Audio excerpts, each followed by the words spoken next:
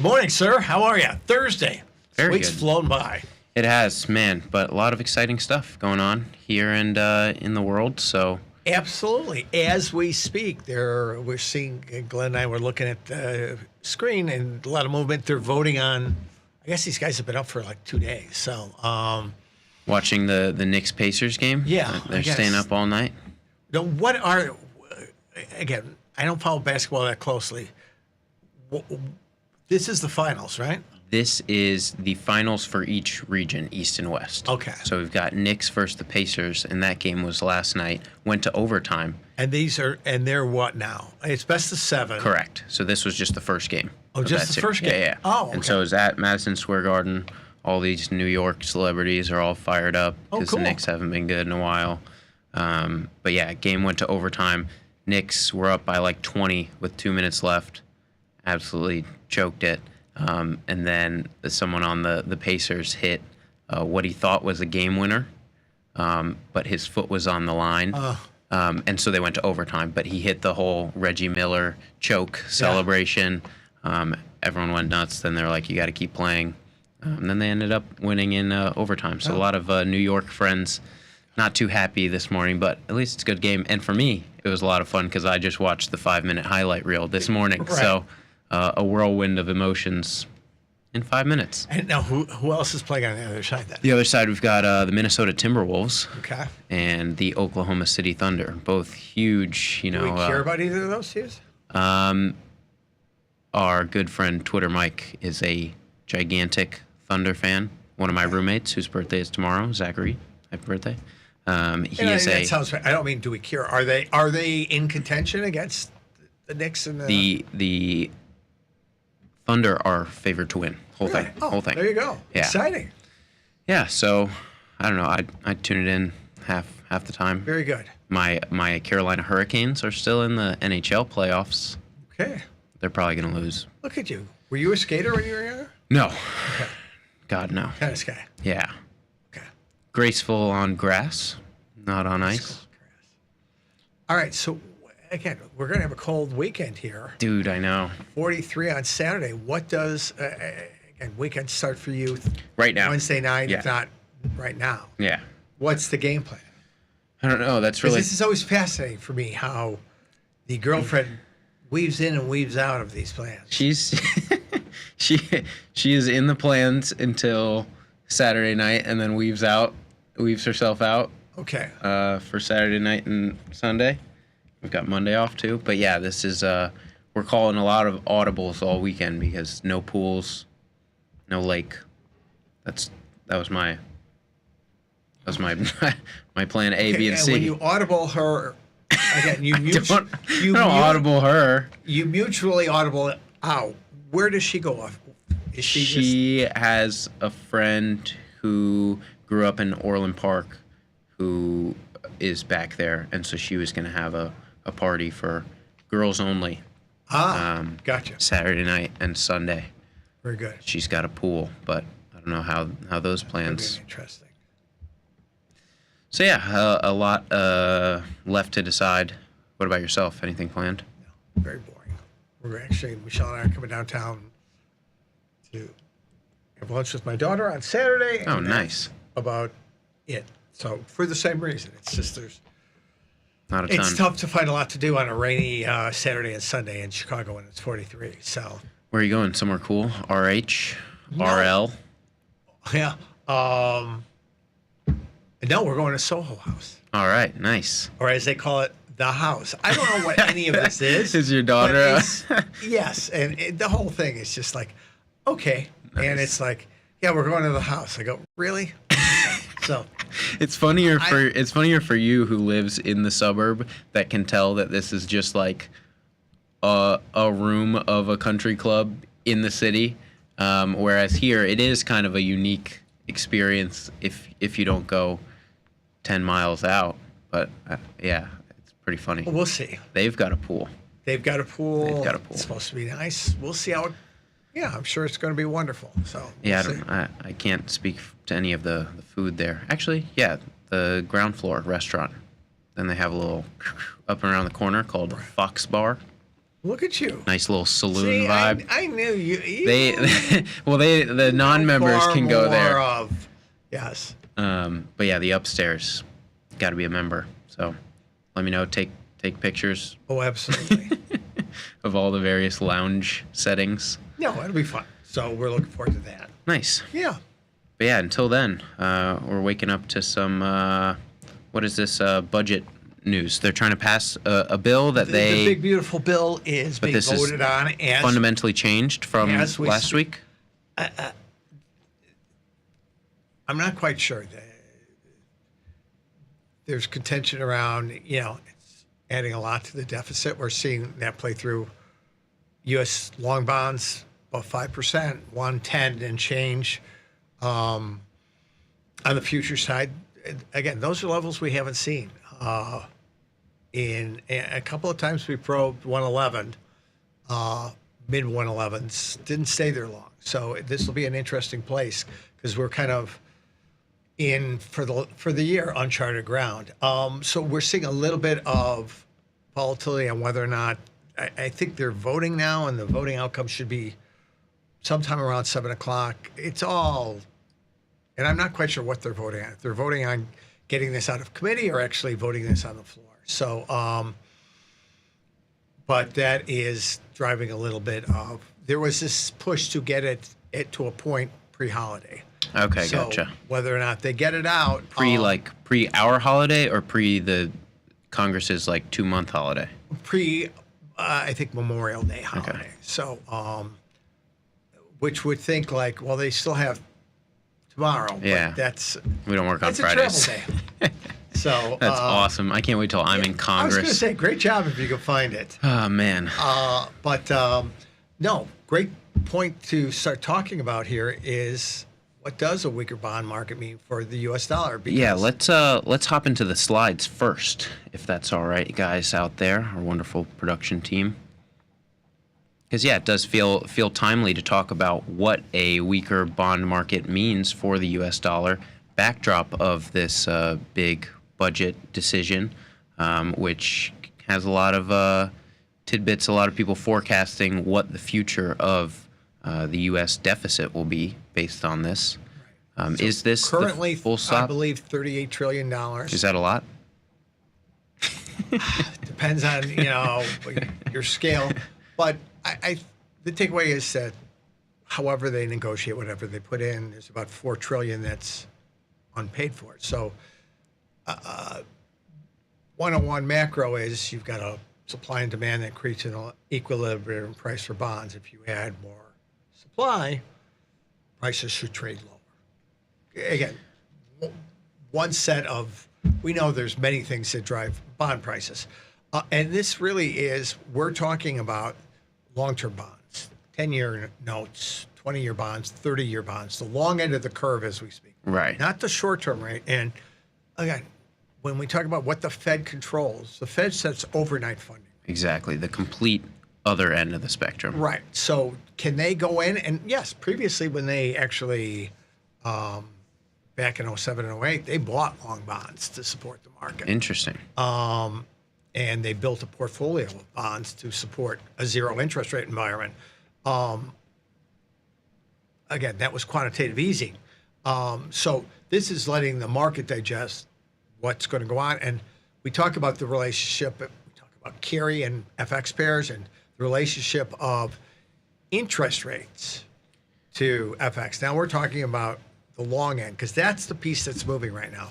2-year notes, shorter dated stuff, not as affected right now in this particular move. Long bonds are. Yeah, so just first giving a little backdrop, little context for what the traditional bond-dollar relationship should look like, typically looks like in different environments. But yeah, you nailed it with, in theory, higher yields on U.S. Treasury can bring in foreign investors looking to capitalize on that yield and strengthen the U.S. dollar. When we talk about spot FX, this would mean in a currency pair. Right. A lot of those interest rate differentials, one currency priced against the other, which can make that market in particular favorable to go long U.S. dollar, and that kind of flowing through the rest of the U.S. asset funnel. But like you touched on as well, that spot FX markets often have higher correlations to shorter term treasuries, a lot on what the Fed does for overnight interest rates, and less on the 10-year, 30-year. But here we've got, I bring up the Japanese yen. Yep. Is what I ran yesterday as pretty impressive correlation. Yeah, and this is against anything above 0.5, we take notice at. And here we've got, again, we're at 0.65 right now, but a median 0.5. This is relevant. And yeah, ran it against all major currencies, against the 2-year, the 10-year, and the 30-year. Not a lot of correlation between U.S. dollar and a lot of the other major currencies. Japanese yen, the standout, and even among that. And why do you think that? A ton of reasons. One of them being this interest rate differential. Japanese yen, another kind of perceived stable economic environment, gets a lot of flight to quality, but has interest rates around 0% for the past 10, 20 years. We're not talking about 30 basis points of difference. We're talking about 500 basis points. Yeah, 4 or 5%. Right. And then also, they make it interesting by holding a ton of U.S. treasuries, the largest foreign investor, I believe. But yeah, here also on the right, breaking down this kind of how to interpret this as it's a positive correlation between the yen and the 2-year note, which you can backtrack in inverse, that it's a positive correlation between dollar yen and the yield on the 2-year treasury. So hammering back that higher yield, positively correlated to the U.S. dollar. But as we were starting to get into right now, not a traditional relationship. We had the treasury auction yesterday, didn't go so well. Didn't get a lot of, with the expectation of a lot more supply in these markets. When you have an auction, you're curious who's going to buy these. Didn't look like a lot of buyers out there yesterday. Long tail. Yes, and again, people submit primary. There are 23 primary dealers that are compelled to buy treasuries every time you offer them, and they submit bids, and everybody's got a different price. If they fill them, and then there's a large part of the market that submits what they call a non-competitive bid. I just want to buy the paper. Whatever price is settled at, I will take that price. So there's a mixture of players doing this. What this said is they had to go through a lot of price levels to fill this order, so to speak. In simplest terms, not everybody stepped in and wanted this at certain lower prices, i.e. higher yields. So they had to go down, and tail means you had to go down a lot of price points to get the order filled. And the order being the U.S. wants to sell X amount of a certain duration. So short term, they look at that and they say, okay, there was less interest. It wasn't oversubscribed when you think about an IPO. Yeah. There was less interest. It took more levels to fill this order. What is that? In the short run, we had bonds, notes trade down right off of that. Now, does any one auction determine rates? No, because auctions are very susceptible to a lot of different things. But I think we're at the low end of the range. It seems like the market's looking for reasons to challenge 110 and long bonds and stuff like that. This was a good excuse to push a little bit. Yeah. And if you're thinking back to the last slide, thinking that if bonds aren't selling, yields are higher, that should be good for U.S. dollar. But I guess the prevailing reason for it now is just low demand, and low demand for U.S. treasuries doesn't necessarily mean... Right. How do you pay for those treasuries? U.S. dollars. Yeah. So less flowing in that way. But here looking at... That's your link, and you walk through it very succinctly. Absolutely. But to your point earlier, looking at the graph on the right here, a lot of lines, but the long end of the bond market, much more susceptible to this kind of long-term outlook of demand. A lot of these budgetary concerns, a lot of, the U.S. credit downgrade, all these stories speaking to, is there risk in the long term? Right. And so you're seeing the 30-year bond shoot around 110. You're seeing the 10-year also suffer, but the 2-year relatively staying in. So we saw dollar weakness yesterday, Right. But that a lot of fear behind that as well. And so this rate story in the long term, U.S. dollar less affected in the spot market. Is that correct? Right. So you would think, well, why can't the Fed then? I mean, the Treasury, if they've got to borrow, just borrow 2 years to pay for this extra $4 trillion. Right. That's one solution, and they will change the mix of what they Interesting. do. But the propensity, traditionally, whenever they announce every quarter what the auction schedule will be, there is far more long-dated instruments Gotcha. and short-dated.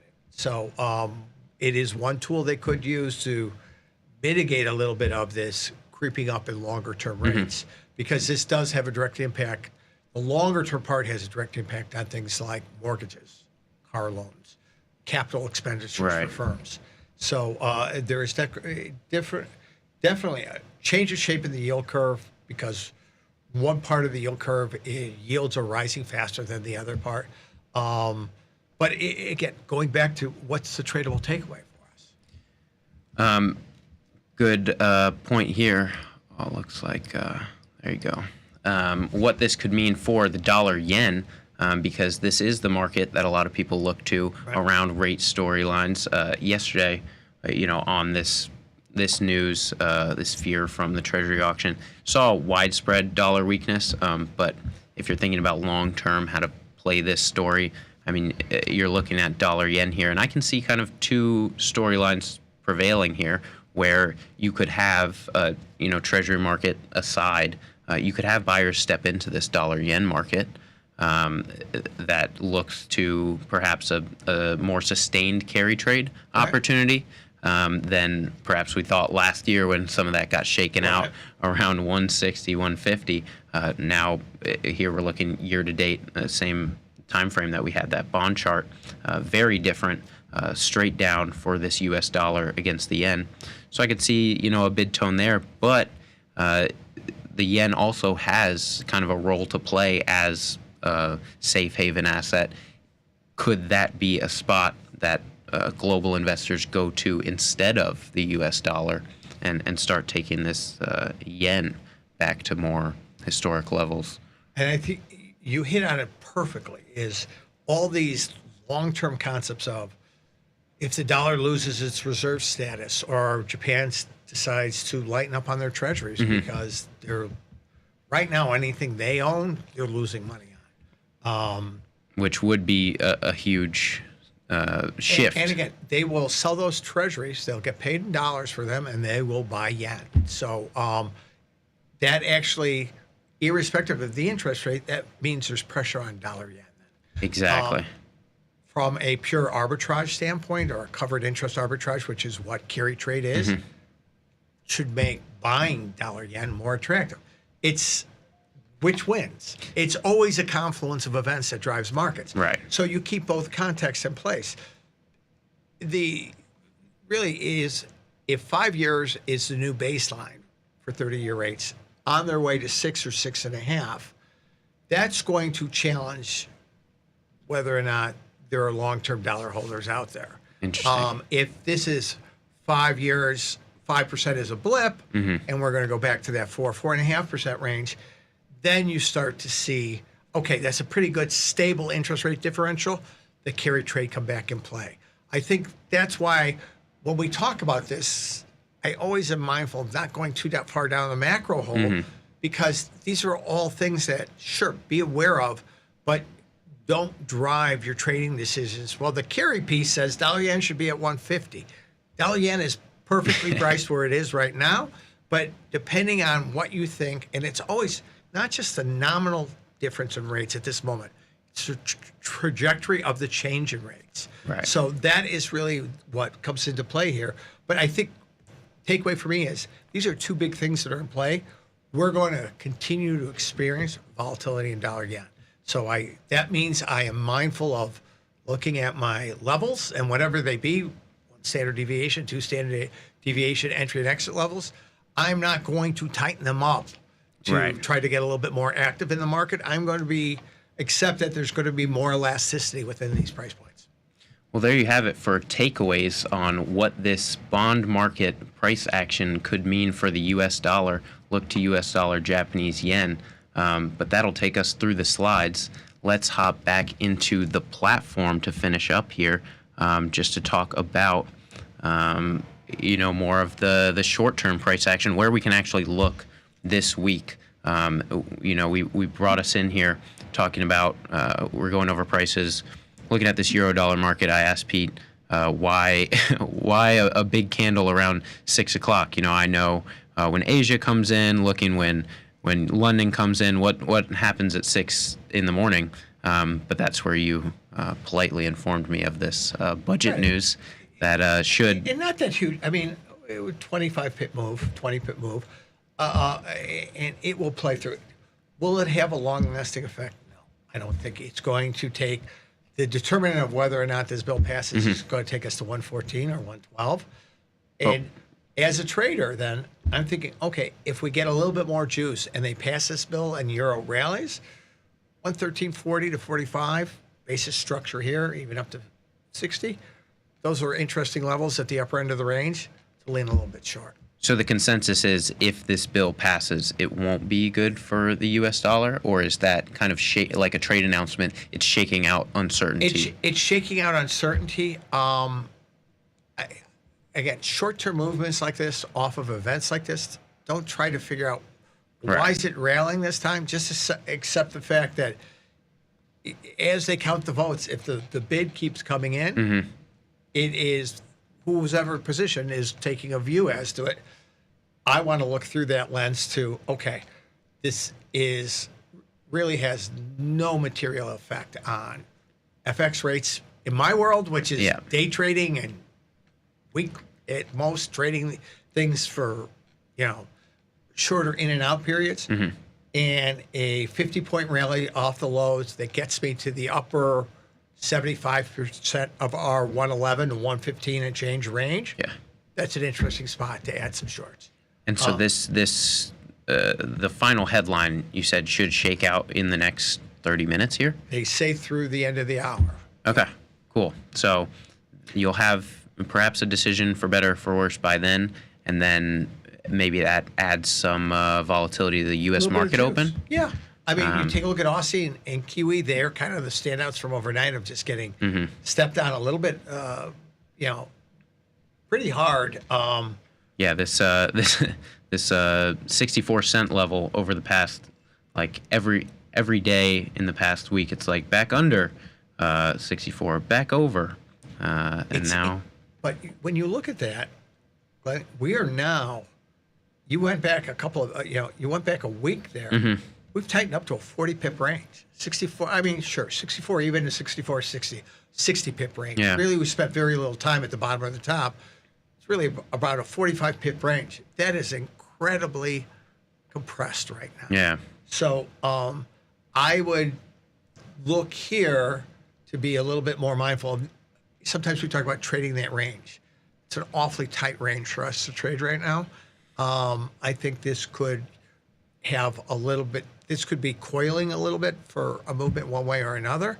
So I would not use my usual, while the 64 even looks interesting, the 64.50 looks interesting from the sell point. Yeah. I might wait to see if this shakes out a little bit more. Interesting. And one thing I remember curious your take on when we woke up here yesterday, one thing that I was looking at in this Eurodollar market was the fact that yesterday morning, market structure. Overnight, we had a big run up, and then tried this 113 half level, 5 times throughout the morning, in the afternoon, and never stabilized above it for more than an hour. What does that tell you, if anything? Great takeaway. And this last leg down is the first new lower low. So in other words, we didn't pull back to 113.20 and then rally up. Gotcha. We actually went through that level of, because if we tighten up the chart a little, add a little bit more history, this whole rally up, we've seen pullbacks, but the pullbacks have never gotten to the levels, the previous pullback level. They always pull back a little higher, and then we went to a new higher level. This is the first time we've seen a little bit damage done to that higher highs and higher lows. Now we're seeing some lower lows in the short term. So I think that that makes me a little bit less inclined to say, hey, a 50-point dip is interesting to buy here. For me, it's a little bit of change in market structure. But if something does come out and 113.50 gets challenged, I think you've cleared a lot of ground, and anyone who has been short and rolled is going to be in a little bit of a difficult spot. So short term, for me, at 113.10, there's nothing to do here, and I don't have a great interest with the change in structure of buying 112.70s or 80s. So I want to see this shake out a little bit more. Yeah. The setups we usually talk about that kind of lay out for themselves, I can see where I'm wrong, I can see where I'm right, and I'm going to stick to my get in and get out levels. Don't quite come through right now. They don't come through every day. What's great is if we had a little bit more time, we could walk through 3 or 4 other pairs. There's probably some non-dollar crosses and find great setups. So maybe we'll work on making sure we incorporate that next time we run through. Well, there you have it. What to watch this morning as we have some budget news coming in, a lighter economic calendar, but some minor U.S. data points coming in the next 30 minutes here. So keep an eye on that U.S. dollar piece and a lot of trading left in the day. So stay tuned for Tom, Tony, and Vanetta up next on Tasty Live.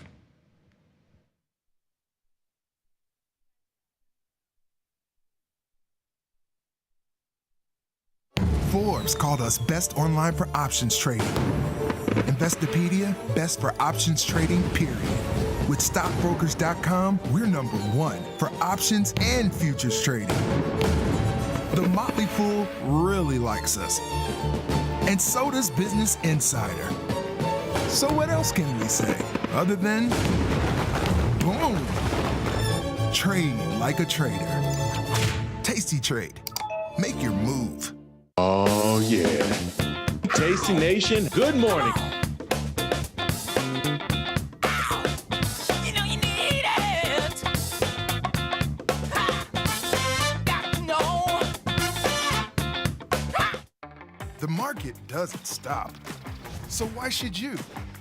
Diversify your portfolio with stocks, options, futures, crypto, and more from Tasty Trade.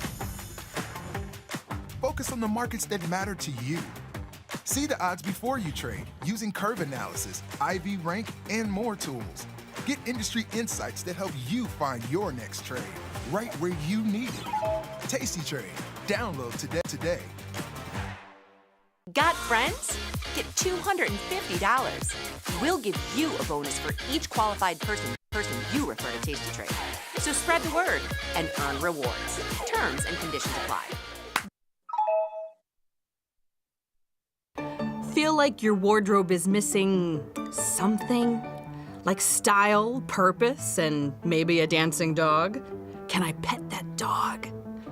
The new Tasty Trade and Tasty Live web store is now live. New merch, bold designs. Did we mention all net proceeds go to one tail at a time? Invest in the real bull market, dogs.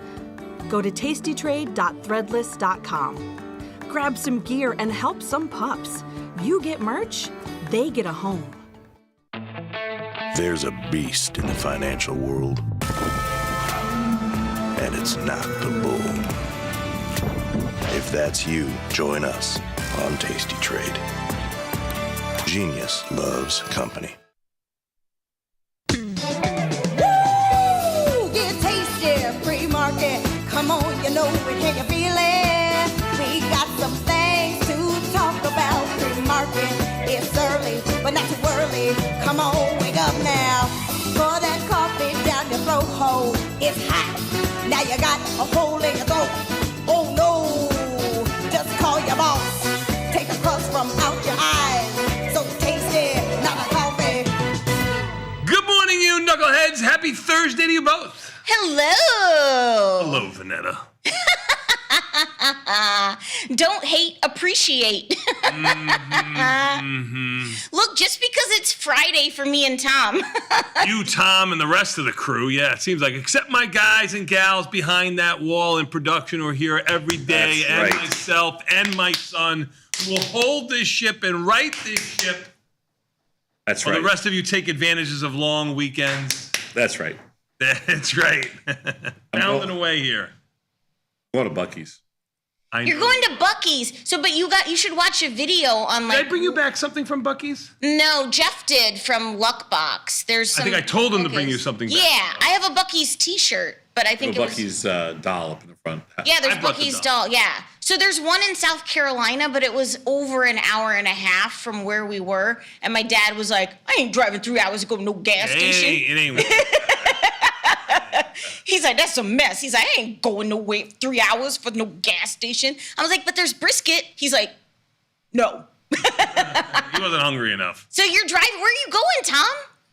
Nashville. Nashville, Vegas. On Memorial Day weekend, the biggest travel weekend in America.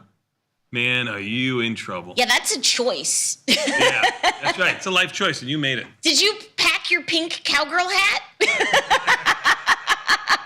Will you go to the cowgirl hat from the beret? Are you going, what is it called? Broadway? Broad Street? What? I don't know. Yeah, I forgot. I don't know. Okay. He's going to like bougie town, believe me. And I've been to Nashville a couple times, but I'm going to bougie town. Are you going to Dollywood? No. Oh. No, I'm not going anywhere like. Not to Pigeon Forge. He's going to the creators Dollywood, believe me. It's nice. Yeah, I'm not actually going to Nashville. Right. It's outside. Just outside of Sure, Nashville. sure. One of the mountains in To Nashville. the Tennessee Riviera. I don't know. God. That's a sentence. Are you excited? Anything anymore? Yeah. Are you really going to Buc-ee's? Yeah. Yeah. Will you just pass by film it? Because that's good content for social. You don't have to edit it. Just film. You don't have to do like a Sheridan. Like you don't have to do a professional job. Right. You just have to give her something. Yeah, just give me the footage. Just give me the footage, and I will handle it from there. Right. All right. I mean, because you Like could letting you the could dog eat in out, your the car. dog This run. is your time. Okay, this is your time to shine. You film yourself going in. You're like, "What up, everybody? It's your girl Sassy. I'm here at Buc-ee's." And then you get the do it in food, the car first. and then you get the food, and then you get to eat in your car. Like this is Mandy. your like Wang Dang. Yeah. These are your Wang Dang dreams. This is it. This is your time to shine. Right. You eat in the car. You get something on you. That's your stick. That's your stick. Yes. You got to do it.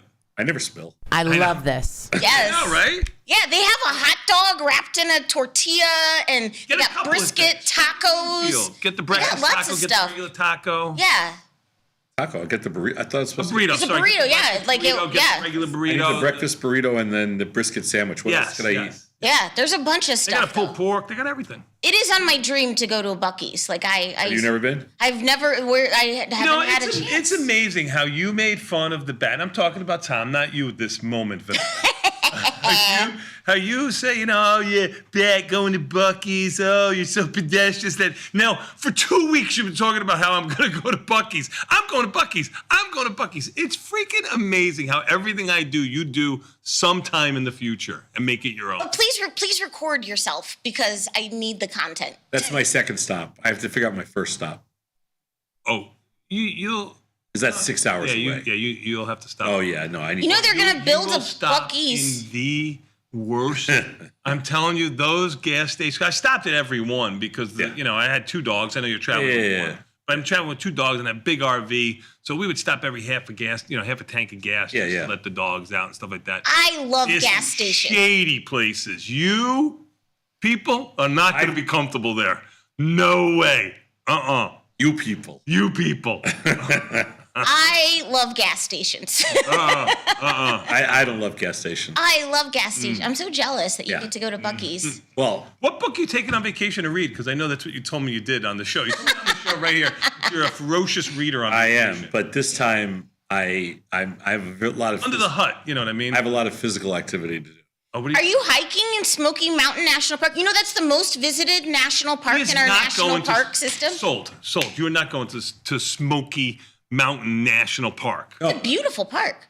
I know that, but he's not going there. No. Once his arse hits that house, he's going to stay Are you going to a within state park? 100-yard radius. There's some of that. state parks around Nashville too. No, I'm going to Like a ropes course? There's a private lake there that they will walk around, and if they don't make it, they have beepers that the car can come and pick them up. Oh, that's nice. I'm not mad at that. I hate to say this, but a buddy of mine owns a mountain there. Yes. I'm sorry.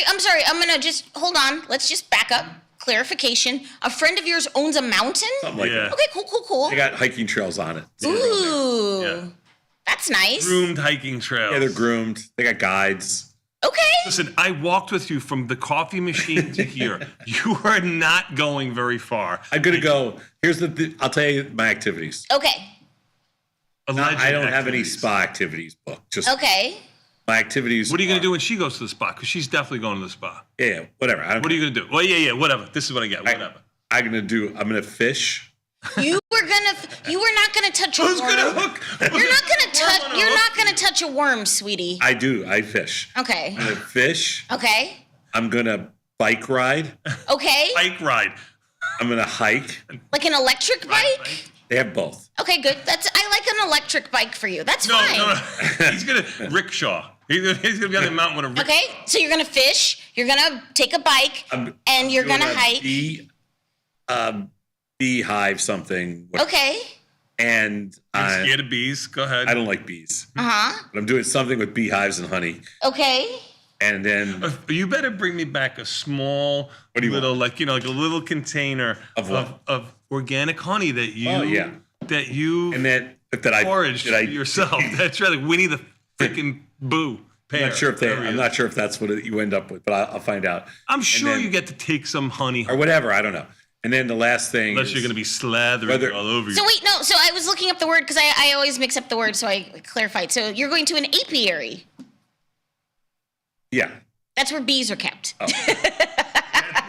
So aviary is where birds are kept. Apiary is where bees are kept. So birds and the bees. No, okay. Then I have my choice of whether or not I want to practice my archery. Is this like adult summer camp? This sounds amazing for me, who actually likes the outdoors. For you, you were an indoor cat. Well, they also have supposedly a really good breakfast. Ooh, there you go. Yeah. That's not, if you're in Nashville, you got to go to Biscuit Love. No, I am going to only be in Nashville on Sunday night. Okay. And that is very specific. I already have reservations at a place. Were you playing at a honky tonk? What are you doing in Nashville? I'm going to dinner in Nashville at I have at some restaurant. It's right. It's friend of the family. Yeah, he's a friend. Yes, yeah. Don't say it. There'll be too many fans there. Right. Yeah. For an order. That's what I'm saying. You're doing this Friday night? Sunday night. What are you doing Friday night? Because I want to make sure. I want to bet that you don't get to go to those plans because you're not going to make it there. Wait. So you're not going to drive back until Monday? Yeah. Oh wow. Where are you going Friday? What time is your reservation on Friday? 6 o'clock. 6 o'clock at the bougie joint or someplace else? In town, right there in town. Right there in town, which is 30 minutes away. Yeah. No. Right, like where we're staying. Okay, so that's what I asked you. Is it where you're staying? And you said, no, it's not where I'm staying. Now it is where you're staying. I get it. You got to take the golf cart from your palatial estate down past the reservoir, around the river, and to the restaurant. I get it. 6 o'clock. And what time do you think you're leaving here? 7 a.m. 7 a.m. Are you going to change before you go to dinner? Sure. You won't make it. It's a 7-hour drive. Him? 8 hour. I Well, drive. but that's not. But traffic is terrible. She's Yeah, I driving. know. I drive fast. She's driving and they have a dog. You can't drive fast in peak holiday traffic, though. It does traffic is traffic. And you're going to stop at Buc-ee's? You can order room service. And Bob Evans Farm. I like Bob Evans. It's just Bob Evans, sweetie. It's just Bob Evans. There's no farm. It looks like a farm, but yeah. And maybe a Waffle House. There's no Waffle House, I don't think, on that road. You ain't going to Waffle House. Okay. I would go to a Waffle House rather than Bob Evans. Yeah. Well, you guys are going to Atlanta next week. So you go Waffle House. The Waffle House. He's saving that for his boo. Waffle House is like a mile away. Okay. I have so many questions about this still. She must have pictures of you or something like that. But I'm excited for you. He could film the whole trip. I mean, she's driving. I mean, that's true. He is not driving. Oh my I'm God. What if she dings your car? Like just a little dinger, opens the door when she's getting gas and bangs it and makes a little dent in it. Wait, you're not taking the Lucid, are you know you? how many cars she smashed up? You're not taking the Lucid, are you? No. Because I was gonna say that's gonna be a hassle. Okay, you gotta take the No Rover. infrastructure for that. Yeah, you gotta take the Rover. No infrastructure. Yeah, you gotta take the Rover. Rover. Yeah, it'll be fun. I mean, I'm looking forward to it. It's gonna be good. All right, good times. All right. Well, Bat, how was Do you your remember evening? Jeff? Jeff that used to work for you back in the day. Do you remember Jeff? I don't want to say his last name. Jeff W. Yeah. Well, anyway, he once ate 24 sausage patties at Bob Evans. Jeff's got it. Tell Jeff, they will be unrefrigerated, and you will get some sort of foodborne illness.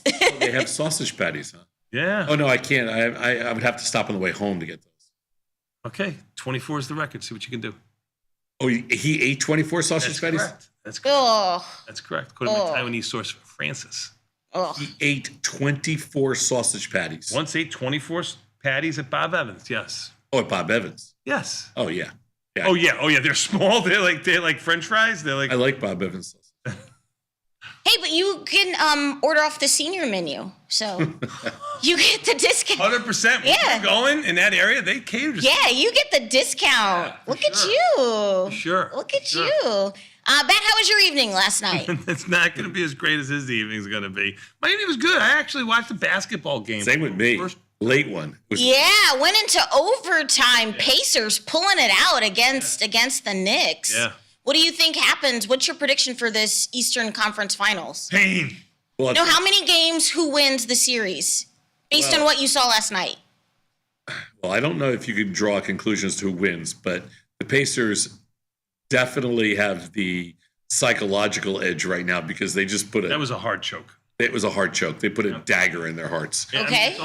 It's almost. You gave me the statistic. Go ahead. Say what you read. Of the number of teams that have come back from a deficit like that in the fourth quarter, it's 970 to 0. Yeah. It's what? 970 teams have been up by, I think it was 14 points with 2 minutes to play. Yeah. And 0 have lost until last night. Wow. Put that on Poly Market. If Chris Vecchio comes on the show with all 10 digits, he's not a real fan. He should have to give away a digit. I did like seeing all the videos of New Yorkers when they were celebrating in the streets, all the Knicks. It was fun. It was fun. Like It was because an it's been a epic long time. I mean, Okay, well, I it's don't think only Josh one would joke game. like that. I don't only know. one game. I don't know if it was really a great game. I'm not sure I could put it.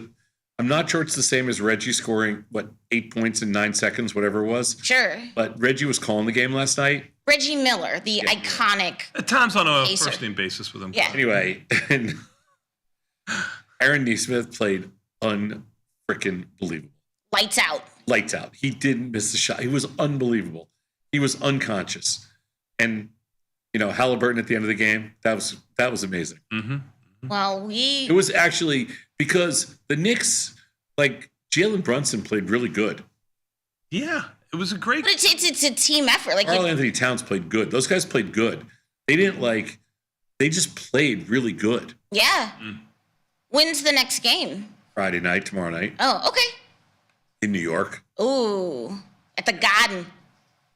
Yeah. And the funny thing is, I mean, those teams have always hated each other going back to the Reggie Miller days. Mm-hmm. For sure. They've always hated each other. Sure. So the fan bases hate each other. That's good. I like I mean, to be fair, we are kind, gentle people from the Midwest. We don't hold hate. It's hard to hate We Jalen don't Brunson. hold hate in our I will hearts. say it's really hard to hate Jalen Brunson. I kind of think he's like one of my favorite players in the NBA. Really? Yeah. Wow. Yeah. So I watched the interview with him. This was cool because he went to school, up on the north side. Went with Danton. He was at school. Yeah. And- Sure. I mean, I was waiting for you to say that he went to school with you, like No. your connection to him. No. So anyway, he went to school on the north side. So I saw a guy interview him. He goes, "Do you remember who the best 3-point shooter was?" Because he's obviously unbelievable. Remember who the best 3-point shooter was on your high school team? He goes, "Of course I remember." Like he went through the whole list of every kid that he played high school with. And I guess he talks to those kids still every single day. It's amazing. He's not that old. It wasn't that long ago. How old is he? He's got to be late 20s now, right? Okay. Yeah. So, Generally, he's got to be, he graduated high school 10 years ago at least. okay. It's not that long. Okay. No, I know. Same as me. Yes. He just seems like a great kid. yeah. Yeah. All right. Well, we will see what happens. 28. Yeah, 28, right. Okay. It's right there. It's a good time. Hey, did you see they are allowing 3.30 in high school, so enough weighted GPA. 3.30. Yeah. Well, he went to Villanova. Communication major. same as the Pope? I'm just saying. Might have the same mom. Yeah, you're right.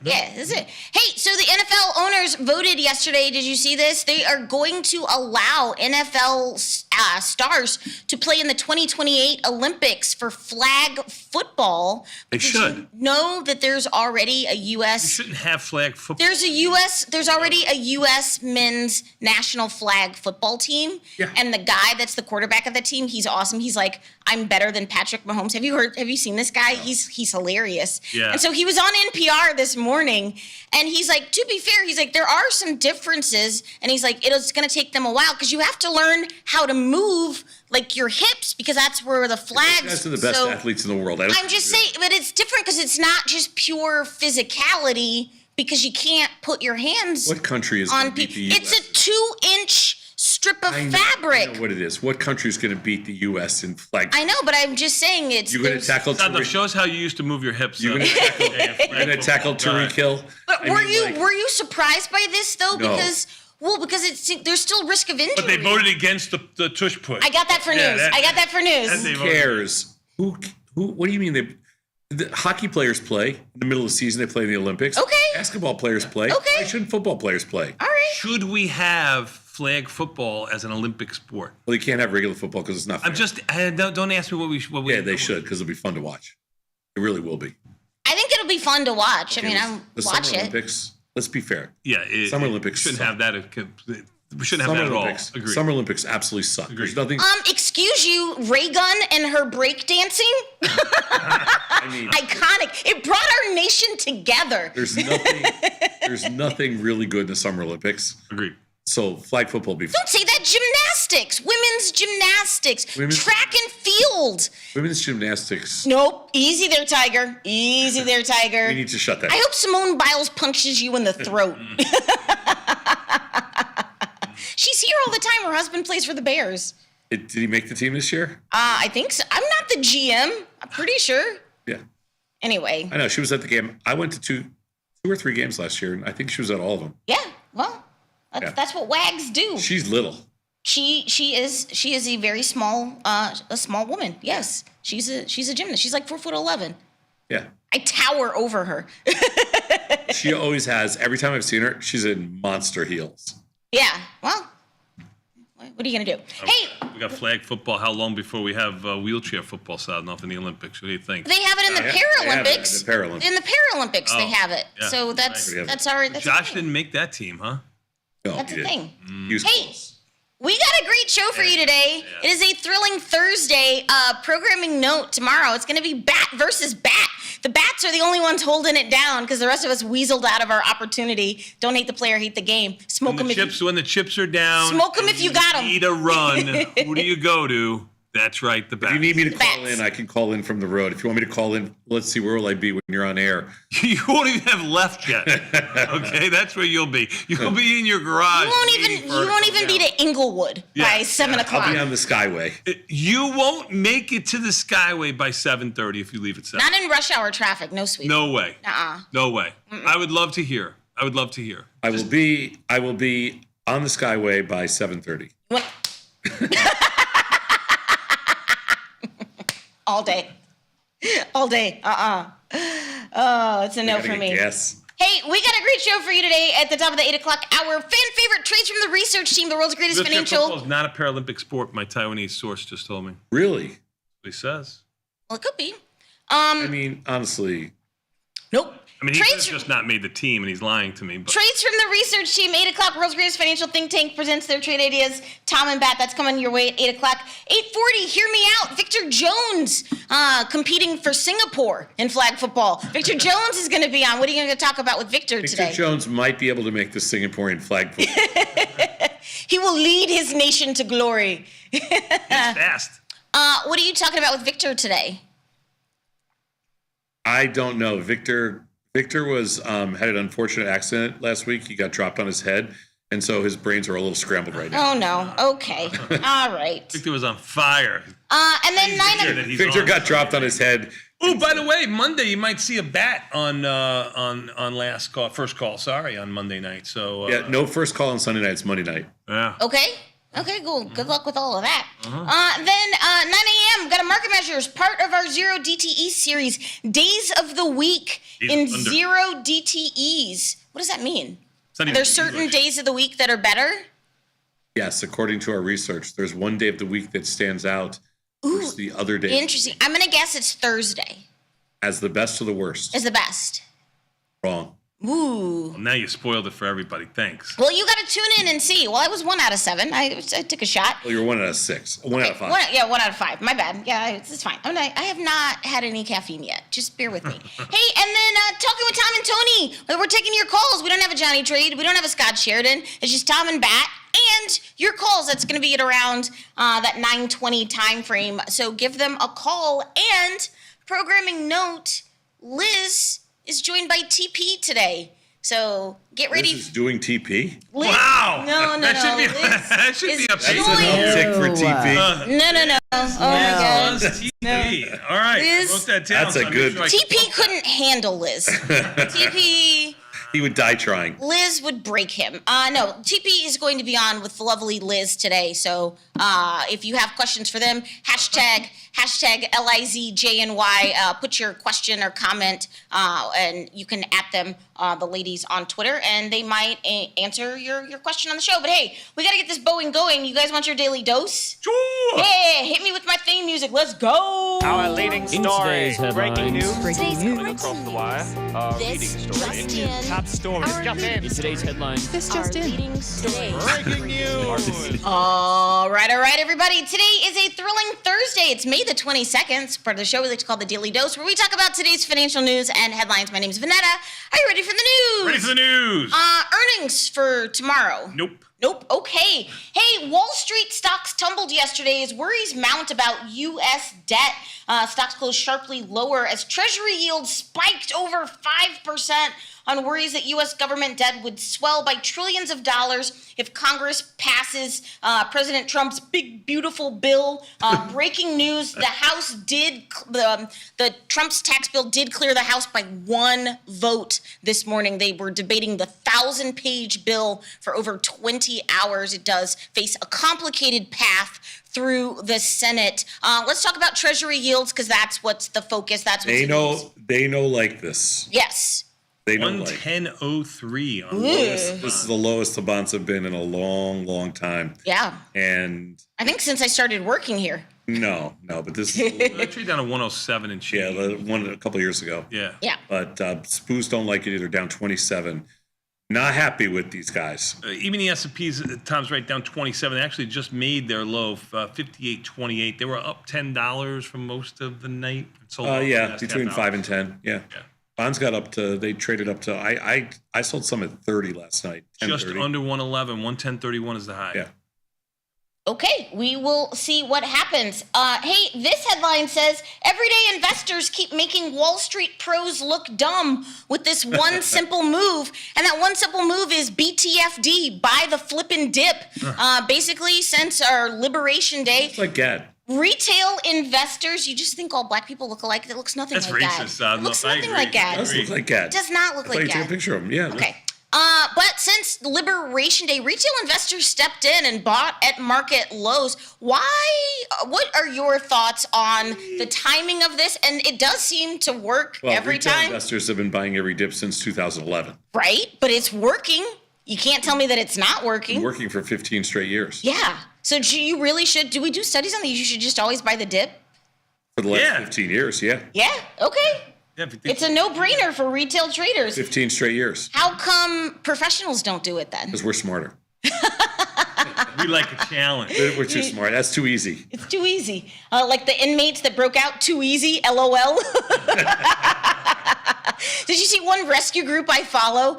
They were like, which of our dogs can do a jailbreak? And they just let like all the dogs out of their like cages. And then one dog had a cone on and was like, didn't make it. Anyway, hey, Bitcoin jumped to a new all-time high, surpassing its prior record from January. The price of the flagship currency hit 108,955. 111,575. Boom. Scotia off its all-time high. I'm talking about the futures of 112, 165. Sad enough. I'm going to go on a limb here. I think more people are interested or at least own Bitcoin than own gold. What is going on? Would you? More people, well, are interested there's no question by a magnitude of 100. Right. You mean own Bitcoin? Because a lot of people own little amounts of Bitcoin. Sure. And not, people don't own gold. Right. And they probably, I bet if you ask somebody what the price of gold, a street person, if you ask them what the price of gold, well, somebody on the person street, on the street, yeah. on the street kind of thing.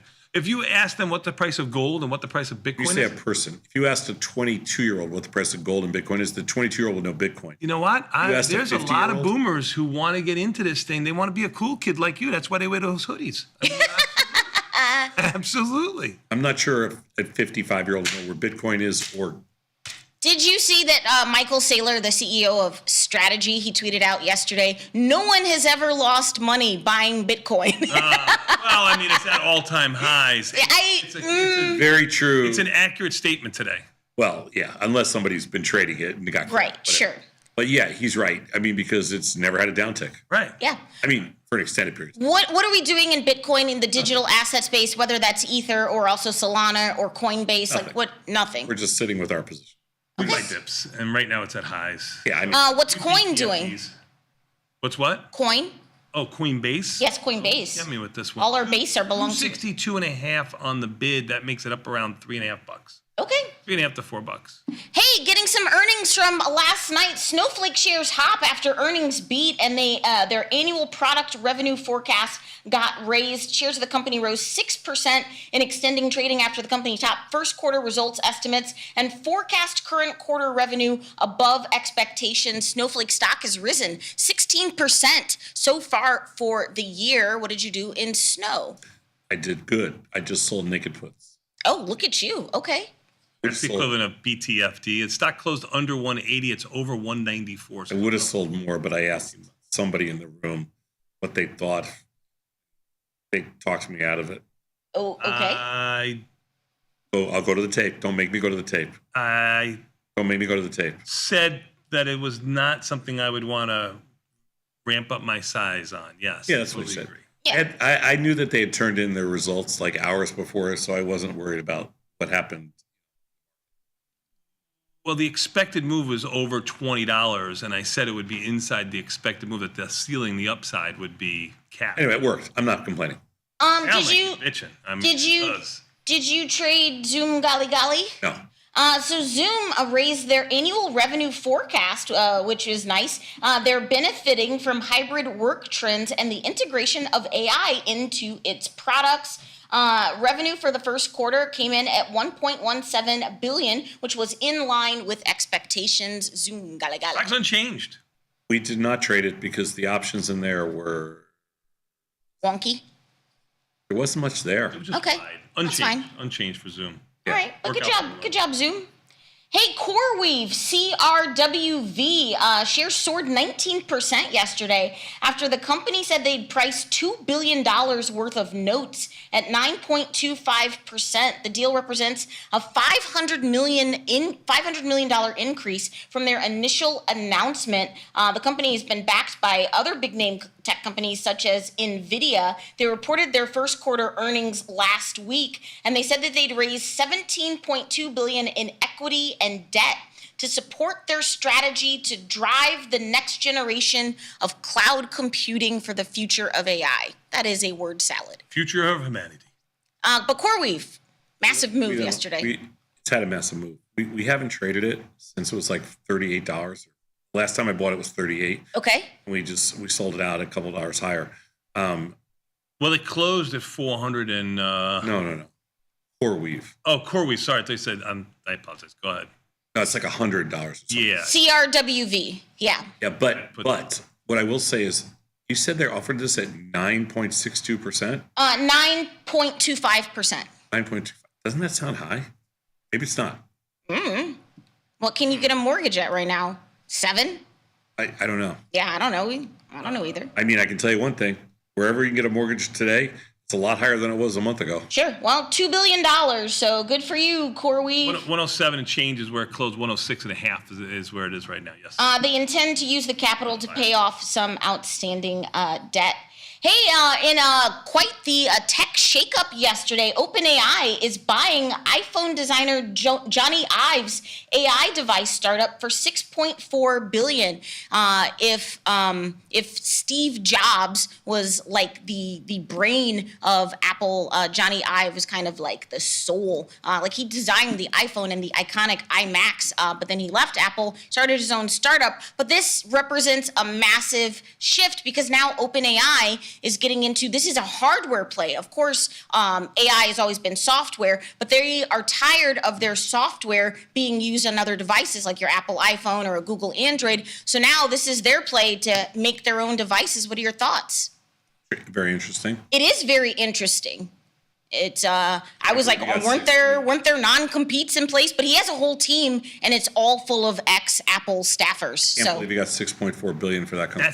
That's the key. Like, Yeah. I think the prices are astronomical. I think the plays are going to be phenomenal. $6.4 billion. It's OpenAI's largest acquisition to date. These numbers are so freaking insane. What do they What have? a time to be alive. Do they have 20 people working there? Yeah, probably. I don't know. It's a small company. Like it's kind of like a skunkworks thing that it's a people Skunkworks thing, hadn't right. even really been super I'm going- aware of. The company I think I'm is going to called the Skunkworks IO. business.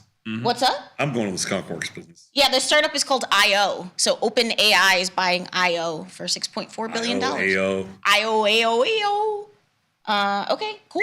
Good job for everybody involved. Hey, NVIDIA CEO Jensen Huang said overnight that U.S. chip export controls are a failure, and his warning is clear. If the U.S. doesn't rethink its approach, it could lose the Chinese market and its edge in the global AI race. Yeah. Listen, we've been talking about this nonstop. Okay, what are you doing in NVIDIA? Nothing. Okay. NVIDIA 131 and change, basically unchanged at the high end of its range. Good times. Good times. Hey, you had an IPO coming your way today. Hinge Health is poised to hit the stock market after selling $437 million in stock in its IPO. The company is betting Wall Street is ready to back a new digital health offering. They priced their shares at $32, the top end of their expected range. Tech IPOs have been few and far between, but there are signs that the market is coming back to life, the IPO market. I do not know. I've never heard of Hinge Health. I have not either, but it can help you, like this lady, like it can track like your movement and your motion, and it's just gonna be like, yeah, you are jacked up. You jacked up, have homie. an athletic body. You are jacked up. I have a homie. lot of trackers on me right now.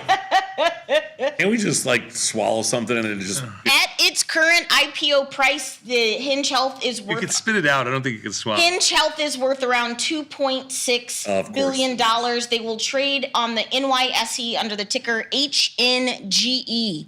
You got it, Hinge. You got it, Hinge. Okay. I don't know what to say. I don't know I'm what to hinged. say either. I just say one thing about Hinge Health. Uh-huh. You're gonna name a health company. Why would you say you're Hinge? Like you know, it's Well, it's also a dating app. Hinge. It's a very popular dating app. Is it? Yeah. okay. It sucks, but it's a dating app. I didn't know. What's your name on Hinge? No, Is deleted it my spelled account. the same way? Yeah, how many other ways can you spell I don't Hinge? know. With a Y? Yeah, we're not in Finland. Yeah, it's the same. All right. It sounds All right. good. Yeah. Okay, cool. Yeah, the company uses software to help patients treat acute musculoskeletal injuries, chronic pain, this is you, and carry out post-surgery rehab remotely. Yeah, don't sleep on this. You don't have chronic right pain? up your alley. Me? Where You're do I not- have chronic pain? Be so for real right now. What do you look at me? I'm perfect. You walk like Frankenstein's monster. So you think. No, so I see with my own eyes. Anyway, but it's down. Yeah, but seeing him is a choice. In Close your eyes. October 2021, they had a private market valuation of $6.2 billion. So What? I just So they raised money at 6.2 and they're going public at 2.3? Yep. That would be a take under. That's a down round. That would be a take under. Yeah. Okay, well, I'm sorry, they're going public at 2.6. So how dare you? It's still a take under. No, I know it is. I'm just giving you the numbers because that's Okay. what I do. I don't really care Don't one shoot way. the messenger. I get it. Hey, in other health news, Cigna, they said that they were going to announce a new deal for copay caps on Eli Lilly and Novo Nordisk GLP-1 weight loss drugs. The company hopes the new discount, which caps monthly out-of-pocket costs at $200 for Wegovy and Zepbound, will convince more employers to offer coverage of the drugs. Okay. Rump. Harump, you don't really trade Cigna, but you do trade United Health. UNH. We're not allowed to talk about that this morning because we're trading down $10 to $2.93. What's going on and what are you doing in UNH, boys? A little long delta. Went home a little bit long. Okay. And how's that working out for you this morning? Well, obviously it's down $10. Obviously it's down $10. Obviously not so great. That's what we call not working out. Okay, that's a down round. Down round. You are correct. Anything in LLY, anything in Lilly? I know the markets are wide. Lily's always a leader. I do have a one of the Lilly largest position, but movers, and we're we did flat. $7 Lily's not a problem. We don't trade Lily that much, but it's always on the top of my list. Okay. For market. Well, he has a Lilly position. I so- do, Okay. but it's not a problem. I'm perfectly centered in Lilly. I just don't have a good position in UNH. Okay. Hey, a story I have unique insight on. Toyota is going to offer the 2026 RAV4 going forward as only a hybrid or plug-in hybrid. They are eliminating the traditional just pure gas engine You are out. for the vehicle. I think this is the best move because I did drive just a gas RAV4 and it's so anemic. Giving it that hybrid engine just gives it more torque and more Do you have a punchiness. plug-in hybrid? No, I just have a regular. No, she has a magical hybrid. No, She doesn't have to there's plug actually it in. different- She just has to think No, there's about two- No, I don't have to plug it in. No, he's right. It wasn't like a stupid question. Sosnoff, you No, know there's too two much different. Right. about this So electric stuff. because I live in Chicago and I park outside, I don't have anywhere to plug it in. And I love it. I get around 450 miles to a tank of gas. I've owned Everybody it since 2021. I love my hybrid RAV4. I have the XLE version. And Everybody it's nice. that I has love this it. car loves it. I love it. Enough. I have two updates for you. Amazingly enough, Tony is correct. In the U.S., 50 million own some form of crypto versus 37 million. I agreed with gold. you, sir. Yeah. And the 30-year mortgage rates have been exactly the same for over 2 years, just about 7%. That's absolutely idiotic. Who says that? Okay. Hey, let's stop trying to blow up my segment. The 30-year mortgage rates have been all over the place. They've been down to 5.5. Average is 7%. Oh, There's an average. There's Yeah, average. the average, right. Try to go get a 30-year mortgage this week. You can want me to call your boy? Who Tooch? You want me to call the man formerly known as Bri Daddy? Do you want me to call him? Bri Daddy? Don't make me Not call live on air. Don't make me wake him up. I mean, he's retired at 7:38. He's not up yet. Don't make me wake him up. He'll be cranky. In a hilarious news story, first of all, slow clap to Ford Motor Company fighting the good fight. This is crazy. So Ford is suing several California lawyers and law firms because they say they blatantly and The fraudulently national average is 6.859. I just looked it up. said that they blatantly and fraudulently inflated their legal fees under the state's lemon law, with one lawyer billing a 57.5-hour workday. Ford says, be so for real. How can you have a 57.5-hour workday? I just think that this is funny. You do the job. I do it every day. I do the job of like 3 or 4 people. But this was an egregious abuse, and Ford says the Oh law my God! firm, They caught a lawyer with an egregious abuse of their. Yeah, but the Dearborn, Michigan-based automaker says that they lost $100 million from the scheme over 5 years from these inflated billing charges. They're seeking $300 million in Ford needs damages. to get a better idea with their stock. I mean, it's $10.47. I mean, it's really nowhere for the last. We were once involved in some litigation on something, and I got a call from this attorney. They called me, right? And they said, to ask me a question about something. And so I answered the question, never thought about it again. Oh, they bill you for that call. They called me, Yeah, I know. asked me a question. I got a bill. It couldn't have been more than 3 or 4 seconds, 3 or 4 minutes. I mean, max. Sure, right. And I think I got a bill for $1,300. Huh. And I'm like, What the hell? I'm like, what the hell? They go, well, you talked for an hour. I go, no, we talked for 3 minutes. And I mean, you called me. I didn't call you. I know. Gig if you can get it. It is a good gig if you can get it. So you lawyers are going to lawyer. Hell no. Hey, this is I'm interesting. good at not paying. Klarna used an AI avatar of its CEO to deliver earnings. Oh, that's bad. Sebastian Simitowski is leaning all the way into the idea that the buy now, pay later IPO-bound startup is an AI company. If you noted, they cut like 40% of their staff, and they're like, we're just going to use AI. But then now they're like, hey, we need to hire all these people back. And Klarna is in trouble. People are defaulting on their loans, and like you can use Klarna now to buy now, pay later a burrito from Chipotle, and people are defaulting on their burrito loans. No, all joking aside, people are defaulting on their buy now, pay later loans, and it's the worst. I mean, this is my people's. Have you used? But this was from the earnings call, so this is AI. This is an AI avatar of their CEO. I mean, I could do a show with Sazno. I think this would be good for me. Let's do AI. Everything. I would rather not deal with you. Yeah, that's the. So I did an interview with myself, just fooling around with AI. It was actually pretty good. Of course, you would say that about yourself. Right, of course. I answered my own questions. I did too. Oh Brilliantly. my God. I did. I was talking to myself. You know. You're like, I fell in love with myself. That was the best. Numerous times. That was the best interviewer ever. Delightful. No, we set it up to have some fun with it, and it's a little scary. You yourself. No, somebody, an AI person set it up for me. And honestly, it was a little scary. Hey, this is interesting. Spotify says now that the App Store offers support for external payments on iOS, they've already seen an increase in the number of subscriptions. Part of the Epic Games versus Apple settlement means that Apple had to open its payment ecosystem, and so there's other ways that you can now pay your favorite apps that you subscribe to. And Spotify says, yeah, it's working. Premium subscriptions have already spiked. Not sure what Spotify the stock is doing.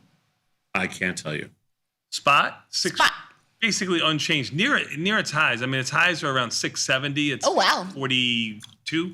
Basically unchanged, maybe down 50 cents. Hey, new rule change. Not only now do you need a real ID at the airport, but if you're flying Southwest, you can fly with your passport if you don't have one. I have a real. I flew last week. I don't have a real ID, but I have a global entry card and I have a passport card. Right. So that's a good thing for no issue. It was smooth going through the airport. It wasn't. Yeah. Me and my parents, we all have TSA pre. Yep. Gotta go in there. But Southwest says all portable device chargers have to be kept in plain sight during flights when they're in use. That comes after a number of lithium-ion batteries have caught fire on flights worldwide in recent years. So Southwest says, hey, you want to use your little battery brick to charge something? It has to be in plain sight. It's on. Let me put it to you this way. So I would travel a lot with, what's the one that has the charger in it? Some smart bags have it. Smart bag. And they would make me take that out make it take it out, They don't want it on top of their But they would allow people everywhere to have any other kind of charger in the bag. It was so stupid. I know. We just kind of target that one. I agree. What are you gonna do? What are you gonna do? Yeah, what are you gonna do? What are you gonna do? Yeah. Hey, skipping a story here. Got 2 Nike stories. You get 2 for the price of 1. Nike is gonna raise prices on a wide range of products as soon as this week, as retailers brace for tariffs to hit their profits. I have that middle shoe right there. But Nike is going to resume selling directly on Amazon for the first time since 2019. They stopped selling their goods wholesale on Amazon 6 years ago as part of a push to distribute more directly to consumers and have greater control over the experience, but that did not work out for them at all. And so Nike is back on Amazon. NKE. It was up last night. It's up this morning, up around 50 cents. Even the S&P down 14. This will finally put the bottom in. It was up like $1.50 last night. It was up more. When are their earnings? Because they're normally last to report. So. Ooh, you are correct. Yeah, you don't think you're paying attention over there, just a pretty face. Pretty smart. Paying attention. Yeah, June 26th. June 26th. Oh, that's a long ways away. Okay, got a ways to go. Yeah, you got time. Hey, finally today, the bid to ban the tush push fails at the spring league meetings as after months of debate and hours of discussion, the fate of the tush push, aka the brotherly shove, that is such a good name, such just chef's kiss, but it will live on. I am a fan of, because anyone can do it. Like, there's nothing that says that no other team can do it. Jason Kelsey talked about it because he's the center. He was a former center of the Eagles. He says it doesn't affect player. He says it's no more dangerous than any other play. Like, of course, the key issue is player safety and stuff like that. And if anyone can, if any team can do it, like it didn't get banned. So you're against it, and I don't know why. I hate it. It's a boring play. It's like there's certain plays that are just super boring. Like in basketball, like I hate the fact that you can intentionally foul somebody away from the play. What is boring about it's a game of inches? Like, you know, in a goal line stand, this isn't boring. It's exciting. No. You're a curmudgeon. But Sadnov, speaking of tush push, you were going away this weekend. Are you in fighting shape? I mean, are you in game shape? Are you going to be? I'm grossed out. I don't think so. The Green Bay Packers initiated the proposal, but it failed by 2 votes. They're over this week. The Bears did vote to ban it, though. So. What? The Bears did vote to ban it. I agree with the Bears. So. Like hockey, we have to make whole numbers so we're going to make it 2. I don't know what's happening. I don't know what's going on. Hey, finally today, I don't want to take up too much time. This is crazy. If you've ever gone to a show or showed up a little bit early, you know the roadies and techs do sound checks, do mic checks, before a performance. Well, this guy at a Guns N' Roses show was doing a sound check, and it might be better than the actual concert. Check out the pipes on this guy. This is a sound check. No.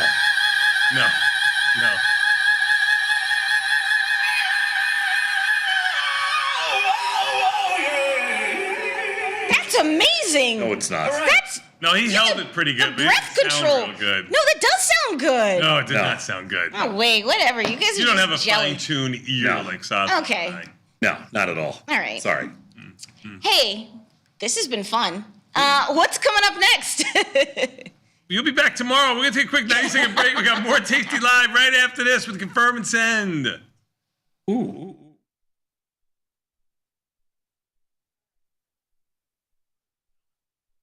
In the world of investing, a beast lurks between the numbers. Some watch from the safety of the sidelines, but others saddle up and ride that 1-ton rowdy ribeye for all he's got. If that's you, join us on Tasty Trade, named best online broker for options trading. Genius loves company.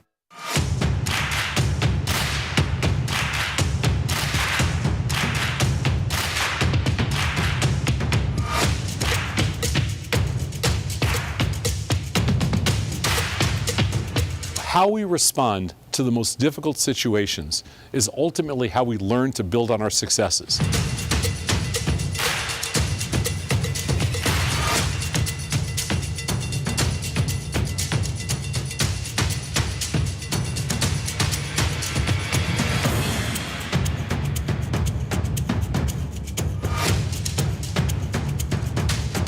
It takes the guesswork out of retail trading.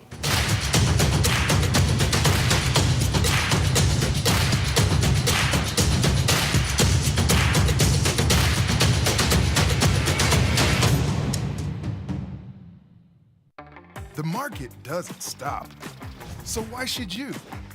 Diversify your portfolio with stocks, options, futures, crypto, and more from Tasty Trade. Focus on the markets that matter to you. See the odds before you trade using curve analysis, IV rank, and more tools. Get industry insights that help you find your next trade right where you need it. Tasty Trade. Download today.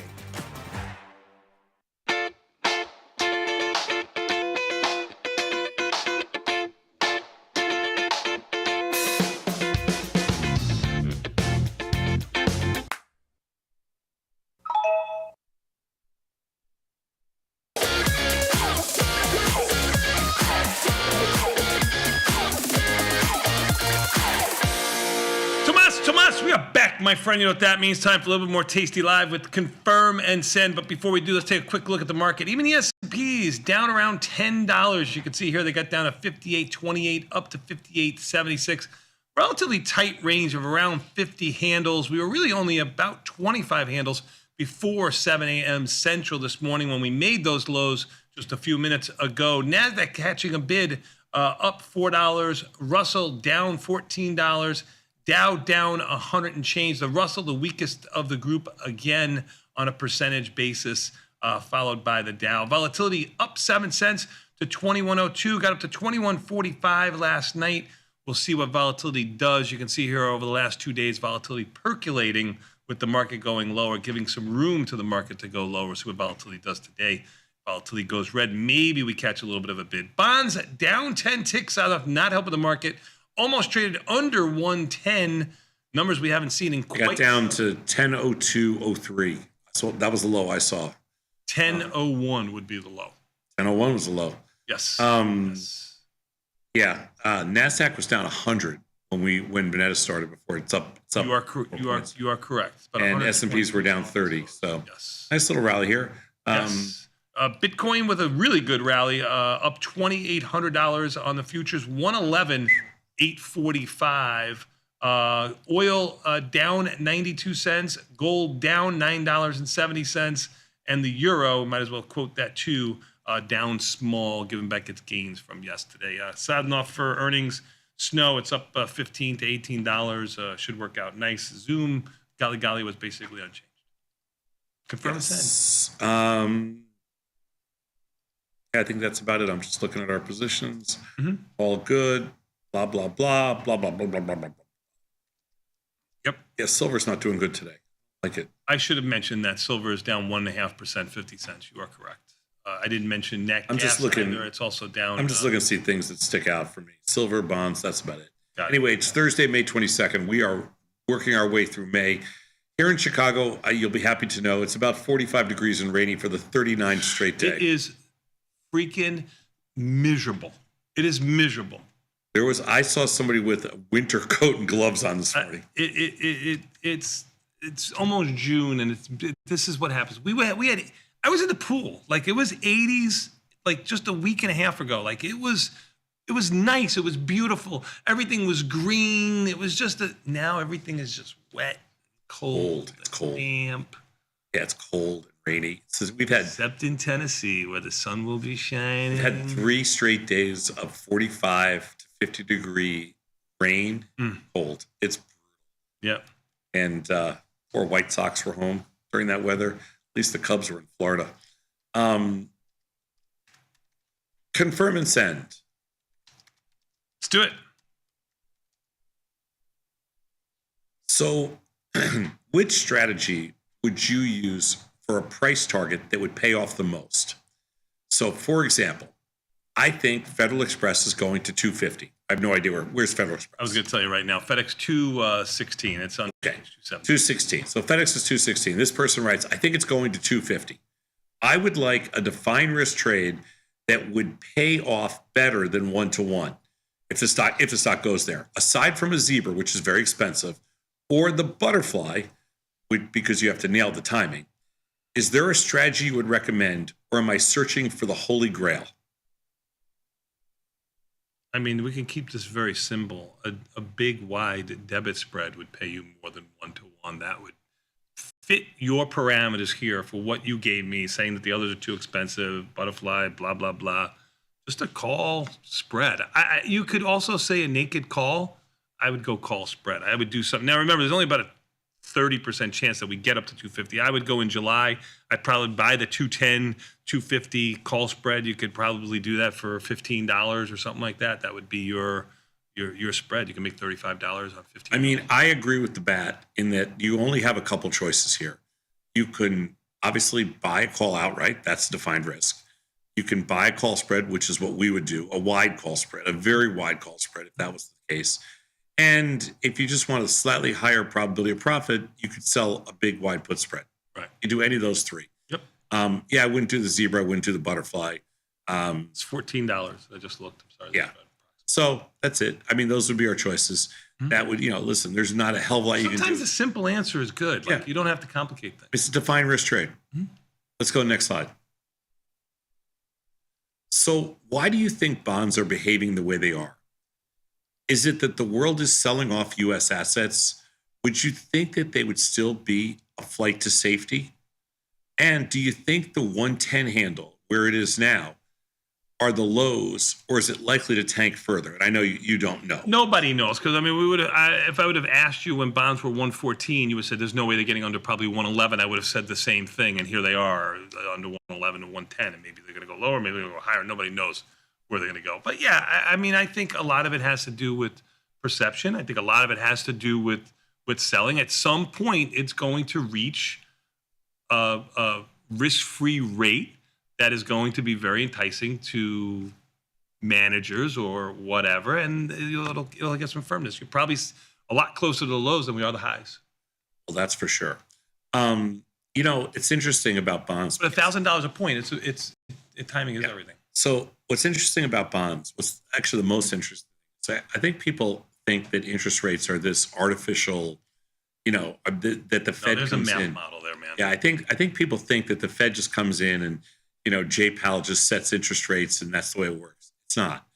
When you talk about trading bonds, it's really a free market. Yep. And it's a market that trades 24 hours a day, 5 days a week, 24 hours a day. And it's a market that is tens of trillions of dollars deep, and the entire world trades in it. So this is not like some arbitrary subjective thing that, the Fed gets to decide. This is just a real marketplace where buyers and sellers determine the price of bonds. That's all it is. And they still go to extremes. Remember, bonds were been under 100, they've been up to 170. Absolutely, they still go to extremes. But the point is that it's a real market. And is the world selling off U.S. assets? I mean, we don't know. Dylan and I had this discussion yesterday. So you can go listen to it if you want to listen to Truth or Skepticism. Well, the sellers are more aggressive than the buyers. Well, right now, sellers are more aggressive. But to be a trade, there has to be a buyer and a seller. And the only way the price moves is one gets more aggressive than the other. And obviously, sellers are more aggressive. Well, when the sellers get more aggressive, they lower the price until they attract a buyer. That's how it works. But is the world selling off U.S. assets? Well, it seems that way, but nobody knows for sure. And it may be that the world's not buying U.S. assets. But there's a lot of bearish news out there. Whenever there's a lot of bearish news out there, that always makes me think we're closer to a low than a high. Well, I think we're closer in anything. I think we're closer to a low because we haven't had an uptick in a month. So we've been buying bonds here, of course, and because we do think that we're closer to a low. Do I think the 110 handle where it is now are the lows? Better than yesterday. I do, but again, what do I know? Right. And I don't know if they're likely to tank further. Last time they got down to this level, they got down to like 107 and change. Yeah. And then they bounced to 125. What I will say is I think after you trade bonds for the first time, you have a completely different appreciation for interest rates and for understanding how... Interest rates are interesting. You remember those commercials when you were a kid. But I think you'll have a different appreciation for how interest rates work. And so I think it's kind of important to do something. They trade like water, and they trade options in there, trade just like they do. They trade in liquid like water. Just trading water. Nobody trades water. Okay, I don't need a color commentator for what I'm saying. Yes, you do. But they don't trade like water. Nobody trades water. We're not California. We're not trading water. They trade liquid. You have to use the adjective. If you don't use the adjective, the sentence makes no sense. Hold on. Bad Tony. They trade like water. And, but here's the thing. You can do any strategy you want. Any traditional or typical option strategy. You can do it in the ZBs or ZN, whatever you want. ZN's actually, ZN, where is it? 109.20. This is where it kind of stopped last time. Anyway, I think you should trade them. I don't know why. I don't know all the different reasons they're down here, but obviously market doesn't like what it sees. Let's go to the next slide. I like to do wide iron condors on the bonds, 45 to 90 days out. I make them 16 to 20 deltas, 8 points wide to create a synthetic triangle. If I get tested and move the untested side, would you only move the short strike and create a bit more risk on the untested side, or move the entire untested side? This is a very good question because we get it all the time. Do you move just the short strike, or do you move both the strikes? It's an excellent question. Hold on, I'm not done. Also, is 8 points in ZB too much for a synthetic strangle, or is it not enough? 8 points cuts the buying power by half. You have all you know everything here. You're just looking for some validation. I love what you're doing here to create a synthetic strangle, cutting the buying power in half. I think is an excellent idea. So 8 points is not too wide for me. It is wide. I mean, it's a big, juicy iron condor, quote unquote, synthetic strangle. You'll notice on the follow page when I do my trades on option trades today, every Tuesday and Thursday. Lucky for you, today is Thursday. You'll find another trade, or at least you can look at one. The reason why I'm making it.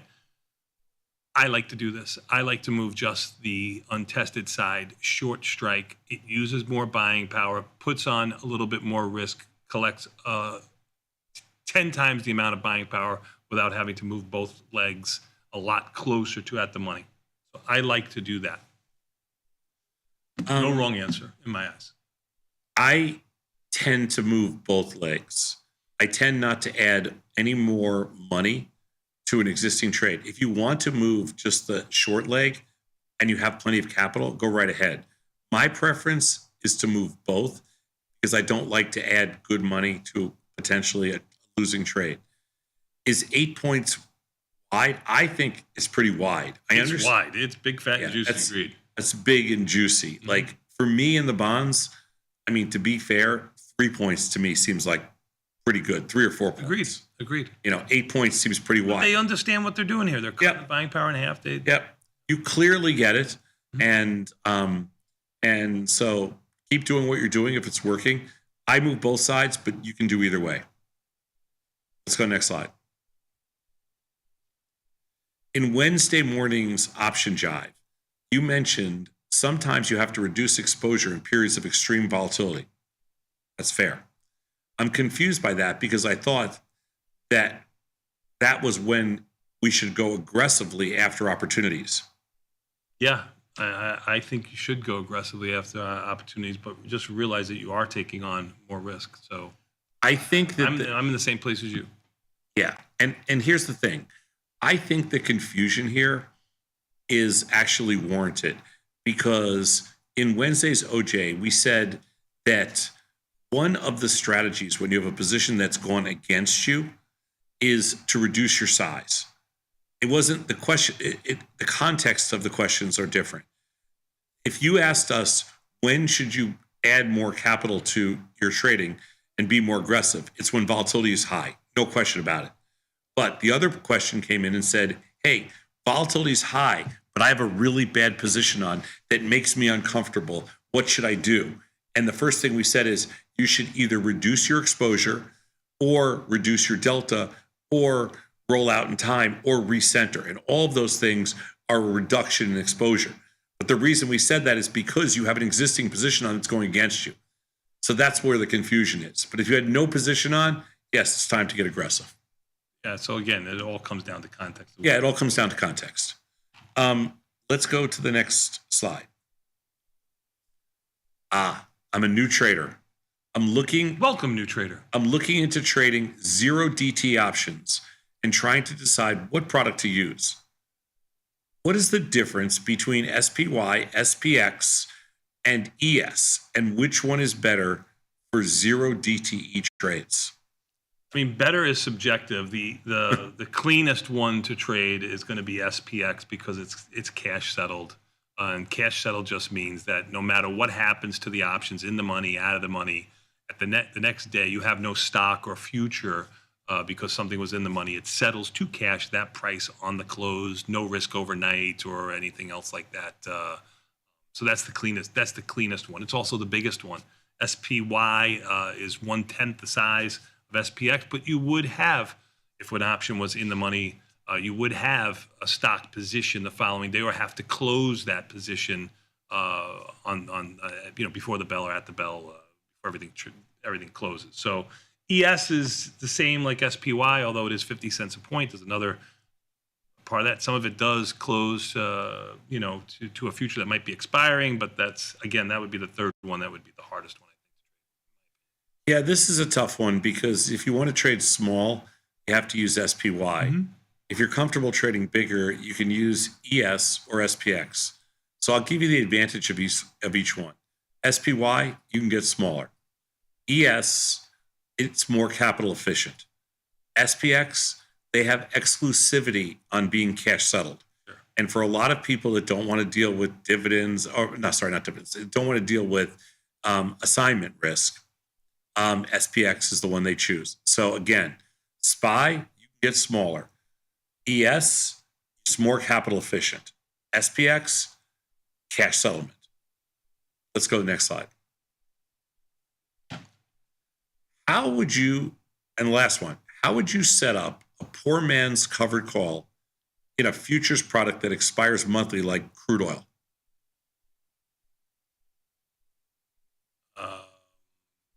I would do it the same way. I don't understand. I know, but how would you do it? They want to know how you would set up a poor man's covered call in a futures product that expires monthly like CL, because you're going to be potentially long a different future. You're definitely going to be long a different future if you're, here, I can put it up on the screen. You don't get it on your screen there. Yeah, no, just explain it. Okay.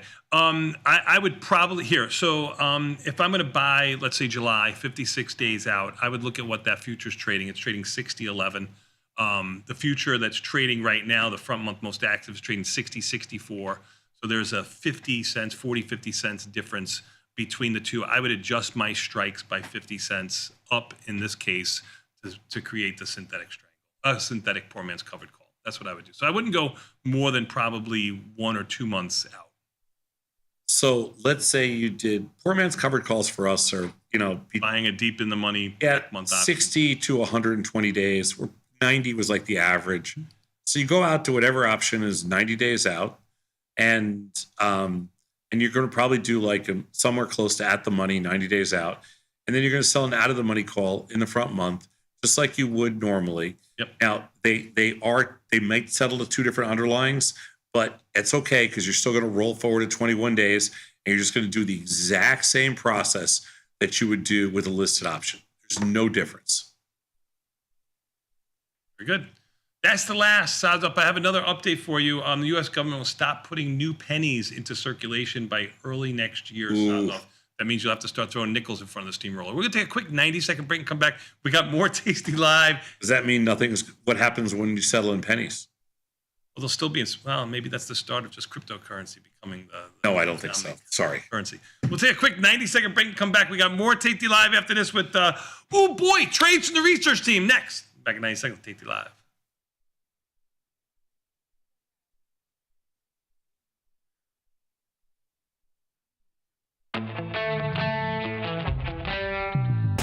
In the world of investing, a beast lurks between the numbers.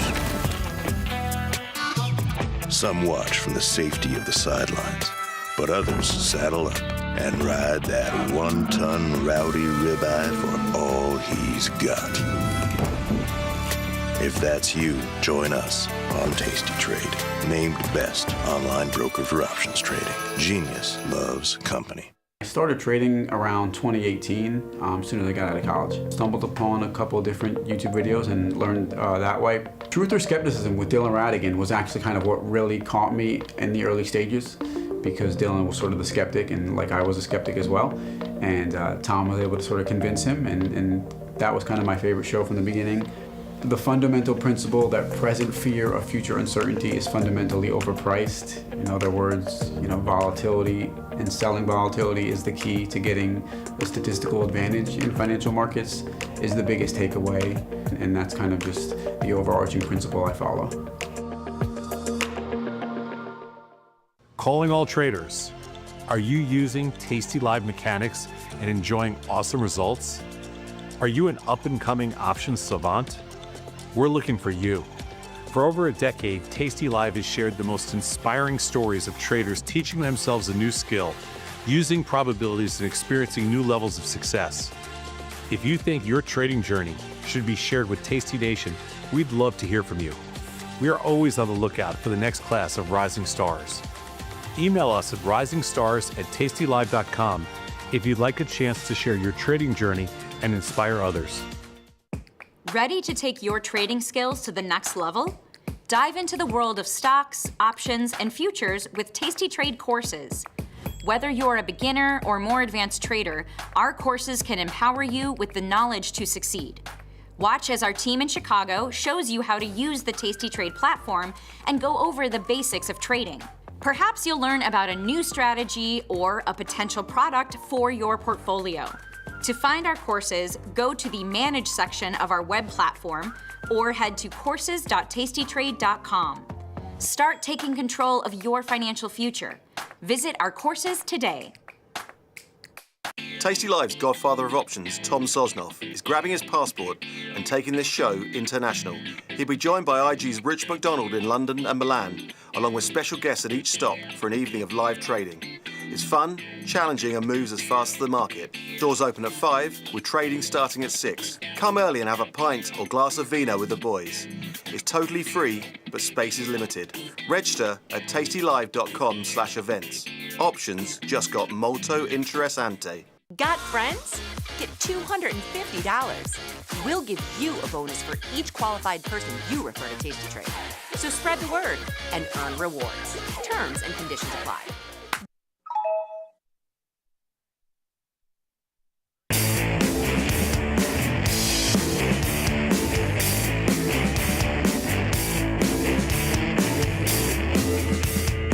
Tomas, we are back, my friend. You know what that means. Enough out of you. We've got trades for the research team. Who is our first researcher?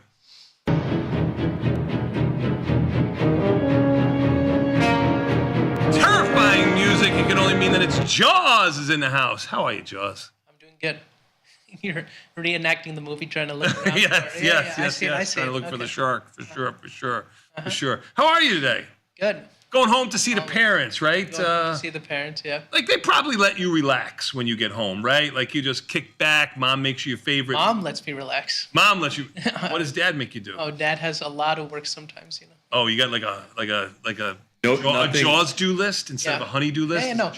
All the things your mom wanted your dad to do, you have. Oh, that's exactly it. He just creates. Nothing screams manual labor more than you. Well, take pictures, okay? Take pictures. I want to see before and after pictures of all the work that you have to do. Oh, okay. All right? I'll take pictures. Yeah. All right, what do you got for us today? Nike. Oh, Nike. Oof, okay. What do you think about Nike? I don't know. I think it's fine. Not a tech stock, not...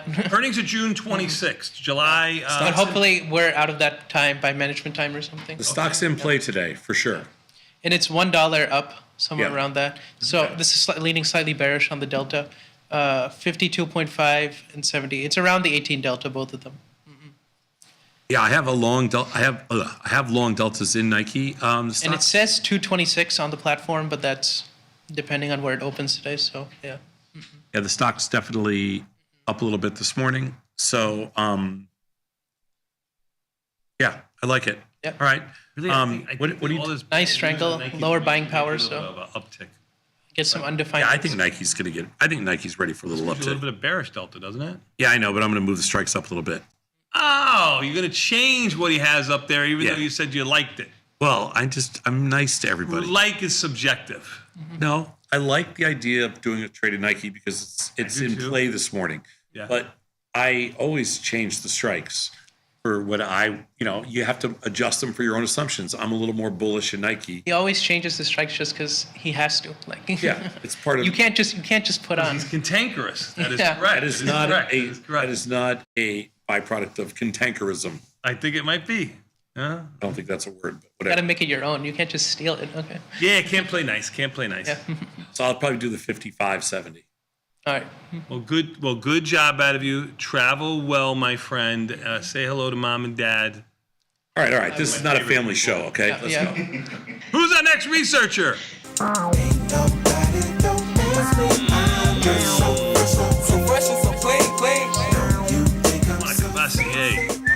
The other free labor is in here. I heard you got a free. Sometimes you can't afford free. I heard you got a free trip to Jersey. I heard that's what you won. Yeah. They're gonna put you to work too, huh? Exactly. All right. But are you handy? Mm-hmm. Yeah, I could see. I would. How about this? I would buy Gad over our friend Jaws in the. Who would hammer you buy car. Sahil over other than me? If you need a free bus, let me know. That's true. Yeah. All right. Well, what do you got? A short iron condor in FSLR. Sounds enough. What do you think here? Do you have a position in these one? FSLR. I do not. I'm ready. Okay, good. What do you got? Great. I have nothing on an FSLR. Okay. You doing June, July? Need July. Okay. IV rank of 61, quite large. Because they have earnings coming up, I think. No earnings. Don't listen. Don't try to talk about things you have no idea what you're talking about, okay? Don't try to sound. What strikes you got here? 140, 130. He's got the same strikes that are on the screen, Sadnov. You could change them. Yeah, but I changed it. 140, 130. Yeah, and 200 to 10. Why is the stock down $5 this morning? It is trading let's call it 159 mid price. Mm-hmm. Did you adjust for this down move this morning? Yeah, this morning. It's a little bit askew. A lot of skew. A lot of skew. I'm going to adjust these things down by $5. Oh, you are you? Sir. Sir, yes, sir. May I have another? Now you're trading small. I will do this, but I will adjust these down 135 to 195. Okay. Just because the stock's down $5, I think that's probably the way to go. I think this thing trades IB ranks rich. Yes, rich. Now I will tell you something about this stock. Mm-hmm.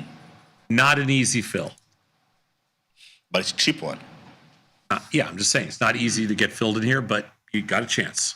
Okay, great. Okay, cool. Beautiful. Good job out of you, my friend. Who is I have routed the order. Who's our next researcher?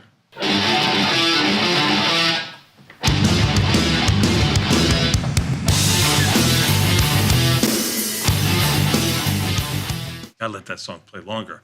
My man, that's right, Kai. How are you, brother? I'm doing great. How are you? Doing great also. Thank you for asking. Appreciate it. Are you handy? I'm pretty handy. I'm a seller. I'm a seller too. I'm a seller. I'm a seller. What do you mean?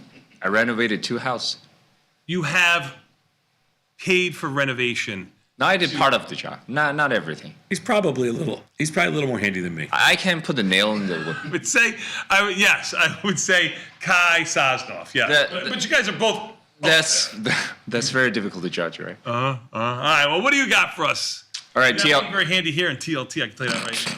All right, TLT. I believe you already have tons of bonds position, but I just want to present this idea: high IV, great price range. I want to start with a strangle and move to short put eventually. You doing July? Oh, yeah, for sure. Okay, so what strikes you have? 78? 78, 89. Basically, 18 delta on the put side, 16 on the call side. Close to neutral. I don't mind to go a little bit bullish. Doing July. So which 89? Yeah. 78? Yeah. Is that bullish? Not really. Very close to neutral, yeah. Yeah, very close to neutral. I think I'm going to move up the put strike. As usual? As usual. 80. Are you going to do 80, 89? 80, 89. Okay, cool. Give a little more oomph. What's the premium? $2? No, 169. Okay. I mean, mid price is 166. Stock's down about 50 cents. Maybe you get about an extra 3 or 4 cents out of it. Not bad, yeah. I don't know. It's only not bad if it works. That's right. That's sure. Right. Otherwise, it could be good. It could be good. All we control is order entry. TLT is a small product compared to the TLT futures. is a small product. It's also on a relative basis, it's a crappy product. It's too cheap, the premium. I mean, it's crappy. Yeah, but just testing the water. It did move, $6 this month, so it's moved. Yeah. All right, cool. Thanks, Kai. Beautiful. Beautiful. Who is our next researcher?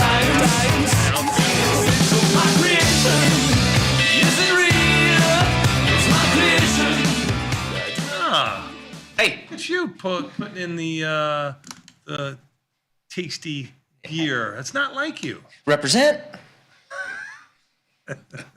Ghetto's also not like you either. But good job. Good job with the represent. Thank you. I like it. Thank you. It. Thank you. What do you got for us? Okay, so I got Pepsi. Pepsi's got very high. Nobody. This is where the world goes to die. TLT and Pepsi. Nobody goes to Pepsi. You better have something good. What do you Well, look at Pepsi. Okay, so it's got high IV rank. It does. Why does it have such a high IV rank? Well, it's down. It's down quite a bit. It's on pretty much as low as on life support. Yeah, It is. It is. You know, they pulled back on some of their world-changing endeavors. Yeah, but why is it 110 IV rank? That's well, it looks like I just checked. It looks like they just adjusted it down. Yeah. So it looks like maybe there was a rank wrong of IV. 940. Yeah, it looks like okay. there was a wrong IV print, so it Okay, got marked up, but now it's got marked back down. Okay, so that makes more that sense. was incorrect there. Okay. But the stock can drop almost 10%, and you could still make money on this thing with that low 120 put, selling this put at 120, bringing in about $1.85, maybe $1.90. Where's the stock this morning? credit. Unchanged? Yeah, it looks like it's down. Yeah, down just a little tiny bit this morning. It does have earnings, July 10th. Expected move is $8. Earnings is right within this season, and you can even do the wheel strategy in this thing, right? If you happen to get a sign because you're not paying attention, you know, you could then sell your call.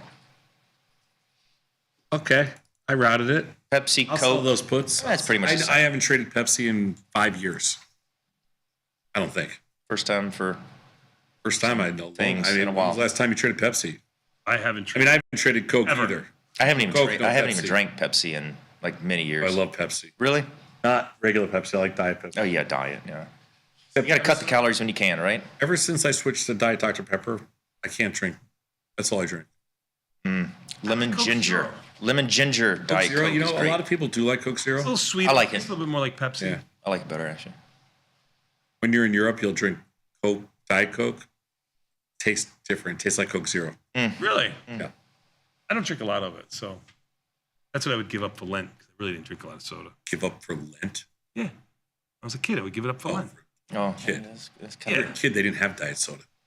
that's kind of We didn't buy it. it's kind of a Because lame. It's kind of a lame. yes, they thing did. to They give had up. Tab. Yeah, they had Tab. They didn't have like Diet Pepsi, Diet Coke. I said I would give up diet soda. That's exactly what I said. I would give up President's diet- Choice soda. So you give give up soda So you for give Lent. up. So you give up Tab. And Fresca. Fresca. That's all we had. My mom loved Tab and Fresca. That's all we had. Oh my God, I like Tab. That's all we had. So they found if out we later had that- soda at all, because we So didn't. they buy found soda. out later, like when we were kids, everyone drank Tab and Fresca, and they found out later, like, Did you have a water bottle from the tap in your fridge? No. That's all we had. but they found out later that Tab probably caused cancer. And then you would drink it not sure if that's- right from the fridge in a glass bottle. Like we would get one milk container delivered to us, then we wouldn't give it back. No. And that's what we would use? No. You did. You lived with a silver spoon. No, we were bougie. I'm running out of time. I can't even talk to you. Thank you very much, Dad, Thank you. for your time. Thank you. Who is our next researcher?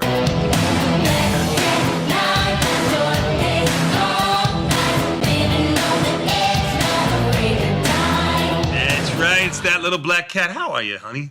I'm sorry. I'm surviving. How are you? Can I call you Oh, honey for just this moment? For that, am I allowed to do I'll that? allow it. Thank you. Appreciate it. How are Just you? one time. I'm slipped. I heard your voice. I'm okay. I went into predator mode. She will allow it based on your age and Senility. declining mental acuity, right, Julia? That would be a fair way to. That's fair. I'm also not looking to get charged with anything today. I don't want to deal with it. It's too much of a hassle. Yeah. She makes exceptions for senior citizens. What do you got You for didn't us? ask me if I'm handy. Oh, that's okay. We got time. Do we not? Okay. Let's do Apple is what I'm looking at. Am I like a plebeian? I'm the only person that picked a tech stock today. I don't know. But IV rank over 30. I'm going to find risk because I have serious trust issues in this market. But went 180, 225 short strikes, delta neutral, $110 wide for the 170, 235s. Collects 246 in credit and under about $750 in buying power. It's down a little over $1 this morning. Didn't need to be adjusted. Looking mighty fine. 57 days. Yeah, definitely wanted to go to find risk for some of these tech names. We have, what do we have on right now? 190, 212. Pretty much dead smack in the middle. And Yeah, it's a little bit further out. This is closer to like $18, $19 Oh, you're doing July. Mm-hmm. Mm-hmm. And you're doing in July 180. Yes. 225. How are you going to change this? 180, 225. Are you He's not adjusting going to buy for the the wings. There's no way. Okay, Fred, I got it. You change it? Got it. Yes. What'd you change it to? 175, 225. How's it feel that he changed your strategy, your spread? I was expecting it. It's a cold day in hell when he doesn't. He underperformed. We're going to take a quick 90-second break and come back. We got more Tasty Live after this. Thank you for your time, all researchers. We'll be back with the opening bell next. Thanks, Julia. Thanks, guys.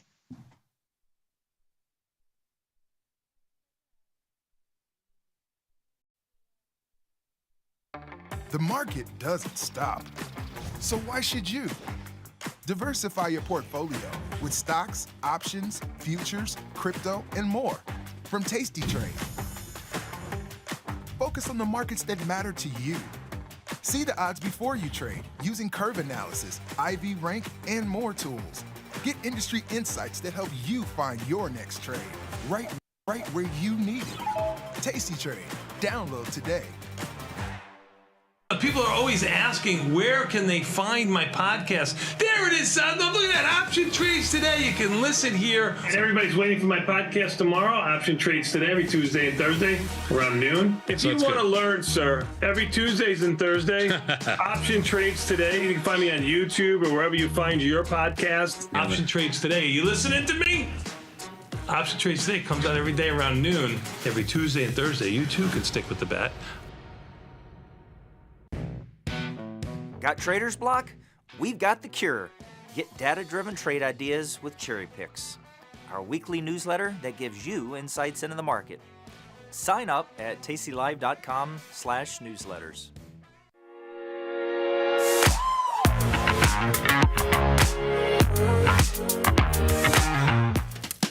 Hi, I'm Tony Batista, and I've been trading for more than 30 years. I've picked up quite a few shortcuts along the way. I call them trade hacks. Traders for all eternity have been looking for the reason to make a trade. Whether they were looking at charts or they were looking at fundamentals, they just had to figure out what direction the trade had to be. With the research that we provide now, we kind of take the direction out, because it's just a 50-50 shot, and say, what's the best strategy that we can apply? By the nature of the strategies I pick, I'm going to have a high probability of success.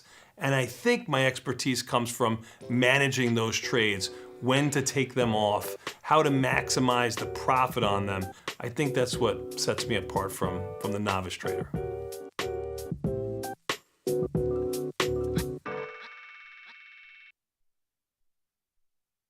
Tasty Trade has crypto, and you can trade with zero commissions. Bitcoin, Ethereum, Litecoin, and more.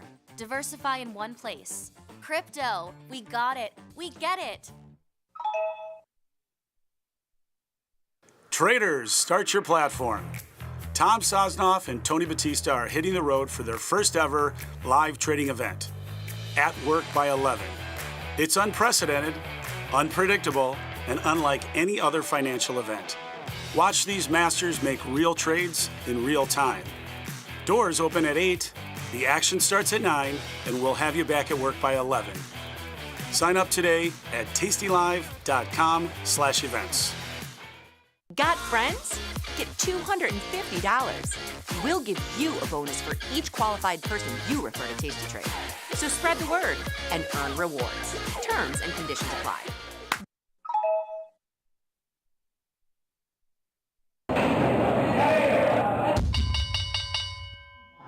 Tomas, we're back, my friend. You know what that means? The opening bell is imminent in less than a minute. Even the S&Ps have been oscillating around unchanged, unlike the Russell, which has been weak, down $12, unlike the NASDAQ, which is up $15, unlike the Dow, which is down $86. Mixed bag of tricks. Obviously, the NASDAQ is green, leader in the clubhouse, followed by the mini S&Ps, Dow, and then the crappy Russell.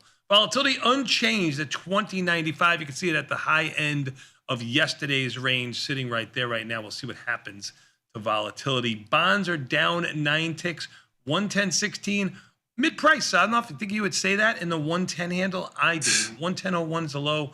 110.31 is the high. They're sitting at 110.16. I'm gonna let the bell ding here. So the bell toll. So I'm gonna let the bell toll. Weird thing is that the bonds are down 10 and the notes are up 4.5. So that would mean yield curves going higher. The long end. The long end is catching a bid. The long end, no. The long end's is being sold off. The yield yes. is catching a bid. Interest rates on the long end are going up. Interest rates on the short end are going down. That's a little weird. All right, let's take a look. Not weird. It is what it is. It's been happening for some time. Yeah, I know. Hasn't it? Yeah. It shows a lot of nervousness down the road and less nervousness right now. Yes. Taking a quick look at where we are. Snow opens up a bazillion. We are going to cover our Snow, SNOW, up $17, $20 expected move, just inside the expected move. Means nothing to Sadnov because he just sold putties. Matter of fact, you sold him cheaper earlier. The stock actually went a little bit lower. Volatility actually expanded a little bit. You were a little bit higher. You took them all in now for 4 cents. That's a win. Yes, anything you buy back at 4 cents is a win. We sold them average of $1.10. You'd be hard, even you would be hard pressed to lose money buying back something at 4 cents. Yes, totally agree. You did your TLT strangle? We did our TLT strangle. That was one of the trades from the research team. We did our Pepsi. We did our Pepsi trade. You did do your Pepsi trade.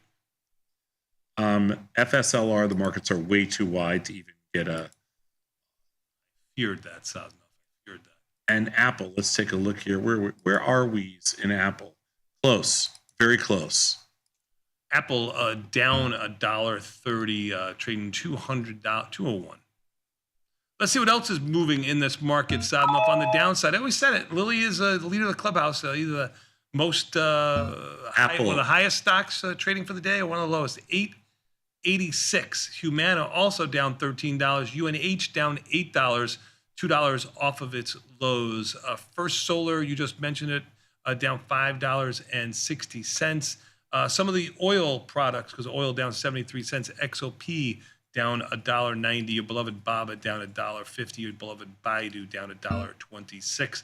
Let's see what's moving to the upside here, Sadnov. Quite a few more. It seems like MSTR up 21, Snow up 17 for earnings, Coin up 11, with Bitcoin trading just under 112,000 new highs in Bitcoin futures, just made new highs, and Coin rallying. PLTR, Sadnov, after being down $9 yesterday, up 3 and change today. MSTR up $3. Google up $2.80. Sadnov, what say you? Taking a look. We just got filled in Snow. That was a very nice earnings play. Very nice. Well, 296, Sadnov, 296. UNH, worst play on the board right now. You sold your strangle in Apple also. And you Yes, I got filled. Some putties in Pepsi. I got filled on 3 of the 5 research trades. I got filled on Apple, Pepsi, TLT. Nothing done yet. Nothing done yet in First Solar. And what was the last one? You good over there? Yeah. Problem children. Let's take a look and see where we got. Problem children this morning. Who are your problem children? NASDAQ just turns red by $7. Volatility up 6 cents. Yeah. And it's gone. Who are my problem children? Let's just take a quick look and see. I bet you're buying some putties back. Yeah, we sold them naked yesterday. Yeah, I think we did that from one of our viewers. Problem children this Nice trade by the viewer. A little bit of Google. Google, on a down day, 4 indices down, Google up $2.40. Yeah, Google's been on a tear. And then we have another problem child, which is really interesting because this is a stock that, man, I just can't believe how this stock has fallen from grace. I don't know if it had earnings last night or not. What are we talking about? ENPH. Not sure if I don't think we missed earnings, but this stock is down 20% today.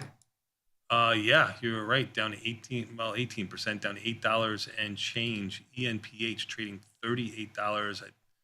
I think that bill that passed last night was not very good for green stocks.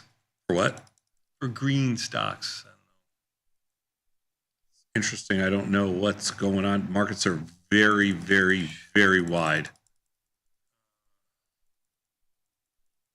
This is a battery, solar. I think they're all going to be a little bit weak this morning.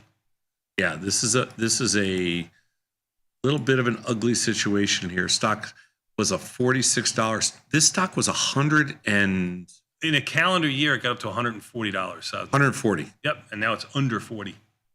Now it's $39. Wow. Correct. And I have a tiny position in there. Ouch. Markets are too wide to do anything at the moment, although we are only 5 minutes into the day. Yep.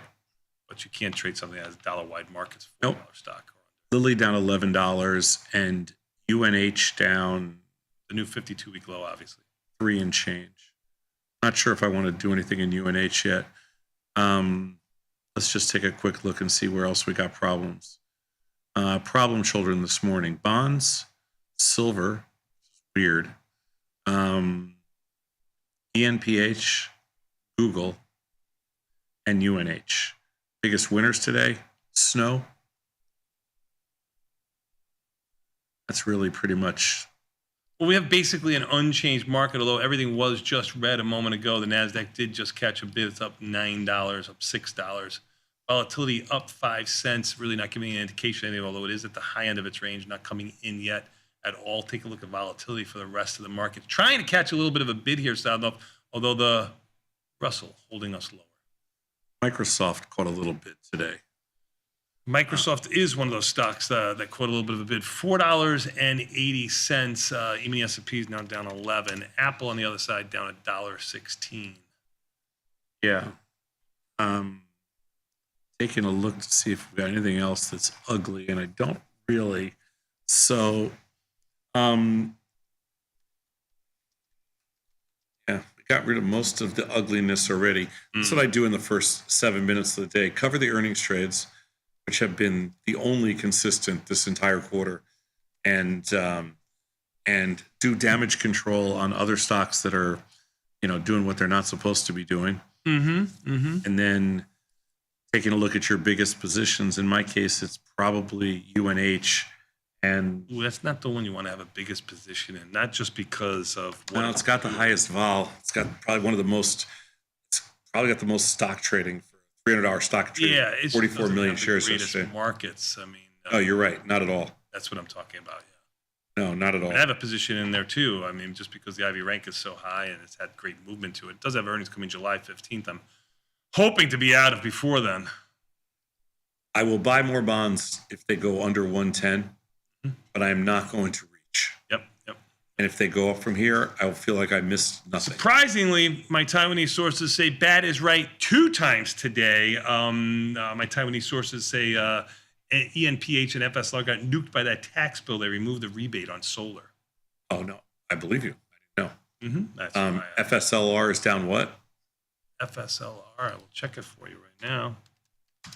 Down $8.60. That's a 5. We did not get filled on our Iron Condor in there this 5% move. Yeah. ENPH. Yeah. I didn't even know they were a solar company. Enphase. Yeah, they make batteries and stuff Oh. like that. ENPH, talking about? Yeah. They make batteries. Okay, so after watching the first couple of minutes of Yeah, what do you think?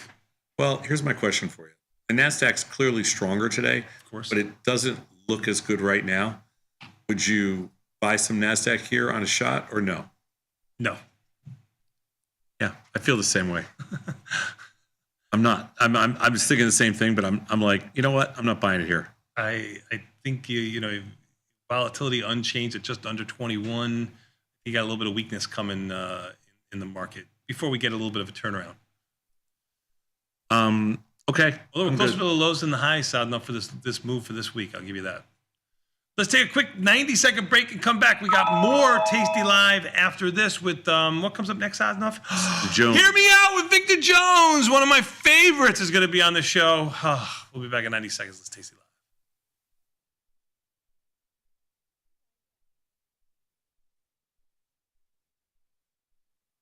Dear Cheapo Airlines, thank you so much for sending my luggage on a magical side quest instead of my planned destination.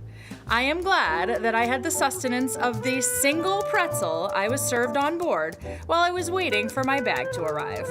Looking forward to your reply, because surely the response can't be as delayed as long as my flight was. Warm regards, Bettina. Sometimes it feels good to get smart. Get even smarter with live trading insights and some live taunting. Every day I do God's work here. From the smart mouths at tastylive.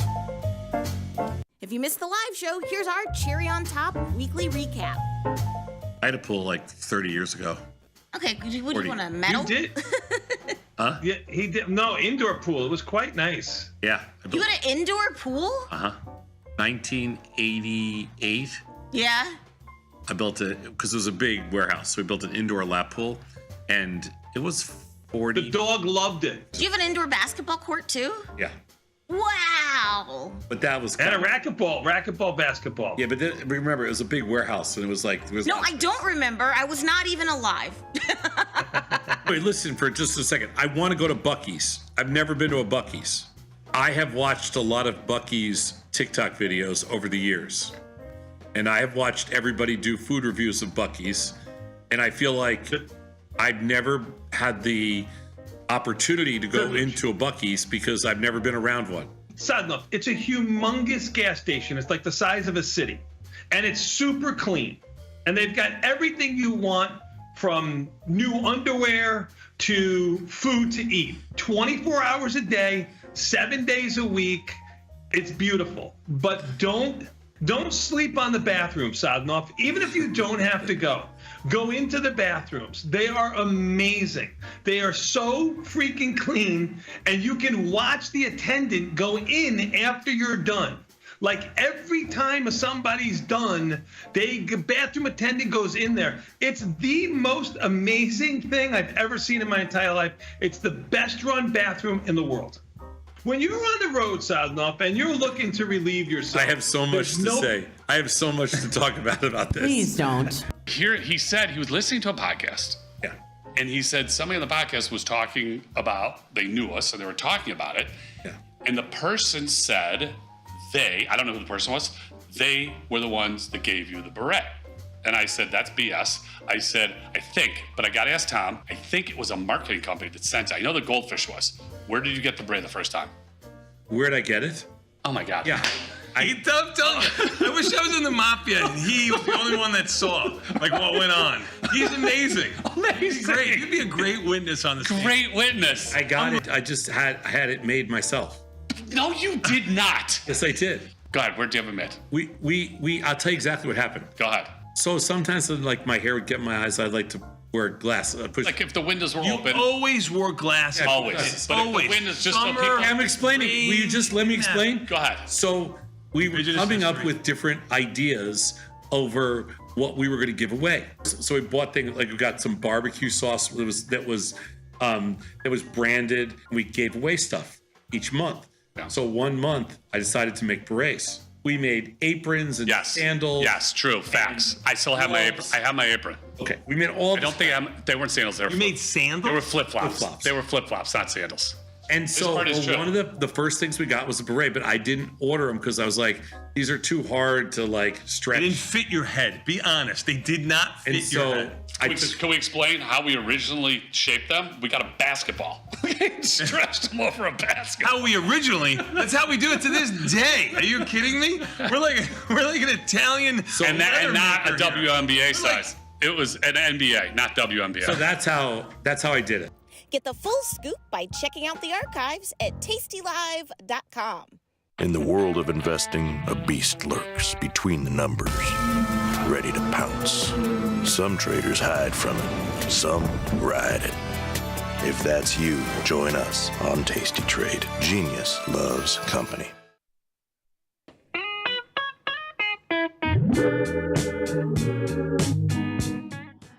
Tomas, we are back, my friend. You know what that means. Time for a little bit more Tasty Live with this man, Jones, and hear me out. Oh, yeah. Tom, Tony, Tasty Nation, how you doing? Good morning, gentlemen. Good morning, Mr. Jones. I am doing better that you're here, Oh. Mr. Jones. Better that you're here. Seems like a good vibe. I think we got a good vibe going on in the office. We always have a good vibe. You know, we're about to spend the entire summer and fall on the road together. I have to keep him fat and happy. Otherwise, it's going to be miserable.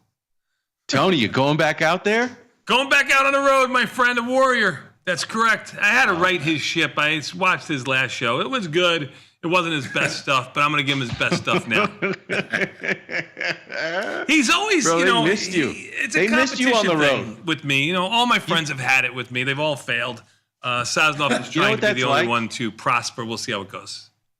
Do you know what that's like to go out to a Tasty show and you prep your whole speech? You come out there and you see all these people that have driven for miles and miles, and the first thing they say is, "Where's Tony?" And Yeah, you have to go, exactly. He's not I here. know. And the look of just, it goes from excitement to sheer disappointment in an instant. I am a man of the people. I've never heard one person say, "Where's Tony?" I've been on the road for 25 years. You literally, the whole concept you had last year was "Where's Bat?" That was the whole concept of your show. They did a man. show about where the bat is without bringing the bat.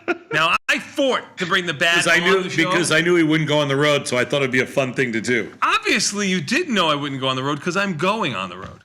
This year, obviously you're dying. Was I injured last year? No, but obviously you're dying right now and you haven't told us. Because something's wrong. You know, obviously this is like his, you know. Gentlemen, I'm curious. I watched yesterday's, right? Yesterday's Truth or Skepticism. Yes, it was yesterday. Thought it was a great episode. Thank Thought you. it was a great episode. Some of it on debt. I was surprised at your take a little bit, Thomas, on this concept of Come on, debt. Victor so I thought I'd Jones. bring it here to you You've this known morning. me now for 20 years. You've been surprised Yeah. at my take for 20 freaking years. There's no surprise. You're more like, I was surprised. You could be like disappointed in me. No. It's what I found that was very interesting was like, is this Thomas Sosnoff, the deficit hawk? Is this the fiscal conservative Tom Sosnoff? The guy is he all of a sudden worried about debt and deficits? I had a conversation with you on my podcast one time, Tom, and you looked me dead in the face and you said, "Oh my God, I can't take another word of you. Debts don't matter. I've heard this a million times." Victor, and then I I'm listening can't to you tell in you this- how many emails I answered about what changed, except possibly the administration, that Sosnoff flipped on this whole debt thing. There's no question that it depends who's in office. That doesn't matter when some people in office. It matters when other people are. Yes. You are unbelievable. At least you're honest, I am man. so that was surprised. the most. Well, the reason that I'm honest about it is because the bond market has the exact same opinion that I have. So, And this is why I have to go on the road. And this is exactly in the why I bond have to go on the market, it's not me. The thing that I don't think you're giving me my due on, Victor, is that it's not me. Right. It's the bond market. I just talk the numbers, and the bond market supports exactly what I said. That's all. I don't disagree with you. The bond market is saying today that clearly they have some concern about trying to pass through something that may or may not add somewhere between $2 and $4 trillion to the deficit. But I suppose, what about the people who have for years been saying, or for at least the last couple of years across different presidents, that this is a problem? It was a problem when we were adding, on average, I think $1 trillion annually through the Obama administration. It was a problem through the first Trump presidency when we were adding $2 trillion. It was a problem through the Biden administration when we were adding $2 trillion. And now it's, again, looks like it's going to be an issue. As Lynn Alden on Twitter likes to say, nothing stops this train. It just, we keep adding at greater and greater rates. And now the bond market is saying, I've had enough. I that think you have a supply and demand imbalance. I understand, but I think you should go back and to listen to my point yesterday, which was not. It wasn't so much the fact. I wasn't arguing that deficits went from being okay to not being okay.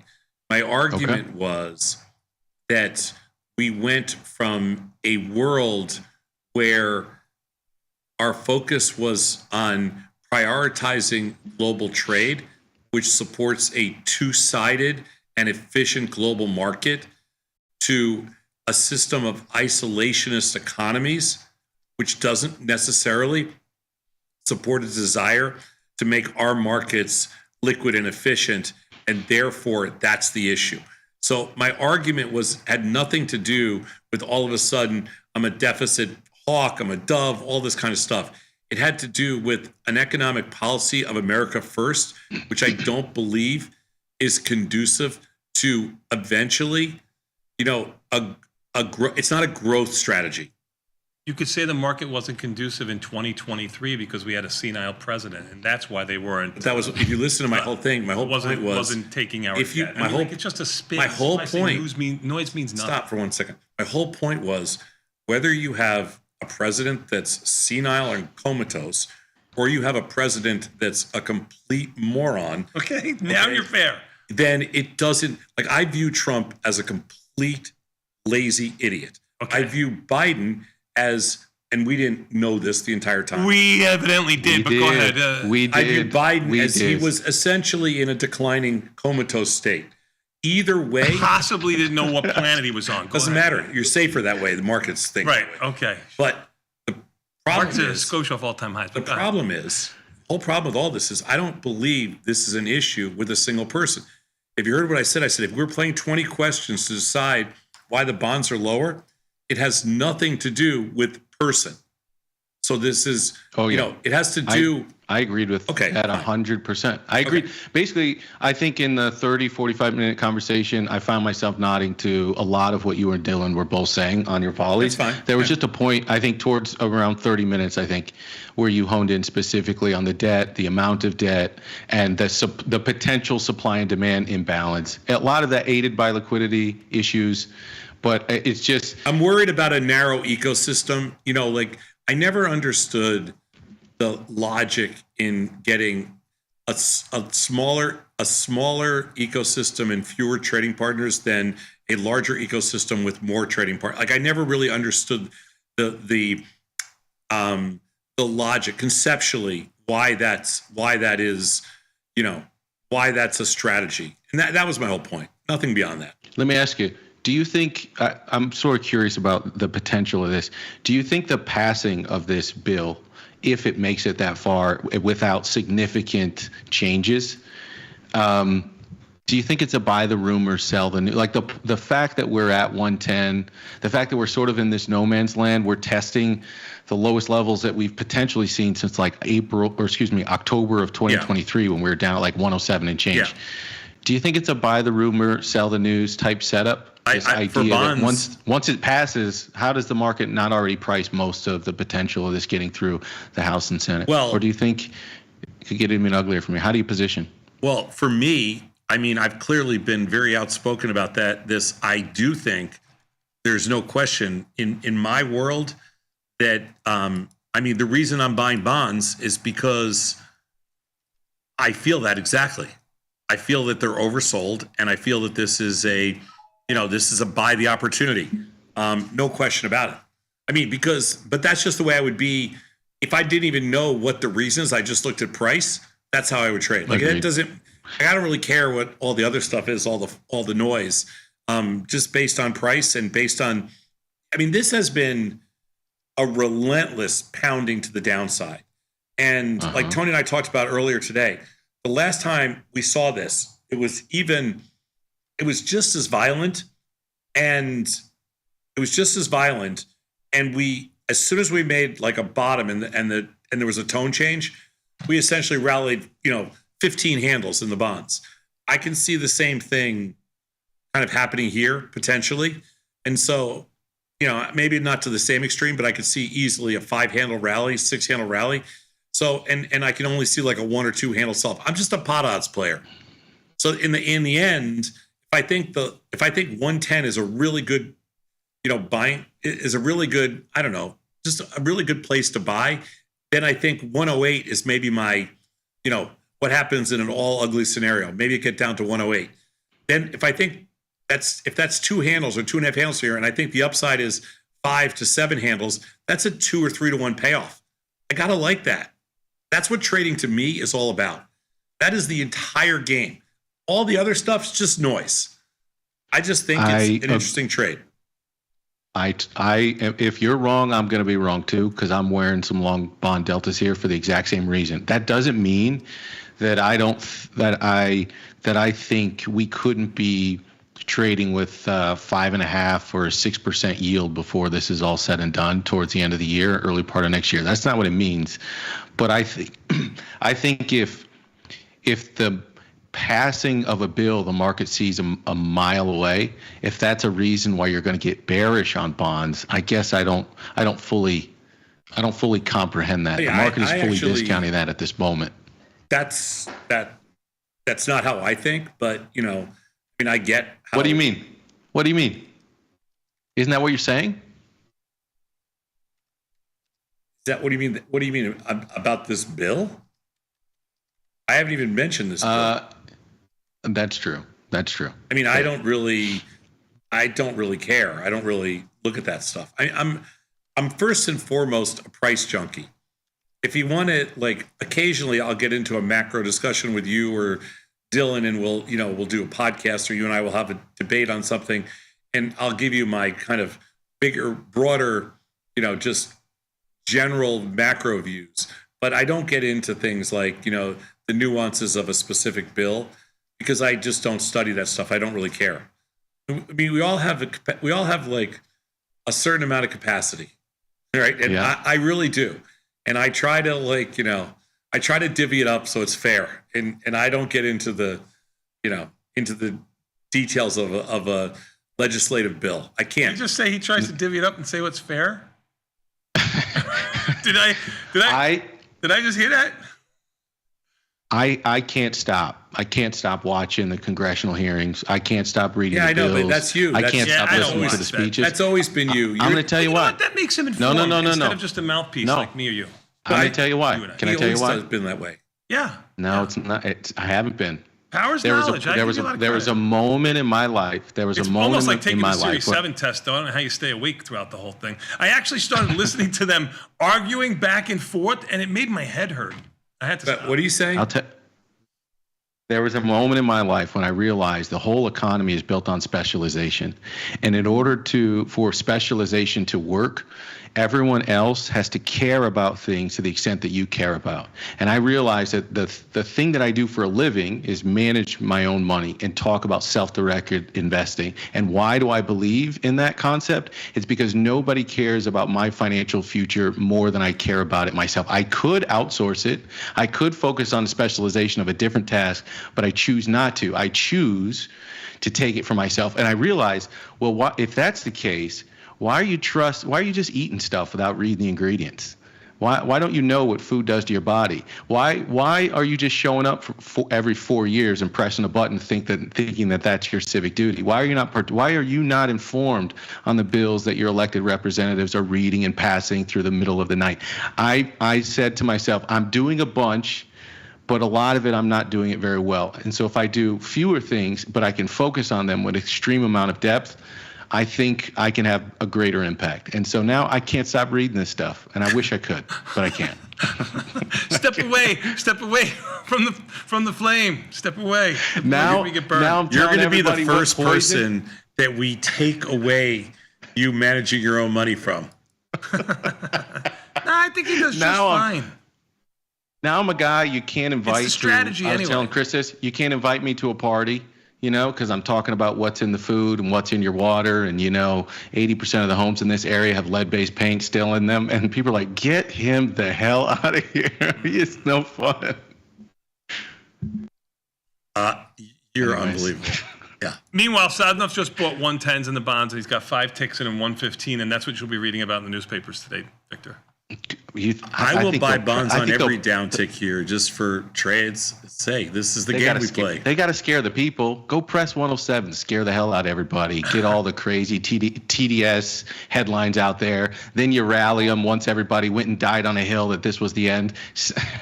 People are not going to learn. This guy just gets people pumped so much. They're going to keep thinking that this is the end, and then they pull the okey doke again. They rally them another. You know what? 3 You know points. what?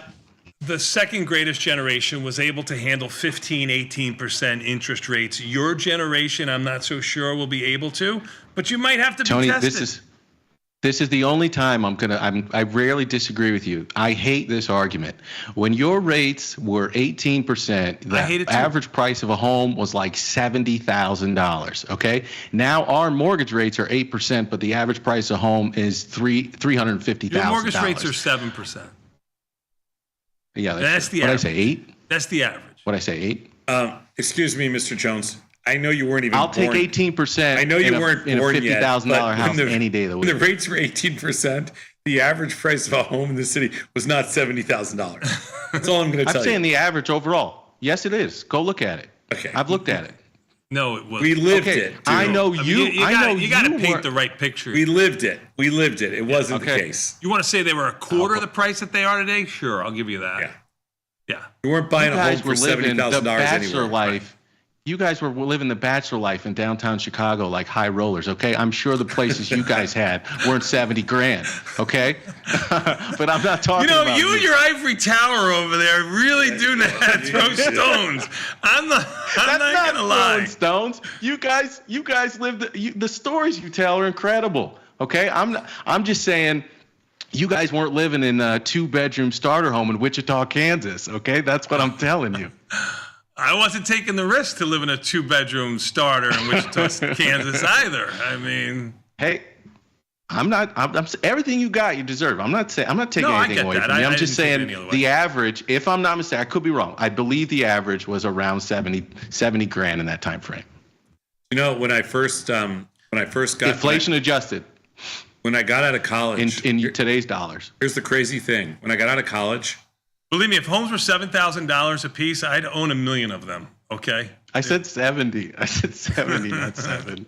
when I got out of college and started, you know, on Wall Street, the rates were the CD rates were 20%, and the and T-bills were Zero like coupon bonds were 20%. yeah, they were like 20%. Risk-free rates were 20% CDs, but treasuries were like 18 or 19%, some crazy number. Okay, so when I started trading on the floor, the rates they had only gone down to like 17 or 18% when we first started, and a seat lease was the equivalent, was about 18% per year. And I figured, I'm doing the math in my head. I'm like, you know, I only have to make like you start doing the math at 20%. Right? You're like, well, I only need to make X amount of dollars, and then with the interest on the money, you know. Yeah, right, of course. And everything in our heads back then was calculated about a 20% return because we didn't know any better. We'd never lived in, you know, we had never had any money or lived in any other environment until then.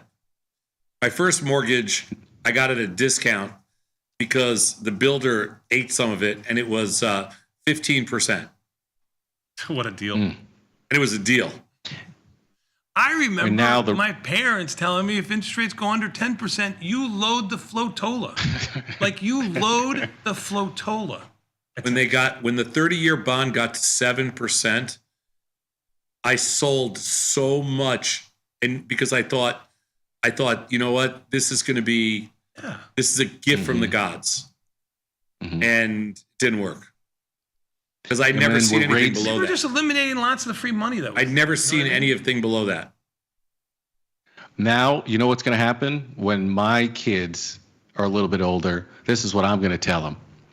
Kids, when the rates go to -5%, you buy as much fart coin as you can get your hands on. That's going to be a whole different conversation when my kids are my Yeah, I age. don't think we're going back to like zero rate environment or negative You rates. should have never been there. I don't think that's healthy at all. I don't think we're going back there. I think things will stabilize, you know, maybe in that Maybe it's 5, maybe it's 4, maybe it's 3, maybe it's 6, whatever it is. But I think we're going to stay in this range for quite some time. I don't know. That's just the feeling I get from the way the markets act now. Where are bonds right now? 110.23. Almost unched. Almost unched. Look, what do I do here? I've got 12 ticks profit. Yeah, hold them. Hold them, baby. Diamond hands. Diamond hands on the U.S. Treasury. Yeah, baby. Come on. Come Bet on. the U.S. Don't have paper hands over there all the time. Diamond hands. Oh, listen to you guys. Diamond hands up to 117, Tommy. Let's go. Let's go, baby. No, I already have a core position. Act like you've been there before. Yeah, act like you've been there. I've been there before. All if right. they go to 117, I'm going to buy a new $70,000 home. Oh, my God. Oh. You can get one. Just got to go move to some other country. Portugal. All right, Victor, I'm going to let you go. Don't throw too many stones in that glass tower of yours, my friend. What? I didn't. I'm just saying to inflation adjust the price of the home. That's all I'm saying. We're going to take a quick 90-second break. I give you one counterpoint. Now we're not friends anymore. I said one thing to you we'll in 3 months. We'll always be friends. We're going to take a quick 90-second break and come back. We got more Tasty Live after this sound. And what comes up next? 14 years I've been asking you what comes up next. I need an answer. We're doing a 0 DT piece. Market measure was the right answer. We'll be back in 90 seconds. It's Tasty Live. You failed again. Thanks, Victor.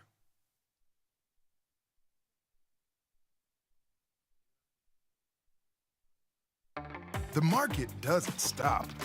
So why should you? Diversify your portfolio with stocks, options, futures, crypto, and more from Tasty Trade. Focus on the markets that matter to you.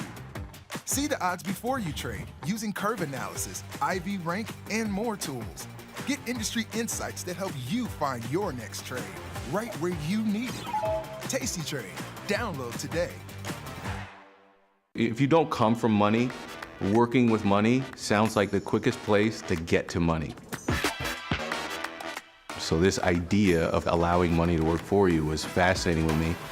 And then the more I get into it, the more I realize it was just a big competition. You know, it's like a big poker game with really smart people who know game theory, and nobody knows tomorrow, but they're all just taking calculated risk. And when I figured out that's what it was, like it wasn't this weird world of like somebody knows exactly what's gonna happen and this guy's got great stock picks, it's all just calculated risk, that gave me inspiration that like, well, I can do that. So I think spending a lot of time when I was young to learn different option strategies and to learn stocks, options, futures, Forex, crypto, to be able to go where the opportunity is, I think is the most important. Getting hooked in a strategy, it's cool, I respect it, but I tend to think I like to go wherever the opportunity is.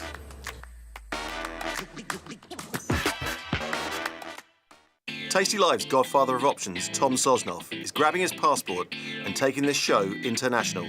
He'll be joined by IG's Rich McDonald in London and Milan, along with special guests at each stop for an evening of live trading. It's fun, challenging, and moves as fast as the market. Doors open at 5, with trading starting at 6. Come early and have a pint or glass of vino with the boys. It's totally free, but space is limited. Register at tastylive.com/events. Options just got molto interessante. Ready to take your trading skills to the next level? Dive into the world of stocks, options, and futures with Tasty Trade courses. Whether you're a beginner or more advanced trader, our courses can empower you with the knowledge to succeed. Watch as our team in Chicago shows you how to use the Tasty Trade platform and go over the basics of trading. Perhaps you'll learn about a new strategy or a potential product for your portfolio. To find our courses, go to the Manage section of our web platform or head to courses.tastytrade.com. Start taking control of your financial future. Visit our courses today. Look who's back testing.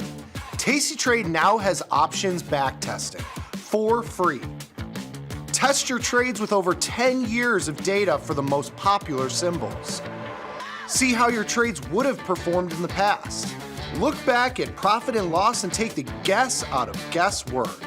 Oh, did we mention that it's free? Get back testing at Tasty Trade.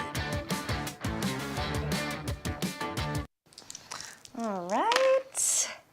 Perfect. I would like to buy Park Place. No. What? There is no Park Place in this game. Yes, there is. I'm looking at it. No. I This will is mine. take It's it. mine. You don't get it. Okay, alrighty. You know what? $500. $500 to the electric company if you want to keep all of your power on all these houses and hotels. And You can't negotiate. I landed on it. I can buy it if I want I'm it. the electric company. I'm the most powerful thing here. Excuse me, to the person who owns one property on Monopoly, this is the mayor, and I am overturning everything, and You're I am in over allowed your to buy. head. Excuse me? You're in over your cute little head. Don't right. patronize me. You This don't is a come board game. down to where the big chimps play and expect to get a banana, sweetheart. You gotta earn it. Okay, asshole. Give me my money back. Come on, let's keep Whoa. playing. Whoa. Whoa. Asshole. No, my father was an asshole. I'm king. You are so wrong. I'm very right. Did you even take a wallet? Did you just eat my piece? You don't have a piece now. Seriously, The it's a dog is game. gone. The dog is gone. You have nothing. I have a car. Are you seriously pissed off because you're losing the game? I'm not losing. I'm winning. You are clearly losing. Look at the board game. Every utility, 2 of the railroads. And what do you just have? You have a bunch of hotels and houses, which in this market is ridiculous. A nice, simple house on Mediterranean Avenue. A beautiful car worth 10 times more than your dog who is gone. Got to deal with me. Come on. Okay, I quit. If you're gonna be an asshole, I quit. Then I win. The old bait and switch. I got you. I told you I'd never lose this game. I've always got a plan. And you fell for it. Boom! Shalaka!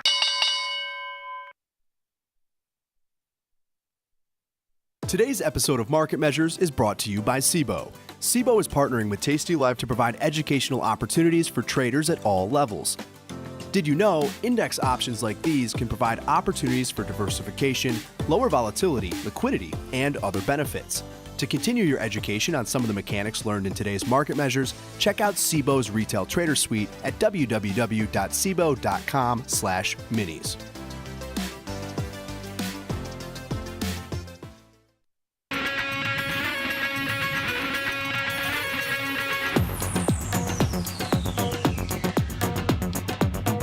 Tomas, we are back, my friend. You know what that means? Time for a little bit more Tasty Live. That's right, with the Market Measure sponsored by the SIBO. But before we do, let's take a quick look at the market. Even the S&Ps were just up 16. They're up 9. Sadov. NASDAQ has been the leader of the group, still a leader of the group, up 124. The Russell, only down 8, has cut its losses in half or more.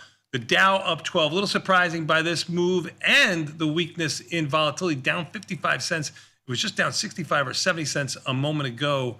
Volatility kind of giving it up a little bit here. We'll see what happens. Bonds catching a little bit of a bid. 110.22, Sadnov. What do you think here about the market? I actually think it's acting a little bit stronger than that. I thought all day the NASDAQ looked good. That's why I rolled up puts in the NASDAQ when we were down. The NASDAQ looked to me like it wanted to go higher, and I was right. I didn't roll it. Helping you. I didn't roll any calls down like in UNH or any of those stocks this morning. But we got a problem today in Google, that freaking stock. And it's the problem to the upside. UNH, by the way, is also on the upside. It's taken back 16 or 17 points. It was lower this morning. Google, if I spell Google's it right. Google's been on a tear. UNH Google up is $7.50. There's your NASDAQ stocks. Yeah. Not the Apples of the world down $1. No. Yeah. I mean, other than that, we haven't done anything crazy today. Scalped a little in bonds. Those are only scalps. Put on 3 trades, some trades from the research team. Leaning a little bit long. Not a lot long, leaning a little bit long all day. So far, it's fine. Need the bonds to rally. That's about it. I'm Tom Sosnoff. He's Tony Batista. This is Tasty Live. We are with you all the time, every time. If you think that we've been doing this, like you see our faces too much, it's probably true. We've created more digital content the last 14 years than anybody else in the world combined. No, probably not. That's not fair. We've created more digital content in the last 14 years than anybody else in the whole world. That I can promise you. We've been doing this for between 12 and 15 hours a day for almost 14 straight years. And we've been archiving it all and just putting it out there. So There's a ton of it. And it's crazy when you think about it. Let's see. So the Bat and I, every year I go on the road. Sometimes the Bat goes on the road. Sometimes it's Liz and Jenny. Sometimes it's Jamal and Pete. Sometimes it's a variation of other people here. We've probably taken everybody on the road over the years, including, Julia and Nikki and Mike Butler and Katie and a slew of other people. But the Bat and I are going back on the road, and our first show is in Atlanta a week from tomorrow. So It's filling up. Yeah, we're going to go to a wait list on Tuesday. So it'll be the last time you can sign up without having to go to a wait list. We go to a wait list, it's Tasty Traders first on the wait list, meaning if somebody backs out, then we'll send you an email. It's all automated through Eventbrite. But this is the last time over the next couple of days that you can sign up before we get to a wait list. So it'll be a fun show. It's going to be nonstop. Doors open at 8. We'll talk to you. We'll bullshit for an hour. The show starts promptly at 9. It's just me and the Bat. It's nonstop live trading with about a short introduction, and then we get right to it. Mm-hmm. The markets don't open until 9:30 Eastern time, so we have to wait a few minutes, but that's fine because there's some futures markets that are open, and there's definitely a bunch of futures markets, and we may do a few other things. We'll find things to do. We got a plan for you. We got a few tricks up our sleeve. Mm-hmm. It's all real, and we're going to do some fun things this year that are a little different. When you come to the event, after the event's over, once we get this approved by our compliance team, which I think is going to be not a problem, we will send you, for people that attend, we'll send you every single trade that we made. Mm-hmm. So you can see, you can follow them, do whatever. That's cool. So you learn kind of what we're doing. Yep. And so if you want to come to it, it's at the Buckhead Theater in Atlanta. We've done other events there before. It's our favorite theater in Atlanta. And you will be back at work, back home, back into, if you're in prison, back in jail, if you're on work release. On the prison, you don't get to go out, but if you're on work release, you get to go out and come back. If you're we know anything about that because you didn't have to deal with that. If you're institutionalized, you'll be back at the institution. If you're in school, you'll be back at school. Whatever it is, we call this at work at 11 because the show starts at 9. It'll be over at 10:30. It's an hour and a half nonstop. But again, we'll hang out. We'll hang out to at least 11 or 11:30. Yeah, before and after. Yep, we'll hang out before and after. So if you want to meet, talk, but if you want to just come and boom, bang it out, 9 to 10:30, and first come, first serve, and that's it. Beautiful. It's all free. Beautiful. And there's a bunch of giveaways and everything else. Beautiful. And then after that, we go to London in June 20th. It's a Friday night. We'll be there for Triple Witching. Really looking forward to that. And then the following Monday in Milan. Then we come back and do all the U.S. cities for the rest of the year. Denver, Chicago, San Francisco, New York, Los Angeles, Charlotte. We finish the year in Austin, Texas.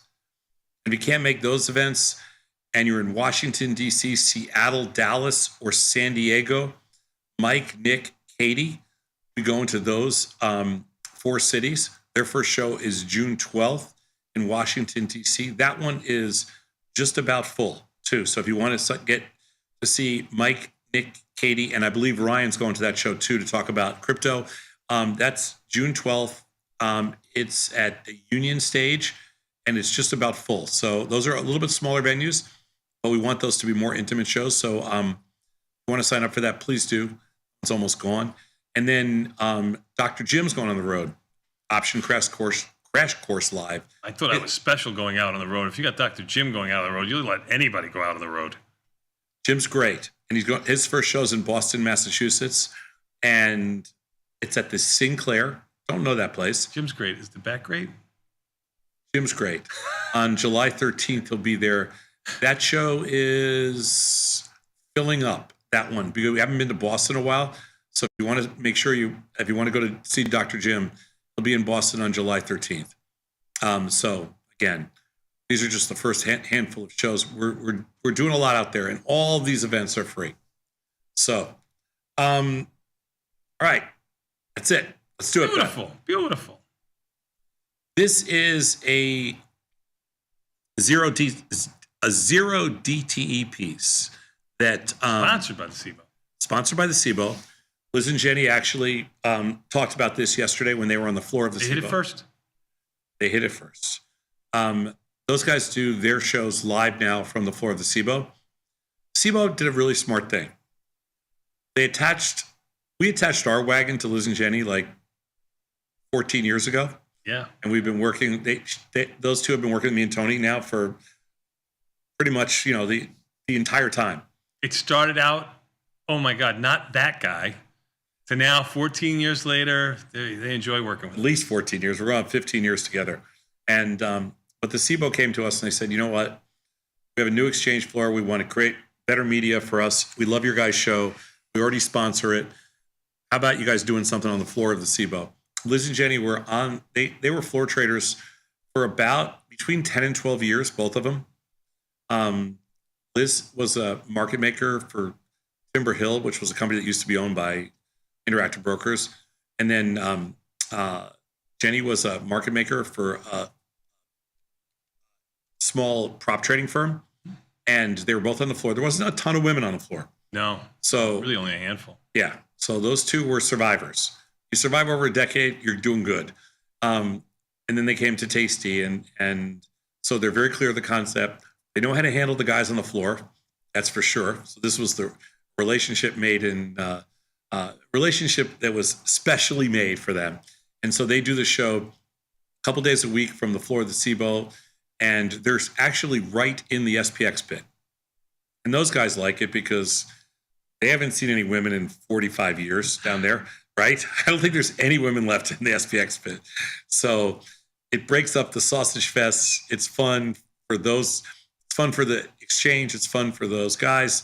And it's fun for them because they know most of them. Mm-hmm. So it's a good environment. Yes, it is. So anyway, and they've been looking at the guys that are left in the SPX pit. They've been looking at each other now for about 25 straight years. Yeah, and they get to see some of the old timers that are still there, which is awesome. I know, but those guys have been looking at each other. You could bring anybody into that pit, and they'd be like, "Oh, thank God, a new person." Sure, sure. Not a lot of new bodies. Mm-hmm. So let's do it. A fun little zero DT piece. Are you ready for this? Sure am. S&P's now unchanged. Okay. I didn't think that. I'm going to riddle me this. Oh, but you don't listen. I'm going to ask you a question here, okay? Sure. I would never have known the answer. I do not expect you to know the answer. I would have never known the answer. Oh, but please, baby cheeses, if you can give me the strength to get this answer correct, I would be forever grateful. Go ahead. As option expiration approaches, their price sensitivity intensifies, making zero DT trading one of the most dynamic and rapid forms, blah, blah, blah.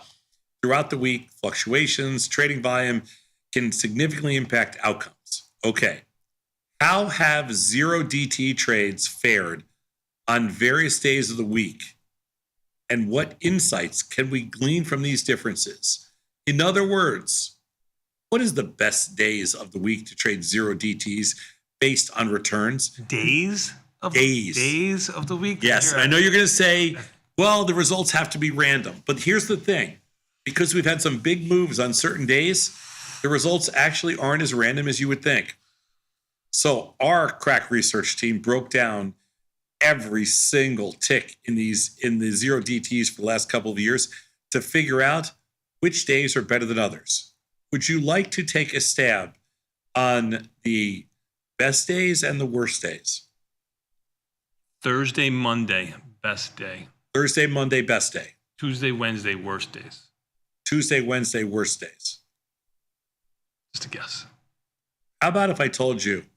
You could remove one. No, don't do this to me. I won't do. I'll be nice. I'll be too confused. How about if I told you that Thursday, Monday are the exact right 2 days for best day, worst day? You don't have the order exactly. You said those are the best days, right? Yeah. One of those is the best day. I'm going to stick with my answer, Thursday, Monday. One of those is the worst day. I'm going to stick with it. Oh, one of them's the worst day? One of those 2 days is the worst day, and one of those 2 days is the best day. Oh, crap. So you got the 2 days. Monday's tricky for me because you have the whole weekend, but I think there's a lot of premium baked in there. I'm going to say Thursday's still the worst day, and Monday's the best day. I'm going to go against. Tony said Monday the best, Thursday the worst. Yeah, I'm going to go against. I mean, I gave him a little hint that those are the best. Those are the best and worst days. But let's see. Yep. Let's go to the next slide. Okay, so all the data we looked at 0 DT iron condors. The fact that it's iron condor doesn't make any difference because we're using 40 deltas, 20 deltas, so it doesn't really matter. We opened the trade at 9 o'clock, which our research shows is the best. All trades were closed at 25% of max profit. We filtered and analyzed the results by day of the week, and all times are Chicago times, and all the trades are assumed to close or execute at mid-price. Okay? Yep. Let's go to the next slide. And here's the first one, using a short 40 delta. Okay? That's your short option.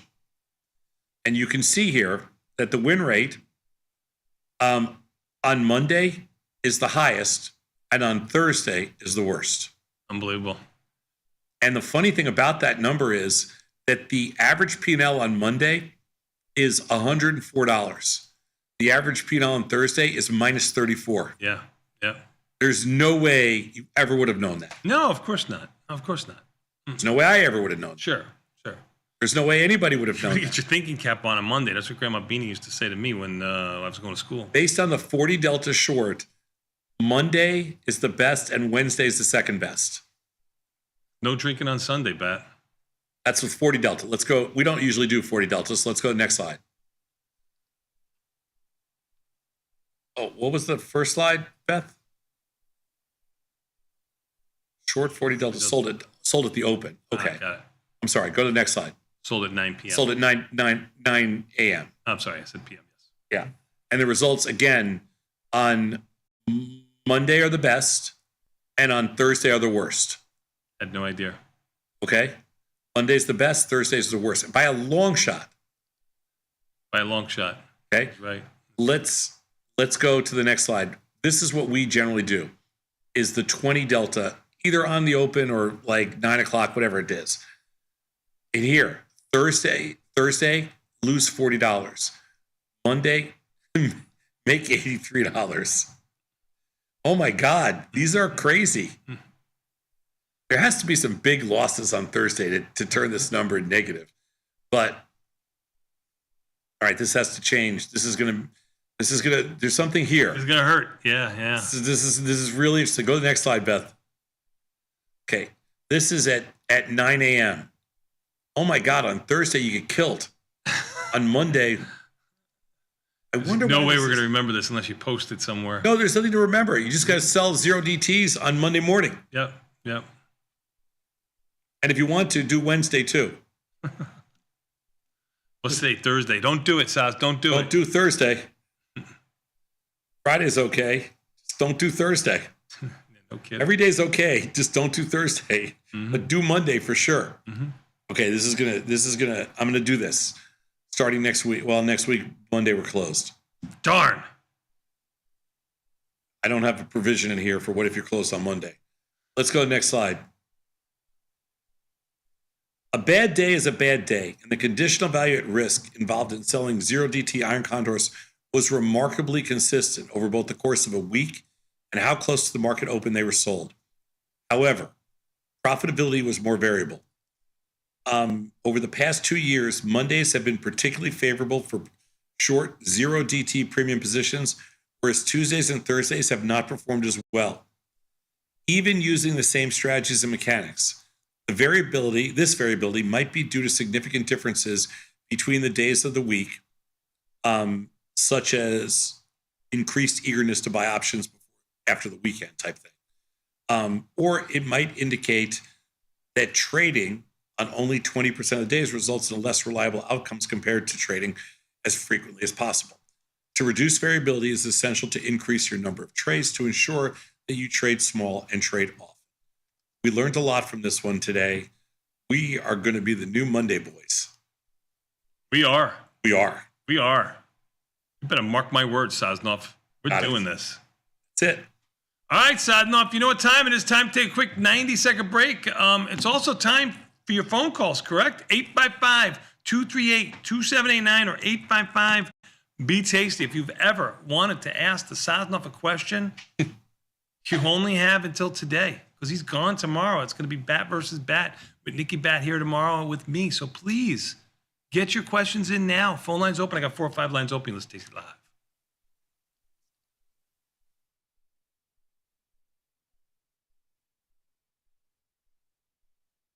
Dear Kaylee, hats off to you for being such a culinary genius. I don't think it has ever dawned on our kitchen staff to serve gazpacho hot. Sincerely, Bob. Sometimes it feels good to get smart. Get even smarter with live trading insights and some live taunting. I don't want to fact check you with my vagina, but I will. From the smart mouths at tastylive. If you missed the live show, here's our cherry on top yearly recap. So, we're doing the show on Friday, and the Bat, he's doing the show in the morning, then he's going away afterwards, right? Yeah. He's all packing up the car, he's doing his stuff. RV. Packing up the Packed up the RV for a 6 to 8 day trip. We're supposed to be there about 4 48 days. hours. I bet him $20, and I said, you'll be in a hotel by either the first night or second night. And then I vociferously stood up for you. Of course you did. You should have, because that was the smart move. I appreciate you. You're yeah. Saturday morning, I look at my phone, and it says Venmo, $20. I almost had to pay him $40 because there was a little stipulation. If we didn't sleep there one night at all, I'd have to double the bet. I almost had to send him $40. What happened? See what happened? Here, what happened was we're driving up there. It's absolutely beautiful. It's like sunny as can be. You were tweeting pictures. Oh, yeah, it was beautiful. It was beautiful. Instagram, you're like, I'm here in the woods. Absolutely beautiful. Absolutely beautiful. Amazing. It was gorgeous. We were gonna make a slight right-hand turn. We got about 10 miles to go, and up ahead there's like this dark cloud, and it's raining. It started getting muddy, and dogs are getting all muddy. Wife's having a little problem. Bugs are everywhere from the rain. And I realized at that moment that my wife was not a camping gal. That's a surprise. So at 6 o'clock in the morning, I pulled everything out, closed everything up, shoved everything underneath, and I was home. We actually left because we did the show at 10 o'clock in the morning. Let's say we left at 10:30. I was home at 10 o'clock in the morning the next day. Look at him. You were just jumped in my pool, looked back at my house, and I said, why would I ever leave? Why? He was going to go fishing, catch. He's hurt on this one. Muskies. Some bass. Very quiet. I left Friday at 10:30. I was back Saturday at 10. AM? Yeah. You didn't make it 24 hours? No. Who broke down? They all did. They all did. I rented a boat for Saturday, but the boat was broken. It rained for 5 hours.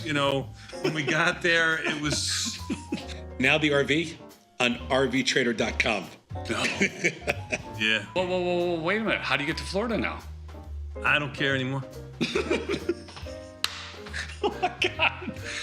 First of all, I'm sitting in the captain's seat. I've never been invited to come sit in the new captain's seat. But what I'm concerned with is the size of these screens. And he's still doing this. No, let's take a look. They did not hold that rally at all. Phil, you got a partial. 973.75. I'm looking at this like I have to move my head to get through the top, the top symbols. I thought he had like a little computer and he was getting down. He hasn't learned that he could swivel his head.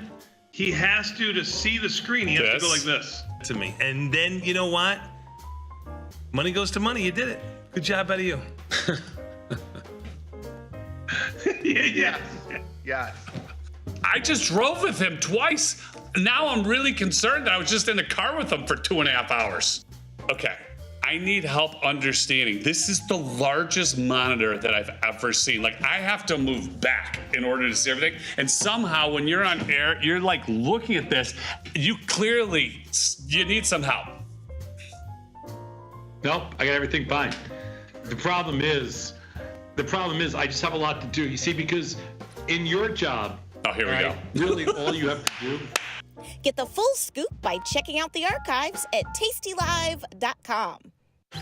Got the need for speed? No problem.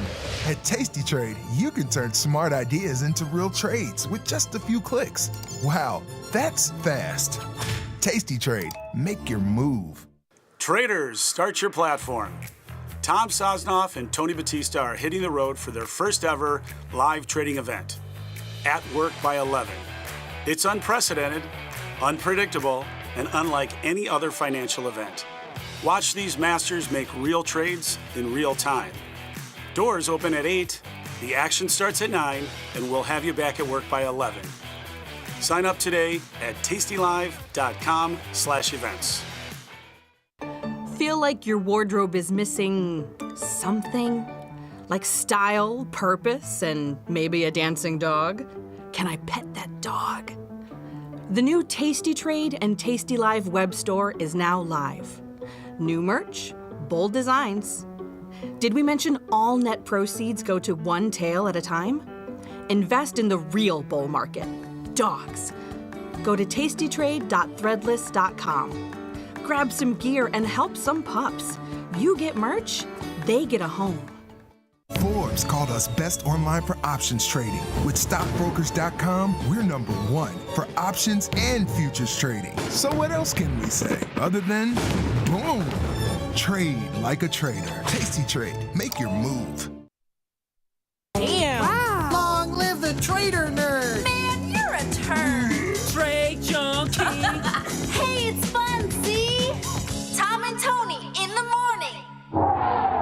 Tomas, we are back, my friend. You know what that means. Time for a little more Tasty Live with your phone calls. 855-238-2789 or 855-BE-TASTY. No, it's Red Shirt Thursday. It is Red Shirt Thursday, and you wore your red shirt to show solidarity with Liz and Jenny, who will be on the floor of the SIBO today, which is kind of nice. No, they won't. No. They're not on the floor because they got Liz and TP. TP's not allowed on the floor. TP has been barred from the floor, barred and banned, tagged and feathered, targeted. Feathered. TP was on the floor very early in his career. Board of Trade, I believe. Board of Trade. Yeah. Board of Trade. Right. Yeah, I don't know how he got on there. He must have snuck on. I don't know what fictitious name he used to get on there. That is correct. That's what I thought. But we are going to your phone calls, 855-238-2789 or 855-BE-TASTY. I got 4 or 5 lines open. I would love to hear from you. If you haven't had a chance to get in, you can get in right this minute, right now. Sadnov, have you ever been banned from any place? I was banned from the Olick Memorial. That's a place we used to play basketball at somebody's house. We called it the Olick Memorial. And somebody banned them. They banned you from their house. This is in your childhood. Yes. Got it. Yeah. Have I been banned from other places? Probably.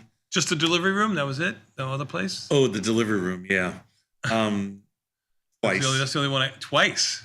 Yeah. Two-time offender. You know, the third time they put you away forever. That's why Bill Caddy had to get in the wind. You know, my wife gets banned all the time from places. I find that so hard to believe. No, she's confrontational, argumentative, and violent.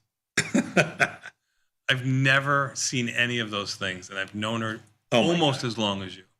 I would say when she got banned from that one Italian restaurant that was around the corner from her house, that's the only time it really pissed me off.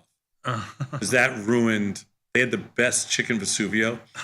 And on the bone, of course. On the bone, extra garlic.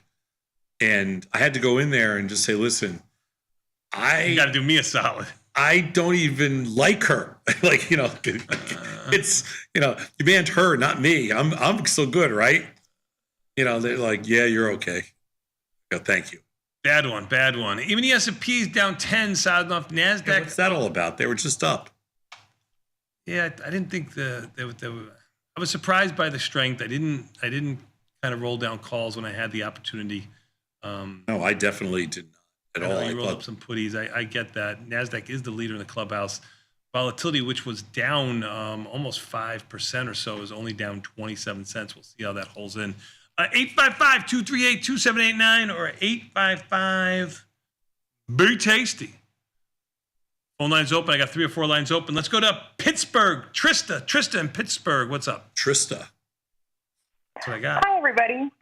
Hi, how are you? Hello, Trista. So I'm doing good. We're just starting our Memorial Day weekend early here. What do you got going on? Probably cooking out, and I mean it's cold here, just like it's cold in Chicago. So no swimming, no real outdoor sports. What is the barbecue? Memorial Day is a cruel trick on. It is a little cruel. What is the barbecue? Really is. What is the barbecue meat of choice in Pittsburgh? It's a good question. We don't have.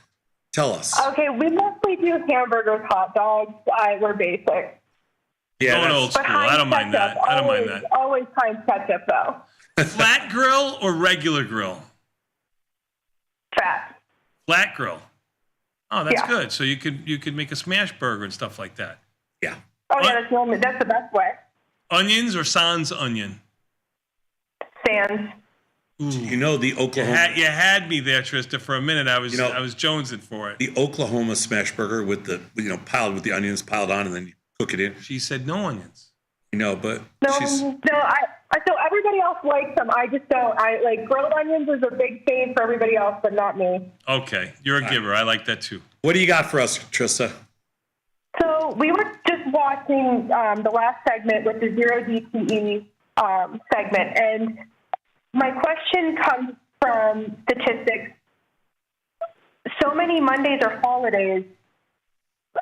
Do you think that's skewed the numbers a little bit? Yeah, like a little bit for Mondays being more positive, since we're going to have this Monday off. We're going to have Labor Day off in a couple months. And then some years, like Christmas and New Year's Day, fall on the same. They're always the same day of the week, but sometimes they're also Mondays. You could lose like 6 Mondays in a year. That's a good question, and I don't know. I would have to ask the research team if they think that comes into play. Do you know what I think it is? Which I think is a little weird.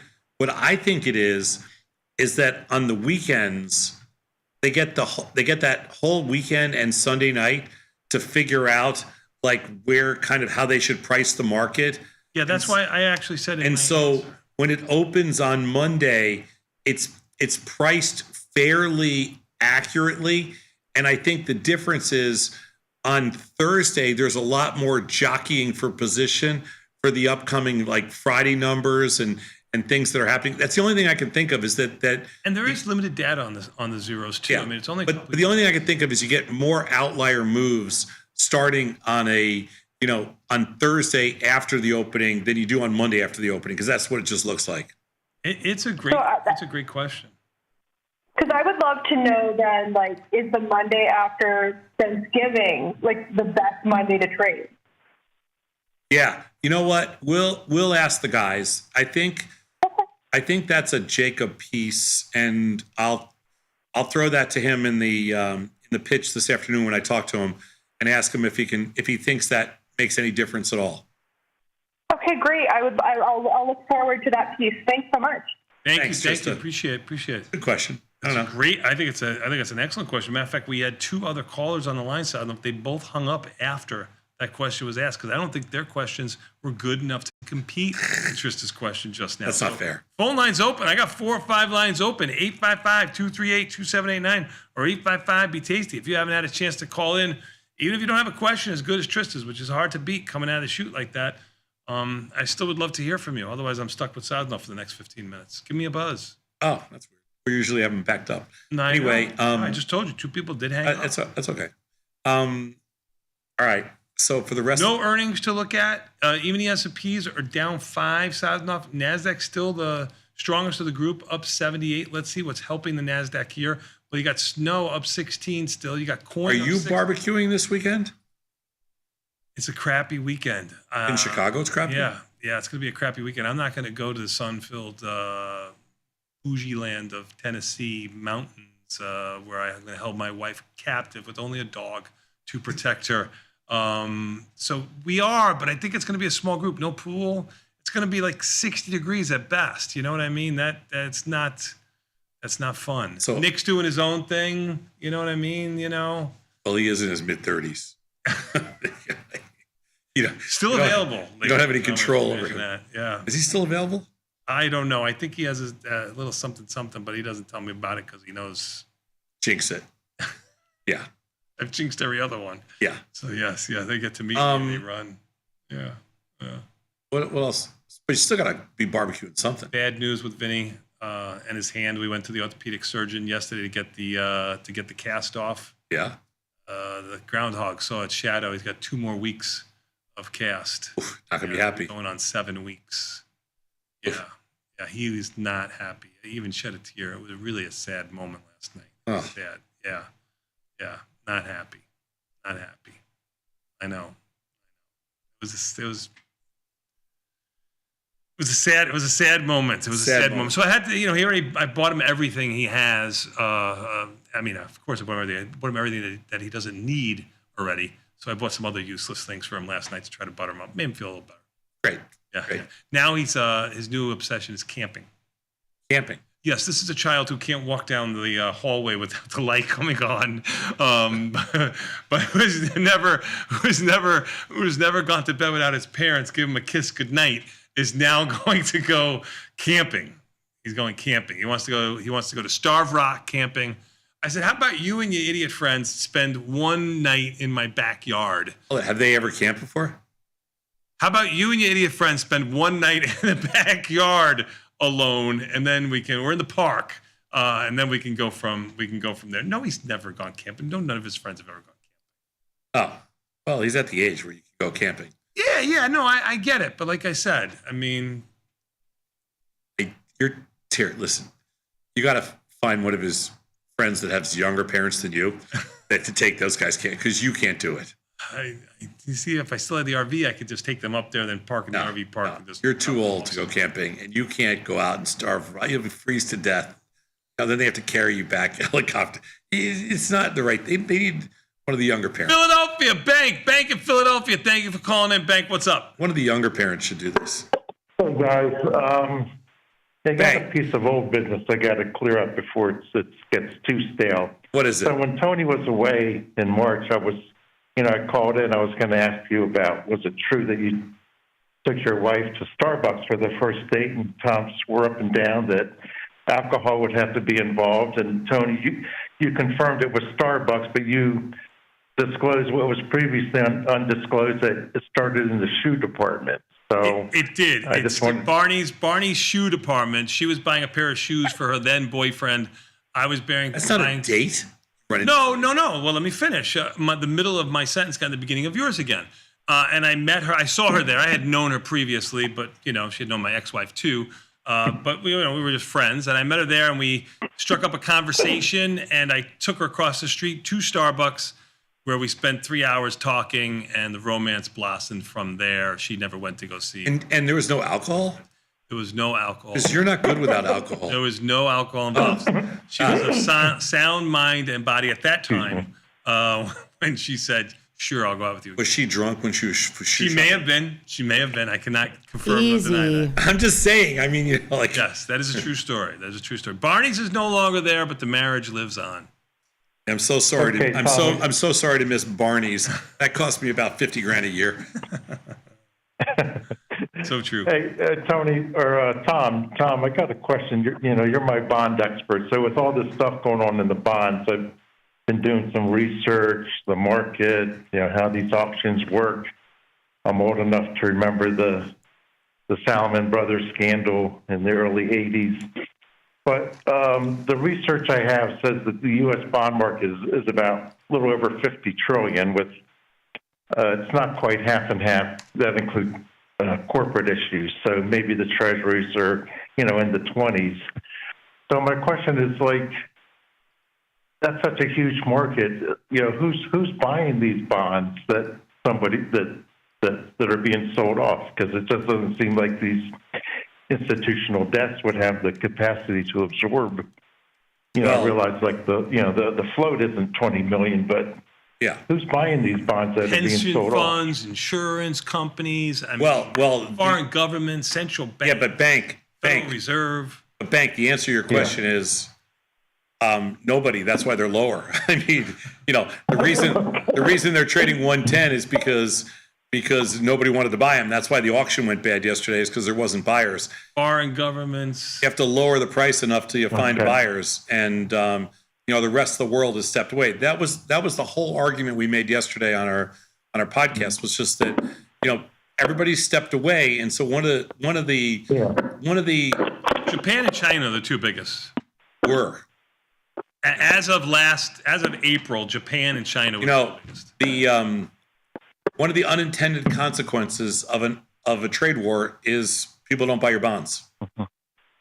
Right. Or the free money is tightened up. How you want to look at it. Yeah. I'll send you the pie chart. It's kind of interesting. I think the U.S. or China was like number 2 at 20-some trillion. Japan was 11.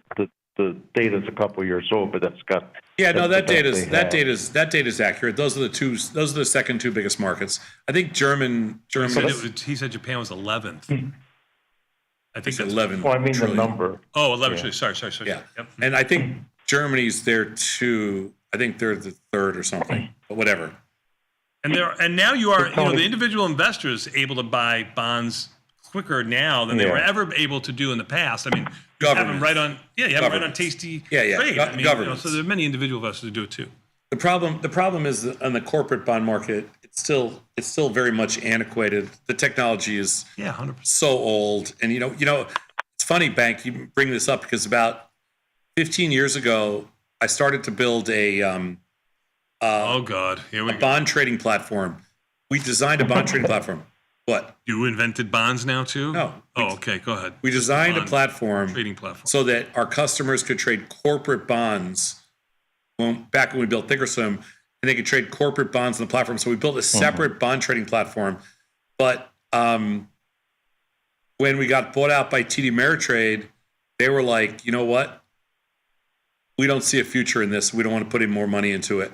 And I don't necessarily think they were wrong, but they scrapped that technology. And what's really funny is it doesn't even now, which is like 15 years later, it still doesn't exist. Yeah. Hey, Tony, before I go,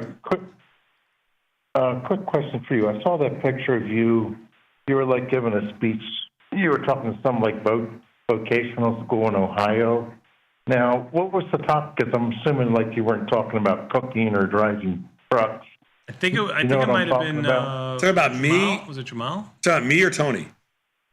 Tony, yeah. In Ohio? I think it was Jamal. I think you just had your color off on your screen. I don't think Tony's ever been to Ohio. I'll have to send it to you. Like you were dressed to the nines. I thought, you looked like you were a good corporate attorney. And well, then you're going back 20 years. I don't remember it. Okay, because Send it to me. Yeah, because I googled you, and like all these. Don't do that. Don't do that. You'll get all these viruses. Oh, don't Google me. Hey, Bank, send that to me. I want to see what that picture, what picture you're talking about. Me too. Because I don't think Tony's been to Ohio in a long time.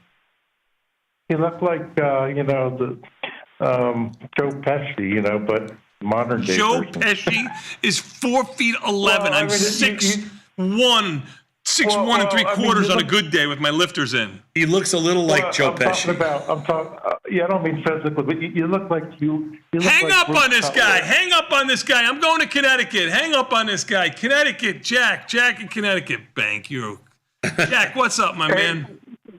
Hey, how are you guys doing? Listen, from everything I've heard from you guys, you are not proponents of technical analysis, which I kind of agree. It confuses the hell out of me, and it seems like voodoo a lot of the time.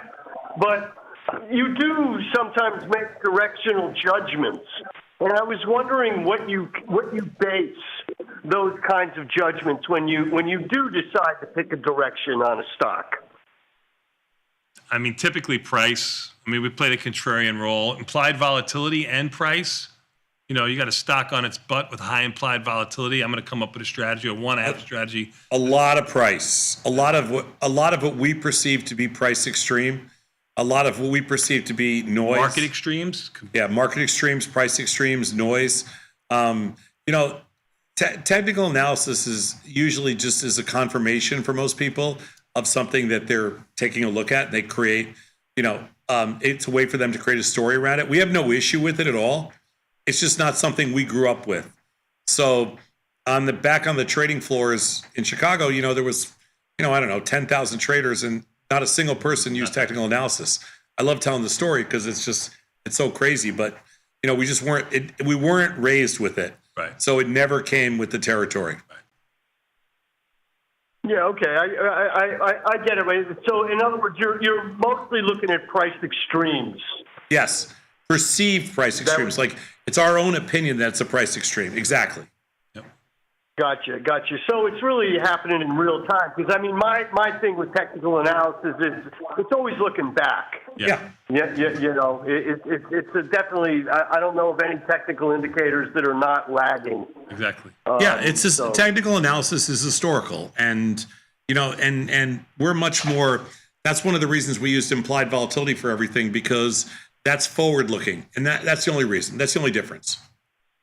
I got you. All right. Thank you. Thank you, brother. Appreciate it. Sure. We'll take one last call. We're going to go to Wilmington, North Carolina. I got Drawn. Drawn, what's up? Drawn in, Sosnoff. Like it. Hey, Drawn, what's up? Hey, how you guys doing? We're good. Excellent. I got a question. New user, new to the platform, not necessarily a new trader, but new to the platform, and I'm enjoying it. I got a question on the follow section. When I see the traders rolling positions, could that be a good time to enter or evaluate that one-off on each trade, or is it the general rule? Obviously, when you close one, I shouldn't mimic that, but in a general time when you are constantly rolling something, should I jump on that? Well, if you're following along with the trade, that's what that person on the follow page is doing. Now, if you agree with them that usually when they're rolling, they're reducing delta, and if you agree with them on the delta bias that you want to also remove or reduce delta in that position, then it's probably, that's what they're doing. Whether it's going to be good for you or not is entirely up to you, but that's what they're doing. So if you follow them into the trade, you're probably going to take a look at what they do after the trade's on. So it's a good thing to know. Hey, I got to ask you, is your name D-R-A-W-N? It's actually spelled D-R-A-U-G-H-O-N, but I told him my name phonically, and that's I told him it was okay to put that up. Got it. I've never heard that before. I like it. Haven't heard that? Like it. So I think Tony's answer is right. If you see us, like I roll a lot, if you see me make a roll, it means I feel like that stock is still in play. It's a determination based on implied volatility rank. And if the implied volatility rank remains high, if I'm rolling, I would have no issue with you getting into that trade. But, obviously we had established it earlier than that. That's all. Right. Good deal. I appreciate the help. Thanks, man. Thanks, man. Really appreciate your time. We're going to take a quick 90-second break. Sadnoff, bring in, TP is going to be here. But before we do, even the S&P down 16, losing the NASDAQ here, it's only up 18. Dow down 12. Russell down $130 and change. Volatility only down 20 cents. Sound of last time we were here, volatility was up a nickel or a dime with the market here. Do you think it gets a little bit feet underneath it, or do you think it continues going a little bit lower? I think the market survives today. I believe so too. Bonds off of their lows. Yep. I think the market survives today. Even the S&P is low, 58.28. 20 handles from here. We'll see if that holds. We'll be back in 90 seconds. We got Tasty Live with Jenny and Liz. Liz and TP. So sorry. Peace.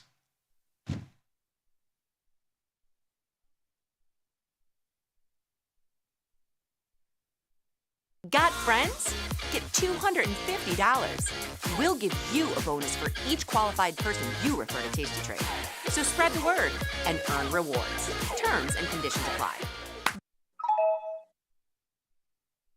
All right, Mike, we have earnings coming up next week in a time of high volatility and a lot of uncertainty. What advice would you give to traders in terms of attacking earnings in a time like this? It's a great question. I think every so often we have this pocket of time where everyone is talking about the same thing. Or when Bitcoin and crypto came out, we had Radio Shack talking about it. We had a coffee roasting company talking about it. Now I think you're going to hear a lot of tariff implications. So there's going to be a lot more heightened implied volatility in that weekly cycle where earnings are. Just doing your due diligence, have an understanding of what might impact the company you're trying to trade and how potential tariffs might impact that. And what would you say your earnings checklist is? What criteria do you look for in a company if you're going to try to make a play on earnings? You have to be really small. Even when you have a super strong assumption, you can be really wrong with earnings. The options market's closed when the earnings come out. You can't adjust unless you're hedging with stock, which I would say maybe size down more than you normally would. Stay defined risk. Just because a company reports good earnings numbers doesn't mean the stock is going to go up. Just be prepared for a lot of uncertainty. Feel like your wardrobe is missing something? Like style, purpose, and maybe a dancing dog? Can I pet that dog? The new Tasty Trade and tastylive web store is now live. New merch, bold designs. Did we mention all net proceeds go to one tail at a time? Invest in the real bull market, dogs. Go to tastytrade.threadless.com. Grab some gear and help some pups. You get merch, they get a home. Ready to take your trading skills to the next level? Dive into the world of stocks, options, and futures with Tasty Trade courses.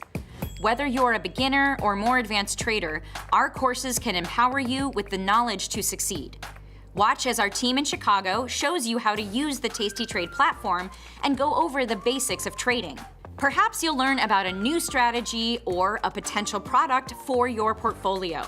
To find our courses, go to the Manage section of our web platform or head to courses.tastytrade.com.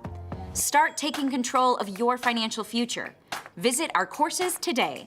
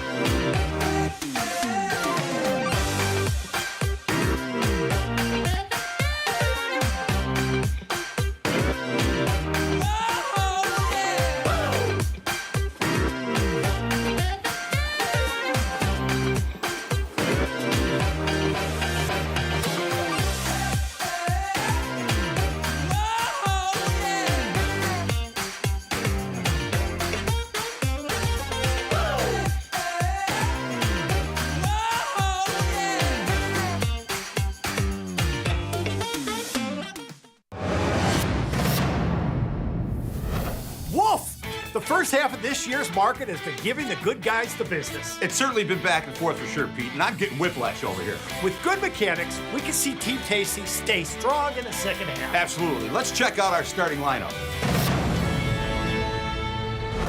Tony Bat Batista, the John Jay College of Criminal Justice. Number 69, because it's one standard deviation plus one. And you know, I'm the Bat. John McLaurin, Wisconsin, number 2, because I'm Beth's right-hand man. Vanetta Logan, the Indiana University. Number 3, because that's how many shots of bourbon it takes to make it through the first hour. I like the looks of that lineup. Well, be mechanical is always better than just trying to run plays and see what sticks, Pete. When you got skin in the game, you stay in the game. That's right. Now get off the couch and get into the game. Watch Tasty Trade.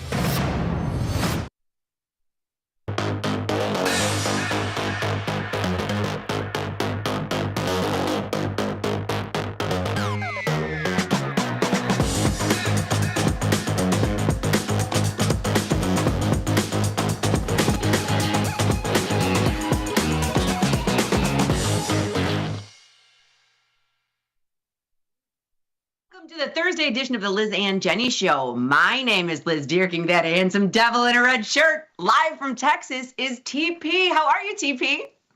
I'm great, Liz. And oh, you know what? We need the sound effect so that when you say, hey, it's Thursday, it's time for the Liz and Jenny show, you hear like the record scratching like that. Yes. And, no, it's not the Liz and Jenny show. It's the TP and the LD show. TP and we do need a record scratch. You're on enough. You are on enough, and you are our consummate fill-in that I do believe that at some point we should get our own opening. We could. Don't you think? I mean, you've been on enough. We do the show enough. You're always our fill-in, and we should have a separate opening for us. Maybe a little song. Well, and I was thinking about how long we've been at Tasty Live and stuff, and how long you guys have been doing this. I've known you for 15 years. Yeah, this is an every day you and Jenny come on and do content, and I just got to tell you guys, if the folks at home don't quite understand it. You guys, it's so hard to do that. Every single day, come up with something new to talk about in the markets. And of course, the markets change. Well, you talk about what's going on. But cranking out content like you guys do, that is a skill, a talent, regardless of whether you understand option trading or not. It is a talent to be able to do that. Bravo, Liz. Oh, TP, smooth talker, you are. I love it. Thank you. Oh, but no, in full disclosure, this is a dream job. I mean, I get to trade every single day, talk markets every single day, and I think you're probably very similar to us, but I can raise my right hand as if I'm in a meeting and say, hi, my name is Liz, and I'm a trading addict. Yeah. Oh my, funny. Yeah, there you go. You're in. So funny story. My daughter, who's 17, she just turned 17, but she's got O negative blood, went to a blood drive. So she goes all the time. And she walked in on an AA meeting before she went to the blood drive, and they were so excited to see her. Oh, that poor girl. Oh, she's like, they had coffee and donuts. And I was like, oh, Annabelle. But she was donating blood. She was donating blood, yeah. But that is impressive. She goes all the time because she's O negative. I think I'm B positive. But that's a good one too. But O negative, so she's the universal donor. I forget if she can give it to everybody. We can only get it from one. I don't know. I don't know. I just know she's that one. On a little bit more serious note about Red Shirt Thursday and the color blood and everything. So. I've been trying to grow tomatoes for the past however long. All right, maybe not 15 years, but it's been a while. And what I'm discovering, trying to grow tomatoes in Central Texas, is I'm not thus far, and it's, the last week or so of May, I'm not getting a lot of actual little tomatoes. So I'm getting flowers. And what I have learned, Liz, is that I don't think they're pollinating. I think it's become too humid. And so the little pollen things on the flowers they're getting sticky because of the humidity. So when the wind comes, it's not enough to knock the pollen into the rest of the plant and actually make a tomato. So I think that's where I'm stuck right now, because it's been now like about 10 days with flowers but nothing. And I'm a little panicky, and I don't want to bring the show down, Liz. I don't want to start us off with a depressing discussion of Tom Preston's tomatoes, but the whole red thing, it just brought it all to mind. Here's the good news, TP. I've got you for 2 full days. That's not depressing. Our viewers will absolutely come to the rescue and help us. I've got you for 2 days. I'm going to kind of set up a little bit of content, if that's okay, because you and I kind of can go off the rails with the crazy train. 100%. My favorite was this email that I got, and I'm not going to say the person's name because I do not want to embarrass them. But this email that I got was like, hey, can you please have TP give him a list? And so we're going to do this within the next 2 days. I'm going to give you a list. It might not be today. It might be tomorrow, where I'm going to randomly give you a symbol, and you're going to have about a minute to look at it and say how your mind works to set up a trade. Okay. Yeah, but the email is great because the email said, so I asked Jenny to do this when she was with TP. They started it, and then the two of them continued to talk about something else. Yes. And this sounds about right.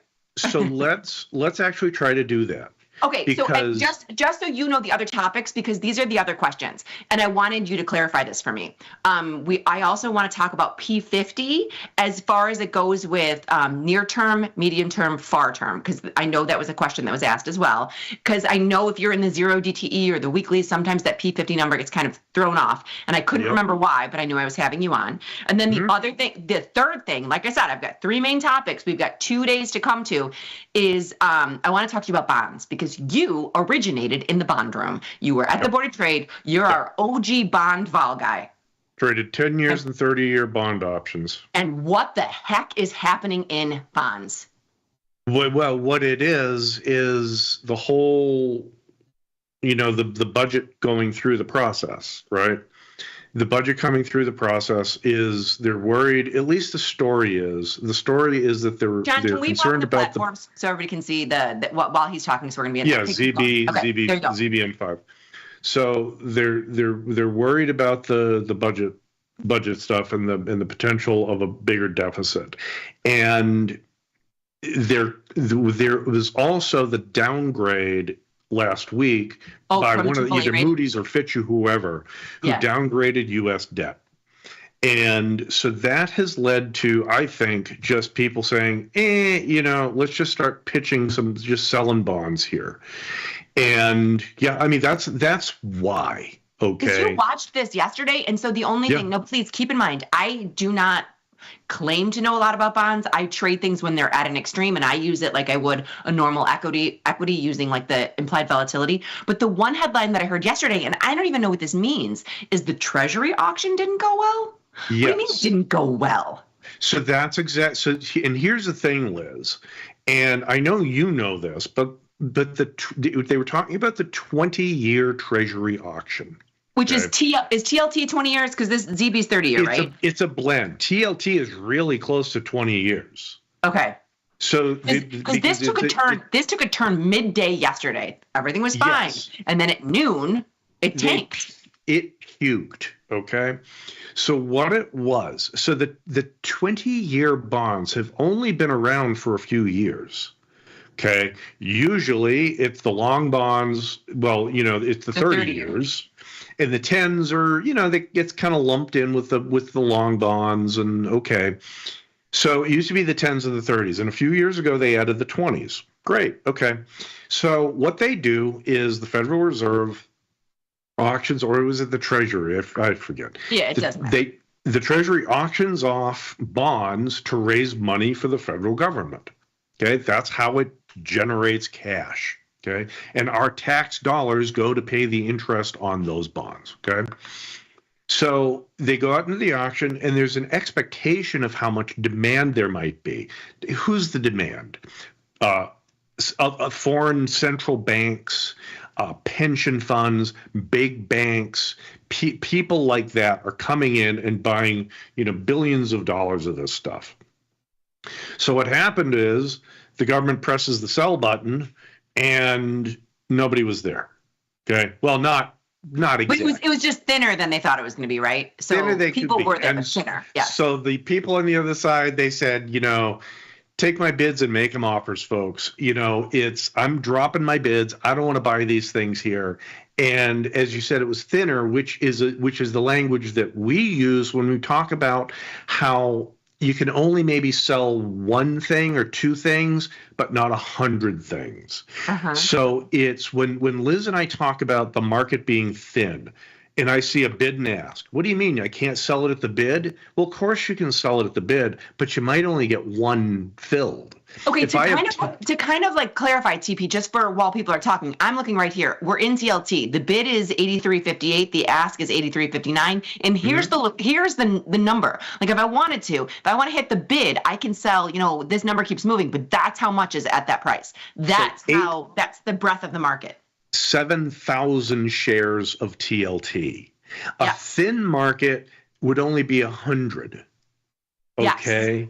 So in other words, when we talk about thin, yes, I can sell some at the bid, but I can't sell all I need to. What happened then is the bid got progressively lower. Like I said, take my bids and make them offers.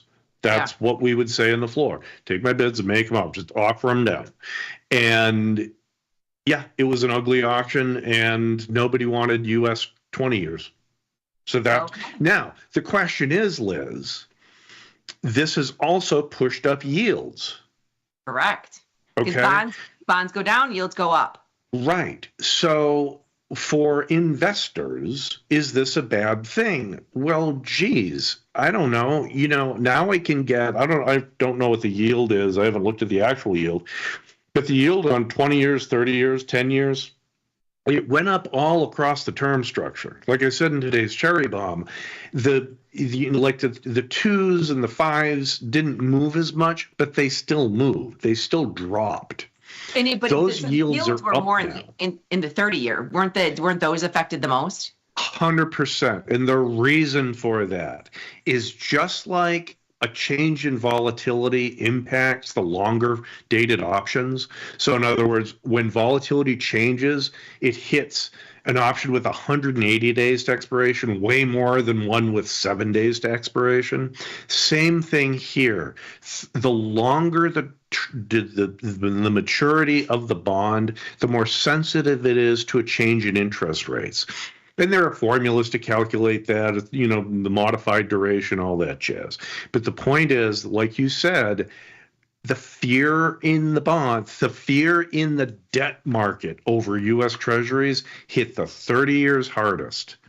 Okay, and so then went down the line. With interest rates in the longer end of the curve higher, does that notoriously, and I'm actually just trying to talk through this with you because conceptually I know the answer to it, but I want to know if in practice it works. So with the interest rates in the farther end of the curve being higher, does that pull money from the stock market because people can get returns that are farther out in time with a higher yield? It notoriously should be, right? It certainly can, and that's what we saw yesterday, I think. It was... it is a combination of, oh, geez, maybe the economy isn't doing as well. Maybe there's going to be some fiscal problem, whatever. So let's whack stocks too. Stocks got crushed. Yeah. Right. The S&Ps were down 1.8% yesterday. It was a pretty sharp move in the S&Ps. It was. It doesn't look like it, but you can see the big bar from open to close right there on SPY. Yeah. But part of the rationale, as you pointed out, Liz, is that if money can get less risky returns on bonds, why are they investing in stocks? Right. You can get the same return with no risk, or you can get that return with all the risk. Okay, so what are you doing in bonds? Or what was your existing position going into yesterday, and what are you doing on top of that? I was short ZB puts. So what I did was I closed those and rolled them out to I was short the ones in 15 days. Okay. So I was short like the 111s, and yeah, I lost some money on those, and I rolled them down and out. I am now short, and I'm sorry. No, I have to reload my platform. Oh, that's okay. I went out to 29 days, and I'll tell you exactly what I'm short. I'm short the 108s. Okay, so do you, and I think I know the answer to this too, but do you roll them down, out, and double them? Do you double the risk because it's down lower? No, or I do just not. 1-to-1? Okay. No, I do not. Because I don't, you said, well, TP, you're the bond expert. Well, I traded bonds. I traded bond options at the Board of Trade, which doesn't make me necessarily a bond expert. It just means I understand bond futures and bond futures options, right? And yeah, I understand the bond market kind of, but do I know to me, this is just another standard normal variable, Liz. Yeah. It's just it's just like Tesla or Netflix or the S&Ps or whatever. I just think, okay, I can sell those 108 puts, get a decent, an okay return on capital, and hope they bounce. That's all it is. I'm going to extrapolate too to guess that, so we just jumped in. We jumped in a couple days ago, and clearly we were early. But we don't always have a ZB position in. We'll dabble in ZB when I think it's a price extreme or a vol extreme.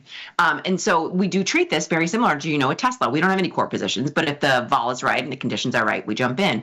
So, but I'm going to guess that you probably always have a bond position in. So that's why. Doubling up to catch up doesn't make any sense because I'm sure you're net up on whatever you've been doing. So this move didn't hit you, right? But you're not going to say, now I'm going to quadruple down. This was so that losing money on that bond put was one of probably 15 positions that I lost money in yesterday. But I had 35 winners. Right. It's just another part of the ball of yarn, of elastics. And I know we both have kids that, well, like I said, I'm trying to get my son's got an account, and I know your daughter's in finance, and we know they've been trading for a long time. But so that's it's hard. That's the hardest concept to see is I was like, trade small, trade often. You're going to see losers. And if you see days when everything is winning, that's rare. Even when your overall portfolio is up, there will be losses in there somewhere, or you're not doing it right. It's so. That's the one psychological thing you need to get past. I hate losing trades, Liz. I hate it. I hated losing money on that bond put. Okay. I know. It never gets easy. I hate it, but it's reality. It is reality. Okay? I'm bringing my son to the trading floor next Wednesday. Nice. Yeah, he graduated high school. He thinks he wants to be a finance major. So before he goes in, I just kind of want him to see everything. I'm really excited. He's bringing two of his friends who really, really are traders. And isn't he like 7 feet tall? Yeah, he's 6'6". Well, he's 6'5.5". But yeah, you round up to 7. He could get a job down there. I mean, because you want to stand out. Like if he's a spook, a clerk starting out yelling and up above the crowd, it's important. It's valuable. You know what we heard the other day? So we're down there. I love being at the SIBO floor because it's the same people from 15 years ago when I left. They're the same people, so I know them. They're all my friends. But they were telling us they're so open outcry TP. The SPX pit probably has 300 people in it. The VIX pit probably has 150 people in it, and people don't realize that they're opening up exchanges and they're hiring. What do you mean, like the Texas exchange or the whatever? Texas, the Miami, like people are trying to bring back floor trading, which I think is insane. Really? Yes. I didn't know that. I thought those places were all electronic. I didn't know. I didn't know that either. That's what we learned the other day is that they're trying to do more open outcry exchanges because the popularity of the SPX pit and the VIX pit. Now, I am not saying this from any educated purpose, but I believe the open outcry is still there because the contract that the SIBO has. Yes. So if you don't have a good product, I don't know what open outcry is going to be. Well, see, right. I gotta say, and I've been on both sides. So, I trading on the floor of the board of trade. Yes, that was a great experience for me. Yes, but keep in mind that's how things were executed before computers. Before computers, correct. Okay, you could do it with just people, and it was all handing in the tickets and all that stuff. Now it's electronic. And there's no. Okay, all right. You want to know a good example of this? I gotta adjust my seat for this, Liz. All right, I like it. This means business. When he starts moving around like that, he means business. You know the truth is coming out. So my wife, she doesn't trade like you and I do, and it's whatever. The different strokes, different folks. That's okay. So she has some money in CDs, and with Chase Bank. Okay, because it's local, it's big, and it's safe, yada, yada. Do you know that, at least in her experience, maybe it's different for other people, I don't know, she has to go in and either say, yes, I want to roll this CD to this new CD, or I don't want to roll it. In other words, I want to take the cash in my account. If she doesn't, it's automatically rolled to some other CD that they pick that I guess matches what it was. She got screwed one time where they gave instead of getting like 4%, they put her in something that gave her like a 1.5%. It's like, and I'm thinking, sweetie, nobody goes in anywhere anymore. It's all electronic. Yes. This is, and so she's been shifting stuff over to digital banks. But the point is that the whole open outcry was required because we didn't have the telecommunications. We didn't have the telecom. I was shocked at how much order flow we can actually hear by sitting there. And because everything over under 200 contracts. So, not me. I'm over 200, an SPX trader. I'm just kidding. Your size. Size up. Size up. But so anything over 200 is open outcry. Yeah, I mean, I can see that. And that's kind of valid. Now, who's trading 200 SPX options? Correct. It's not your All mom right. and pop. So what they want to do is they want to work it. They want to work the roll. They want to see if there's anything that they can do depending. That's where the open outcry actually makes sense. That's not for you or I, right? This is 100%. These are And your so- huge numbers. Yeah, and so the other thing that I would ask is the CBO basically just the SPX and the VIX right now? There's a couple other products that are traded there. There are, but I think open outcry, that's basically it. Now, one of the things is the CBOE, those are very valuable products. You can't just, so like the Miami exchange or the Texas exchange just can't create another S&P 500 European style option. No, Okay. and they can't. They can't and do you're never gonna beat the Mac Daddy of liquidity of the SPX or SPY. So you can try to mimic these products, and there's a million products that try to mimic it, but no one is as liquid as these. No. And so this is why, so talking about, let's say, what should your son do? Should he try to get a job, let's say, at the CBOE or at these other exchanges? I'm just gaming it out. So should he try to get some experience as an open outcry trader? Well, sure, it doesn't hurt, right? No. Because I mean, it doesn't he's hurt. a senior in high school. I just want to get him excited for his finance. I mean, he just graduated high 100%. school. Yeah. But long term, he could put a year in doing it, but long term, that's not where finance is going. Right. Okay. What he needs to, what I think and what I tell my daughter and all her comrades is understand what crypto is. Oh, Understand yeah. what Bitcoin is. Understand what blockchain is. Yeah. Okay.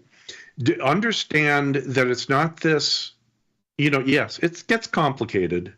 I get it. It's a little complicated. Oh, it is. It is definitely complicated. Do you know what all these kids are doing? And like I said, we'll move. I know we kind of keep going. We can talk in circles. But you know what his friends are doing, and they've been doing it for years. Is they're scalping futures, which I find insane. But there's all these programs, TP, where they're luring younger kids in to start scalping futures. Are they doing? What do you mean, like Bitcoin futures? No, or just futures? Like ES, like MES. Yeah. So this is and Liz, that's. I mean, I think that's dangerous. I think that's this that's isn't a new thing, right? There's a couple of places here in Austin where they hire you as a trader. Are you a trader? Not really. They'll give you some capital, maybe. I guess I don't really know, but they give you some money, and they basically make money off of the fees you generate. So, okay, trade the futures. They put in very strict risk limits on you, so that you're losing $100. Okay, we got to get you out of that position. But basically, you're like a retail trader. You're just generating commissions and fees for the entity. It's not, so they don't care that you're taking risk, Liz. They don't care that you're just making 50-50 bets. You're not really trading. I'm sorry. You're gambling. You're guessing. But they're so handcuffed because those are the places that will give them capital to trade with. Because right now, no 18-year-old kids have cash to trade. So, but yeah, that's what they're doing. It's pretty crazy. And so there are a lot of different parts in this industry. And I've been around for a long time and have been exposed to almost all of those parts. You have too. Yes. And there's so many different players that if I was talking to a young person to help them navigate this stuff, yeah, I mean, there are some places that I would say just avoid those. They're not going to do you any good. They're not going to turn you into a Liz Deerking. Okay. And no, seriously, they're not going to teach you what you need to know. They're not going to teach you that after doing this for 25 plus years. Okay. They're not providing any shortcuts to be the next Liz Deerking. They're just teaching you something that isn't particularly valuable. Yeah, but TP, so this is interesting too. And like I said, I'm sorry for going off on the tangent. No. It doesn't matter. It doesn't matter how many videos. It doesn't matter how many books I read. You don't learn anything until you do it. And you and I have done hundreds, if not thousands, if not millions of trades in our lifetime. And so that's the only thing. Like, I don't remember when I learned to walk, but I know I had to like let go of my kids' hands in order for them to go and fall. You know what I'm saying? It's that same concept. They would never learn how to walk by sitting down and watching videos. No. You got to do and it. Sometimes and see, because I was kind of a bad father, I would give them a little push sometimes. Just come on, kids. What's the matter? What? Come on. We got things to do. Come on, we're busy here. Come on, keep it moving. Keep it moving. So all right, okay. let's. So I do want to pop into Twitter real quick because I love this. Hold on, we're gonna go top down. We've got Bob on fire. He's a fellow Texan, but I gotta go here first because Mikey, our Polish warrior, he prefers the tame. How he said we were, we all were raising our right hand. Like, oh yes, of course. He prefers Polish warrior. He prefers the term trading enthusiast. He's a trading enthusiast. Yes, of course. Yes. I'm still going with addict because I do believe I'm addicted. Well, we don't need enthusiast. Yeah, I like losing that extra syllable. Enthusiast. Yes. But enthusiast. Oh, 2 extra syllables. Addict. Trading addict. It's faster to say trading addict or junkie, whatever. Junkie. There you go. That's what we are. We're junkies. Okay. And then now Bob on fire, who's a fellow Texan, I'm sure is going to be barbecuing this weekend. Are you barbecuing this weekend? Maybe. Yes, maybe. I don't really. Well, this is another thing. I don't really celebrate Memorial Day like that because it was growing up. My dad was in World War II. It was over in Europe. We didn't really. It was a day. We went to a parade, but it was always kind of a somber thing. So it's like, okay, we were. I guess the girls will be home. I don't know. We'll see. Well, maybe you'll throw something on the grill. I will tell you, and I think we talked about this before. You have changed my steak eating habits you were talking to Tom about this the one time about like the inside versus outside skirt steaks. Yes. And it is 1,000% difference between the two. Where did you get them? I got a guy. So there's this guy. We have a lot of golf courses by us. So there's this guy who literally comes. He'll call us when he's in the neighborhood, but it's like an ice cream truck, but it's a freezer. And he goes to all the golf courses and they're individually wrapped. So he'll open it up and you can get like lobster or Dover sole or fillets or those steaks. And it's fascinating how delicious they are. So he's probably a mobster. Right. He's probably, and it's, gets it off the back of the loading dock and, gets a little kickback. Yeah. Those outside skirt steaks are just different. They're and amazing. I don't know why. I don't understand cow physiology or muscles or whatever, but they're just different. They're so much nicer. They are. So I have a bunch of them in the freezer and I've been meaning to bring one to Tom. I always forget. He can get his own. I don't know if you can. They're not that easy to come by. Yeah, well, he could probably figure it out. No, what he would do is go to, what was it? Was it the Athenian Room with their skirt steak? Was it the Athenian Room? All right, I don't want to get off the rails here.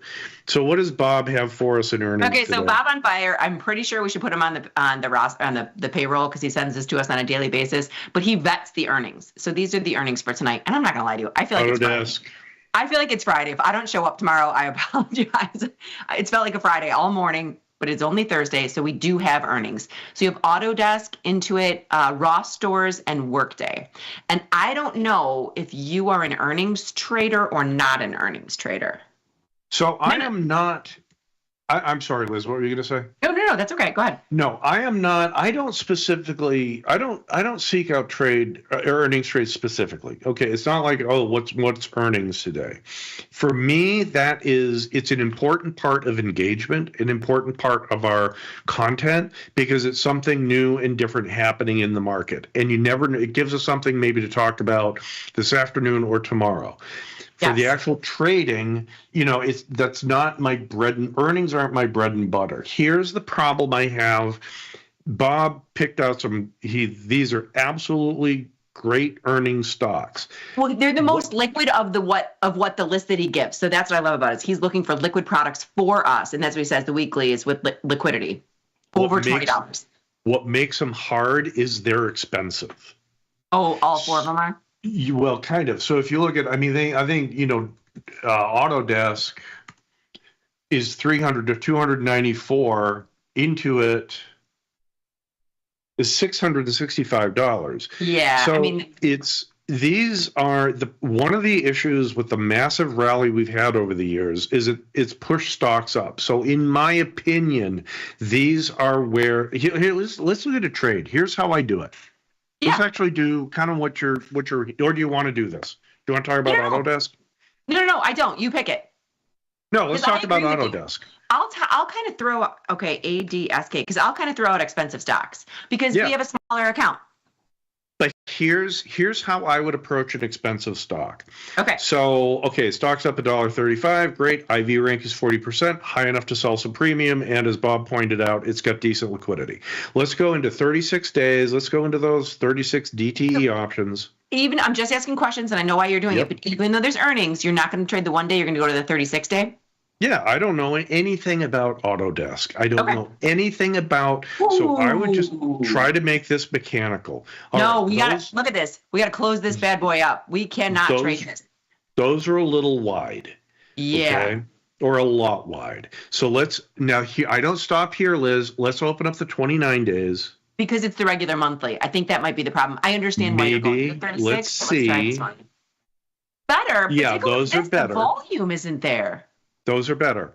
So here's what I do. 294.42 is close to 295. If I use 295 as my point, let's go $5 down and $5 up. Down to the 290 puts, they're trading at 940. Just do the ask price.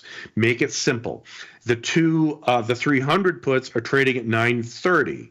So right now the skew it's basically even. Okay. Yeah, that's pretty even. Doesn't tell you much. But if I were bullish on Autodesk, I would start with, let's say, the 287.5 puts. I would sell those and buy the 285s. I'm looking for $1.60. Ooh. Or no, 50. No. It's 250 wide. It's only 250 wide. Yeah. So it's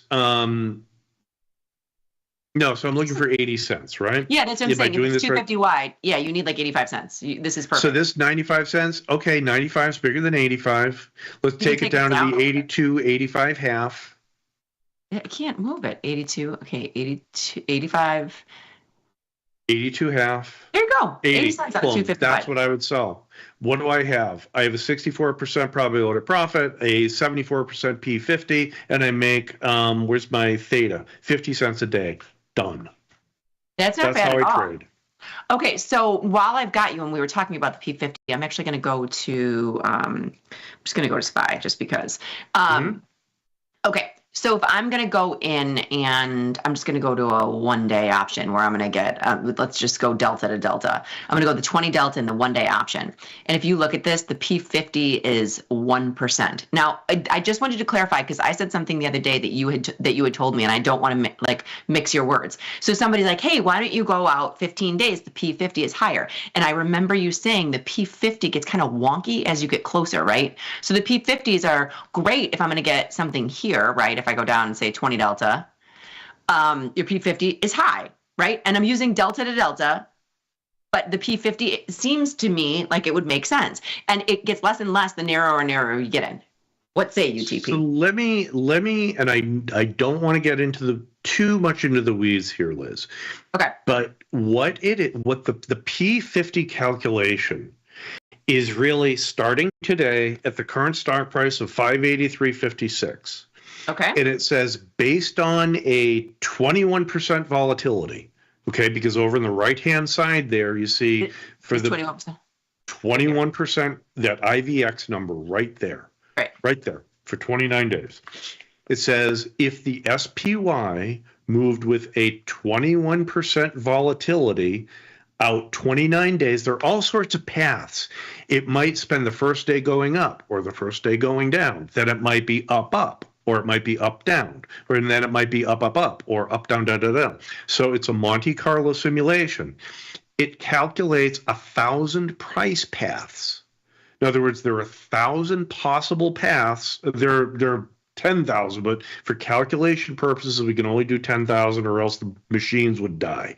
So 1,000 price paths for the SPY between here and 29 days. So each day is like a little node, right, for the calculation.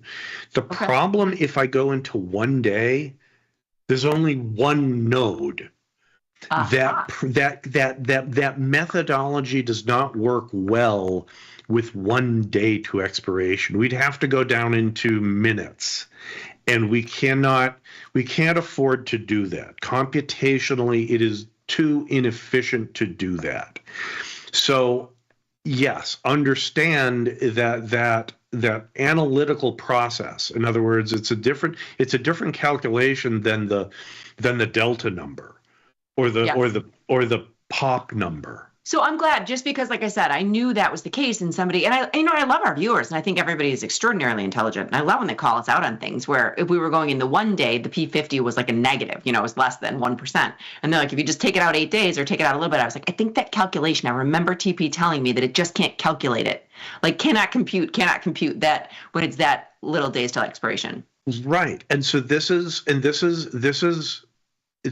why the P50 number and the pop number and the theta number and the buying power reduction number and the max, all these come together to suggest to me what might be a reasonable trade. Okay? It's not that, I only look at the P50. No. Okay? I look at that whole array and just kind of turn it over in my head for a second and say, okay, done. Trade it. Because, and the only reason I do it... You have to look at them all. What's that? Well, yeah. We went somebody on the road, and Jenny and I almost fell off our chairs when they were like, I learned about theta, and I got my theta number up to like 3,000 a day. And you're just like, oh my God, you have to take them all you have to take them all these pieces, because that's a lot of risk if you're just focusing on one of these numbers. Yes. So it's... And when you do the whole trade, small trade often thing, you're doing this so often, it's practice. It's a skill. So Liz and I have been looking at these numbers for practically 100 years. Okay. Together. Well, yeah. I don't want to date us more than we already are. But together we have 100 years experience. It's a little depressing. But anyway, the point is you get better at it. So it's like, I know what theta is, right? It's like, okay, but if you're still kind of working through this stuff, the more you do it, the faster it becomes. So I'll look at that Autodesk trade. I'll look at this SPY trade. It goes done. Yeah. Right? It's you get faster at it. Just like Bob, the barbecue guy in Texas, he knows exactly. He'll take ribs, he'll take pork butt, he'll take brisket, whatever, and know very quickly, given how big the piece of meat is, how hot the fire has to be, how long it's going to take. I'll take 3 days to figure it out. He takes 3 minutes. But I can almost guarantee you burn something along the way. What Aaron the Franklin's Barbecue, the big place here in Austin? Yes. When you read his book, when you talk to him, he says, "Well, Aaron, how do you make great brisket?" He says, "By making a lot of bad brisket." Yes. Okay? And I have done so many stupid trades over the years. Okay, dumb things that. Wait a second, why did I do that? Right. And slowly but surely, I've minimized those and maximized a little bit smarter trades.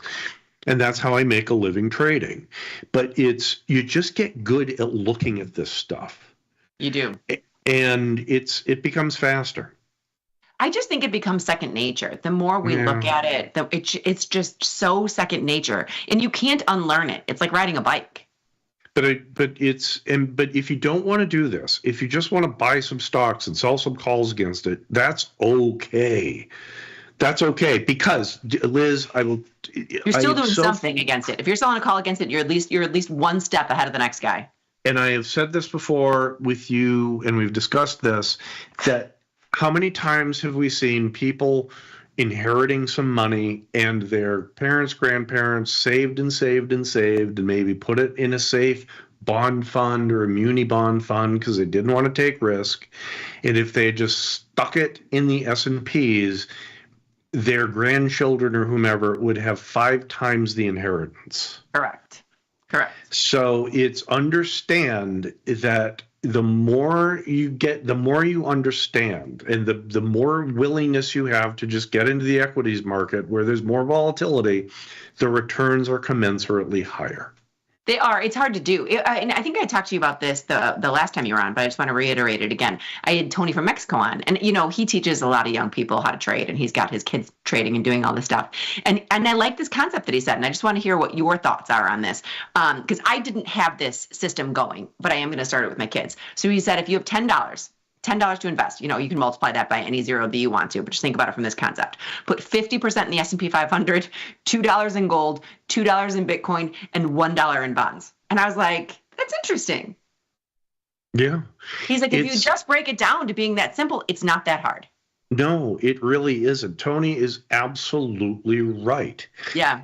And the subtext for it is, and this goes back to our open outcry discussion, the only reason you can do that is through the technology. Yes. That has been the biggest change in the industry over the past 30 years is the technology. That is an excellent point, because you can go out and do that right now. If I gave you $100, you can take 10, 50, 10, 10, 20. Do you know what I mean? I think, don't put me on the spot here, but I think I can buy 1 share of GLD. You can. Okay. You can. And I know this, TP, because I'm a gold bull. I always have been a gold bull, but it came up so high. So I sold out all of my stuff, and I have 1 share in there to keep an eye on the price. So I know you can buy 1 share of GLD. Nice. And 30 years ago, you couldn't do that. Yeah. Hell, 10 years ago, I don't think you could do that. You couldn't do that in most things. And now the technology allows, and this goes back into the back office, the transfer agents, the clearing firms, all this stuff. They can accommodate, it used to be the standard 100 shares. You had to trade 100 shares of stock, no more. That is such a huge, huge step forward. And I'm waiting, talking about the blockchain stuff, talking about fractional shares of stock. Why not? Oh, yeah. Right?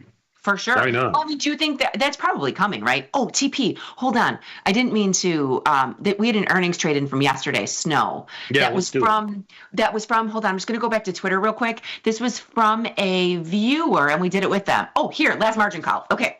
So we did it yesterday in Snow. Snow is a high flyer. So we've never done this before, because Jenny and I have a theory that what you make on one, you'll lose on the other, but it was a double diagonal.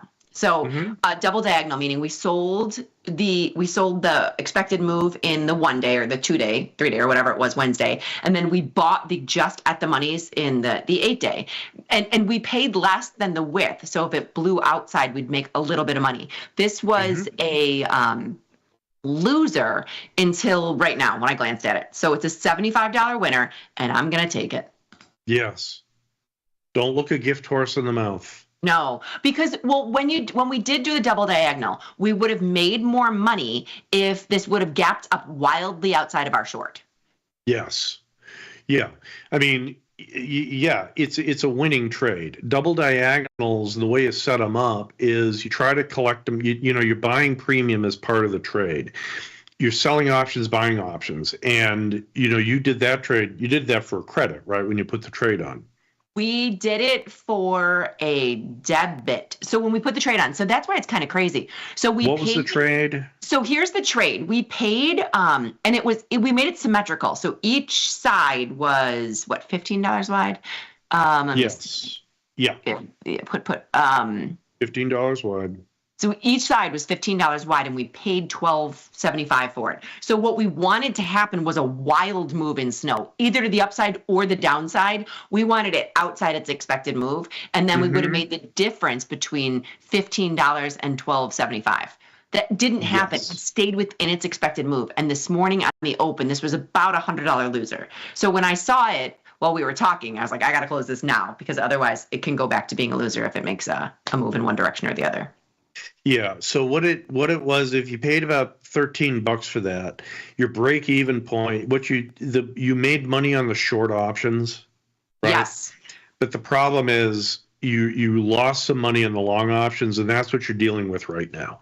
Yes. And so I closed it. I mean, we made very little bit, but I wanted to get out of this because it was a loser on the open. And I had thought the double diagonal, we should close it. So we made a little bit of money. And we wanted to try it and once again, how we're talking, you can do it. I can throw something in. And I know, even though I spent $1,200 on it, in my mind, no matter what happens, I'm not going to lose $1,200 tomorrow because I know that these 8 days are going to maintain something. Right. And the point is, it's what do you know about snow? Snowflake Inc. Nothing. Okay? Nothing. I don't even know what they do. And you don't care. It's a trade. Okay? Right. And it turned from a loser into a winner. Yeah. Take it off and book that winner and move on. And now, so Snow, it's very liquid, 15 million shares because of earnings, but Snow has a 10 rank. So TP, if you were to open this up, do you ever make trades after earnings? Because I know with a 10 rank, I want out either way. I'm not selling premium in a 10 rank. I mean, no, this is debit spread volatility. Kind of. I mean, here's the trick. Okay. 10% IV rank, that's really low. But 45% or 75% 75% in the 1 day. 40, but if you look at, let's say, the 45 or the 8 and 15 and 22 days, 42% is pretty high. It is. That's twice as what the VIX is. And so what I can still consider selling premium in there, again, just like the P50, POP, Theta, all that stuff, I will incorporate IV rank, but also look at the overall implied volatility. But then I look at the options themselves. So if I go into the Junes, 29 days, they're probably more liquid, right? Yeah. If I'm bullish, I'll look at maybe the 92 half, 90, buying the 90, selling the 92 halves. Doing the 90.92, 85 cents. There's another 1/3 of the width of the strikes. Do I know anything about snow? No, but this is how I would trade it. Right. And because why am I ignoring that 10 IV rank? Because the overall volatility is 40%. If you go ahead. Let me ask you this. If it's a 10 rank, I think you kind of thwart the low rank by defining your risk. I don't know that if a 10 rank, I would ever go out and sell just a put because the rank is so low. No, and especially on a $200 stock. Okay. I'm not getting rewarded for the risk I'm taking on a $200. That sucks up a lot of capital. Okay. Yeah. So the vertical, excuse me, but do this as an experiment, Liz, just for the sake of argument. Maybe, you can do this without screwing up the numbers. So buy the 97.5 200 call spread. Just create the trade. You don't route the order. So buy the 97 halves, sell the 200s. Whoops, flip. There we go. Okay. So my theta on that is -4 cents. Okay. Is that awful? No, it's not awful. Okay, 4 cents, it's not the end of the world, but I don't like it. Okay, and what do I have? My POP is P50. All right, my P is is 50%. My POP is 70%. That's not bad, but really, I don't like that negative theta.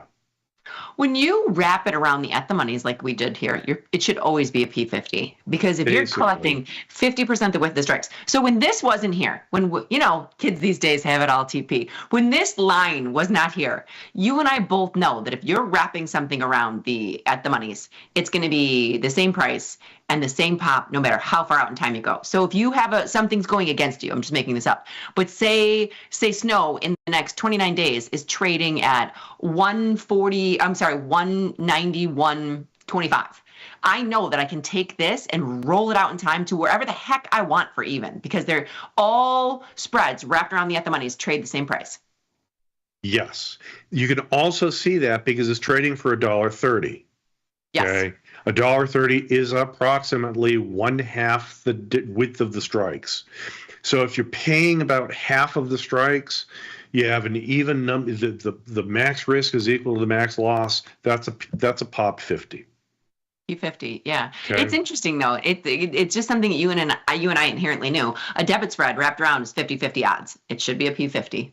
And the only reason we can see these numbers, Liz, going back to this, is the technology is very efficient. Okay. Yes. Look, I can calculate these numbers. I've got these little programs, but I can only do one at a time. To be able to do this on the fly for any symbol with hundreds or thousands of different strike prices, that comes from the efficiency of the platform. Okay. So it's saying that, gee, we really didn't have these years ago. Well, I had them because I had the secret squirrel stuff, but the problem, well, hey, now you have positive theta on that. But the problem is it's going to keep going no matter when it moves. I didn't lock the price. So as the price moves, it's going to go positive or negative. So the point is being able to see these numbers changing in real time, that kudos to the development team. That's you. You're the one who did this. Well, no, I come up with the numbers. Like I come up with the formulas and say this number, okay, so I give them a formula. Here's the process. I give them a formula. And I already know what the right answer is. Okay, it's kind of like a math test. You just want to make sure they can get it. They can get it, so it's going to be right across the board in there, right? Yeah. So I am the reference. I can say yes, the number you calculated is correct or within an acceptable range. Yes. Okay. In other words, because if they come up with the wrong number, and because I've looked at this stuff for so bloody long, I can say, oh, I think I know what you did there. Go and look at this part of the formula. You probably, oh, yeah, thanks, Tom, whatever, blah, blah, blah, blah, blah. So the point is, what I do is I'll write the formulas, create the formulas, and then verify what they're doing. Okay? I'll say, yes, that number is right, or no, that number is wrong. Go back to the drawing board. I'm glad you said within a small margin of error, because there is some back of the napkin. Like this data is basically zero. So yes, it's positive, but you move it by a couple pennies and it's going to turn to negative. Right. So that's no good for you, Liz. I love it. Yep. Okay, so hold on 1 second. We got to go back into Twitter because we are almost out of time, and I want to see if. Okay, so this is great, Jeff. Love this. Just going to go with this. Jeff Jones. We did a study yesterday. This is going to be. We can talk about this another day if you want. But we did a study that Jacob gave us from the SPX pit yesterday, saying that on Thursdays on the open, selling the 0 TE doesn't work. So my man Jeff bought it today. If it doesn't work selling it, he bought it. And then I wanted to show you this. He got out. Where are we? Where's Jeff? So he bought the Iron Condor at 10:05 and was out at 11:38. So he said, if the one side doesn't work, why not try the opposite? And I love it. Well, see, that's just it. That's the way to think. That's how a trader thinks. Yeah, it was pretty cool that he did it for us. And then this is Eric. A lot of people have been doing this, the 0 DTE Iron Condors on the open, and he's doing that too. So we've got. I like when people show their positions. It's fun. Okay, then here we go. Steve Jones, this is Tom. Large brick and mortar bank. They automatically renewed my CD at 0.5% because I did not visit the branch in person to renew it at the prevailing rate. I am done with that bank. Oh, yeah. Yeah, it's Steve. This is their legal team is too big to fight, but I think that is borderline criminal when they do that. That's insane. Just because you don't visit the branch? Well, you have to talk to a banker because it's the upsell, Liz. Yeah. Oh, Ms. Deer King, why do you you know what? I know you're getting a decent return on these CDs, but you'd get a much higher return if you bought one of our annuity products or our mutual fund products, and I can guide you through the process. Yeah. They're trying to gather assets and they're trying to nail you in. They're trying to engage you. But they're not engaging you with information. They're engaging you by entrapping you. Yeah, they are engaging. And that is borderline. That is ridiculous. Fine, addict it is. Oh, what did the last margin call get? Got any more of them short?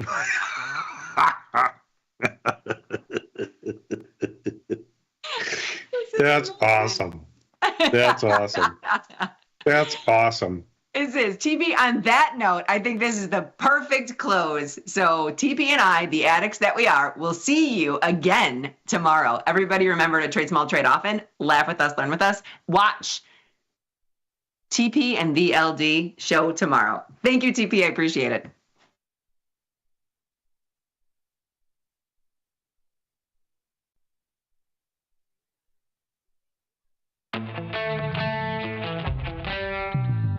In the world of investing, a beast lurks between the numbers. Some watch from the safety of the sidelines, but others saddle up and ride that one-ton rowdy ribeye for all he's got. If that's you, join us on Tasty Trade, named best online broker for options trading. Genius loves company. The market doesn't stop. So why should you? Diversify your portfolio with stocks, options, futures, crypto, and more from Tasty Trade. Focus on the markets that matter to you. See the odds before you trade using curve analysis, IV rank, and more tools. Get industry insights that help you find your next trade right where you need it. Tasty Trade. Download today. If you missed the live show, here's our cherry on top weekly recap. You know what my first concert was when I was very young. It's quite embarrassing. Anson. How'd you know that? I mean, I feel like everybody. How did you know that? Because who else was popular then in like the late 90s? Oh my God, that's amazing. That was cringe. There it is, the song. Yes. Yes. All right. Good luck. Good trading. Let's go eat some roost. Peace. Got friends? Get $250. We'll give you a bonus for each qualified person you refer to Tasty Trade. So spread the word and earn rewards. Terms and conditions apply. Tasty Live's godfather of options, Tom Sosnoff, is grabbing his passport and taking this show international. He'll be joined by IG's Rich McDonald in London and Milan, along with special guests at each stop for an evening of live trading. It's fun, challenging, and moves as fast as the market. Doors open at 5, with trading starting at 6. Come early and have a pint or glass of vino with the boys. It's totally free, but space is limited. Register at tastylive.com/events. Options just got molto interessante. Look who's back testing. Tasty Trade now has options back testing for free. Test your trades with over 10 years of data for the most popular symbols. See how your trades would have performed in the past. Look back at profit and loss and take the guess out of guesswork. Oh, did we mention that it's free? Get back testing at Tasty Trade. Your crypto needs a wallet. And crypto is better when it's tasty. You can now do more with your digital currencies with the Tasty Crypto app. We're proud to offer a self-custody wallet for Bitcoin, Ethereum, and Polygon. Transfer your digital tokens directly in-app and access thousands of tokens available only on-chain. Your wallet is your key to decentralized finance. Download the Tasty Crypto app and get started today. What's up, everybody? Check out my new series, Life Cycle of a Trade, where I show you my real-time trades with insights into strategy selection, adjustment mechanics, all the way to the closing order for all of the Tasty Live core strategies.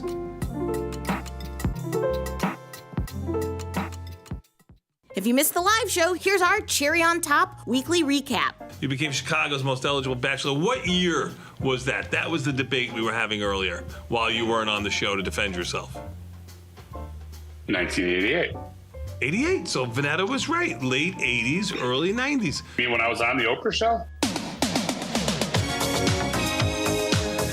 Yeah.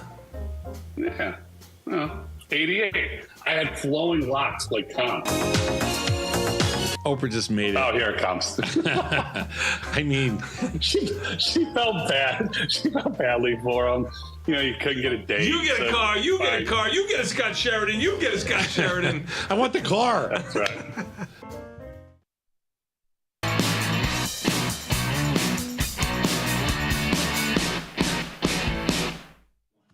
Good morning, everyone, and welcome back to the show. This is Option Trading Concepts Live. My name is Nick Batista. Got my man, Mikey Butler, and of course, Katie McGarrigle in the house with me today. And if you want to come join us, hop over to YouTube, type in Tasty Live, come to our channel, give us a like, and subscribe to our videos because it helps us immensely. But more importantly, just come chat with us live because we'll be taking questions throughout the show. Whatever you got questions on, from strategies, concepts, trade ideas, trade management, whatever, just come hang with us for the next hour of the day. My favorite hour of the day. I get to spend it with my buddies, the originals, the OGs, Mike and Katie. Katie, how are you? Hanging in there. Surviving. Yeah? You got any fun plans this weekend? No, staying local. I know nice. you're heading out of town. What are you doing, Nick? Well, I got to take care of the cats now that he's a cat man. Oh, yeah. Mm-hmm. Okay, you're on house Babysitter. sitting. He's our babysitter. Sitter? Yes. Nice. Do they like you? Uncle Nick. Yes. Cats like you? I think they do. Yes. Animals in general. Them too? Yeah. Except for the little debacle with the eye. That was a, you know, yeah. That was a black swan, yeah. Black swan. That was a black swan event. We all catch a tail every once in a while, you know. That's true. That's true. No, yeah, I'm staying local. You're headed out of town. I hope you get good weather. Thank you. I'm going on tour. 3 golf days in a row. Hell yeah. It's going to be great. Up in northern Wisconsin. Gonna Yes. hang out with T-Pain in a mansion. Yeah. Northern Wisconsin. Yes. He's so funny. Like, if I ever need a pick-me-up, I just watch, like, his videos where he's, like, playing video games and then, you know, Pitbull comes into the room. Yeah. Just the most ridiculous things. Yeah.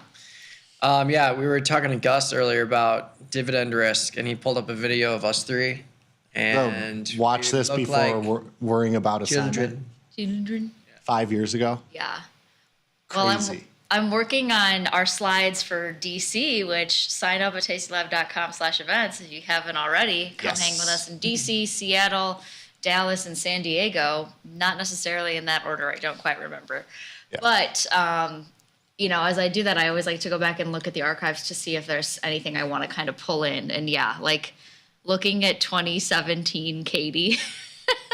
Wow. It makes me sad, but also like happy. It seems like that gap is really, really wide. Oh, yeah. It We've lived a lot of lives. Yeah. Yeah. We have. Well, and we had like a really fun conversation yesterday about, you know, just the early days of Tasty and, you know, some of the old companies that were kind of within the Tasty ecosystem and throwback. The butterfly spread. Yeah. Oh, Yeah. we do not speak the name of that video. I know John knows what we're talking about. Oh, yeah. The good old butterfly Some spread. deep cuts, Yeah. as we like to call them. Yeah. Oh, man. Yeah, tastylive.com/events. Yes. Thursday, June 12th. So Thirsty Thursday, come hang. Libations will be served in Yeah. DC. We're getting lit. I tweeted yesterday that seats are filling up and we got some more signups, but we're like 70% capacities. If you're actually like thinking about going, sign up. Yeah. It's gonna fill up probably this month, I would guess. Yeah. Yes. And also, like, if you sign up, like, please show. Yeah. Like, or cancel the ticket or whatever, just in case it frees it up for somebody else. Yes. We know it's a free event. There's, like, no obligation, obviously. There's no fine if you don't come. But it would really mean a lot to us to make sure that we do have full venues and that, like, people that maybe couldn't get in at first or what have you can actually show up and have a seat. So Yes. commit, you know? If you're going to talk about it, then be about it. That's right. That's right.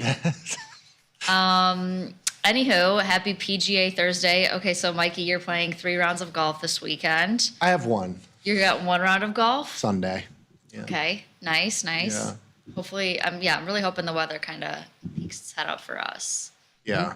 I think it will. Yeah. Fingers crossed. Yeah. There's not a whole lot of things happening. We're on the cusp of summer. I don't That's know if crazy. I'm prepared. End of fiscal year, start of summer. Yeah. It's a whole new world. I hope so. I'm Dazzling ready to see place. the sun. Yeah. You got a birthday coming up? May 31st. Jot it down. Out of town. Send him gifts. Send those gifts. Via snail mail. Whoever the Snyder's pretzel guy is, I know I ask this all the time, but like, please send more the pretzels. Not that I really need them, but you know, around Easter we always get the chocolates. Oh yeah. There was a couple of like, big boxes of pretzels that showed up one year. That was a Oh yeah, I remember those pretzels. Yeah, those are nice. But yeah, do something for Nick, not for me. Yeah. Yeah, gifts welcome. Gifts welcome. Yes. We also have Ryan with us, which did you guys watch the crypto markets the last couple of days? They've been crazy. Crazy. Yeah. Straight up. 100K is the new floor. That's my hot take. I'm here for it. Yeah. We're I'm not like loading the boat, but you should be. It felt good to kind of see, because I started to participate in the crypto space like in late fall, like kind of right before the election. So obviously we had that nice little pop around the election, and since then we've been, kind of gradually grinding a little bit sideways to down. So this was nice to see for some of those, Bitcoin, Solana, ETH positions that I've been holding for a minute. The hodlers. Hobblers, Yes. particularly like ETH. Yes. And now, of course, I'm on the BitTensor wagon. Naturally. Yeah. So, someone just asked in the chat, do we plan to live stream the event? No, we do not. TBD on if we will end up recording it later this year. But if you want to see what we're discussing, which is kind of a nice graduation from last year's event of building a complex portfolio, try to make it in person. Yeah. But yeah, maybe more to come later this year as we kind of figure out how the show goes over the summer. Yeah. Very fluid. Our events. Any locations you're most looking forward to? All of them. Probably Seattle and San Diego. San Diego. Yeah. DC's fun. I've never been to DC, so drop your DC recs in the chat. Yes. If you got them. Also, we're doing a lot of Sunday shows, which I know is going to impede once football season starts. Yeah. How are you feeling about that? Didn't even think about it. Yeah. Just now. I would like to be to get some overtime pay for that. Okay. But I'm thinking, especially NFL pay. because of the, Yeah. not being able to watch football. Well, something I was thinking about is, at a lot of these events, we try to have confidence monitors so that we're not constantly. Oh, we could just have football on. Yeah. Instead of- especially because yeah. we're gonna have beer and wine too. Instead of having our slides on the confidence monitor, we'll just throw up the game for you. Perfect. Yes. Problem solved. Yeah, the Bears have a lot of 3 o'clock and Monday night, Sunday night football games. So the NFL is featuring them. We're ready to roll, baby. Yeah. The Buffalo Bills are on Hard Knocks this season. Oh, okay. Yeah, So the Gracer boys are ecstatic about it. I'm sure they are. Yeah, there's a lot of chatter about football season already. I'm not there yet, but It's a magical place to be. August 8th rolls around. What is it? August 8th? September 8th? September 8th, I think. September, first week. Yeah, September 8th. Yeah, something. Yeah, the Bears kick off the first game of the season. Oh, Against okay. Minnesota. Did you know that? I did not know that. It's awesome. Nice. Wow. Big time. Yeah. Other cool stuff going on in September. Huge. But yeah, that's cool too. Bears are cool. Is it your birthday in September? No. What is it? What's in September? My hitchin. Ah, yes. The old Edie hitchin. will be off the market. Yeah, officially. Very nice. Yeah. And by kick off the season, I mean they're the last game of week 1. But Monday Night Football. That's all Monday right. Night Football. There you go. There you go. Yeah, you're getting hitched. It's going to be great. Yeah, it should be. You're both invited. Thank you. Thank you. I will be going. Yes. I will be there. I as well. Your invites should be coming in the mail very soon. Sweet. Very nice. Good. You're- I need you're- that reminder. You're currently hanging on my fridge. Oh, yes. Yes. Thank you. Yes, mine too. Yeah. Yeah. Should be a hoot and a half. What else is going on? Have you guys covered anything today? Yes, Snowflake Smash. Yeah, Snowflake had earnings. That was a good one. Yeah, that was a really nice one. Up 20 points. The expected move was a little bit less than that. Mm-hmm. So seeing a nice rally today after good earnings, it was actually a little surprising because we had that market sell-off yesterday, and then Snowflake kind of Buck the disregarded it. trend. Yeah. Sometimes you see it continue with the trend, but it was nice to get a nice winner on there. Helps offset some of my losers in PanW and end phase, which I sold a short put yesterday, down 20% today. I also have that Classic. same position. But trade small, doesn't matter. I can hold it for it will matter if it never comes back, but we can hold it and withstand the variance. Totally. Yes. But yeah, haven't done anything outside of that. Except for a couple trades. Couple 2 trades. Yeah, what have I done? I covered wheat yesterday. Yes, us too. That was kind of Not yesterday, I've been but over pretty the last. light outside of that. So looking forward to hearing what people are looking at in the chat. Cool. Otherwise, 2 little PSAs tomorrow. Mike and Tom will both be gone, and we know what happens. oh gosh. Okay, cover things today. Cover things today. My dad and I will be hosting the morning session, so if you want to come for a vintage bat versus bat, please tune in. Monday, Memorial Day, market's closed, but we will have first call at 4:55 when the futures open. Love to So see it. just a quick little PSA. Fun. Are you doing any type of, fun wardrobe theme tomorrow, or just a regular old bat? I think it's just Bat takeover. regular. Yeah, just regular. Maybe I'll do party shirt. Maybe we'll coordinate that. Figure that out. Good call. Love it. Well, yeah. I'm curious to see what the market will do tomorrow. Then Yes. that's the case. Get your helmet on. But today, E-minis up 16. Nice little rally from the lows. Overnight session, they were down like 20 or 30 points. We're now basically at the highs here, two-ish points off the high of the session here. You've got the NASDAQ up 145, the Dow up 115, and the Russell up 4. Russell was really weak this morning, down like 20 or 25 handles at one point. So everything rallying back a little bit after yesterday's little dippy-do. Oil selling off a bit, 60.87, down 70 cents. You got volatility futures down 60 ticks. They did get a little bit of a pop yesterday. We'll see if they smash them today or if they bid them into the end of this week. Bonds up 15 ticks. They have looked awful. They were even lower this morning. Bonds catching a little bit of a rally. I'm sure that's helping the market here. Gold down $20, silver down 45 cents. Gold and silver both had a nice rally into the sell-off yesterday in the markets, as well as Bitcoin, which is at new highs or just off of new highs here. Futures up $2,900. Spots basically unchanged, down about $200. Stuff. Yeah. Yeah, got that free butterfly on in gold expiring in 5 days. Me too. Thinking about putting something else on. A couple of leftover out of the money calls from old positions, Expedia being one of them. Wasn't our That's best. his fault. Huh? That's his fault? That's okay. I'm a very forgiving person. I know you come on here and you're like, I got this one that's left over from this trade. And It's just a little salt. Just a little. yeah, it's a little. I feel the heat. Okay. Bitcoin at 112. Whoa. Whoa, whoa, wee, wah. Yes. Crazy. Just bounced about $500.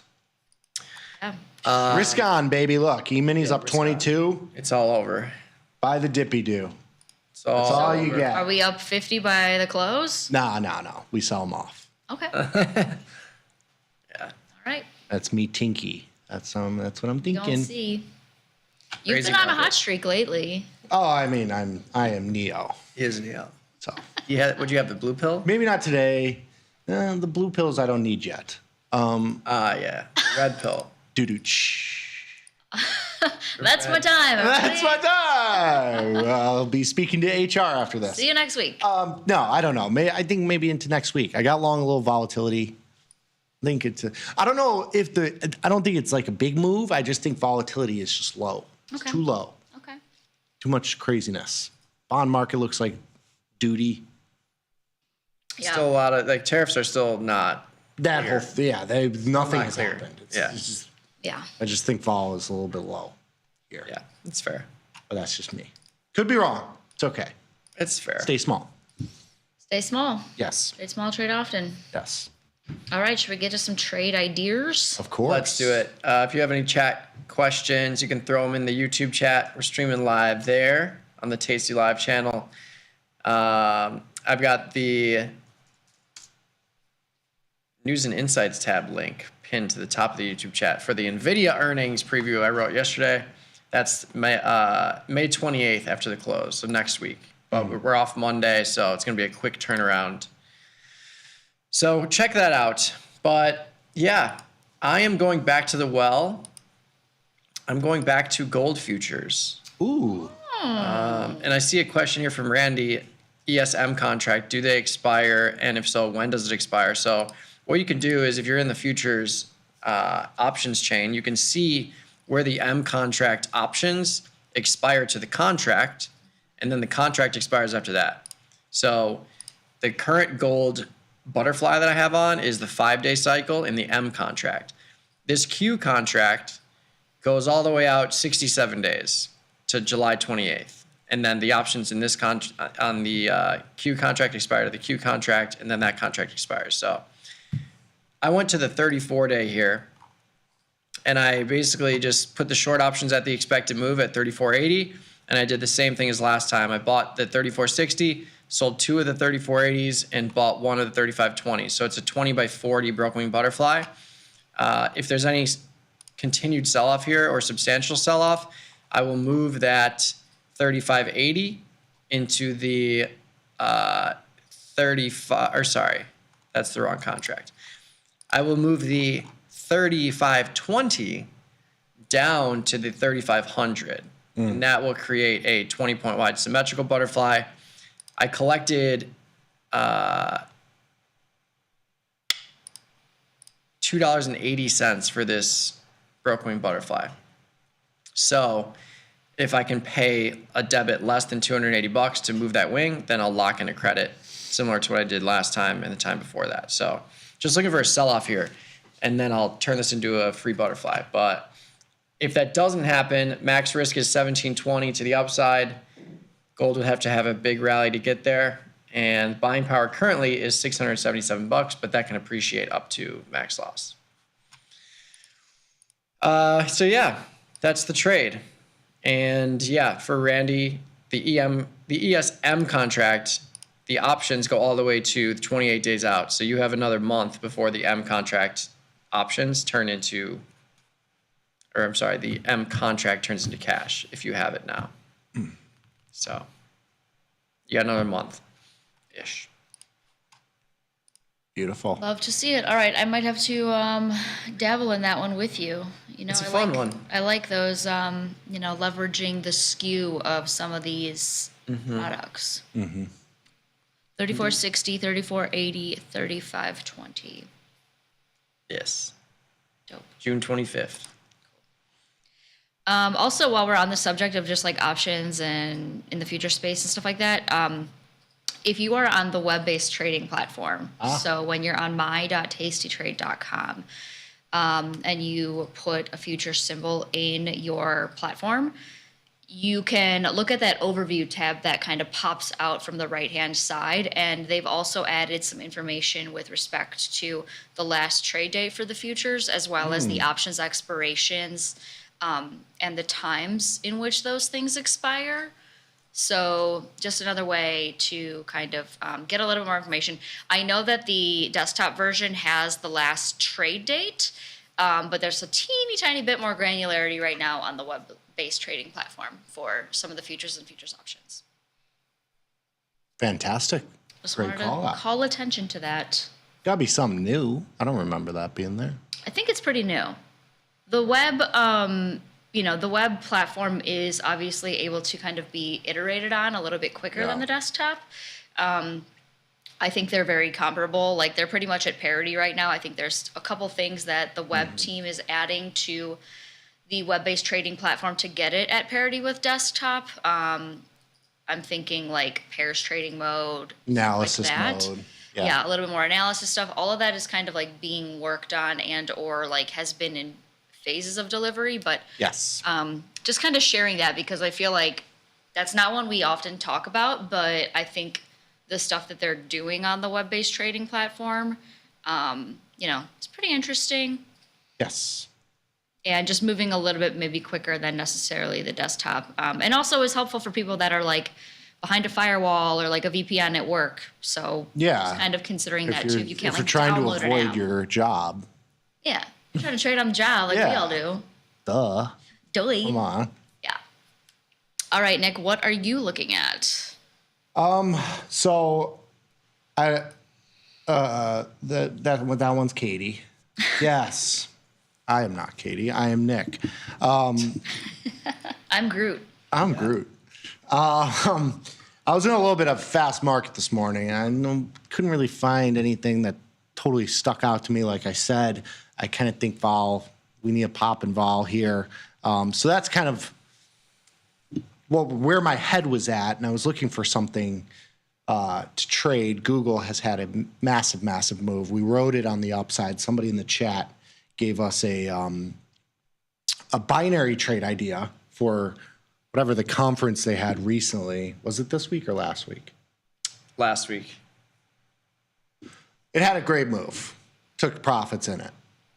I don't know if I'm ready to be full bore long here, but I'm putting on a little bit of a long trade, a kind of sideways E/long trade with a crab trade here.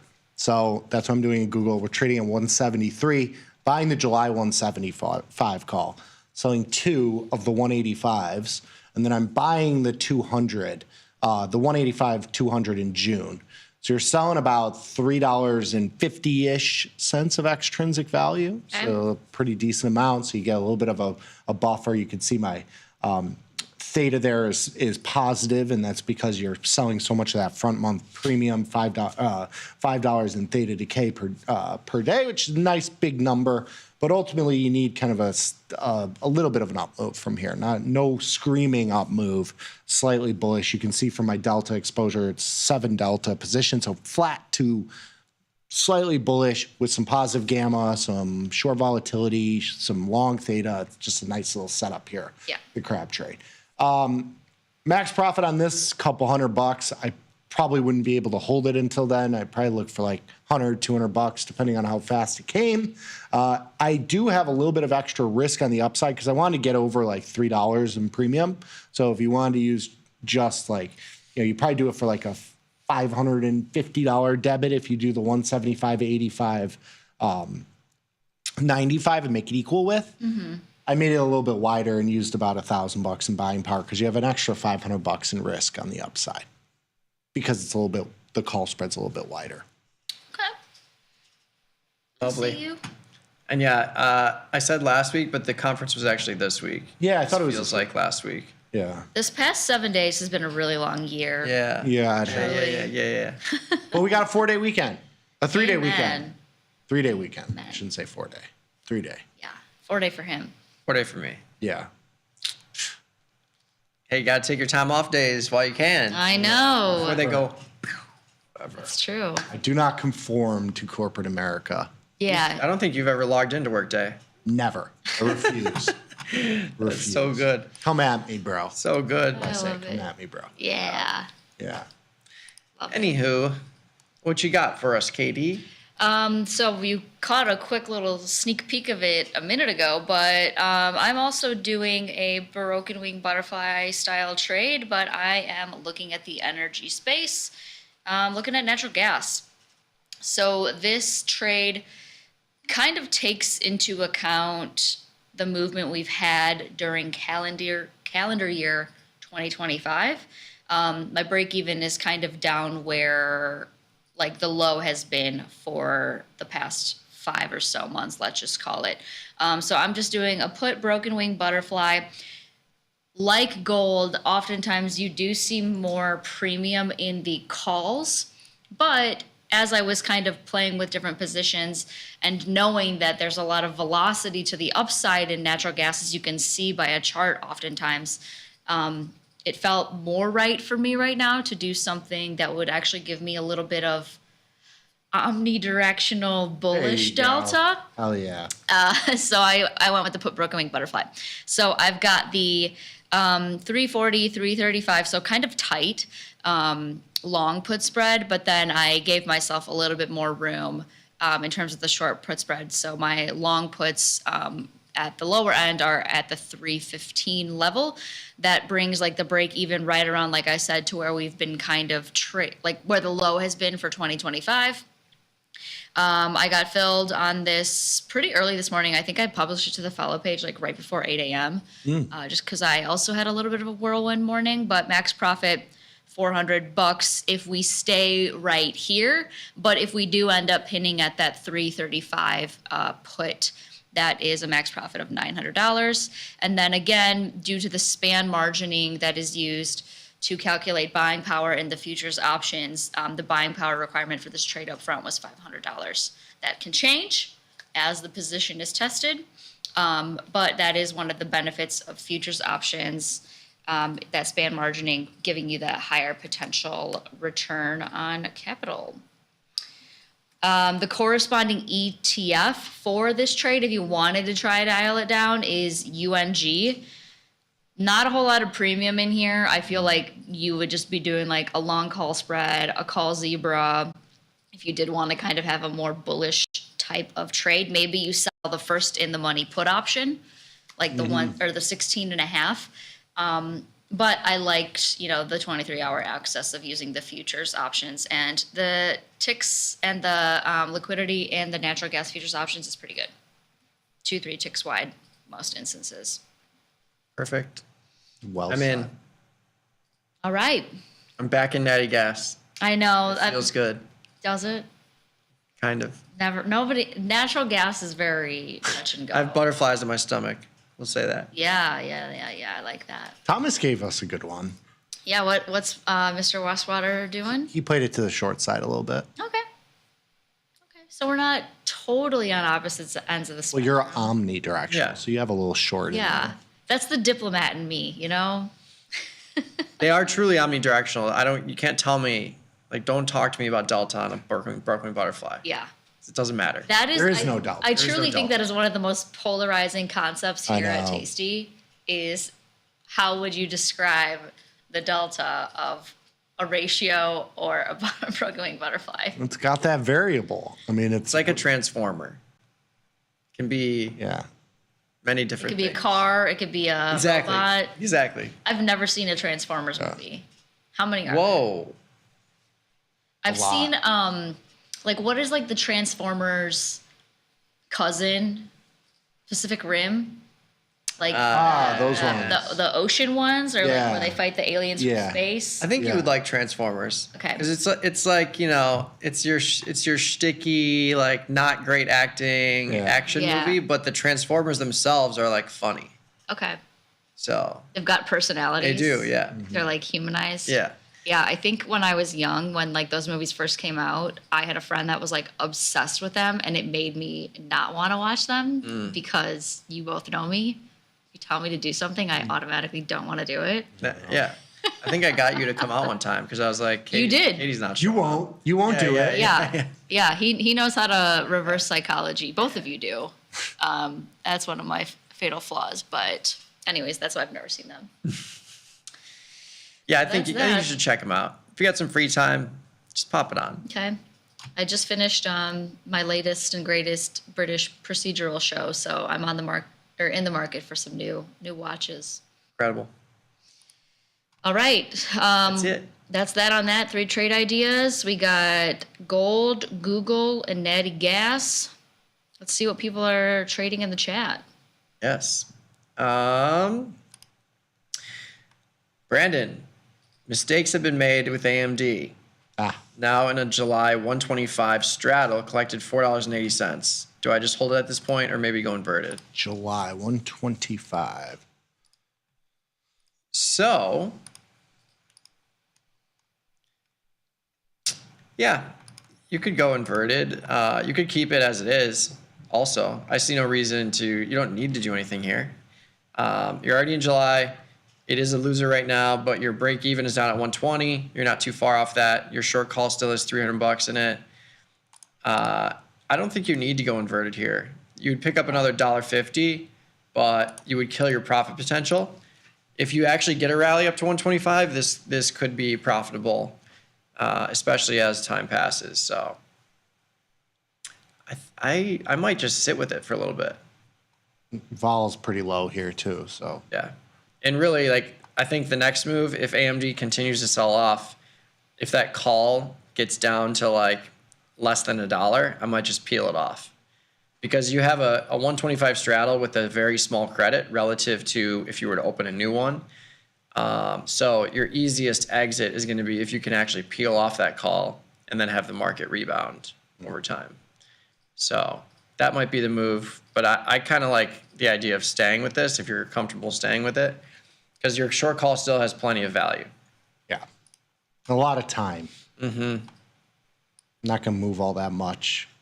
Probably hasn't even moved all that much today. Correct. Change. 15 cents. Mm-hmm. In your favor. Yeah. What's your plan with the broken butterfly and snow? I had a naked put in here that I closed. So I sold the 155 in June. I closed it at 54 cents. Sold it at 260, so made $200 on that. I did one in my Johnny Trader account. Let me pull up what that was. I think it's just super far out of the money, so there's really nothing to do with it. Yeah, so I sold this at 15 cents. It's the 170, 165, 155 broken wing butterfly in this weekly expiration. It's very, very far out of the money. It's marked at 0. I haven't done anything with it. You could just close the position by I would probably remove this 55 strike and then just buy back this whole position for a penny or two. You net out 10, 15 cents. But it was really just a shot trade into earnings if it sold off a little bit. I'm keeping the 10 cents, a little Johnny nothing. Okay. Anyone. Free shot.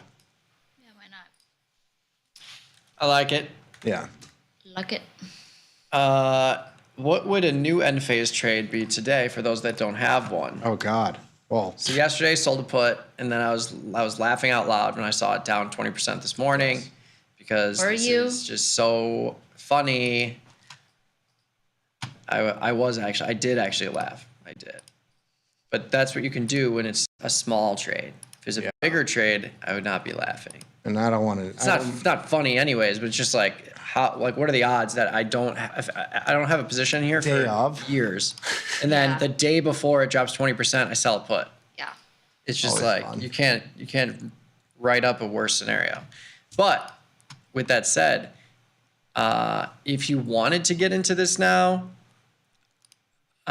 you could do the similar thing, like selling a put at 30 or 35 if you want to take undefined risk. Mm-hmm. If you don't want to take undefined risk, you could get into a diagonal spread. Yeah. Something like that. Like July, June. 35, 45 for $5 or a 40, 45 that's cheaper. Mm-hmm. But yeah, I would play it directionally. You can get really small there with a diagonal spread. At lows, I mean. Yeah. I might just do the 38 put. You could do that. In the June expiration? What is the premium difference in July? Well, July only has $5 wide. Oh. You could go to like the 35 for $2.50 or Yeah, I'll do the 35 in July. Yeah. Give myself a little wiggle. I mean, this is making new 52-week lows, so 35 would be new 52-week lows. I got filled at 264. And 55 isn't even your break even. 35 isn't your break even. 32 and change is your break even. Very far. Yeah. Relative. All right, I'm in.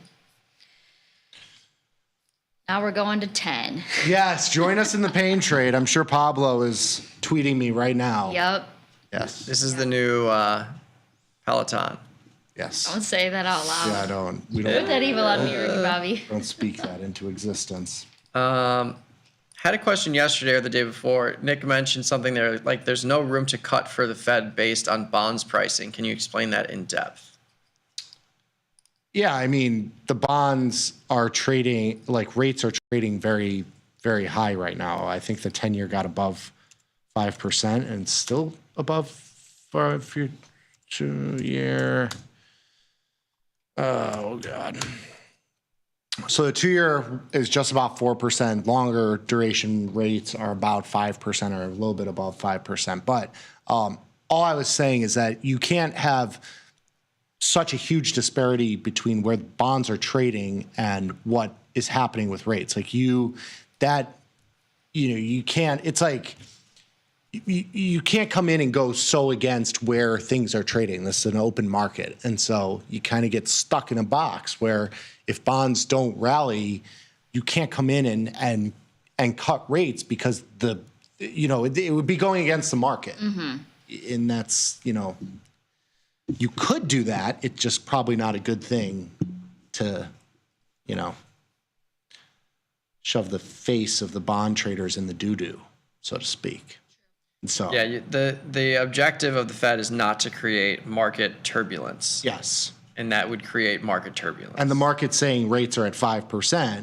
Yeah. And interest rates are not at 5% currently. Yeah. And so if the Fed were to come in and say, oh, no, we're going to cut rates, now it's even wider from what the market is trading at versus what the Fed is doing. And you just can't have that sort of thing. Yeah. And surprises from the Fed are what create market shocks. And that is not what you're looking for in this environment. Yes. But yeah, TLTs at lows we haven't seen since 2023. But you can just look at the CME FedWatch tool. If you just type that into the Googles, you can keep an eye on that. And that the Googles. That basically takes the bond contracts and gives you probabilities based on what you're looking at. So it simplifies the view of it, in other words. So the June 18th cycle, there's a 95% chance that they do not cut. July, there's a 70% chance that they do not cut. September is where you get your first cut that's priced in at a 50-50 shot. So that's not even a guarantee, not even close to a guarantee.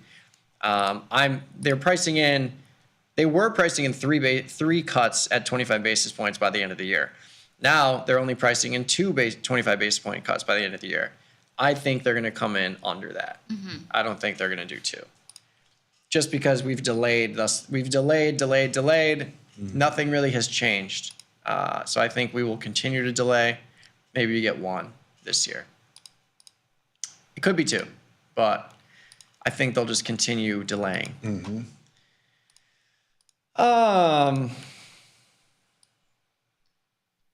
Let's see. You describe what you describe for futures options. Is that functionality only available for futures options? I mean, yeah. So the reason that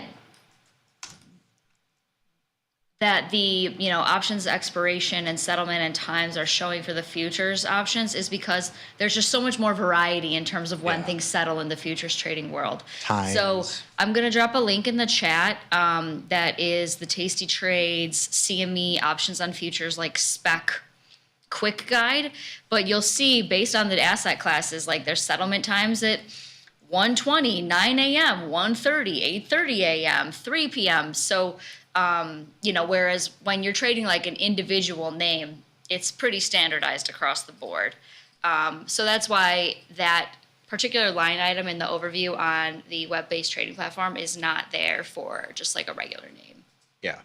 Like stocks and ETFs, the options expire to the underlying instrument. Yeah. So you don't have to have this much complexity because everything just settles to that product. Yeah. Whereas the futures options will expire to a future, which will then also expire. So like there's just another little bit of a gimme and gotcha that you need to think about. So I think, I can't speak for the developers, but I believe that was probably some of their justification for sharing that line. But hopefully the sheet I just shared with you will also be valuable to you if you're dipping your toes into that space. Justin Fields is on the Jets now. Is he taking first team reps? Yeah, he's starting QB. Ooh, I kind of like that a lot. Interesting. Because they are a run first team. Smash the ball. Yeah. Not a great offensive line, though. I kind of like that a lot. That's good for him running, too. Yeah, I just don't think he's very good. Well, he can run. Yeah. This is what makes a market. Time's going to tell, guys. Yeah. I know you'll have the spike weeks. You get them in late rounds. Really, we're just talking about best ball. I mean, he could injure himself this summer and be done. He could. That's true.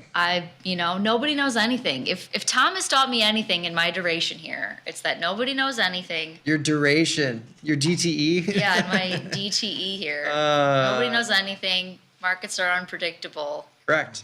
We can only leverage the statistics we have. Exactly. And that's why you need volatility in things that you're doing, especially when it comes to sports, fantasy sports. There you go. So yes, I will have 150 best ball lineups this year. And I actually really like that. That's a good Justin Fields tidbit here.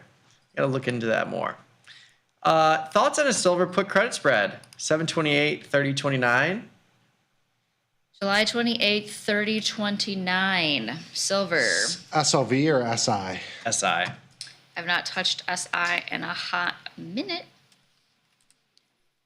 July, the U contract. U. Put spread? Short put spread? Put credit spread, yes. 9.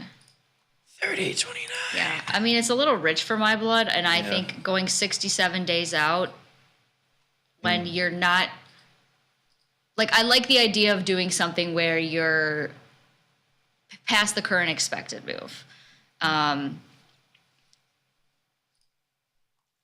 I think for me, like, it's just tying up quite a bit. I mean, I know the span margin obviously cuts down the buying power requirement, which makes that max profit of $600 look pretty attractive.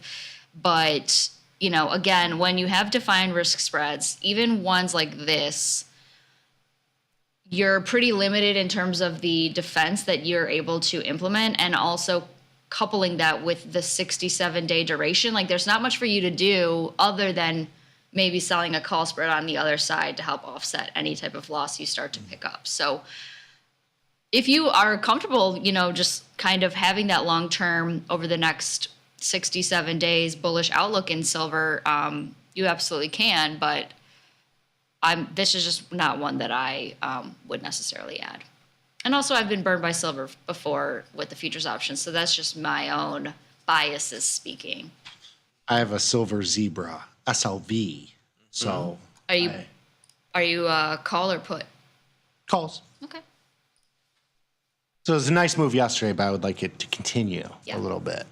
Yeah. I think I'm basically a scratch here. Yeah. Yeah, $5,000 widespread. Yeah, I mean, you could definitely size it down to the SLV, like you're saying. It just you lose the 23-hour access. So.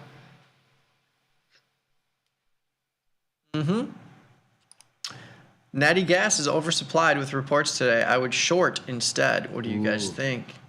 That was what Thomas was talking about. Well, good thing that I'm omnidirectional right now. Right. A little short, a little long. Yeah. Put it together. The max profit on the put broken butterfly is to the downside. So it is a little bit short. However, your max loss is also to the downside. So you can't be too short. Yeah. But you also have a profit to the upside. So you are bullish as well. Therefore, omnidirectional. Yeah. But yeah, I don't mind. If you want to be short, you could totally do that. You could get into a symmetrical butterfly, but that also has risk to the downside. You could do a put spread, but it's down 3% today, so it's tough to like get into a short trade today. I like the entry for the broken butterfly today because you're able to move the strikes lower and or get a bigger credit for the current strikes into the sell-off. But yeah, you can do a bunch of different things in there. Yeah, I think to all of our points, like, you can do what you want as long as you're staying small enough that it doesn't compromise your entire portfolio.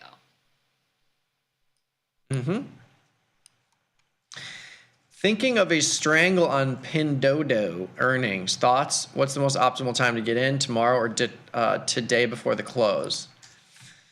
What is this? Pindodo. What is Temu. I think. PDD.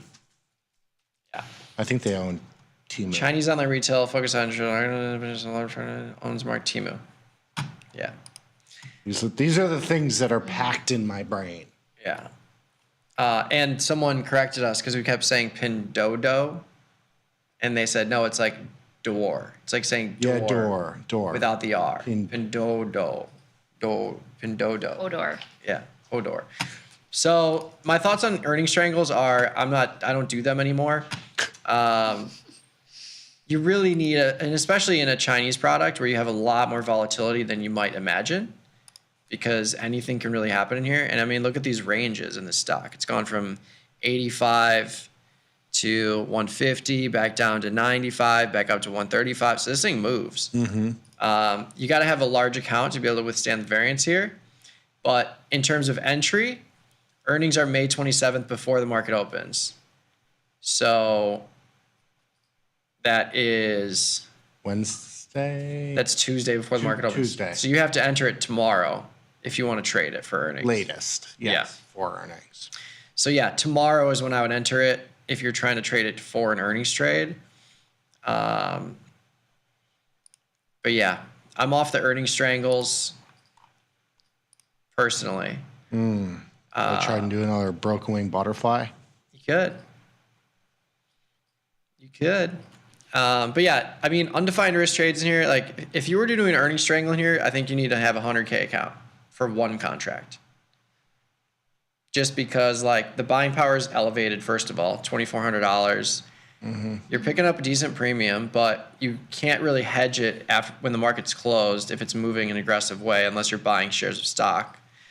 So it's just tough. I'd rather just define the risk and keep it really small. Well, I did a little butterfly for a small debit on the downside. 115, 110, 100. 26 cent. 26 cent debit. Okay. Lottery ticket. My thinking exactly. Yeah.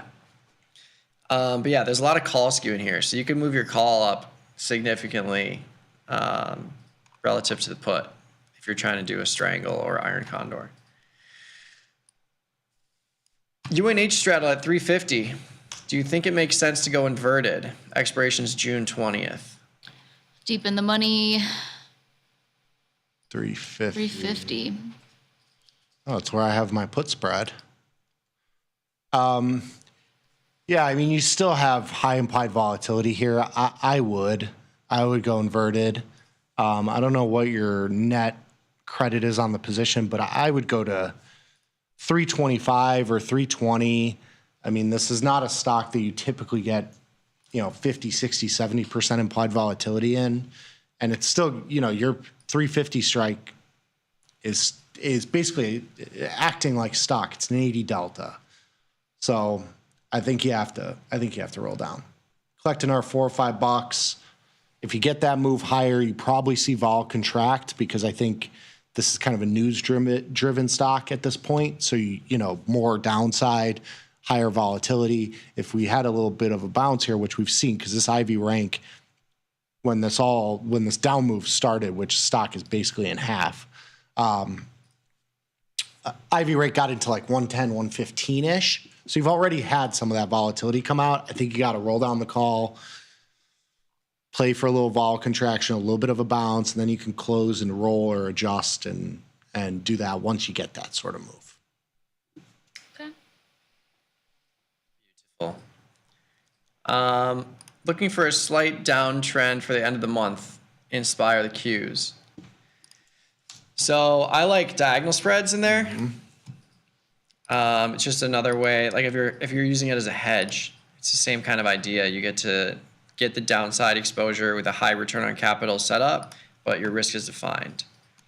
So I currently have the 510 490 long July, short June, 20 points wide. I bought it for $8 in Qs. Qs. So looking at SPY, I was like, damn, it's out there. Yeah, 510 490, just out of the money right now, but it's up a little bit thanks to the recent sell-off.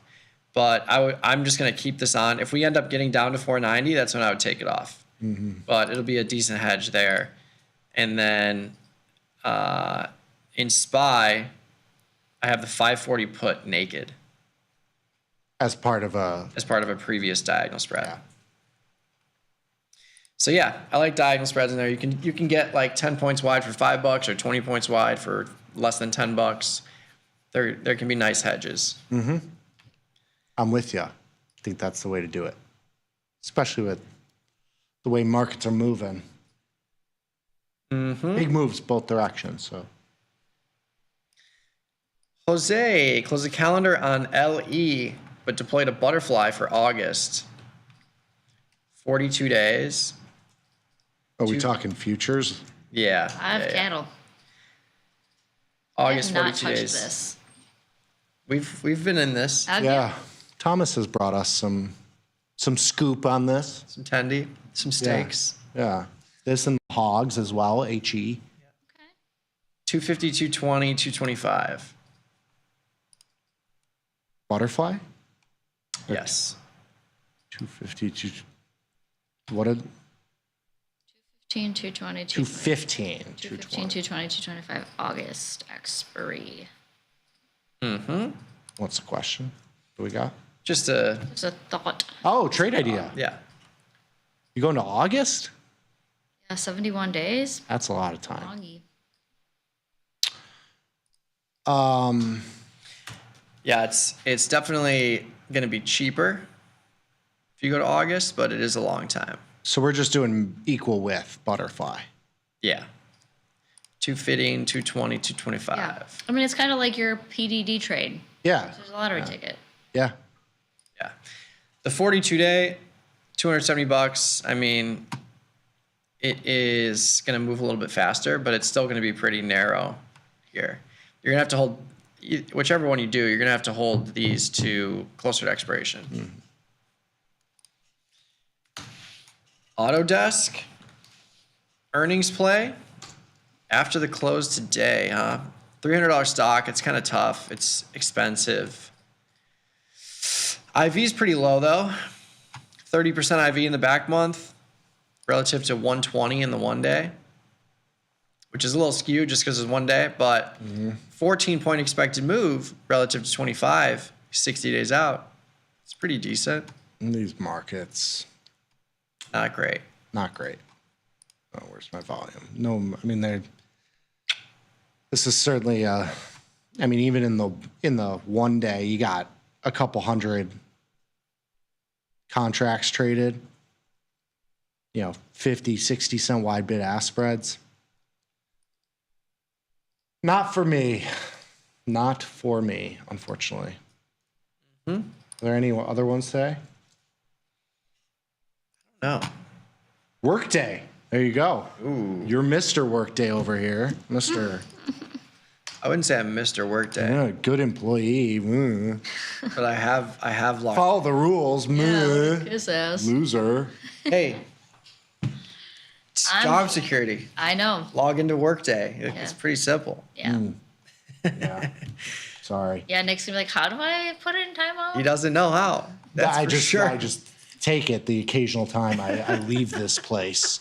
Turn my Here we phone go. off. Here we go. Yeah. When you get, released from like your bunk bed that has like. Yeah, I sleep in the like a handcuff. bunk bed. I got got a a cot. sleeping bag. There's no mattress. It keep me locked up like an imp. One of those like big love sacks. Yo, I miss those. So that was that was good times. They have a store on Randolph. I've never been in it. I know they do the couches now. I wanted one for a little while, but Don't they do like the fully adjustable? you can like Yeah. customize it. Shifters. You put like outlets in there. It's pretty interesting. It's like the lazy boy of 2025. Yes. Yeah, it's a fun way to spend 20 grand. Yeah, they are expensive. Yes.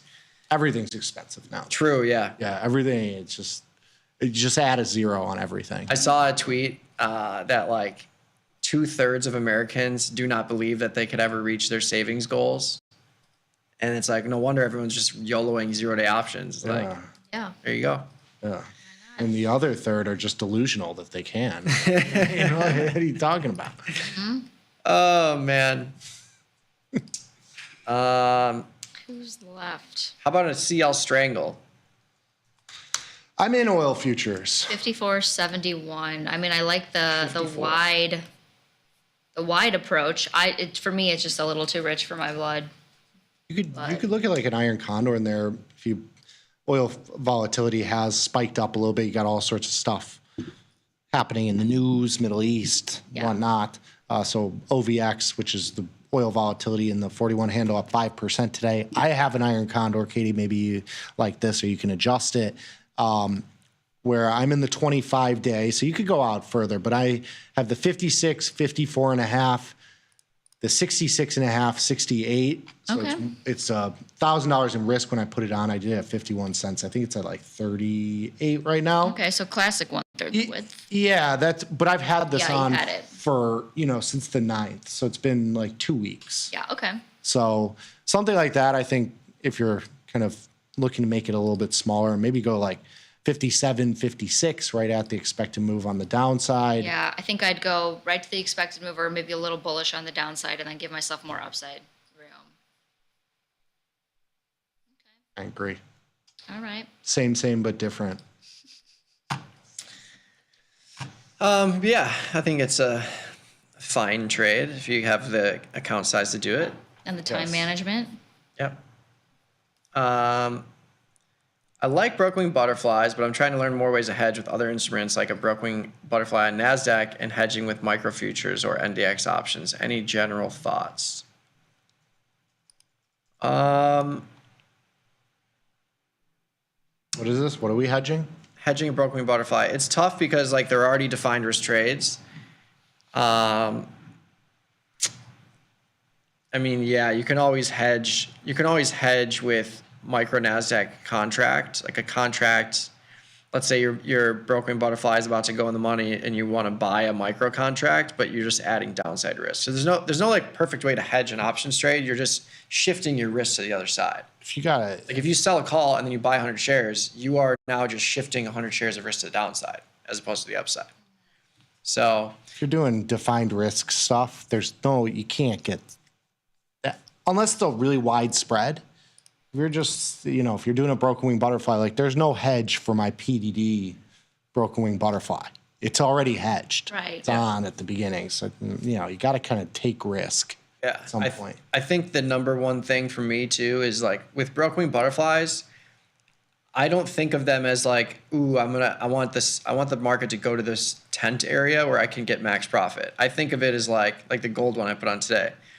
I want gold to crumble tomorrow, because that allows me to bring my 35.20 in, remove my buying power, remove my risk, and lock in some sort of profit in terms of credit. And then if I get the move after that, that spread will appreciate much more quickly because I don't have risk on it anymore. So that's my hedge with broken butterflies is to just remove the risk whenever you get the chance, even if you're locking in a small credit. But yeah, if your broken butterfly goes completely to the money, there's not much you can do other than just selling out of your debit spread portion of it and then rolling your credit spread portion of it, or turning into an condor or something like that. We're out of time. It's 12. We're out of time. It's 12. I'm starving. We are going to go talk about some more Learn Center courses on Tasty Trade, by the way. Futures. Yep. So, if you haven't already, I'm the plug of the web-based trading platform today, but if you head to the Manage tab on my.tastytrade.com, there is the portal for all of the Learn Center content on the Tasty Trade brokerage side. I think like almost 20 courses or so now. So lots there, lots more coming. If you want to see anything in future episodes with us, though, just tweet at us. I'm at Trader Katie. Mike is at Trader Mikey B. Nick is at Trader Nicky Bat. Good luck, good trading. Happy long weekend. Go golf. Peace. Peace.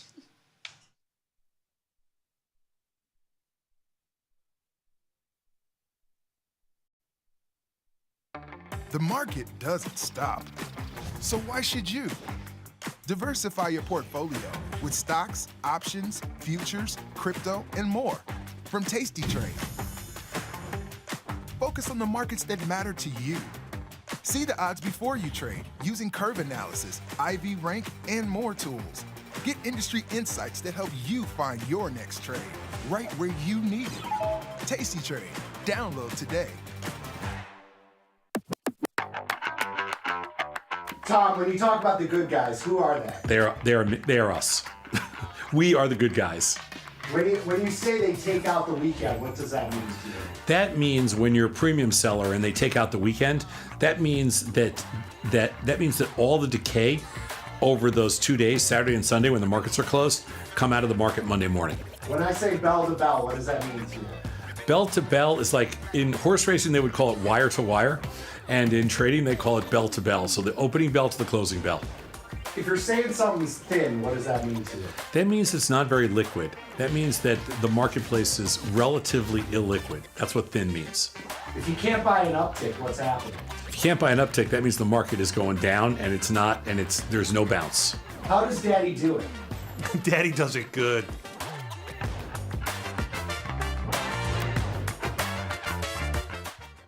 Traders, start your platform. Tom Sosnoff and Tony Batista are hitting the road for their first ever live trading event, At Work by 11. It's unprecedented, unpredictable, and unlike any other financial event. Watch these masters make real trades in real time. Doors open at 8, the action starts at 9, and we'll have you back at work by 11. Sign up today at tastylive.com/events. The beauty of Thinkorswim was that we were different. From the name to the front end technology was clearly what we wanted as traders. Second time around, I think we did a better job. Yes, we are known for our ability to support complex derivatives traders, but we also have the tools for somebody who's brand new who wants to come in on the first floor and work their way up to the top of the building. The amount of time I spend interacting with our customers via email or anything else is pretty much my entire life. To be so powerful and so valuable, and then to be that approachable, just amazing. Where else are you going to be able to email a CEO, get response back? But you know what? Before he even knew who I was just some idiot trying to learn how to trade. And he still would email and help me learn and everything like that. Some people say it's nuts. Some people say it's insane. That's what I do.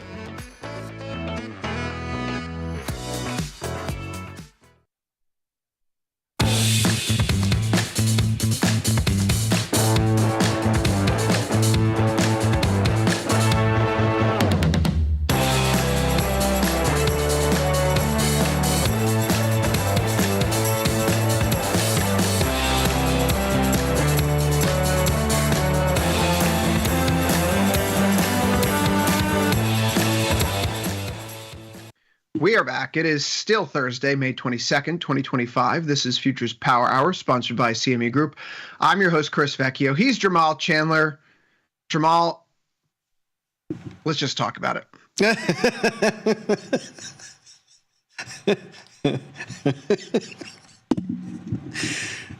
That's the best course of action. I'm glad.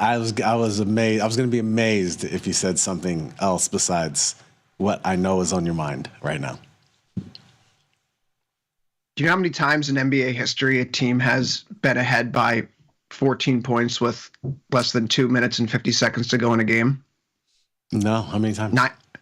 977. Ooh. Do you know what their record prior to last night was? What is it? 977-0. Really? You know what the record is now? Well, there's one loss. 977-1. Yeah. Yeah. What a game. What a game. Nope. Not a game. That was the that was the worst loss I've seen for any of my teams ever. Anywhere.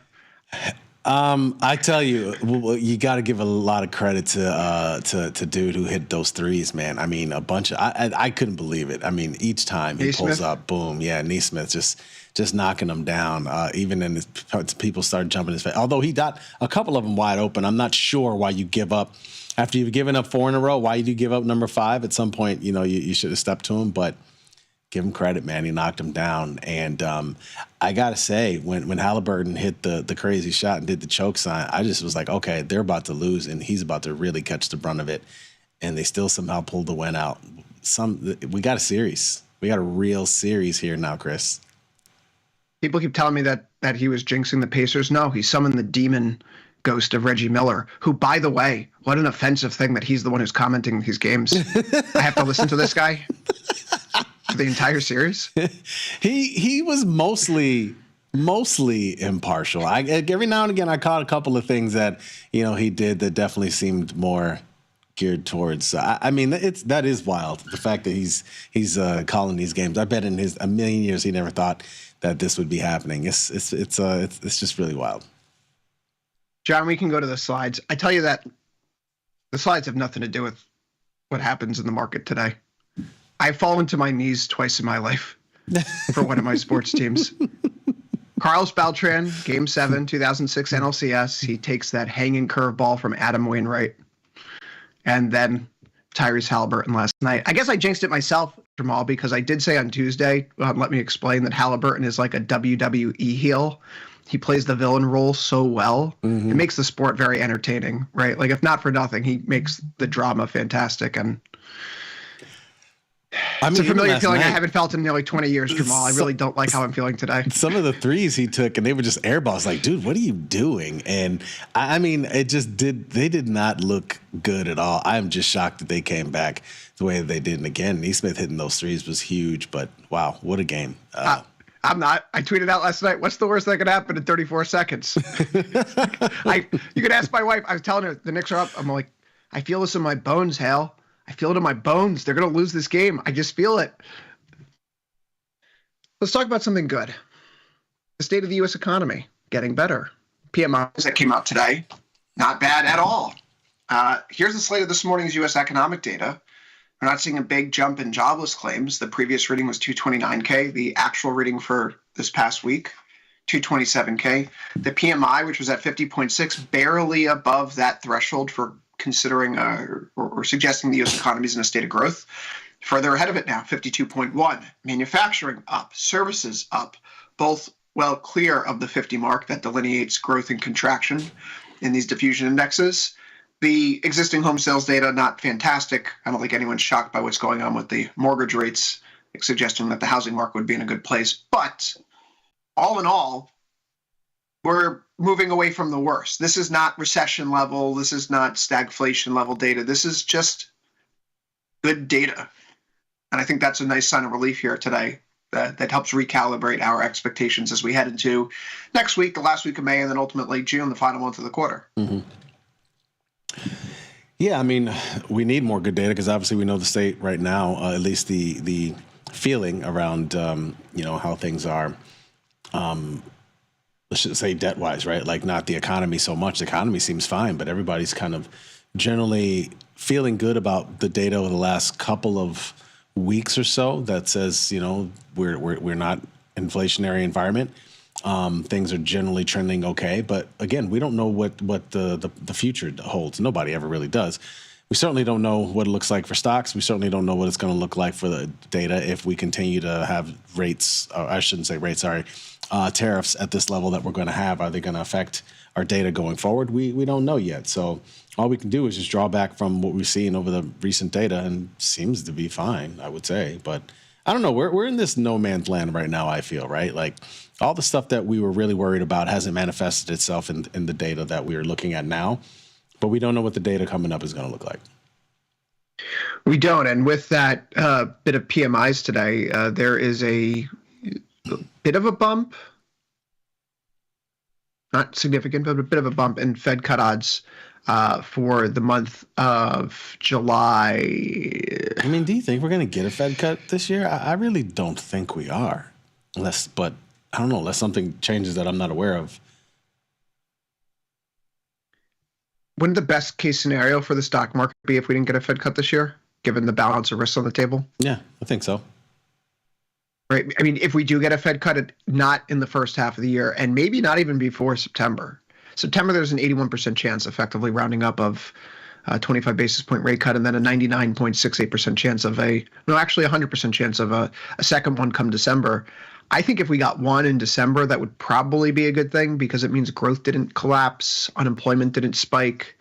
The Fed's probably a little bit more attuned to the short-term impact of inflation. But if inflation isn't spiking to the degree that they feel that they need to address it, seeing it as more than a one-off, if you will, then that's probably good news because then the cuts do come in 2026. And the less or fewer, rather, they do up front here, the more ultimately they're going to have to do on the back end as the market typically prices these things. And so, I mean, it's a good day today. Stocks are more or less doing the same thing they did yesterday. We see that the NASDAQ is your leader here today, up by 0.23%. The Russell's only down by 0.17. It was a lot stickier earlier, and then we did have a bounce back. The PMIs that came out helped recalibrate, helped calm things down, if you will. We seem to be at the line in the sand, though, for the market, Jamal. I point this out if only because we look at the swing area that's been in place all the way since last October, right around this 58.30, 58.50 zone, give or take a few points on either end. It was support October, it was support November, and again in January. And since then, it has served as resistance in March. And right now, it should probably be acting as support. Why? We do have the uptrend off of the April lows here right now coming into play today. So if this market rally is to continue, this would be a good place as ever for whatever the last two sessions were of weakness to, well, stop. The bulls need to put up a shut up here. What a difference 2 days make, right? I mean, just a couple of days ago, we were looking at this very same chart and we were saying how it's meeting expectations such that it's sitting right on that 1 week moving average and looking fairly strong. Even in a day that ended lower, it was still right there. And obviously, the bad news yesterday changed everything. And so now we're at a point, like you said, where bulls need to put up or shut up to keep this market bounce that has been so strong. They need to keep it alive. Otherwise, we're in grave danger of falling right below a 200-day moving average again and having some real issues. So it's interesting that this is happening during a otherwise quiet week. That's, I think, part of the sign here, part of the tell. Like, we really need over the next couple of hours and tomorrow for the markets to sort of restore themselves just a little bit. It's not even that much that's required here. I mean, one thing that was notable about the rebound that we saw on the way up, particularly as we make our way through the second half of April, is that we don't get two consecutive closes below our 1 week moving average when we do see peaks below it. Today would be number two. So if we can find a little bit of footing and get back above 58.94, which from where we stand right now, I mean, 30 points, that's not a huge task with, nearly 3 hours left to go in the trading day.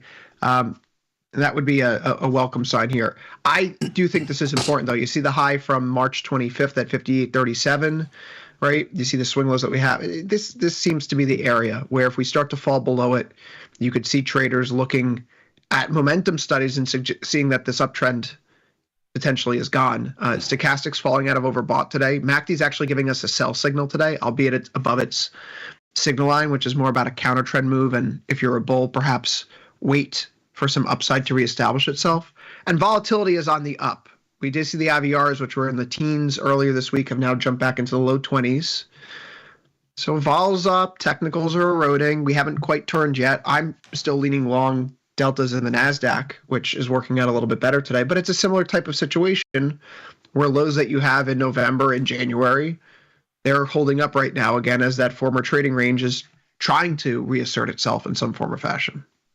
Yeah, I'm still holding long deltas. I'm not going to allow just the 1 day to shake me out as of yet. I mean, these are going to happen every now and again. So I don't feel the need to run for the hills. Like you said, even though volatility is up, it's still in contango. So there's not, any real reason for fear yet, I would say. But look, it all really boils down to the bonds, really, which we'll get to in a little bit. I mean, that's really the bigger area of the market right now.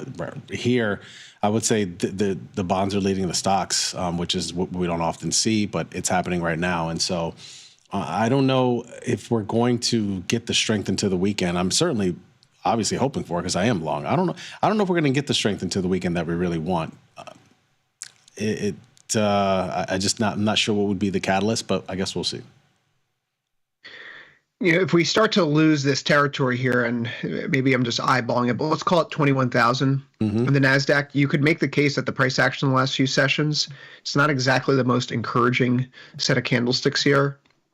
This is a potential evening star candlestick pattern, and notably yesterday, we did set a new high for the month, but we did close below the prior day low. That is technically a key reversal, bearish engulfing bar, right up at the high. So if we find follow-through in today's session, that would give you a further piece of evidence that perhaps we've teetered out in the short term and we're looking at a more meaningful pullback on a technical basis. Drop below 21K today would likewise see the uptrend in the NASDAQ from the April swing lows lost. It would see the range that's been in place that we had in October, November, December, January, up until late February. We'd be back below that support. And then the balance of risks effectively with volatility so low, do I want to be looking to sell puts in a technically down market when volatility is already just coming off the floor? Probably not, right, Jamal? Yeah, I'd rather wait. Doesn't seem rather wait a little bit. So there may be some patience required shortly coming around the corner here. You mentioned volatility being in contango, though. I noticed that the curve is a slightly flatter today. At what point is there a level between the front month and, say, the third month or the 6 month out or a year out? Like, is there a certain level that you look to, a certain differential that says, okay, this thing is too steep, it's too flat, it's just right? Do you not care? Too steep? That's a good question. It's hard to answer though. I mean, because sure, there's times where we see like front month trading 2-3 points above the next month, and it's fun. I will tell you honestly, this is one of those things where when I was trading at a firm and we'd see backwardation that strong, honestly, that's a time where we would probably look to get long vol, but like not in the way that we do. I wouldn't go out and just buy upside or think the way people think. When I say long vol, as far as a firm from a firm standpoint, you're buying calls and you're selling stock against it. That means you're expecting big moves, which again, that's what we usually see when we're in backwardation. That's when you're seeing the market move 1.5%, 2%, 3% a day, and so you're able to monetize those long options, right, by trading stock against it. So that's one thing that I still kind of think about at times. But when you talk about a steep curve, now that's a situation where we're looking to sell puts for the most part, right? Because the market's usually down fairly big, and that's the reason why that curve is so steep. Too steep? Sure. I mean, when we see VIX at like 60 and the futures are like 50 something and they're like $5 difference between $3 or $4 to $5 difference between the first 2 months, those are scary times. So that's when you say too steep, those are really scary times, and we've just seen those earlier this year. Obviously we bounced out of it and we came out of it. So we're seeing obviously none of that right now. We're on the verge of it probably. I mean, if we have another big down day like we did yesterday, I think we would probably be in backwardation, right? You look at the front 2 months, there's only 60 cents difference between them. It was about $1.50 about a week ago. So we're not too far away from that, given if we have another bad day. But it seems like cooler heads might prevail, at least for today. Yeah, well, the charts, they really haven't changed all that much this week, even with yesterday's pullback. I suppose on a growth rotation perspective, today is better. The growthier names are holding up in the market right now, Jamal, so that is something that's positive. In terms of top sector performers going through the session, is it still SMH? Most of them are down, probably. But you see it's retail now. Yeah, so XRT, the retail ETF, up 1.78%. XLY, consumer discretionary, up 0.47. SMH is up 0.19 now.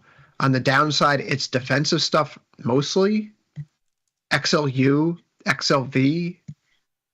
That's not bad. It's not a terrible mix. And we're seeing as the session's going on, we've started to turn into positive territory. The S&P's up by 0.1%. The Nasdaq's 0.37. The Dow's up 0.13. It's not great. It's not terrible. Yeah, but when I see no reason the to change the map, approach. I mean, I see the Mag 7 definitely holding up the market right now. For sure. So you wonder where we would be today if it wasn't for that. Would it just be another down day? I'm not sure, but you're right. It's mostly them, and it's mostly, on the downside, it's a lot of the utilities and the consumer defensive names as of today. I don't know if that's as much of a rotation as it is everything in the market is mostly selling off except for those big tech names. So they're really holding up the market today, that's for sure. Yeah, looking at the heat map here, healthcare, bad. Medical devices in particular, bad. Healthcare plans, bad. Utilities, regulated utilities, very bad. Energy is also down. Some industrials aren't faring well. GE Aerospace is sucking wind, as is a lot of the staples, right? As are a lot of the staples, PepsiCo, Coca-Cola. But you talk about the good names: Tesla, Amazon, Google, NVIDIA, Palantir, Palo Alto Networks, CrowdStrike. So more tech than anything else. I think you touched on what the most important thing here is, though. It's the bonds. It's the fact that the 10s and the 30s have moved back into the territory where, if we think about our 2022 and 2023 playbook, these areas are consistent with the higher for longer mindset. We discussed this yesterday, Jamal, and I think this is the most salient thing to talk. I mean, I really have nothing else to talk about with stocks here. I have a little bit of bullish exposure onto the NASDAQ, a little bit of short exposure onto the S&P. I think this thing is going to new all-time highs for the NASDAQ. I want to see how this short-term situation plays out. If we break here, you get a small flush. That doesn't mean all-time highs aren't ruled out, but probably going to see another 1,000 points to the downside before we make that trek higher. In any event, my 1,000 NASDAQ points, not S&P 500 points. But the bonds now are in this territory where yesterday we talked about how above 4.5% to like 4.8 in the 10s is the higher for longer territory. Yep. I just retweeted a chart from Michael Contro this morning, who put it out about the different regimes for the bond market. And when you're in this territory, the interest rate sensitive stuff tends to lag. So sure, bonds are off the lows today, but are we still in that territory? Yes. And so the Russell not performing as well as mega cap tech, small cap, US, floating rate debt companies. They just don't have the buffer. They don't have the moat, the balance sheet to survive if rates stick around higher for longer. I think we're back in that world where bonds are the most important thing in the market, and not because they're what President Trump's paying attention to, but because there are real cost of money implications as you project future cash flows and project expenses down the road. Absolutely. There's a lot of projects that are being thrown out there right now that might cost the U.S. a lot of money in the form of debt, and that's what we're seeing. I'm a little annoyed at myself from yesterday, man. I thought I felt like it was otherwise a quiet week, and I decided to get short bond spreads. Luckily, I didn't do it as I almost thought about doing, which is just a short put, but I did sell a put spread in ZB yesterday, the 111-108. About 45 minutes prior to the big drawdown. So I was pretty pissed about that. But hey, these things happen. What can you say? You can't time them. This has been an interesting thing for the last few years now. It's been fascinating the way it's manifested itself this year. You talk about these levels that we hit, 4.5 in the 10-year. We recently hit 5 in the 30-year a couple of days ago. Everybody was talking about it, yet we were, still trending higher. The markets, equity markets were trending higher, that is. And for whatever reason, not for whatever reason, obviously we had a bad 20-year auction yesterday, but where obviously clearly nobody's interested in purchasing debt right now. Most people aren't. But it's still these levels, I feel. When you hit these levels in the for bonds, bond yields, 4.5% 10-year, 5% in 30-year, it starts to have an effect. And I think that's exactly what we saw yesterday. We saw the market get absolutely fearful of nobody really wanting debt, obviously yields rising higher as a result. And I think you're going to see this more and more. And and like I said, up until a couple of days ago, there was a positive correlation between the 10-year yield and equity markets. I mean, they were both generally moving in the same direction, which is to say higher more recently. But yesterday, something really changed, and I think it's going to be something we have to pay attention to going forward. Quickly, before we turn our attention to the bond market here, we do need to end a little bit early today to make room for a quick production swap before Dr. J comes on. I would look at the Russell here, and yeah, it was a bad pullback, and yes, we broke the uptrend. But if only to throw a little skepticism on that, because as Ilya might say, horizontal levels matter more than the diagonal ones. Excuse me. Yesterday we talked about a range fill or gap fill of where we closed on May 9th. That close was technically 2028.8 here in RTY M5. Why do we care about that? Today the low comes in at 2027.1. The gap has been filled. In doing so, we likewise return to our 1-month moving average, which not for nothing, Mr. Chandler, if we could point out here, on the way down in February, we really stayed below it, and the rebound we saw in March got back to the 1 month and then did not progress any further. We see this on Liberation Day. When we finally do cross above it here at the end of April, it starts to be more support than resistance once again. If there's a corollary, perhaps today, this is what we saw back in the middle of March. If we're truly in an uptrend now in stocks, we should hold. We should hold here in ES, we should hold here in NQ, we should hold here in RTY, now that the gap has been filled.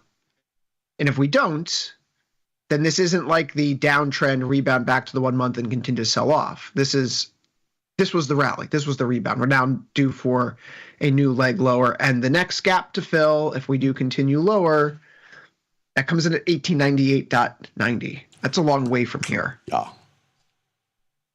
Same thing for the NASDAQ, same thing for the S&P. So that's why today we've had a little bit of damage done. No big deal. Just a flesh wound.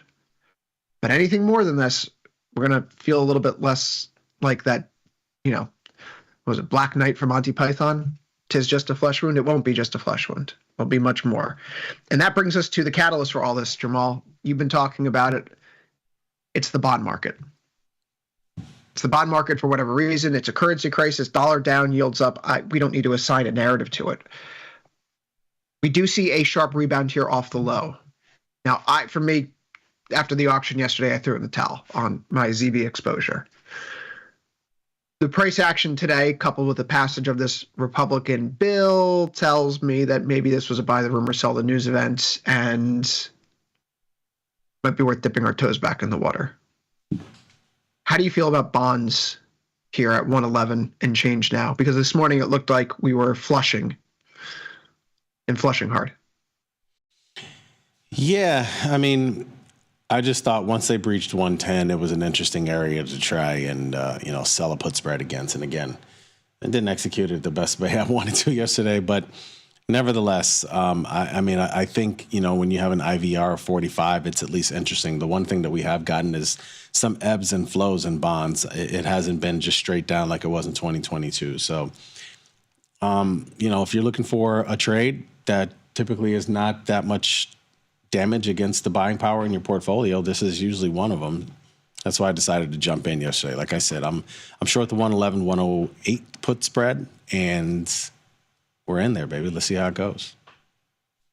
Good on you. I saw the bond auction yesterday and said that was it for me. I tossed in the towel, and we're basically right around the same level, so I suppose I can't be too bothered by it. But vol is up, and that is the modus operandi typically. So let's close you all out here.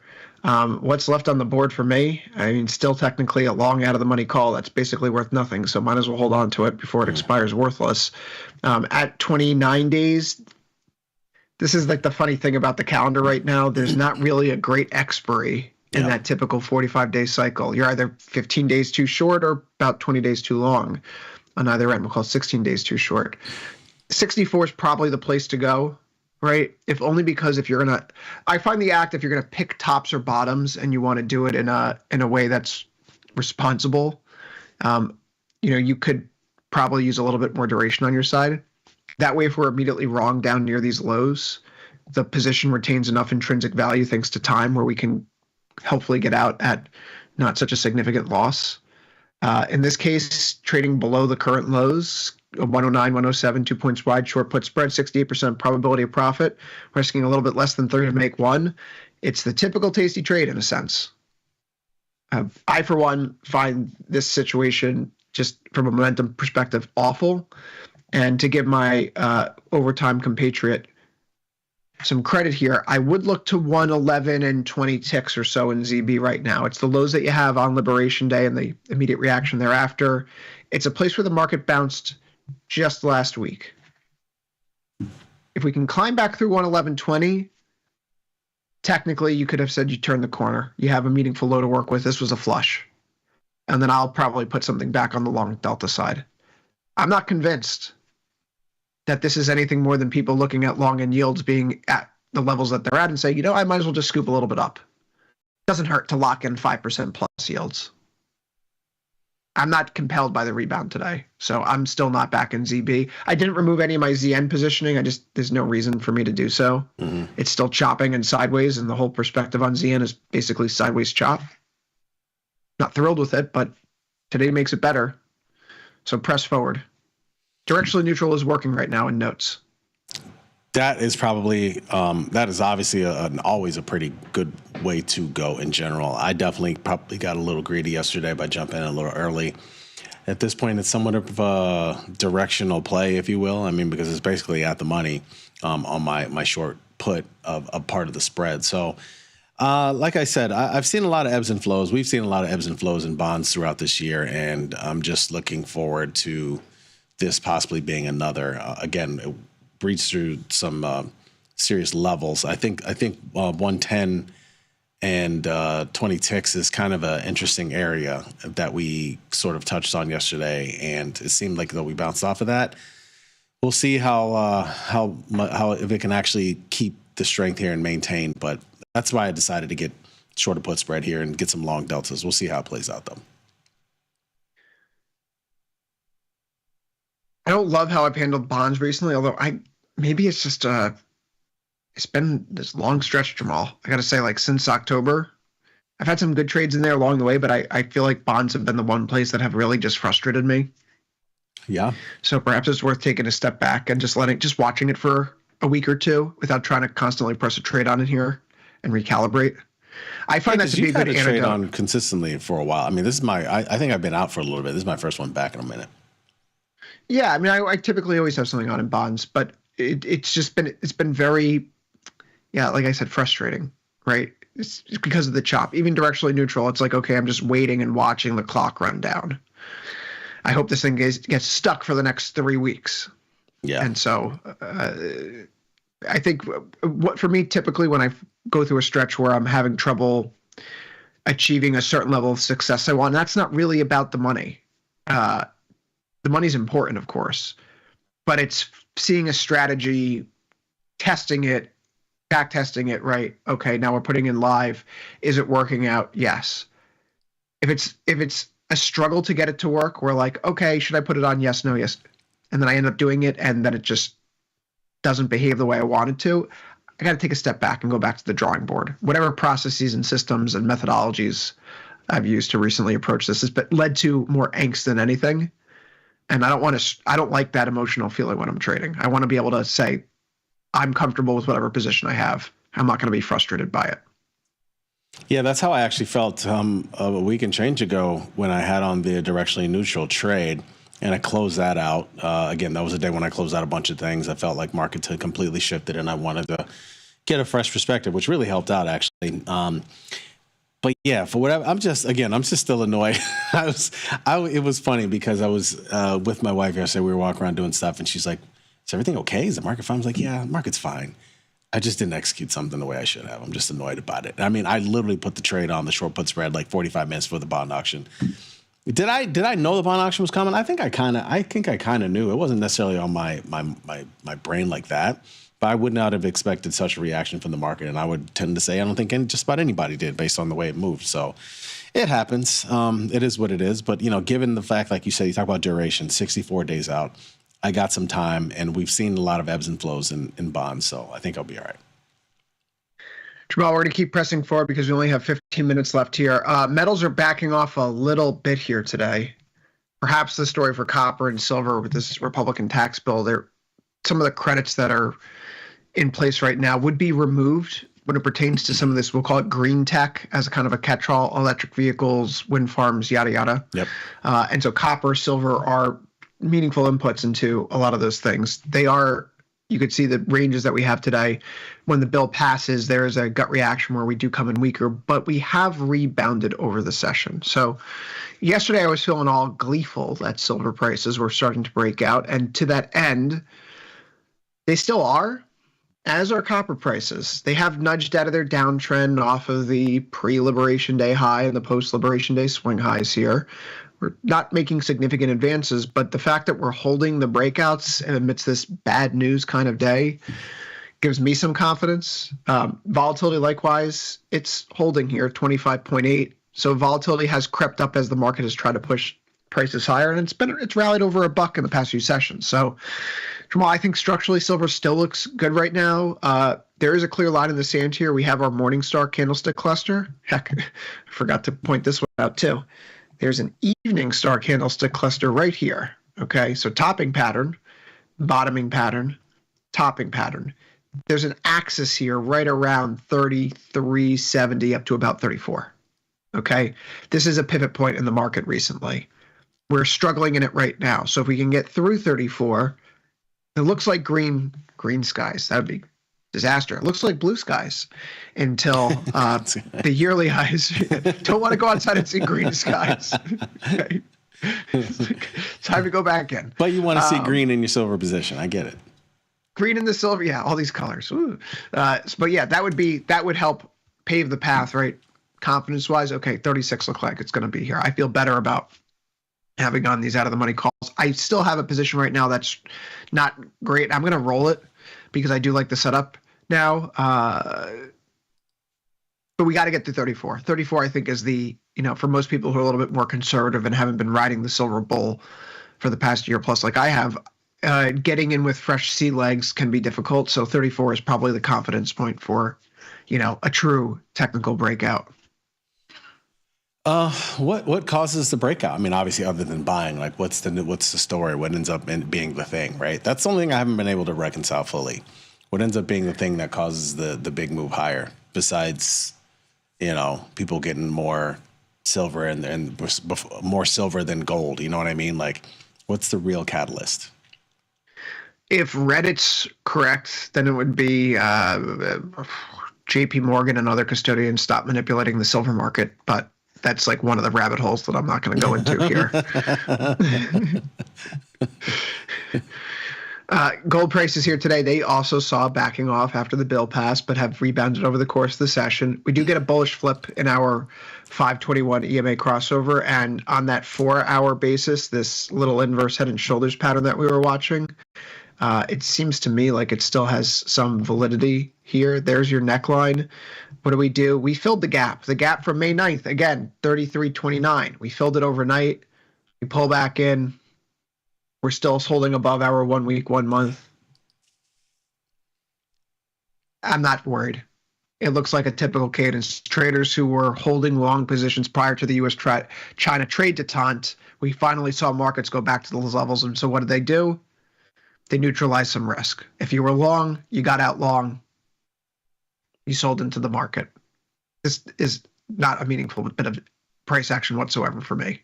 I'm just going to stay long gold. This is one where I really believe gold is going to stay at these levels. I think a lot of people are expecting it to fade back down 3,100, 3,000, somewhere below there. I actually think it's going to continue to hold. I am looking for a pullback, though. I will say, I am one of those people looking for a pullback, not a fall. I think there's a big difference. And if it does get back towards 3,200 or just below, that's when I'm going to jump in with MGC. But until that happens, I don't blame you for staying long. Obviously, you're in a good level and you've already been in for a while. I'm just waiting for that. Again, maybe I'm still a little shell shocked from the bond situation yesterday. Like I said, jumping in a little earlier than expected. But I'm just going to wait a little bit. But I think the fact that the fact that gold is holding up during this yield rise is worth sitting on for a quick second. Gold typically, this is up until really, maybe it's changed post-COVID, because the relationship has been a lot less reliable, especially since late 2023, when geopolitics, I think, cemented itself into the global financial markets in a way that I don't fully believe that everyone appreciates. So up until 2023, you have this relationship with gold and yields where if real yields are going up, gold is going down. Why? Gold is an asset that doesn't produce any cash flows. There's no coupon, there's no dividend payment, right? You have to store it, you have to have security for it. Estimates suggest that absent any capital appreciation, gold's real yield is minus 2.4% per year. And so when real yields are rising, that differential between what you could earn in the market versus what gold actually yields, it grows. It makes gold less appealing. So you like gold in the post-global financial crisis world in the 2010s. Why? Because real yields are in negative territory. And so there's no opportunity cost for holding a negative real yielding asset, especially when you factor in the capital appreciation side of it. So here are we today. It's a world where real yields are moving in a manner that would hurt gold prices, and yet gold is still holding up here. So if real yields take a turn lower, Jamal, it's probably going to be a springboard. When that happens, I don't know. But this has been a trade, again, that has worked out for so long, and I'm a loyal person, which is why I'm still a Knicks fan after all these years. And You had a loss today. I can tell, man. It's tough. You got 6 more games at least. Yeah, I know. And the Reggie Miller series where he did the choke thing in the 90s, like the Pacers lost that series. Yeah. Plus, I did say Knicks in 6 to Tom and Tony the other day. If I recall correctly, you can't get to 6 games in a 7-game playoff series unless you lose 2 of them. So we're still on track. Okay, we're still on track. Yeah, see, Jamal, this is a side of me that you don't know that actually I don't even know because my teams don't make the playoffs.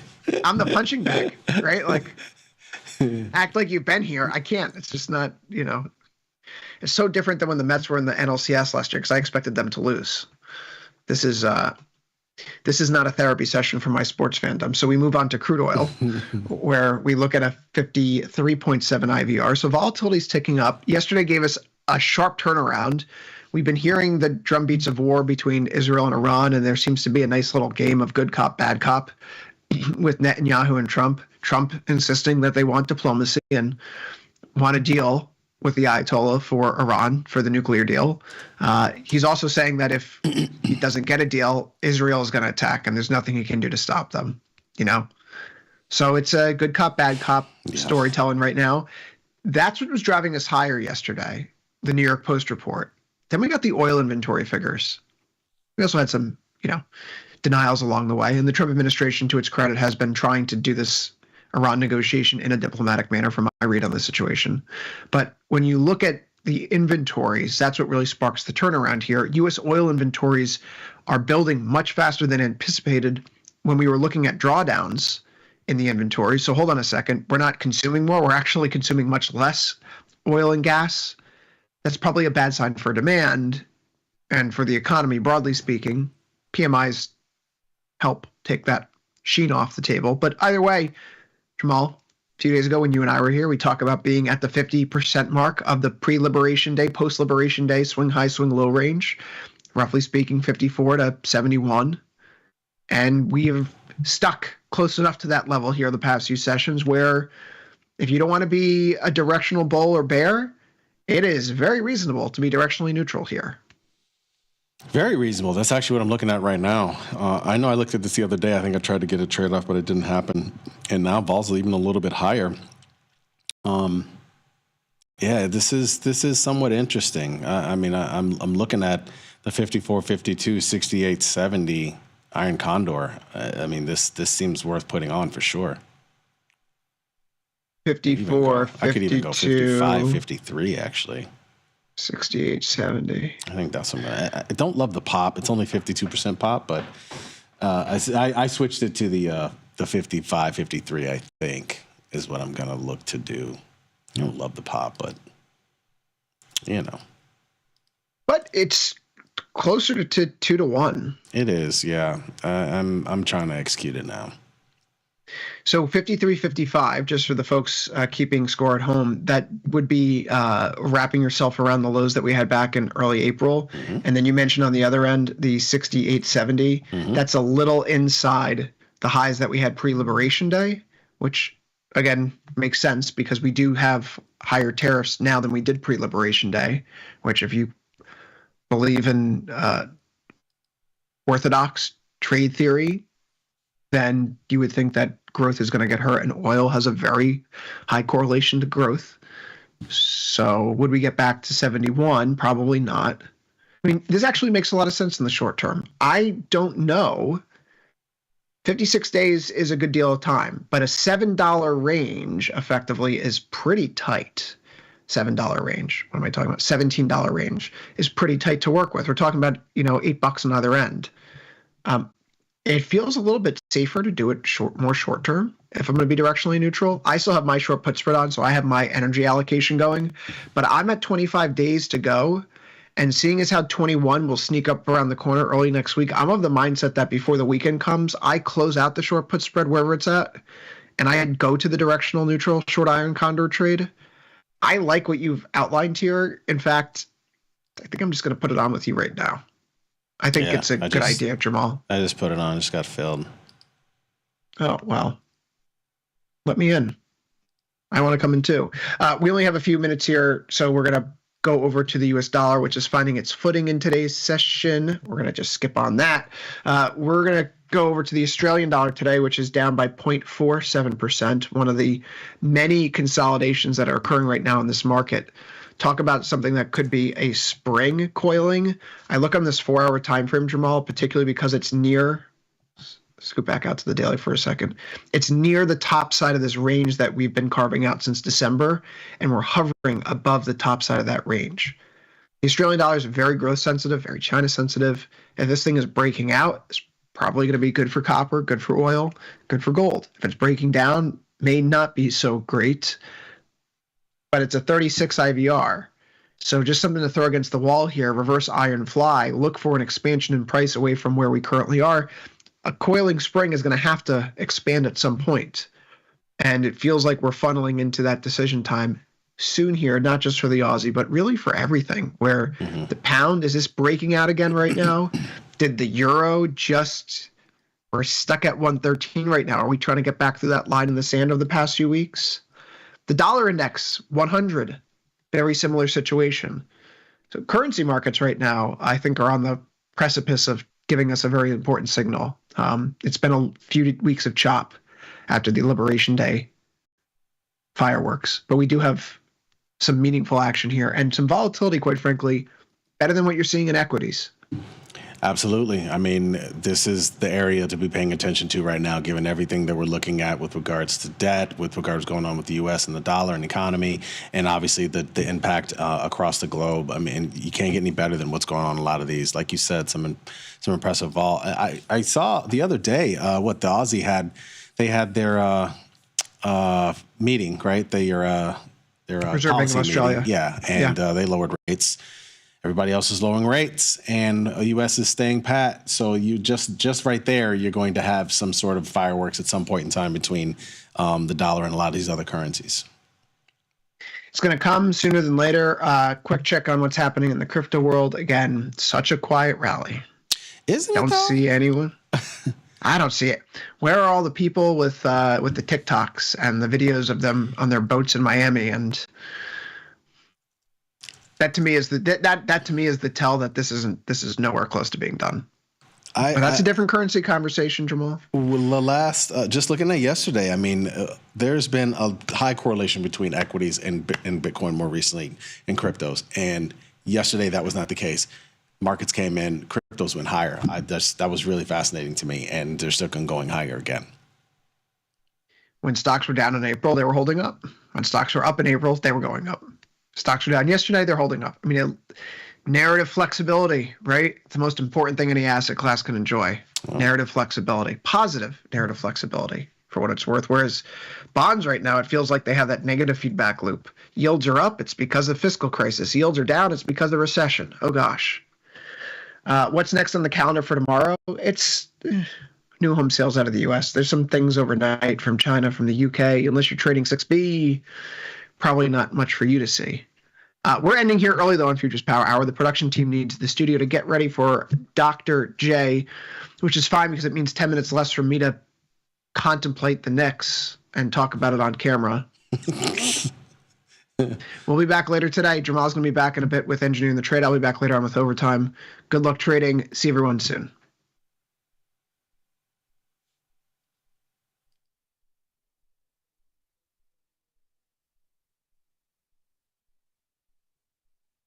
If you missed the live show, here's our cherry on top weekly recap. Ah, look what the cat dragged in. Top of the morning to you all. How are we doing? Rich McDonald from London, he was so excited to tell me that he was on a game show in LA. You were on a game show in LA? Yes. He was walking down the street and some Hollywood producer spotted him and goes, "Oh, we gotta have this guy." And what was the game show again? I forgot. It was called Eliminate. Oh, I know Eliminate! You were on Eliminate! Oh my god! You've seen it? Have you met me? Yes, I've seen Eliminate. You get eliminated on Eliminate? Who would not pick the Scotsman? Like who? Why? Oh, that's... That woman's trash. I'm so sorry, Rich. The camera's finished. And she turned around to the guy she eventually picked and she said, "So where are we going on our date then?" He said, I'm very sorry, I've got a girlfriend. I'm going out with one of the Lakers cheerleaders. I just wanted to get on TV. In a tribute to you today, just so you know, we have one of our viewers sent Tony a bunch of Scottish things. The first thing.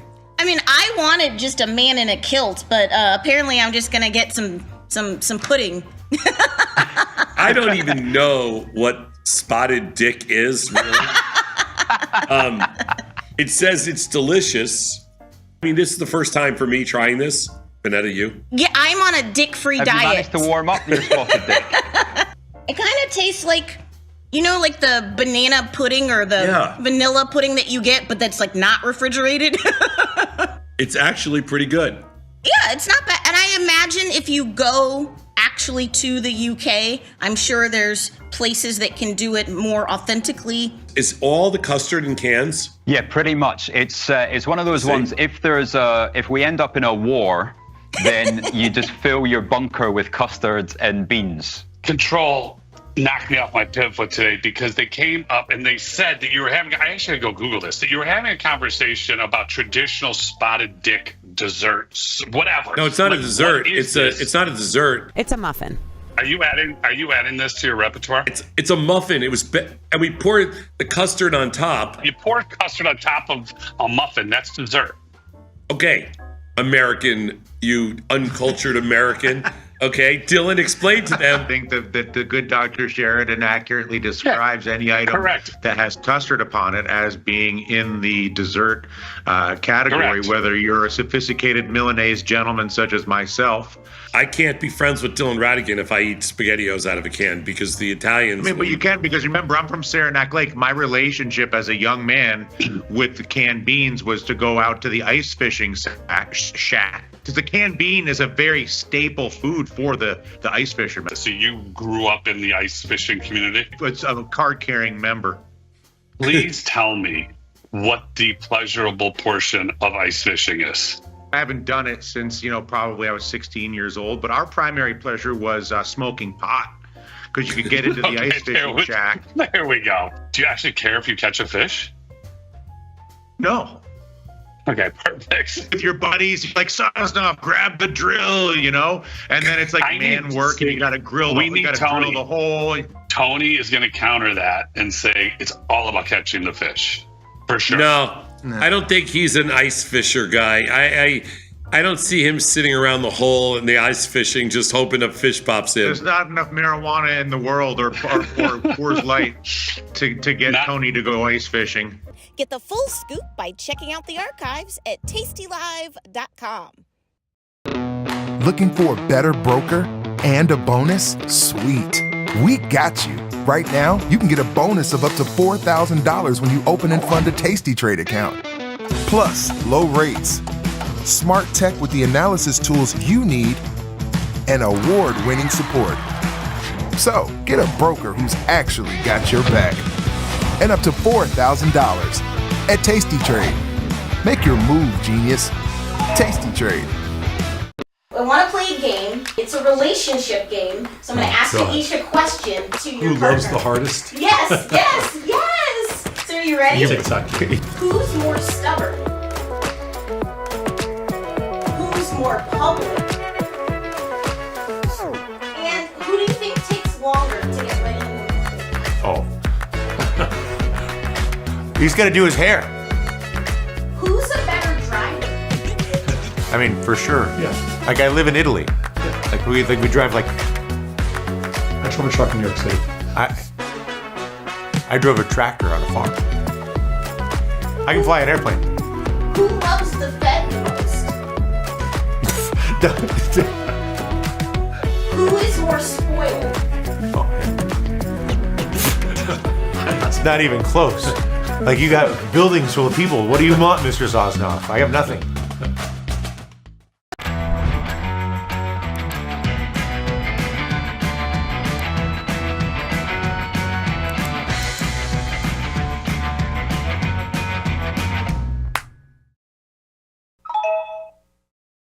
Started trading around 2018, as soon as I got out of college. Stumbled upon a couple of different YouTube videos and learned that way. Truth or Skepticism with Dylan Radigan was actually kind of what really caught me in the early stages, because Dylan was sort of the skeptic, and like I was a skeptic as well. And Tom was able to sort of convince him, and that was kind of my favorite show from the beginning. The fundamental principle that present fear of future uncertainty is fundamentally overpriced. In other words, volatility and selling volatility is the key to getting a statistical advantage in financial markets, is the biggest takeaway.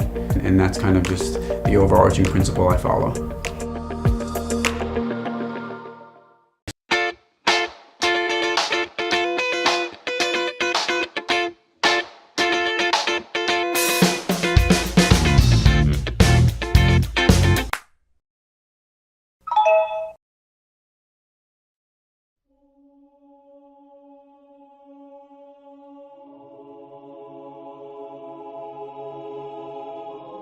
I'm running Snow Leopard with this.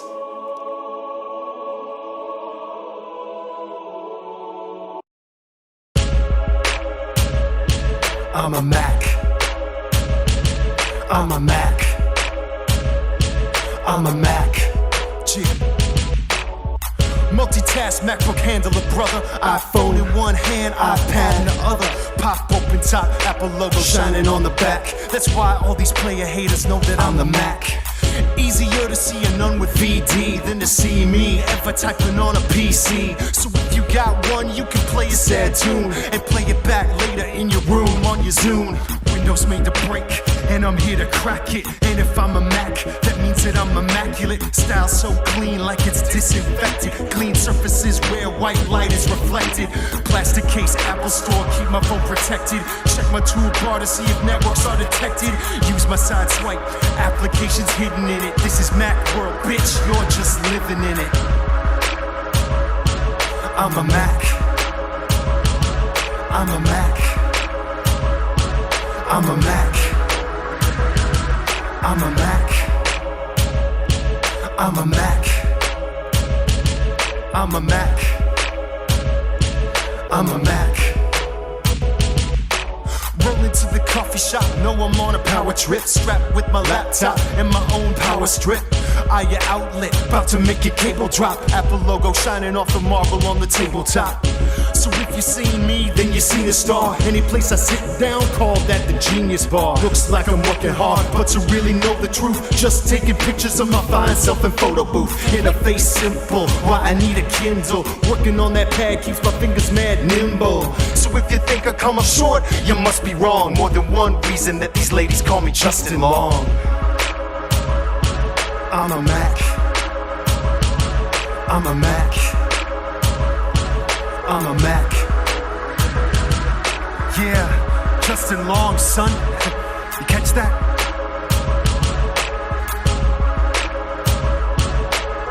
Known by the ladies as the toolbar. 10-hour battery life. Force. Quiz.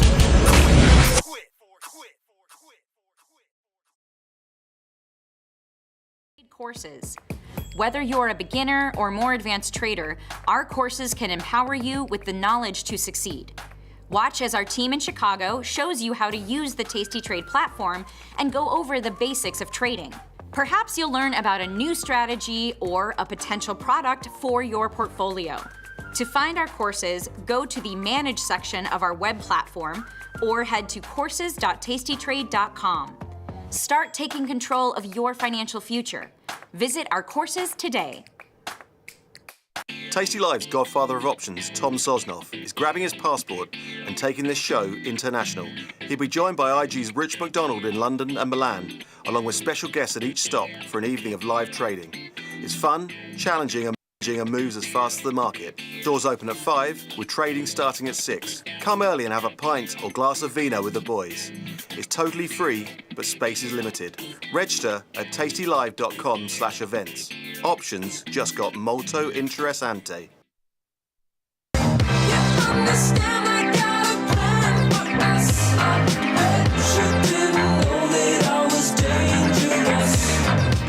I'm Jim Schultz, and this is From Theory to Practice. Welcome to the show today. Welcome to the Thursday edition of what it is that we're trying to do. Welcome to the special Tasty FX edition of what it is that we're trying to do. So, that's right. If you are watching on the Tasty Live network, then I would actually bounce on over to YouTube. If you bounce on over to YouTube, you're going to be able to join the conversation live with me, with Glenn from Tasty FX, and you can ask him whatever questions that you might have. And so in the chat box, FX questions are going to be prioritized today. So if you guys have a question for Glenn, I would get it in now. We're going to talk about Tasty FX for the next 15 or 20 minutes, and then I'm going to turn it over to you guys. So without further ado, Glenn from Tasty FX, what's going on, my man? How we doing? Honored to be on From Theory to Practice. I've made my rounds on a couple of shows here, but I mean this is the big stage. So honored to be here. Honored to speak with you, Doctor, master of all the Greeks. I appreciate you very much, my friend. Yes, you know you've made it to the big time when you were on the B- quality From Theory to Practice. Like, you know that's going to be your peak. What do you mean? 100%. They're telling me Thursday edition meant prime time. Everyone out here on the production, they're saying we found some time for you right there in the fourth slot in the lineup. No, the primetime edition would be the Friday before a holiday weekend where nobody's watching. Nobody's watching. So you bumped me up a day. I bumped you up a day. That's Thank right. you. So, man, I'm excited. So we've got some slides. We're going to get into a discussion, and then, I'll see if any questions come in with Tasty FX. We might get into the platform. We might not. We'll just kind of see where the wind blows us. But before we even get into the slides, man, for people that might be completely unfamiliar with Tasty FX and kind of this new aspect that's going to be hitting the wire here pretty soon, just kind of, tell us why this matters. Yeah, so Tasty FX was formerly IGUS and given, the large umbrella of companies here under IG Group, Tasty Trade, Tasty Live, Tasty FX, now rebranded, is the RFED of the group. That means the registered foreign exchange dealer. So that primary business, its sole business, is offering spot FX markets to retail customers. And the reason I'm making this appearance, along with so many others, is our exciting new integration, getting Tasty FX products into the Tasty Trade platform. So that is coming up here between you and me. Dr. Jim should be next week. We're excited, only days away. And this will really unlock a whole new asset class for a lot of these Tasty traders to be able to open Tasty FX accounts within their Tasty Trade account and unlock some of these leveraged spot FX markets, over 80 FX pairs. So if you're already familiar with the Tasty Trade offering, it is kind of an expansion on maybe you're dabbling in currency futures, but this gives you a lot more flexibility, a lot more markets to trade at the spot rate, leveraged, similar to futures, in some markets greater than futures, with a lot of cool value propositions in markets that are open 24/5. Man, that sounds good, because I'll tell you what, Glenn, the thing that we need more than anything else is more leverage. That's the thing that we need. Like we haven't found a way. Like, I'm already at 20x. Like, how do you get me to 40x? Like, can you get me to 55x? And it sounds like you're my guy. It sounds like you've got the answer. I can get you to 50x. How's that? That's I'll tell you what. That'll work. It's not quite the 55 I was hoping for, but I guess we'll have to. We'll try. We'll have to settle on that. Okay. So I'm sure you're going to get into a lot of this, but just one quick question I do have. So, and I already see we got great questions coming in from the chat. This is amazing. You guys are awesome. I knew you guys would step up today. So we'll get to that right around the second half of the show, which is what we normally do. So my question to you is, will I be able to access all of this within the same platform? Like, if I trade inside of Tasty Trade, the desktop or even the web-based, is it all going to be housed within the same platform? Absolutely. Web and desktop platforms. You'll have to have me back on the show, Dr. Jim, to show you around once these are live. But it's a very easy little tab switch on desktop and a tab switch on web as well. That'll take you to the Tasty FX pairs and back to the Tasty Trade platform, all within the same login. So pretty seamless. Okay, that's amazing. That is absolutely amazing. So, all right, so let's get into, I know there's some specific content you wanted to cover. You wanted to make sure that everybody had all the relevant information that they would need related to TastyFX. So why don't you go ahead and lead us now into the slides? Absolutely. Yeah, so just wanted to cover, a quick 4 slides here for everybody here, just on, myself included, prior to my current role here at TastyFX, really minimal knowledge on not necessarily foreign exchange, but the spot FX market, the kind of product offering that's available to U.S. clients, has some pretty cool, distinct characteristics. So I wanted to walk through just 4 slides here on kind of getting the wheels churning for why you would possibly want to add spot FX to your portfolio. Starting off, a topic I touched on a little bit is a really big value proposition, and especially in recent weeks for spot FX, has been being able to provide liquid markets 24/5. And so these, all 80 FX pairs we offer at TastyFX are open 1 hour earlier on the Sunday open, 4 p.m., and trade all the way to 4 p.m. on Friday, no hour of reconciliation like the futures markets every day.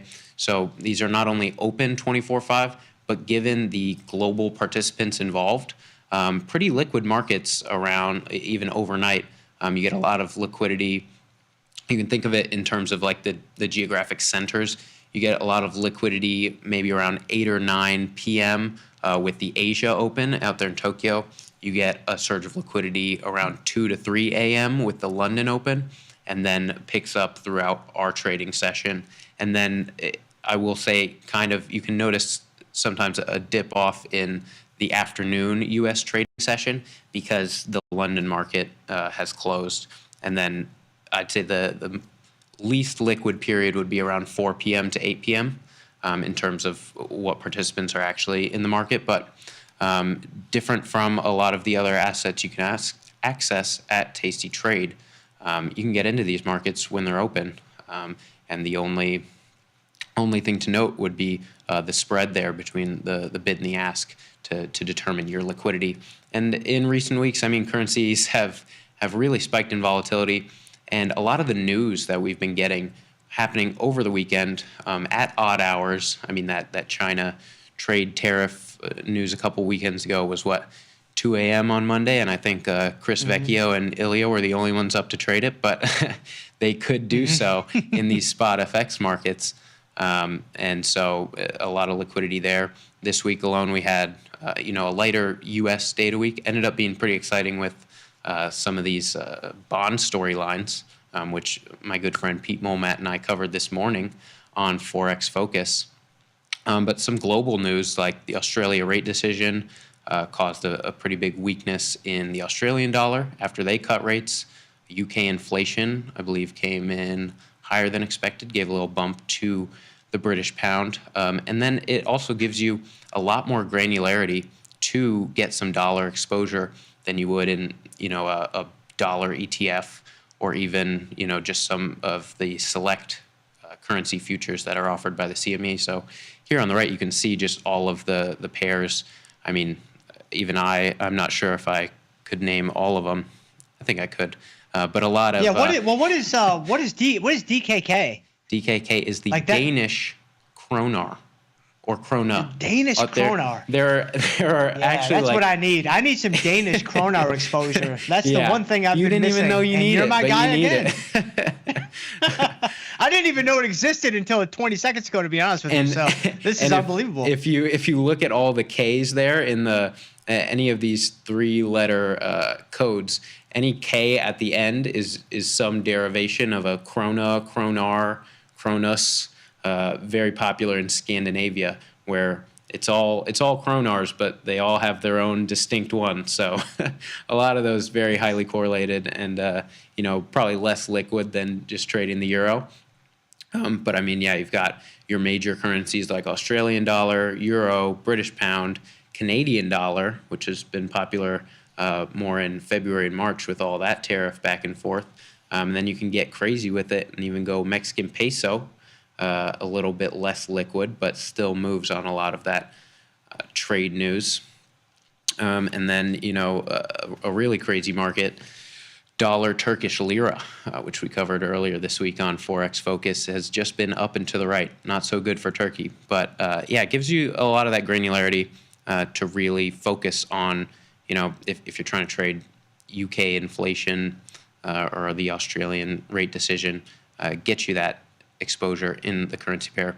And just a note for everyone out there, when you trade a currency pair, these products are already packaged as a pair. So when you'll take just directional, you'll either buy or sell a pair. And when you do so, you are simultaneously buying one currency and selling the other. So that's how those work. That's the main thing about when to trade Forex. Any questions, or should I go to the next slide? Just a quick comment. This is really great because, now you can really dial in whatever exposure you want, like you alluded to, rather than maybe just doing like a Dixie or maybe just doing like some of the main pairs like Euro, British Pound, etc. Now it's like if you really want to dial in on a really specific, economic relationship between, two parties, you're able to do that, with these products. So that's pretty exciting stuff. Yeah. Now let's cut over to the next slide here. Looking at, I know all of your guys, your brains are already kind of connecting the dots with, I've seen currency futures out there. What are the actual product differences here? So here tried to lay out some of the differences. The main difference here, Jim, between FX and futures is the flexible sizing. FX markets start at, we offer micro lots, which is just 1,000 units of the base currency, so the first currency in the pair. And what that would mean if you were to take a micro lot of euro dollar would mean just putting up just about $25 in margin for that exposure. And that's a margin rate of 2%, which gets you your 50-to-1 leverage there, my friend. But the main value add as well is that you can increase these position sizes or decrease them in micro lot increments, 0.01 lots. So a ton more flexibility to get that granular exposure that you're looking for. And the chart or the table I have on the right here compares 4 e-micro euro futures and the equivalent notional value of spot euro USD. You're controlling the same amount of euros. The margin requirement for the spot pair is less.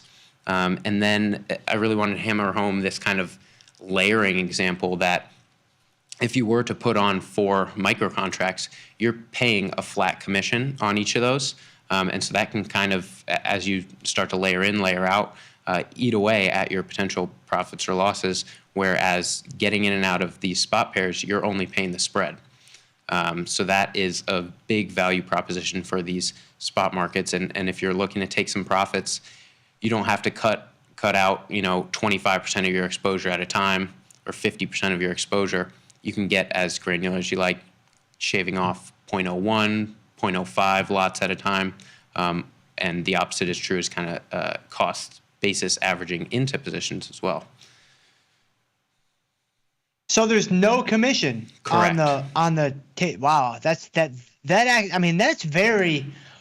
really significant. Yeah. I mean, obviously, the traders in our world, familiar with Tasty Trade, they're used to that. Like they kind of expect that with what we're doing, at least on closing trades. Right. Like they understand that. Now it's like, man, that's really, really nice. If you are a really active trader, and if you are like when you gave the example of kind of doing the 4 lot versus, just the Tasty FX position, that can be a very, very significant difference at the end of a week, a month, a quarter, a year. It can be very significant.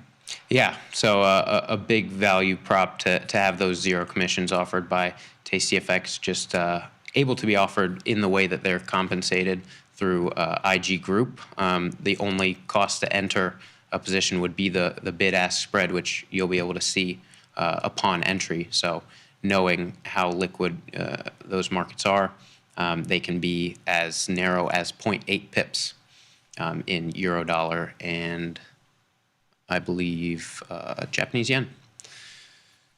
So yeah, that's the main distinction between futures. If we want to cut over to the next slide, we can talk about your favorite double-edged sword here, leverage. I'm ready, baby. I'm ready. I mean, So- not only Glenn, listen, like not only have you found me 50-1 leverage, but you've also found me continuous markets with no breaks. How about that? So now, I mean, I am not going to see my family or friends ever again. Apologize. So you're to- bringing do- it all to me, my man. Do I need to send a chocolate box or flowers? I mean, you're going to need to do something. I'm going to need some kind of permission slip or something. But Yeah. this is good stuff. Go ahead. Yeah, no. So the leverage in FX markets differs by each Forex pair, and the major currency pairs will get you anywhere from 2% to 5% margin. So a leverage ratio of up to 50-1, but usually between 20-1 and 50-1. So your markets that'll get you 50-1 are your euro dollar, your dollar Canadian dollar, and that cross, that non-dollar cross, euro Canadian dollar, if you're feeling crazy. And then other things like Japanese yen are 5%, Australian dollar would be 3%. And these are set by, the NFA, the CFTC. So those can change over time. Historically, yen has been 2%, but right now, given its volatility, it's up to 5%. So that's how those leverages work. But I wanted to call out an example here because to me, before getting into these markets, I would see a headline like euro dollar rises 2 cents from 111 to 113. Big whoop. I didn't really understand the magnitude of that. But for these markets, that's 200 pips of movement, a pip being to the 4th decimal place here, which is the tick value in these FX markets. And so a one lot position, which controls 100,000 euros, would be roughly, at the current exchange rate, $2,400 in margin. But 200 pips of movement would mean a move in profit or loss of around $2,000. And so you're getting a ton of swings in just a 2 cent move effectively because of this 50-1 leverage. So can definitely go against you there, Jim, a double-edged sword, as we always say, but can maximize your exposure. And this, I added an example of a price graph on the right here of just, this past week of price action in this euro dollar market, and showing that we have a cool tool that'll be coming to the tastytrade platform where you're able to add the stop loss and take profit directly onto the chart. And it'll show you in a dollar amount what that pip move means. And so here we've got a stop loss on of about 50 pips, and that would be $500 that you're getting stopped out at, hopefully. And then a take profit of 150 pips, which would be $1,500. So big swings in these markets right now, and with leverage, that could mean magnified profits or losses.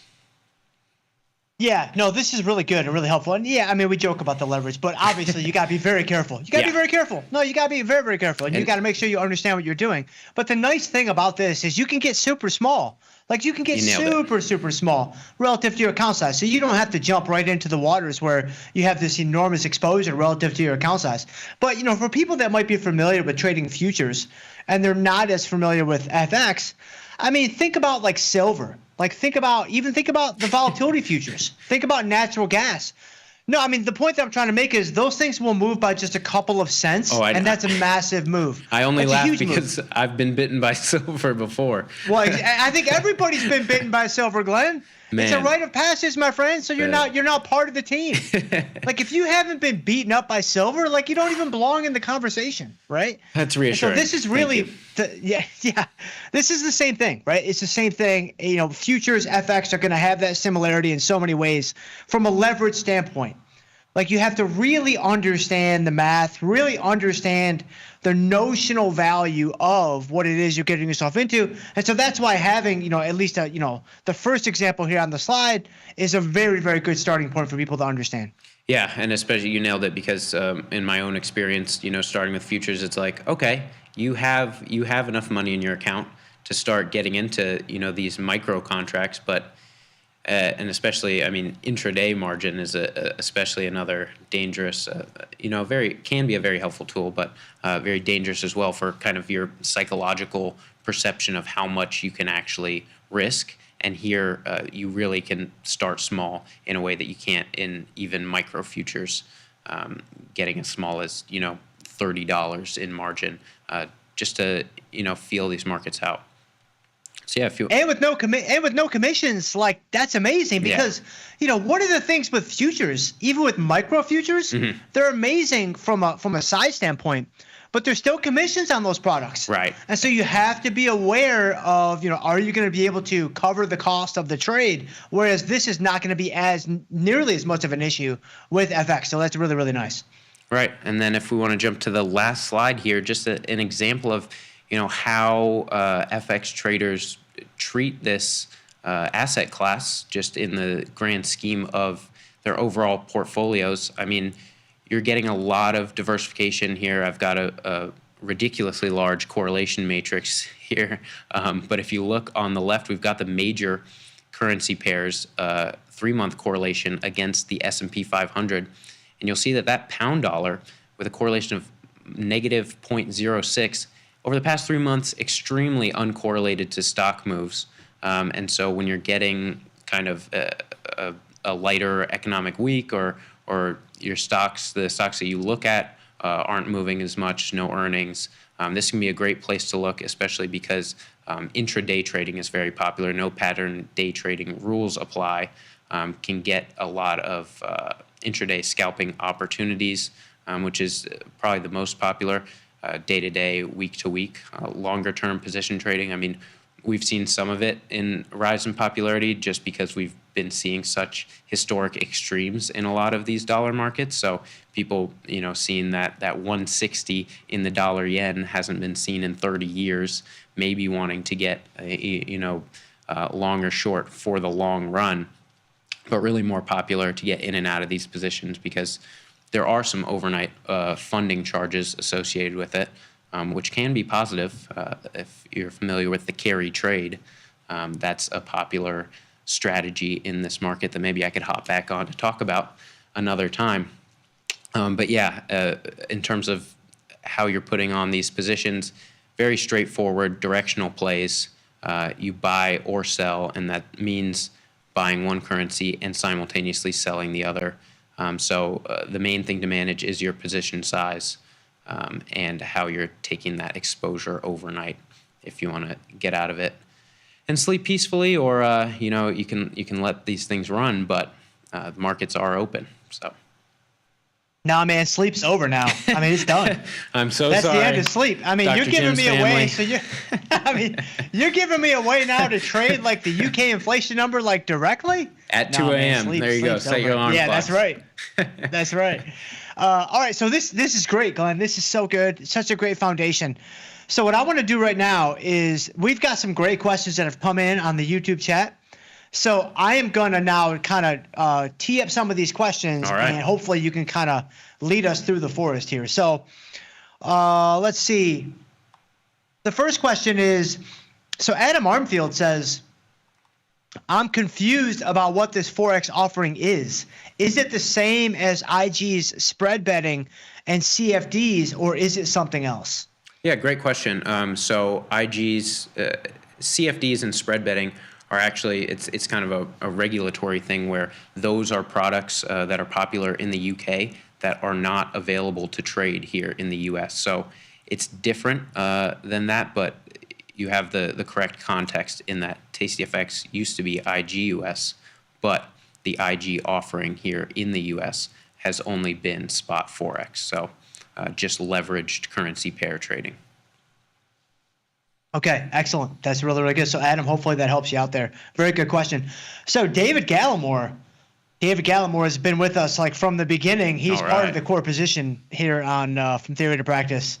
He says, will an FX trade give me margin relief in my portfolio margin account, or no relief like if I trade futures? That's a great question that you may not even know the answer to. Fantastic question. I can tell you day one, they will not be integrated. And so your tastyfx account will be margined separately than your Tasty Trade account, regardless of if you're on portfolio management. We have, our teams here working as hard as they can to make everything about this experience as seamless as possible. But day one, those will be margined separately. Okay. Now, do you know if there are plans to merge those things together? Outright, I do not. But Okay. I do know we are exploring every option to make this integration as seamless as possible for you guys and for us. Okay. Okay. No, that's helpful. That's very helpful. Here's another good one. So Lefty says, will Tasty FX funds merge with Tasty Trade? Like, will all the funds be in the same place? Right. So due to some regulatory requirements, they'll actually be held separately, but you'll be able to transfer back and forth. And throughout the day, it'll usually be instant between your Tasty FX account and your Tasty Trade account. So you'll have to designate specific funds for your Forex trading, but those will be able to be moved by you back and forth as frequently as you'd like. As frequently as I like inside the platform? Like Correct. I can all do it from so I'll Yep. see it inside my platform. Will it kind of look similar to like if I have an IRA, if I have an individual account, like that type of thing, I'll see my Tasty FX account? Yeah, so if you go to the web platform in your managed section, there will actually be, under the My Money, there will be a Tasty FX transfers page that makes it very clear what account you're transferring from and the Forex account that you're transferring to. And that'll be on both sides. So it'll be very easy to transfer back and forth. And you said it would be instantaneous. Is that right? Yeah, so in most cases, if you have funds available to transfer, it should show up instantly. So can you give me an 3 p.m. example? After 3 p.m., I think there will be some delay, or a delay is possible. Okay, that was going to be my follow-up question, because I'm just thinking through the scenarios, right? Yeah. It's like, okay, I'm 50-1 leverage on this UK number. It's 2:00 in the morning, and all of a sudden it moves against me, but I want to hold it. Right. But I need to bring funds over. So instantaneous is instantaneous. If there's a delay, like what kind of delay are you typically looking at? Do you know how long of a delay we might have to deal with? Yeah, I want to be careful here, not guaranteeing anything, hard, but it should be in terms of margin relief. You should have, 24 hours before you're closed out of that automatically, and by then, the next business day, you should be able to. Those funds should clear, regardless of if it's after hours, after banking hours. Got it. Okay, but if it's in the morning, that's when, like if it's 10 a.m. You're right. and I'm doing a U.S. number, it's probably going to happen right away. Right. Yeah. You should be okay. Got it. Okay, that's great. That's really, really good. All right, so let's see. We've got, let me see if I can find another one. I guess the question was 4:00 Central or Eastern time. So when it comes to, like you were talking about, I think this might be in reference to when you mentioned, things kind of slow down between 4:00 and 8:00. Is that Eastern time or Central time? In terms of that time period, it's pretty vague, but yeah, you usually say 4 p.m. Central time, an hour after, that's when futures markets close, and for an hour, and then until Asia comes in around 8 p.m. But if that's in reference to when the markets open on Sunday night, it's an hour before futures trading. So is that 4 p.m.? That's 4 p.m. Central. Well, yeah, I'm thinking because I'm in the Eastern time. I know you're obviously in the Central time zone. So I guess it sort of depends, because for you, the Sunday futures is 5 o'clock. It opens at 5 o'clock. Right. And the Forex is going to be an hour before that, so it's Correct. 4 o'clock. Yes. For me though, it opens at 6, so it's going to open at 5. Correct. Right. Yeah. Okay. Yeah. That's really that's helpful. Let's see. Oh man, they're all making me laugh. But I'm trying to get to the real questions. So this requires money in a different account. Okay. So do I need to apply for a Forex account? Is this like a futures account where you have to actually apply and get permissioning? Yeah, so you will apply and get permissioning, but the Tasty FX team will leverage the information that you've already provided for your Tasty Trade account. So you shouldn't, under a perfect scenario, should be straight through and instant approval. Given, Okay, very good. And you won't have to type in all of your information again. Got it. Okay, that was Eric Jones. Thank you there, Eric. Let's see. And Sergio, you were asking about there being money in a different account. I think we got that covered from the Tasty FX funds earlier. So John AJ, this is a very good question. Will there be more charts capability or only the existing chart systems as Tasty Trade? That is a great question. We'll have to run through exactly what the differences are, but these are piped in from the Tasty FX platform. So there will be a ton of indicators for Forex trading, a ton of cool charting capabilities, and I don't think there will be anything missed from the Tasty Trade's current offering. So should have some fun new features. Yeah. Well, like the one you mentioned earlier is very interesting, where you can set the profit and loss orders on the actual chart. Right. Is that going to be FX specific, or is that going to be for any position? That's FX specific. Okay. So yeah, a lot of cool FX tools that we've developed on our side and are excited to share with the Tasty Trade audience. Yeah, that's great. So that's just gonna. So like if I go in and I punch in a ticker of Euro USD and I'm in the spot FX market, those new chart features and functions are just gonna automatically become available to me on that chart. Is that right? Yep. Yeah. So it'll be a lot cleaner when we can show off this platform for you live and show you just how easy it is. But yes, everything within the spot market will be kind of together.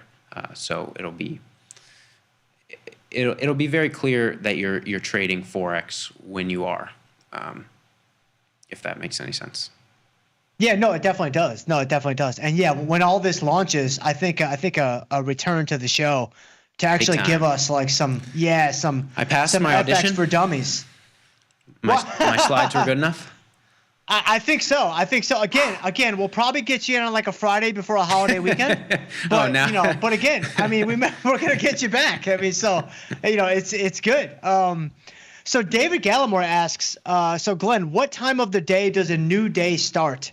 And any carry rate interest is paid or received? That's a very good question. Fantastic question. So that's at 4 p.m. Central Time. So if you're holding a position past 4 p.m. Central Time, then those carry rate interest, overnight funding costs, or credits will apply to the positions then.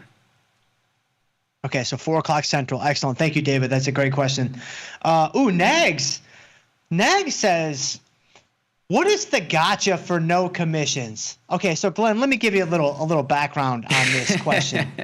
So I don't know how familiar you might be with From Theory to Practice or the crash courses or whatever, but the one thing, so if you think about the Tasty Network, right? Every gimme. You've gotten to know Mike and Nick, right? I mean, they've developed, crab trades, and they've developed, broken heart butterflies. You've got Liz and Jenny. They've done jade lizards. They've done zebras, whatever. I've been at Tasty now for nearly 10 years. The only thing that I've contributed to the network is the following. For every gimme, there's a gotcha. Every single time. That's an important lesson. 100%. That's what I'm saying, right? Now, Tom doesn't see it that way, but, hopefully he'll come around. Who's that? Yeah, right.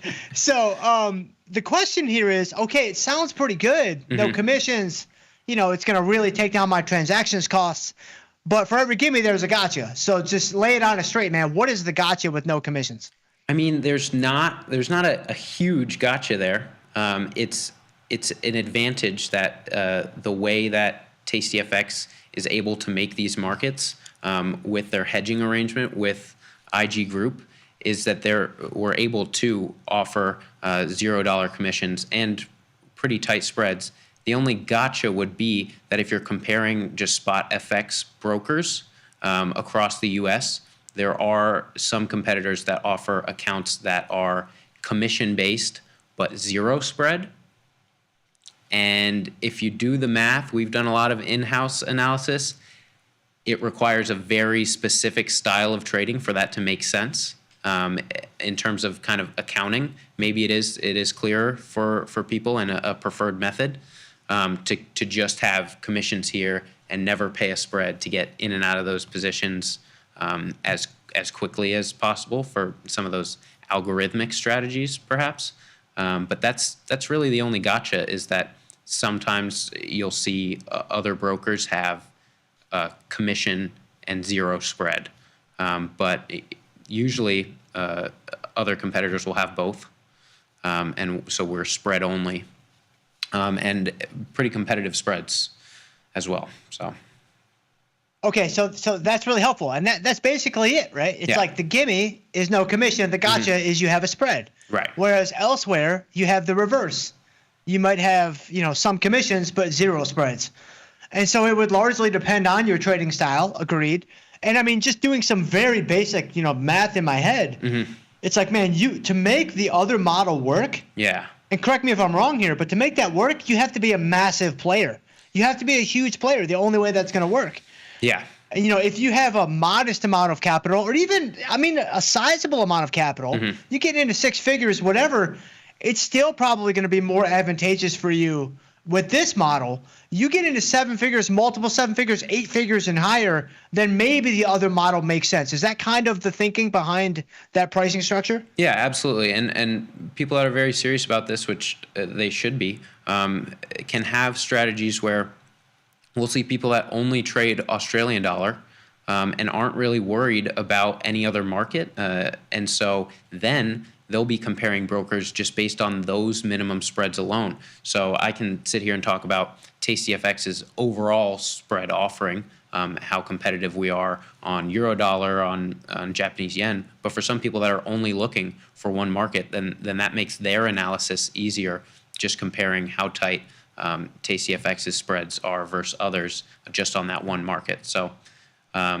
it's good analysis, but yeah, that commission based model, not for everyone. And here we keep spreads pretty tight and no commission. So.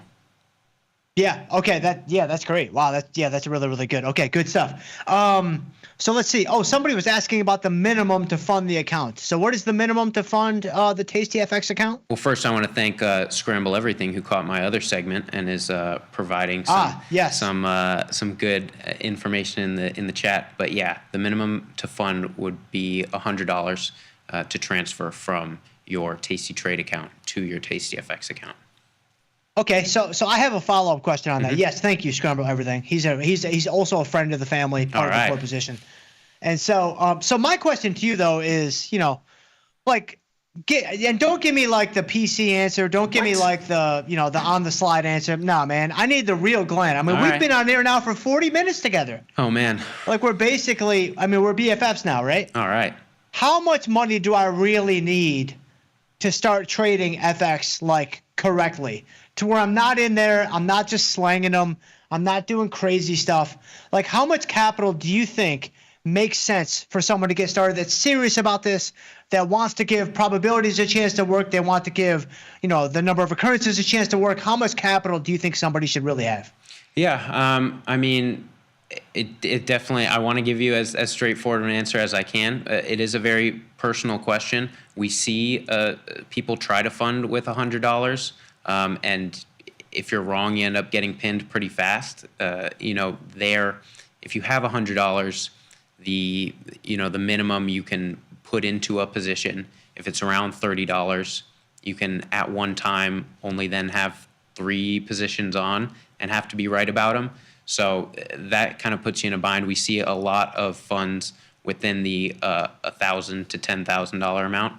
And that kind of depends on just kind of how many markets you're looking to get into at one time. Just because this exists, it's rare that people only have a Forex account. They'll, like our customers at Tasty Trade, trade a ton of asset classes. And so if people are coming here just to put on some US dollar exposure and just trade a couple markets at a time, you can be successful with a couple $1,000 in the account and only trade, 0.5 lots or lower at a time, I'd say I could advise against putting all the money in your account into one position at a time. I think the healthiest practice would be to risk, in a perfect world, like 1% to 2% on a trade, at least to start. But yeah, we see funding amounts as little as $100 all the way up to those really big traders, but very popular to be in the 4 digits and start. Okay. There, yeah. Yeah, that's okay. So that's really helpful. So what I'm hearing you say is, for most people, a couple $1,000 is probably a good starting point. Because we see we have 80FX, 84, I think, currency pairs you can trade. What we really do see, though, is a very high concentration in the 6 or 7 major currencies, US dollar pairs. And so if you think about it from that perspective, that means you would only find yourself in 7 different markets where you can't be long and short a market at the same time. And so if you think about it that way in terms of your whole capital allocation within this account, if you're only splitting it 7 ways, then you can still put on decently sized trades and split it 7 ways. Whereas some people just come here to trade Eurodollar, and then you can put on smaller trades just in that market. And if you're not looking to put on any other positions in any other markets, then that cash on the side is just when you're looking for a new opportunity in that market. So less cash needed unless you find yourself in margin trouble. But that would be my answer, if that makes any sense. Okay. No, that's great. That's great. So I think we have time for 2 more. There's one quick question, and then they both might be kind of quick. But so Tommy Ray says, if you use limit orders, is there a commission? I'm assuming the answer is no. No, sir. Yeah, you're absolutely right. No commissions on limit orders. When I'm back, we'll walk through the trade ticket. It's pretty intuitive, but you can put in market orders and limit orders, and all for no commission. Okay, amazing. And then the last question is Eric Jones. If the spread is 8 pips in the Euro USD, is that 80 cents in terms of USD? So that it depends on your position size. So if you're trading a whole lot, one standard lot of Euro USD, and your spread is 0.8 pips, then that would be a spread cost of $8. Of $8 on a full lot. Correct, which would be around $2,400 in margin. Okay, got it. And then obviously, but then there's micro lots, right? Correct. There's micro lots and mini lots. Just want to call out that if you're in the Tasty Trade platform right now, and you want a little preview, we do have the buy and the sell prices in the Forex watch list. If you navigate to the watch list tab, you can see all the Forex pairs. And if you want to be notified about exactly when these FX products are live, you can click on any pair there and be added to the wait list to be notified right away. So I'm excited about it. Amazing. Hope you're excited about it too. No, this is great. This is really, really good stuff, man. Glenn, thank you so much for popping on today. Thanks for I having learned me. a lot too. This is great.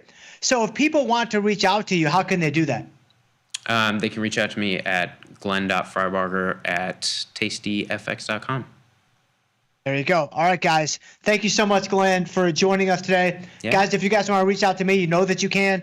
I'm just jschultz@tastylive.com, or we can connect on Twitter as always. I'm on Twitter I'm at too. jschultzf. I'm at jschultzf3. You're on Twitter? Are you on Twitter, Glenn? Oh yeah, just my name. And so now it's Glenn, so spell that for us. GLENFRY. Okay. BARGER. And I'm pretty big in Twitter now. Jamal followed me back. That took a long time, so I'm feeling pretty good about my Twitter game. I'll tell you right what, now. though. I mean, you should be feeling pretty good, because I'll just tell you, like when I first learned that you were Glenn with one N, man, that's a power move, dude. Like that is a statement. Yeah. I will say, a lot of people default to 2, and it's I don't know why you don't need it. I don't think so. Keep it short and sweet. I love it. No, I love it. I love it. Well, speaking of Jamal, I don't want to take any more of his time. All right. Guys, we have Engineering the Trade coming up next. Thanks for tuning in today, and we'll see you guys tomorrow. Thanks.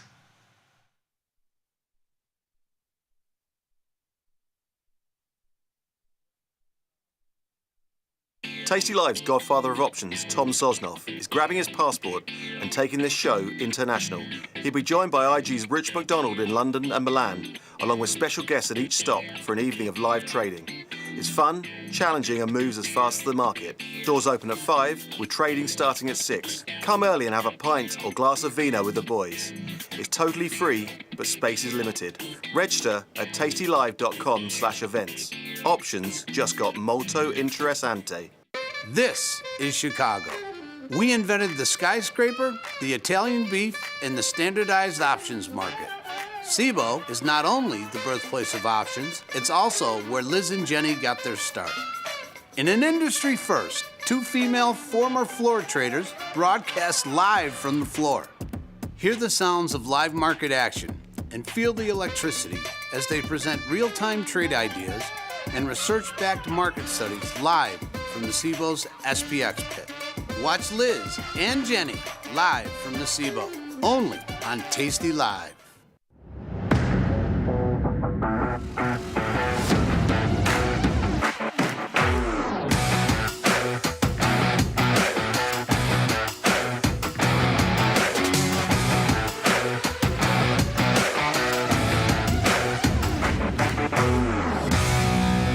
The beauty of Thinkorswim was that we were different. From the name to the front end technology Was clearly what we wanted as traders. Second time around, I think we did a better job. Yes, we are known for our ability to support complex derivatives traders, but we also have the tools for somebody who's brand new who wants to come in on the first floor and work their way up to the top of the building. Regulation time may have expired, but the conversation is just getting started. This is Overtime, the post-market scrimmage for market junkies.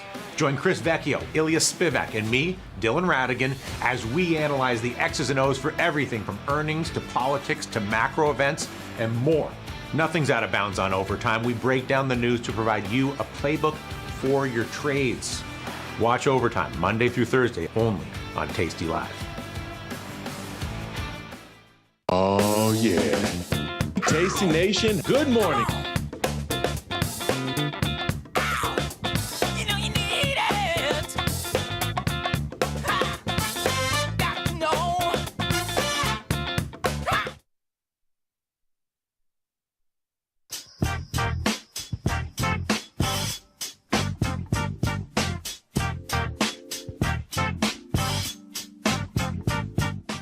Going on, everybody? Bitcoin is at new all-time highs. Why is it doing that right now? We'll take a look at why, possibly. CoreWeave, CRWB, this stock has just been on the move recently. We got to talk about some of the things that's going on there. Finally, solar stocks getting hit hard today on tax bill implications. So we'll talk about those three things and more. Take a look at some of the things that I got going on in portfolio. And of course, as always, I want to hear from you guys who are watching the show on the chat. Please chime in at any given time. I'll get to any trade ideas you're looking at and anything else you want to talk about. Welcome to the most dangerous show on the Tasty Live Network. Folks, it's Engineering the Trade. I'm your host, Jamal Chandler. And the NBA playoffs are hot. Hot. Yes, right. That's right. I do love talking about sports, as many of you who are longtime watchers of the show know, and a lot of you watch sports, which makes it even more fun. My audience, my people. You know what I mean? I love it. Last night was a heck of a game for those who missed it. And so there's only two series remaining. The Western Conference Series, the game 2 is tonight. Minnesota's down 1 to OKC. OKC, of course, their leader just won the MVP. You kind of knew it was coming because the series between OKC and Denver was basically it was a series who was going to determine who won the MVP. And Shai did that, and he's got the MVP now. And he's up 1 game on the Minnesota. Game 2 coming tonight. Should be a good one. You know Minnesota's not going to go down without a fight. You know Anthony Edwards is not going to go down without a fight. But then last night, Pacers and the Knicks. Pacers are the real deal, I would say. Pacers and the Knicks, what a game, man. And first of all, it's just always cool to watch a game in Madison Square Garden. I went there once before to watch a game. This was 2009. It was the year that ended up being that Kobe ended up winning his first title without Shaq. I believe it was like that 08-09 season. They went back-to-back, I believe, 09 and 2010. They won championship. But then 09, January of 09, I think it was. I was in New York. My best friend took me out to Madison Square Garden. We checked out a game. Kobe dropped 61 in that game. It was, I've talked about this on there before, but it was phenomenal. You kind of knew, if you know the sport, you knew it was going to happen fairly early on because he just had it clicking. You could tell. And who else had it clicking last night? I tell you, Jalen Brunson, of course, had it clicking last night. Karl Anthony Towns had it clicking last night. But ultimately, it was not only Tyrese Halliburton, but Aaron Nesmith. How about that dude hitting those threes? That was something else, man. That's what really kept him in the game. And it was kind of funny, right? When Halliburton hit that last shot, and you're like, ooh, did he really just win this thing for them on a bounce high tip in fall? No, he didn't. He tied it up, but he did that choke sign a little prematurely, didn't he? Just a little bit. Just a little bit. It was all fun, man. It was fun to watch. I tell you, it was a great game, and I think there's just going to be more games to come overall. But we'll see what goes on game 2 tonight. That's right, Minnesota OKC. Donald in the chat. I know you love your Minnesota people. It's not looking good, man. You better get them together. That's all I got to say. Is basketball like soccer where grown men throw themselves on the ground and cry? I don't know. I mean, it happens every now and again. It happens pretty fascinated. Sergio, hey Jamal, how's the preparation with your son going? I'm really fascinated by how you guys do this in the USA. I assume you're talking about with his sports. By the way, I'd be remiss in saying, guys, we got a little bit of extra time today. I got 15 minutes extra. That's right. Those of you who are joining the show and you're going to be looking for Tim Knight, he's not around. Matter of fact, for the next week, he's going to be gone. We got some extra time here on Engineering the Trade. I'll be going until 2:30 Central, 3:30 Eastern. Any other time zone, you got to figure it out. Speaking of time zones, both of my older kids are in 2 different time zones right now. One of my daughter's on a 5-week study abroad in Italy, and my son's in Dubai right now. Yeah, that's right. It's a trip. Kids, they're moving around. It's good. They should. Before I get to the slide, Sergio, you're asking how's it going with my son.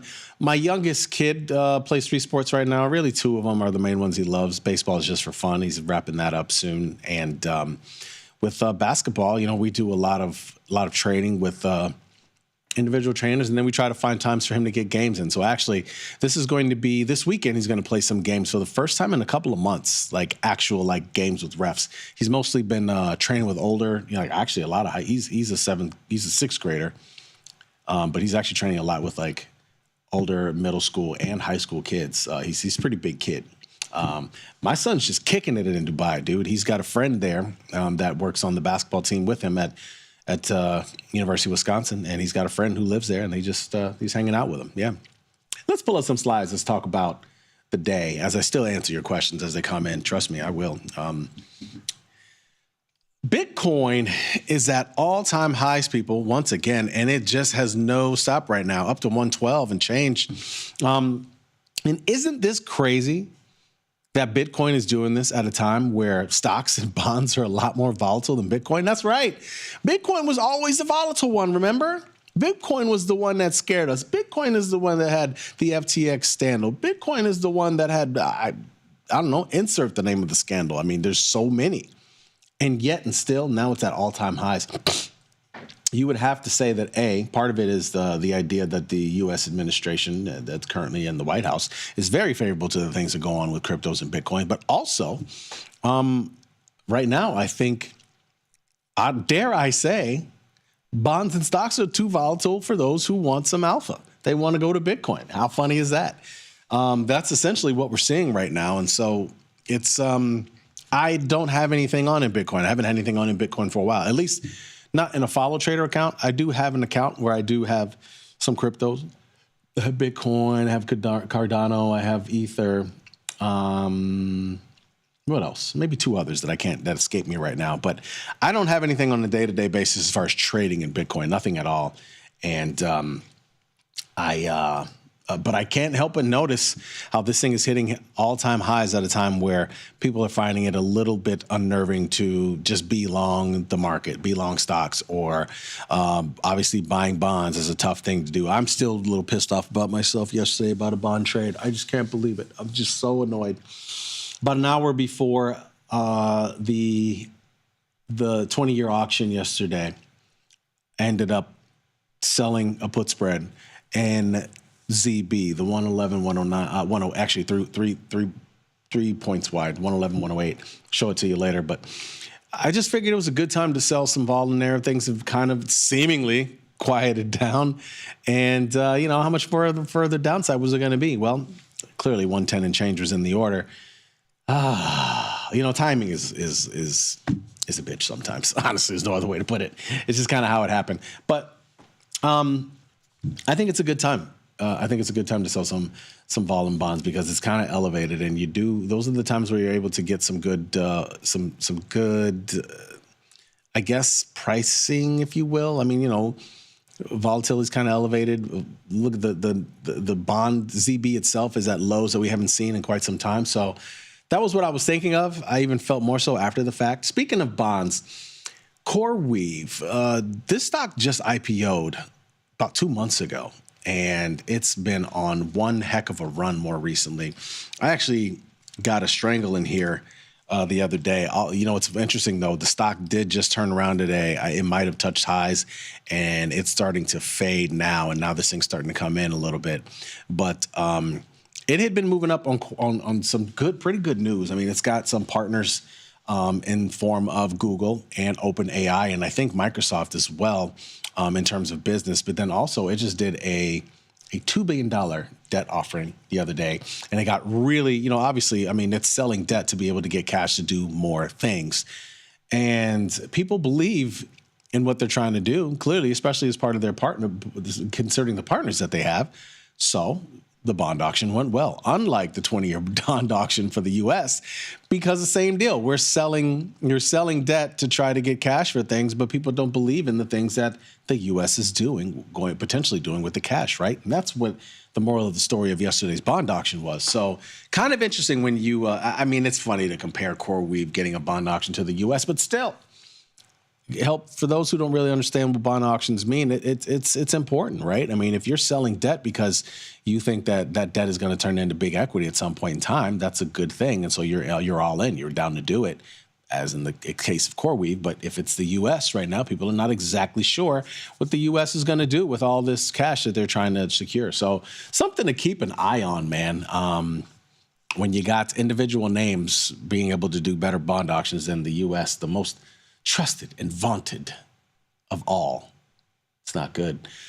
And kind of this next bullet point gets into that a little bit, but a different angle. There was a tax bill, obviously, that I think has not all the way passed through yet. But one of the things that was noticed and what happened today with the solar stocks, that the tax bill was going to end certain tax credits for wind and solar energy by 2028. A lot of these names did not like it. You saw Enphase, you saw Sunrun, and First Solar got hit. Today, stocks are down. Solar stocks are getting whacked. It really, the whole thing kind of takes a hammer to the Inflation Reduction Act, which I think came about when Biden was in office. Again, I don't pay a ton of attention to political stuff or bills. I just don't. I just choose to use my brain power in other places. But this is something that clearly is going to have an effect going forward, something we need to keep an eye on. Is this a situation where you want to, I was looking at some of these names and like, do I want to sell some puts in these? I don't know. Put spreads. I don't know. Again, I was looking at First Solar. It's tempting to some degree, but I don't know. I don't know about the risk reward. I haven't decided yet. Maybe if there's, a lot of times in the solar space, like when you see them, a lot of times it can, I'm going to wait, I guess is the moral of the story. I'm going to wait a little bit here and see how this whole thing really plays out. If this is something that's really damaging, is there going to be more downside, or is this one of those like it's just a temporary sell-off? We'll see. Something to keep an eye on. Leftovers. Walmart is by far the biggest retailer in the U.S. of A. Let's move to the next slide. U.S. retailers with the highest estimated retail sales in 2023. Of course, Walmart's at the top, $534 billion. That's why it makes it interesting when they say the other day that tariffs are going to cause them to raise prices, something that was shot down by the Trump administration. But, what can you say? How can you argue with them? Amazon is next, $250 billion. It's hard to get off of Amazon once you get on. For years, I just used to enjoy going to a store because it usually had more inventory and you want to see it. But around the time of the pandemic, that changed. Inventory wasn't as much in stores, and you could get it online faster than you could get it by going to a store. I use a lot of these every day. I don't go to Walmart at all. I actually haven't been there in a while. But Amazon, obviously, every single day. Costco, just went there yesterday. Spent a cool $500. Yeah, that's right. $555 was the bill. I feel like we almost get more snacks than actual big meals in the house nowadays. You know what I mean? Like, their snacks are off the charts. I mean, they really are. It's really fascinating to see how many, like the snack aisle now, I don't know about, I mean, they're all the same. They're all carbon copies, right? So the snack aisle now, like right before you leave the store, is like 4 layers deep now. And I feel like it's only growing and getting bigger. Between the snack aisle and all the clothes, it's getting bigger. You know what I noticed too yesterday? They got a little scan thing now when you walk in for the card. It used to be like you show your card to somebody and then they scan it on the way out. Now they actually have the scan card there. And even though they still have a little person standing there, sooner or later they're going to get rid of that person standing there, right? Like, they're not going to be there for long. I mean, it's only a matter of time. Kroger, $149.6 billion in sales. Kroger is big down south. I used to go to Kroger a lot when I lived in Atlanta. Don't see any Krogers now. Home Depot, $141.5 billion. We've heard from most of these on earnings. Kroger, of course, was still trying to. They're embroiled in that battle to try and buy whatever that grocery store is. I forget, Albertsons, I think it is. I would imagine that might go through now with this current administration.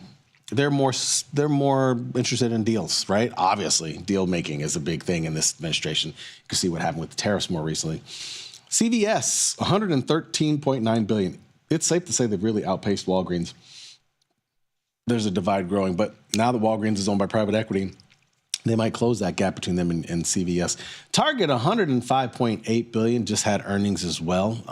Still not necessarily doing that great, but these are your top retailers right here. Walmart, Amazon, Costco, Kroger, Home Depot, CVS, Target, Walgreens, Boots, Alliance. So you got two of the two pharmacies, essentially, which again, is boiled down to retail. Only one home builder. You can put Target and Amazon, Walmart kind of in the same category, but you can see the divide. I mean, it's like double. First of all, it's like 4 times. Walmart is 4 times Target. Amazon is double Target. Target's got to play some catch up. They got to do something different, or they might be. I wouldn't be surprised sooner or later. I was wondering if why would Walmart buy Target? Would that ever happen? I'm not sure, but at some point they could become a Target. Next slide, please. Looking at volatility here, just the past 3 weeks, even after yesterday's sell-off, we're still in contango. Now, the curve raised some, as you can see. This week compared to last week, the curve did raise some, but nowhere near as high as we were 2 weeks ago and when we were in backwardation. So things are still fairly calm. If we had another big sell-off, probably between today and tomorrow, I would bet you that we could see some backwardation. But for now, it's elevated, and this makes for a great selling opportunity, I would say, in equities. That's why I started to look. I shouldn't say great, a good selling opportunity. Great is when the SPYs or the Qs is above 30. That's when you know it's getting great, honestly. And we're just not at that point right now. SPYs and Qs, IVR is still in the 20s, so low 20s. So we're cool, at least for now. But again, you could see the curve jumped compared to last week, but we're still not quite as crazy as we were a couple weeks ago. Let's move to the next slide.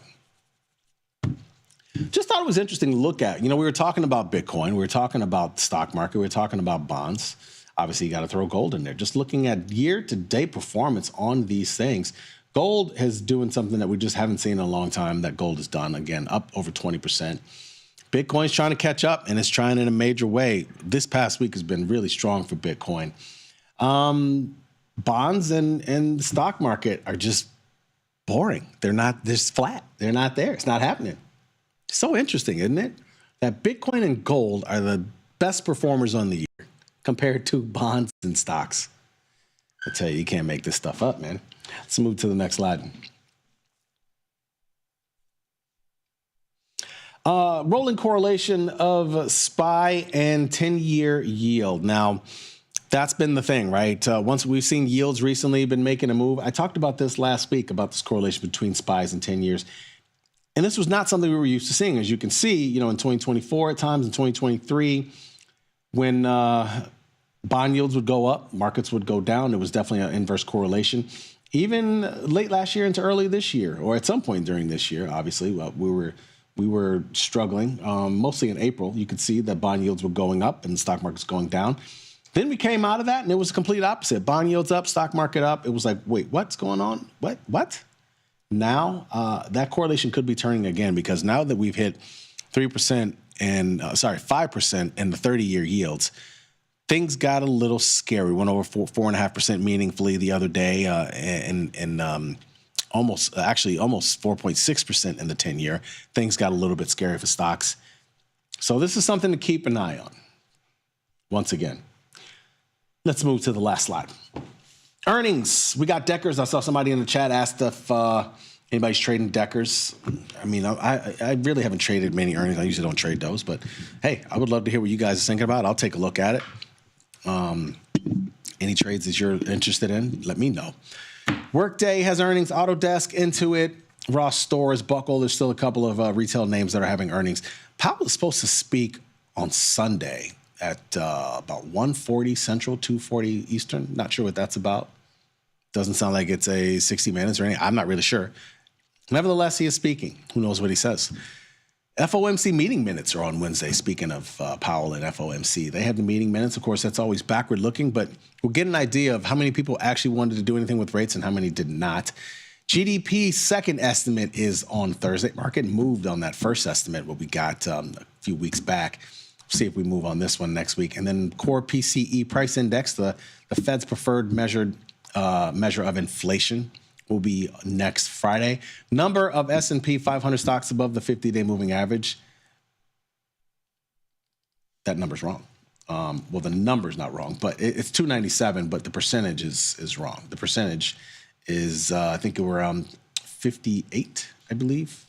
58%. That's what it is. Yeah. Came in a decent amount. We were upwards of 72%. We have dropped off meaningfully.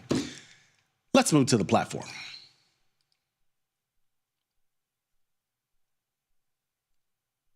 Yeah, it is the worst at Costco now on entrance. Really? Why? Is it super packed or something? I don't know. What's the deal? Flower Power said he'd go long Deckers, but not currently trading it.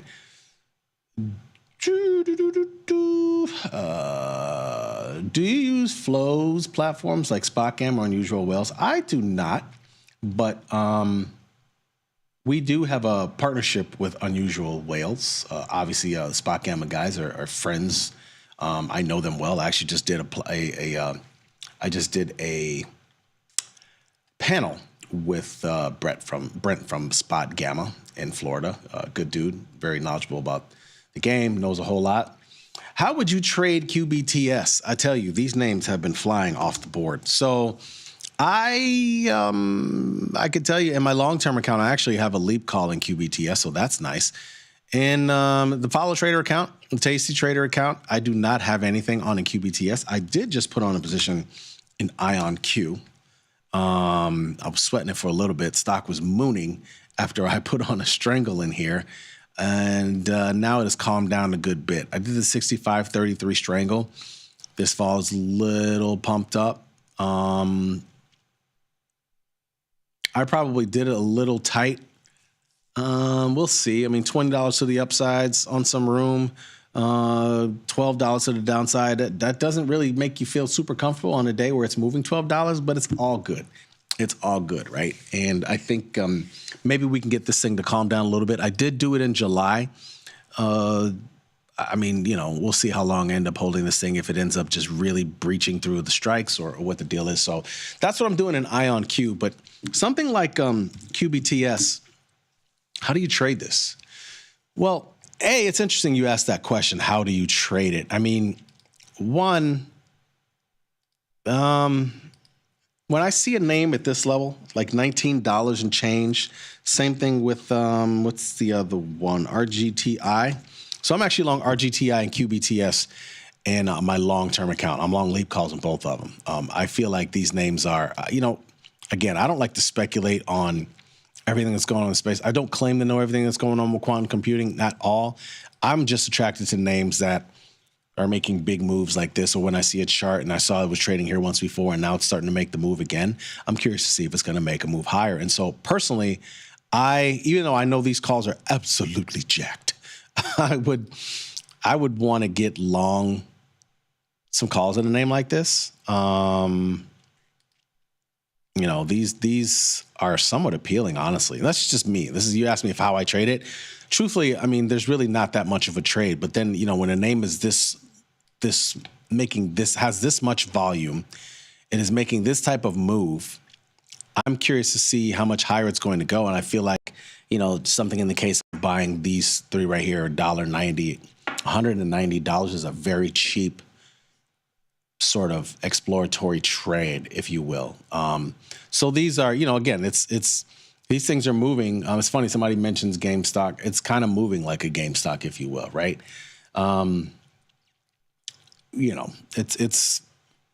Is it the best trade? Not necessarily. And sometimes the best trade doesn't present itself right away. I could do this right now because now I already have the short strangle on, right? In IonQ. And so I feel, again, these all kind of move in the same way. If this thing really starts to make a big move again, obviously RGTI is going to go along with it. QBTS is going to go along with it. So that's something you can often do. Like when names are often moving together, you can probably find one where you could sell vol, you can find one where you could buy vol, and see how that works. It's almost like a dispersion trade, if you will. So when I look at these two, this one is like super expensive compared to the RGTI. Hold on, maybe I completely misjudged that. QBTS. Let me see. QBTS. QBTS. Let's see here. Yeah, these are kind of expensive. When I look at, let's see, $2 up, $2 away. The 21s, $1.60, 199% vol. These are a lot more expensive than I would want to pay, right? Whereas like RGTI, $2 above where it is. Good bit cheaper. I mean, it's sometimes it's so easy for me to want to buy calls in a name where it's like, it's just, cents, 70 cents, 80 cents, 90. It's so easy to want to buy this, but I'm gonna hold off. I'm not gonna pull the trigger. Hey, Jamal, on your long-term leaps account, any management profit targets cut at a certain loss? At times. So like SMCI is one where I had long leap calls in, right? And I have the 2027 leap calls. I don't even remember which one I have. They're fairly in the money. I think I have these 20s, right? And then you remember when the stock made this move, like in February, and it was up to like 60 something and it was jumping. When it did that, I actually sold I think the Jan leap calls against it. I sold like, I don't remember. It was like these, I feel like the 100 calls were trading like $12 or $13. It was crazy. And so I sold calls against that. And so every now and again I do. For the most part, I try not to even look at that account. That's one of the reasons why I have a whole separate different account, so I don't have to look at it every day. Because I feel like sometimes you can trade manage yourself out of a good gain. And so I actually try not to look at that account a whole lot and sort of mess around with it. That's why I have, my 2 to 3 month trading window portfolio, which is this portfolio you guys see every day. I have a long-term portfolio, which I try not to trade out of, in and out of a whole lot. And then I have a Rogue account, which I really haven't traded much in the Rogue more recently. But QBTS, what'd you say? Selling a put in here? I mean, you could certainly do that. I wouldn't blame you for doing it. The 13 put, what does that run? Oh, that's pretty cheap, huh? Going out to July. Yeah, I mean, these are jacked. I could see why. Why you could sell a call in here too. I think I'm going to do that, honestly. That's what I'm going to do. Here's what I'm going to do. So I already got, you know what? You could sell a strangle in this thing too if you wanted. This is another one you could sell a strangle in. It's pretty good. It's pretty good pop for July. Tell you what do I have? I have upside. I'm mostly worried about. So what I'm going to do is I'm going to sell. Is this what I want to do? Do I want to do June? Let's see how July looks. Or I should say, let's see how June looks. These Junes are kind of jacked. This is 42, huh? I'm going to sell this. Wow, this is we had too many days left. 29 days to go. 225. I'm going to sell this. Come on, baby. I'm at the offer. I'm going to sell this RGTI. This gives me the ability to buy the calls I was looking at buying. RGTI. A little nearer term. Oh, man, the thing that sucks about next week is we get one full day where there's no movement. That always sucks. I think that's why these are a little cheaper. Ooh, I would like to find a call to buy in here.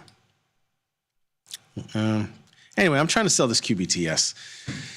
Bonds definitely hit me yesterday. Sucks. Didn't like it. QBTS. Yeah, it is a little low, right? In QBTS, the vol's a little bit low, but I don't mind it because I know in actuality that implied vol is super jacked. So it, I'm okay with it. Donald mentioned HEMS. Yeah, that's right. HEMS, I got a strangle in here. A little wide at this point. The 50-80 strangle, a little closer to 50 than it was a couple of days ago, but this stock has a way of having good news come out on the regular. I'm not changing strikes as of right now. So, yeah, I got the 50-80. I mean, I could roll this down to the 70. Maybe I'll do that. I don't know. Am I playing with fire here by doing that? Sometimes when you rearrange a strangle, it just never works out. Let's see. What were the more recent highs? It didn't touch 70 recently. It has not touched 70 in some time. It's been a minute. It's fading once again. I think I'm going to do it. I'm going to trade. Yeah, I'm going to close the 80 out and try and get the 70 on. So rearrange that strangle, but holding steady in that thing right there. ZB. New addition yesterday. I'd actually had this trade. I traded this a while ago, had taken it off. Now I'm back in. This was the trade I put on yesterday. Sold the 111, bought the 108, literally like 45 minutes before we had the 20-year auction. It sucks. It happens. Vito, no Dr. Data, and no Tim Knight, if that's who you're really looking for. No, none of them are on today. We're running the show till 2:30. Got 10 more minutes to go here. You're going to have me right into the boys for last call. We're going to be doing that for the next week, actually. So keep that in mind. 45 minutes engineering the trade for the next week. Sold this put spread yesterday and just decided to also put on a sort of directionally neutral trade earlier today. The 107, 104, 117, 120. When you look at bonds, right, you look at 117 and change. That's an area that hasn't been breached in quite some time. QBTS got filled. How about that? Okay. Post follow feed. We're in on I decided to do a short call instead. Just because I feel like it. I could have done the short put, but I decided to do the short call. Traded. Trade. Boom. Got that. Let's see. Where are we? Oh, yeah, ZB. So I decided to do a directionally neutral trade in bonds. Again, 117 is the short strike on the upside. 120, obviously, we haven't seen that in a while. And then on the downside, I'm doing 107s, which, God forbid, if we get that low, but I'm doing 107s there. The 107, 104. So going directionally neutral on bonds, along with the put spread that's basically at the money as of right now. That's my bond trade. I also got a new crude trade today. Decided to, again, another directionally neutral trade with crude vol kind of climbing in vol here. 54 IVR. I did the 55, 53, 2 points wide put spread. And then the 68.70 call spread. So again, you always go to the chart, sort of see where those areas are. 68s are way up here. We haven't seen 68 ever since the recessionary like fall in the beginning of April. So that's my short strike. And the other short strike is, what'd I say? The 55? Yep, 55. Originally I was going to do 54, but I decided to do 55 because, again, that's the area, that's like lows of the more recent move that we've seen on the downtrend in oil. So those are my areas there. I don't want to get, trying to stay within that limit. Earnings, Deckers tonight. This is not a name I typically trade on earnings. I don't plan on trading it now neither, but I do know this thing moves. $16 expected move. That's more than 10%. Scramble everything. Sounds like you got an earnings trade on. You did the, okay. You did a strangle in there, the 150, 105. All right, I see you. And June, how much higher is June? June is still a little jacked too. So, well, this name is definitely jacked. 150, 105. I like that strangle. That's a pretty good strangle, man. 72%. Even on a big move, I mean, expected move, again, 16 bones, get you to 130 and change. To the downside, you still seem to be protected, right? And again, just looking at, the expected move bar here, you feel pretty good about that one. That's pretty good strangle, bro. I like that. I mean, I love to. I'm a buyer of earnings for the most part, but that's a good trade. I think you should be in the clear on that one. What else did I say had earnings? Workday. That's actually what we use for our company, Workday. This is a pretty big name that can be a little volatile on earnings, I feel like at times. What is expected moving here? Over $19. Wow. Yeah, I mean, this one is just not, let's see, how much volume is in here? Not a whole lot of volume in this thing. In general, these days, I don't really trade many earnings outside of the big liquid earnings, the Microsofts, the Amazons, NVIDIAs of the world. Speaking of, NVIDIA, is that next week? It's next week, right? That should be a barn burner. We'll see how that goes. Autodesk, all these names are, Ross Stores is somewhat interesting to me because they're kind of a discount retailer. And discount retailers, some of them have thrived in this environment, some of them not. It's going to be fascinating to see what they say for earnings. Expected move in here, $8 and change. That's a little under 5%, a little more than 5%, excuse me. Expected move here. Again, I like to play for direction. I don't even know what direction I would play this in. It's really hard one for me to look at. And then Buckle, I used to shop there for a little bit, long time ago, get their jeans. That was pretty much it. This is another one I'm just totally not interested in playing for earnings. Wouldn't blame you guys for doing it. But, like you said, a lot of these things have some wide markets into it. Workday, Deckers, they're just a little, it's not really something you really want to trade. So what are my core positions here? I'm long an NQ call spread. The end of the quarter, 2,300. This is one where, you're playing for all-time highs to return at some point. Looks like Bitcoin has got the memo. Stock market hasn't gotten it yet. The crude Iron Condor just showed you a little earlier. That's another one of the core positions now. I'm back in crude, short vol. I'm back in Bonds, short vol on a multitude of ways. Iron Condor along with a kind of at-the-money put spread. Hims talked about that strangle. This is, one I'm trying to roll up these calls, but I don't know. Maybe it's not worth it. Sometimes when I roll up, it doesn't make sense for me and I end up messing up the position. Core Weave. I saw this fall. I couldn't help but jump in on this one. Short the 120, 110. Luckily, the stock is kind of backed off now, so we like this. We like this action. We'll live with it. But yeah, those are mostly my positions. And oh yeah, well, and then I told you today, this one's probably a little nuts. And again, a lot of these names, this Core Weave, this IonQ, Hims, these are names that move around a whole lot. I know I'm playing with fire in some of these, but I like a little fire every now and again. I don't mind it. And these are pretty, with the margin account, these are actually pretty inexpensive strangles, if you will, to be able to put on. So just got to weather the storm in some of the moves. I would like to feel like we'll see if this IonQ, this QB, I also, as you guys saw, I sold a call in QBTS. I will say, the one last thing I'm going to do, I am going to probably, I'm going to buy, I know this is not going to work out the way I want to, but I'm going to buy a couple of cheap calls, and let's see where the stock is right now. Stock's on lows. I'm going to buy a few cheap calls in this RGTI for right now, in case these stocks start moving again over the next week.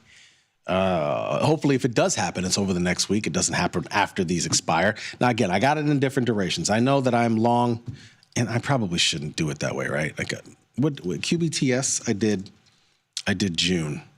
IonQ is July. I got to figure out how I want to do this. Could buy stock for $600.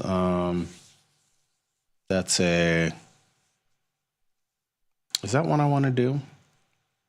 I could turn QBTS. So I got to decide. I could turn QBTS into a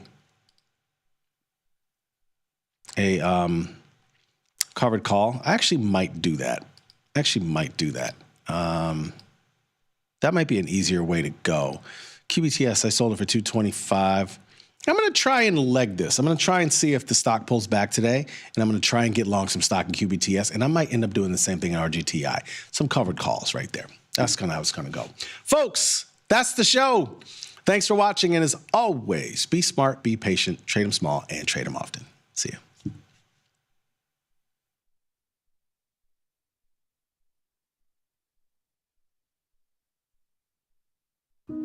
Dear Karen, thank you so much for the relationship advice. Of course, since you met your husband in high school, I should obviously just go back to high school. Can't wait to win the Nobel Prize for my development of a time machine. Signed, Regina. Sometimes it feels good to get smart.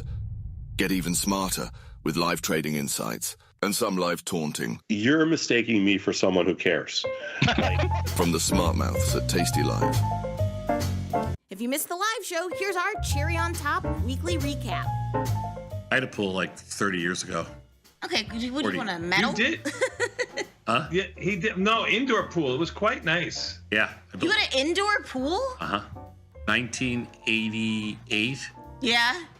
I built it because it was a big warehouse. So we built an indoor lap pool, and it was 40. The dog loved it. Do you have an indoor basketball court too? Yeah.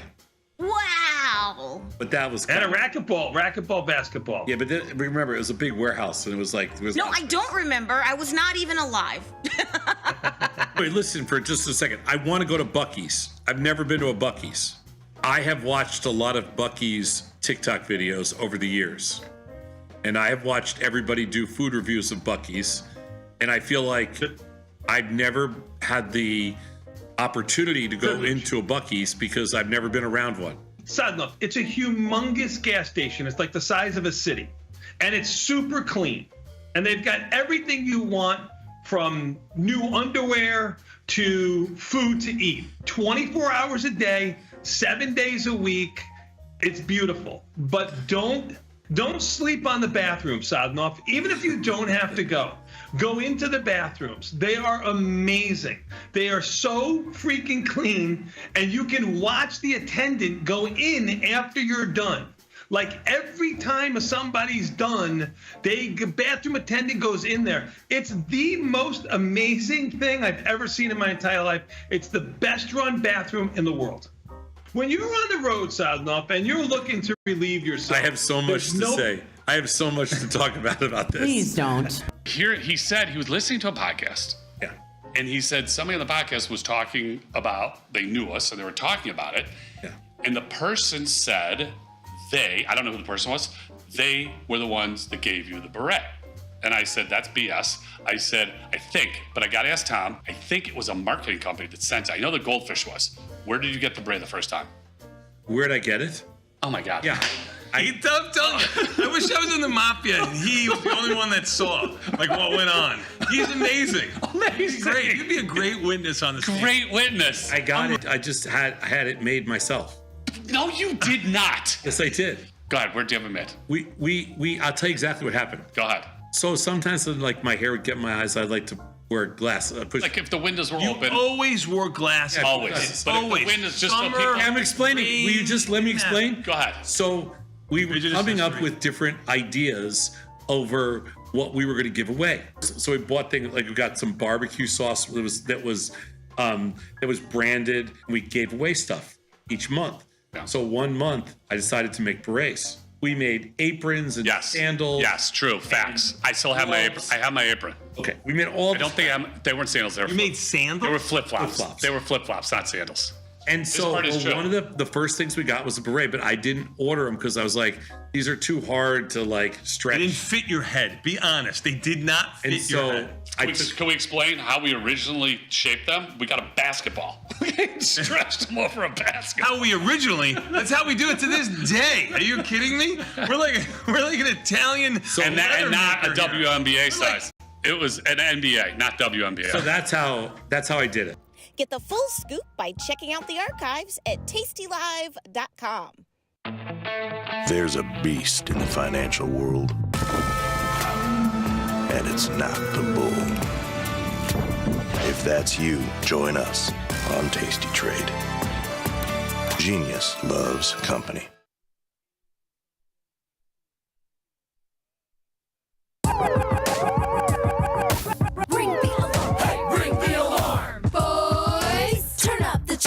Listen up, y'all. Get out the damn stall. It's the last call. Hey, the last call.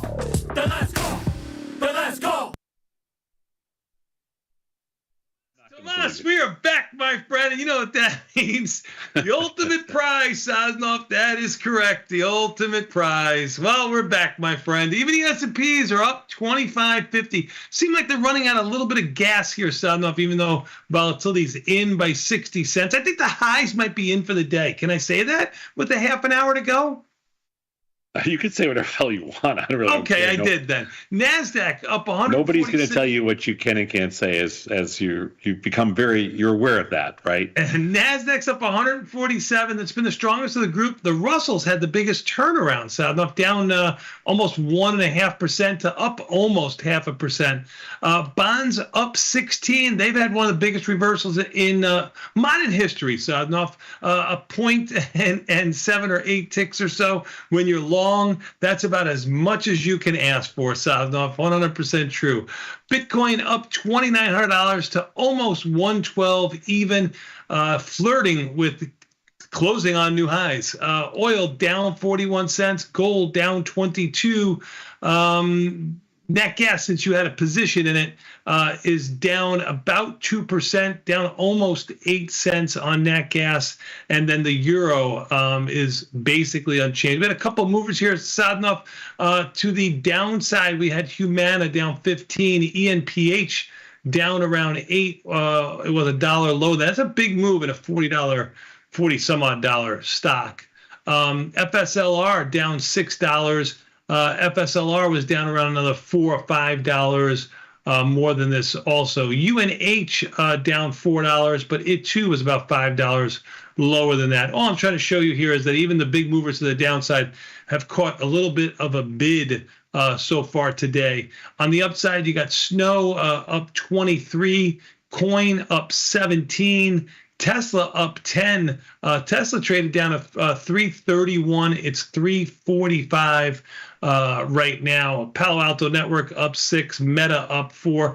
Yeah, you don't see Apple in this list, Sadnov, because let me put it up there for you. Apple's basically unchanged, up 20 cents right now. It's been a lagger. Google was the bigger stock of the day. Google up 350, was up all day, although it is $4 off of its highs for today. That's all I got. Google was my biggest loser. Me, not happy about Google today. I had to roll. Took up over at for the top. UNH today. No, UNH was actually turned out to be a winner because they killed premium in there. Even though I'm long Delta, they killed premium there. I mean, this was a good premium slaughter day. So I'm not complaining at all because this was a good day. We did two things right today. A, we were short premium, and We woke up. That was the first thing. We woke up. That was the first. And the good second thing we did. was, never once did we think they were selling them off today. I never once even rolled down one call all day. So only rolled up puts all day, stayed in front of this thing, still long Delta now, because tomorrow tends to be a pretty strong, day before a long weekend. I don't know if it will be. I just sold some more puts. Long and strong, I would think, from maybe history point of view. I just sold some more puts in the bonds because I'm not doubling down. I'm just adding to a winner. I mean, I'm sorry, adding to a position. I shouldn't say it's a winner because it's not. It's a winner today, but it's not a winner. Other than that, it's a pretty quiet day. I mean, we had a couple of trades from the research team, a couple of opening trades, a couple of closing trades. If you check out your watch list, you might find some stocks that have a really low IV rank. Snow, for example, it's under 10. British pound, if you have a position in there, I just closed mine. IV rank is 6. You might want to get out of that. That's about it. Microsoft, very low IV rank as well.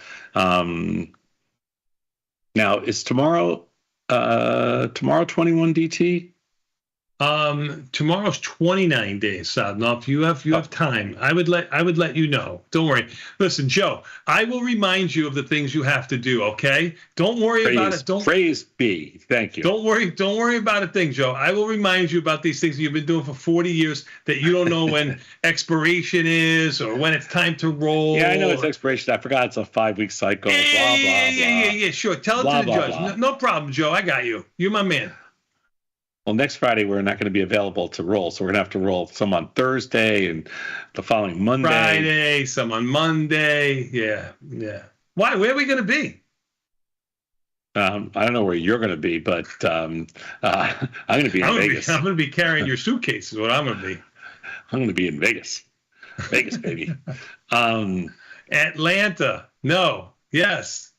Hotlanta. Yes. Weather's got to be nicer than in Atlanta than 45 degrees in Chicago, but so be it. All right. So, little recap of what we've seen so far this week. I think that it's a combination of, the downgrade. I think through a little spin into all the activities for the week. The downgrade was last Friday afternoon, right after the close, or was it Saturday, whatever it was. Yeah, threw a little, little wrench into things on Monday, and we've been sorting that out to see what it all means and how it will impact the market. I think that's what the street's been doing most this week. Gold's been super strong. Bitcoin's been super strong. So the dollar's been super weak. The S&Ps and the Nasdaq have been way stronger than the Russell. And the reason the Russell's so weak is that it's very heavy into financials, and financials have taken the brunt of this, this downward move in the bonds. But it's funny, the 10-year note was really strong today. The 2 years, the 5 years, all the short-term paper was strong today, surprisingly. So that bodes well for strength in rates. And the bonds made a nice move off of their lows on really a nothing day. I mean, 20 handles the E and the S&Ps. I mean, that's a blip, Thomas. Oh, Of course, and like I said, very, very low volume too. Very low option volume. Although even the S&P volume is good at 1.1 or so. I mean, average-ish. We've had low option volume across the board. I don't know specifically in bonds, but I know like Tesla's only had a couple of million, like 2 million. Usually it's in the 3 million. So I mean, it was a slower day when they could have really, with no activity, stepped on the market here a little bit. I think the whole week. I mean, it doesn't matter what kind of news throws you for a loop. I always thought this week would be after we had a strong expiration cycle. I thought that towards the end of this week, going into long weekend, it would be strong. So today's a little stronger. Maybe tomorrow will be stronger. But the week itself was the whole week in general was a little softer than I thought it would be for the 4 days. I think it was mostly just kind of following the bond market, but who knows? But you know what remained really strong all week in general? Tech stocks. I know it's going to sound weird, but the leader in the clubhouse this week, the strongest of the tech stocks, was probably Google. Google hasn't been a market leader in like a couple of months. It's been a dog. Yeah, it's been a dog with lagger. trees. It's been a dog. Yeah, it's been a dog, and so that was one of the stocks that kind of broke out of its dog thing. Meta's been strong too, and I mean, listen, I can go through lots of different names. There's a lot of names out there. And then the other thing about this week that was really super interesting, obviously, was UNH, because that's a stock that, traded to 250, up to 325, back to 295. I mean, that's some violence, man. That's some real violence, and it's got some decent volatility, although it's come in dramatically from where it was a couple of days ago. And that's where we head into kind of a long weekend. People, there is no lock that premium will come in tomorrow, and there's no lock even at 20.5, right? After being in the 19.5, 19 handle, there's no lock on we seeing 19 again tomorrow. I mean, I agree with you there. Matter of fact, some of the UNH volatility came in, but some of these other like ETFs, they've been holding bid. I mean, you look at like SPY and stuff like that. You've got a 21 volatility. It was 26 earlier this morning. I'm talking about IV rank. So it's already come in a little bit. Going into a long weekend, I agree with you. I don't think it comes in much at all. Yeah, I think there's this old saying in this business, like, you don't know what day some of the juice comes out. I think some of it came out today, and I think they took Friday out on Thursday, and we'll see what happens on. That's kind of Friday. a mouthful. That's kind of a mouthful for an old saying. I've been around for 40 years, and I've never had like a mouthful saying like that ever said to me. Am I hanging in the wrong circles? You never know when volatility is going to come out, and I don't know if it came out today. I don't know if anybody's ever said that's an old saying to me. Well, that's because you hang out with people that are already old, so they, I mean, okay, yes, it's it's an old Confucius trader saying for sure. Oh, is it Confucius? Confucius trader saying. Yeah. Confusing say. Yeah. Okay. Whatever. Yeah. Anyway, I felt like yesterday they got a little soft on the close, didn't they? Let's see what happens. Oh yeah, they did on the close yesterday for sure. Yeah. So let's see what happens on the close today. Maybe they'll take them up a couple of handles. I don't know. Maybe not. I haven't really traded any any S&P futures or NASDAQ futures today, so I've stayed away from that marketplace. Just bonds. That's about it. Let's take a look and see if there's any other stocks that jump. Oh, any earnings tonight for tomorrow? No, nothing for tomorrow. No. That's kind of strange that there's nothing. Well, my Taiwanese sources usually tell me. They haven't told me anything. I looked this morning. There was nothing. No, not that I could find. There you go. I'm sorry. I could do better. Yeah. Then I'm going to take a quick look through all the stocks on my watch list with positions and without positions. And as I scan through everything here to see if there's something that looks like it's a crazy outlier move or something along those lines, I don't see much. Airlines were strong today for a change, and tech stocks were mostly pretty strong across the board. And that's kind of it's kind of it. As we sold off a little bit here in the close. They were up 31 when we started our music, and that was near the highs. Yeah. Now they're only up that was 14. near the highs on last call, and now they're only up 12. So they just sold off almost 20 handles. That's a lot. It is. Sad enough. I mean, I say there's no earnings, but you don't care about like DEC or Workday or. I love DEC. Love Workday. AutoZone. Please don't tell me AutoZone. What did you say? I didn't. My hearing's not what it used to say. You love DEC. What? What'd you love? DEC. DECK. DECK. Got it. What about Workday or Auto DEC? Do you care about that, or Intuit or Roast? Roach? Roost. R-O-S-T. Sorry. Roost. I don't know what Roost is. Me either. And I have traded Intuit in the past, but I don't have a position out in there. I'm gonna pass on Intuit. That's what I figured. So when I say there's no earnings, I just mean none you're going to be interested in. None with great option markets. I just so you know, I did look at DEC today, and because it was recommended. A couple people wrote me emails and said, "Are you going to trade DEC?" And I said, I looked at it and I said no. $16 expected move. If you go to the 1-day options, they're 40 cents wide, and that's about as tight as they're going to be in the next couple of days. You go out to June and you're looking at 80-cent wide markets. Unless you've got a bone to pick with direction, I'm not interested in Decker's Outdoor Corporation as much as you like DEC. Yes, I'm passing as well. And so that's okay. Anyway, tomorrow, tastylive.com/fast market. That's tastylive.com/fast market. It's going to be a little bit weird and funny tomorrow because Nick and Tony are doing it.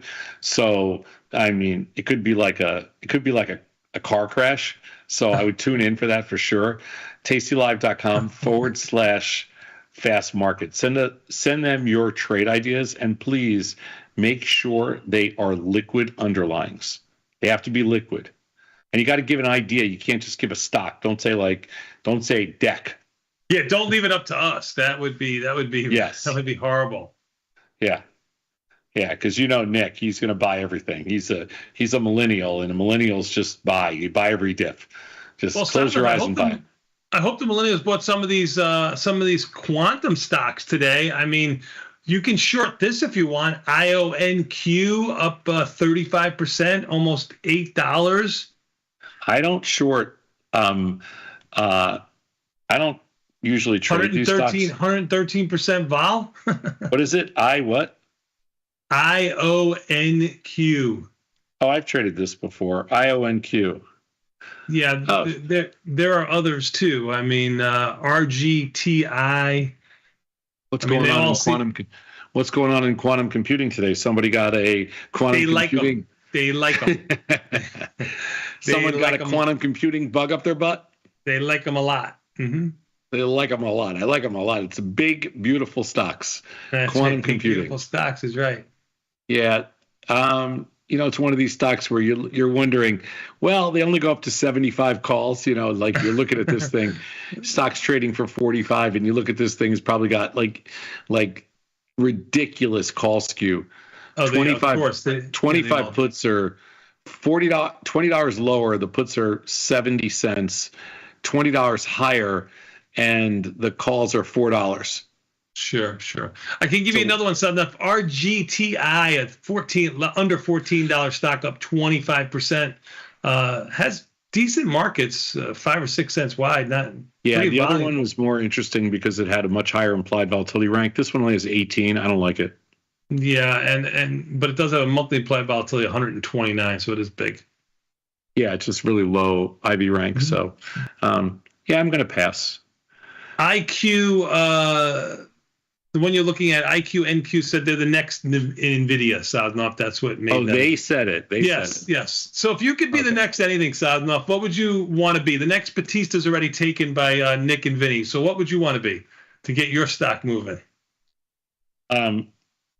if I could be the next anything, I'd like to be the next Michael Jordan. Well, this weekend you're gonna need to be Johnny Holmes, but what for the long haul? For the long haul, what would you want? If I'm going to be Johnny Holmes, and most people don't even know who Johnny Holmes is, but I'm going to be Johnny Holmes, I'm going to need some help. I knew you would know though. I'm going to need some emergency surgery and some help. What would you want to be, Saz, if you could be the next stock? What would be the next stock you would be? The next stock, that's a good question. What stock would I want to be? Mm-hmm. The next stock, because you can't pick something that's like Johnny Sins, my my peeps writing in. Go ahead. What else you got? Mm-hmm. Trying to pick the next stock. I mean, give me a next stock. What would you be? I'm working on it. I don't know what the next stock. I got to think about this. What would it, if I could be I'm really surprised because I almost consider you as stocks go. I would consider you the Costco of stocks. I do. It's $1,000 stock. It's probably going to split. All right. You know what? I'll give you that one. I'd like to be the next Costco. Yeah, you pay a good dividend. It's only 0.5 percentage point, but it's like $1.30 or something like that. You're steady. You give good value. You always know what you're going to get. Steady as she goes. That's what I give you. That's what I give you. Yeah, I'll be the next Costco. I kind of like that. I'm more like a Palantir, Sosnoff, because you don't know what you're getting. I'm a high flyer. I'm flashy. That kind of thing. Yeah, I'd say you're more like Lucid. You know what? I gave you Costco. You give me Lucid. You know what? Seriously, this is the story of this relationship. Lucid's been on a big rally. It's been a big rally. Yeah, you're unbelievable. You're unbelievable. I'm giving you the good stuff. You're like good Peloton. You're a strong Peloton. You had your day. You had your explosive rally. And now it has been, is what you're saying.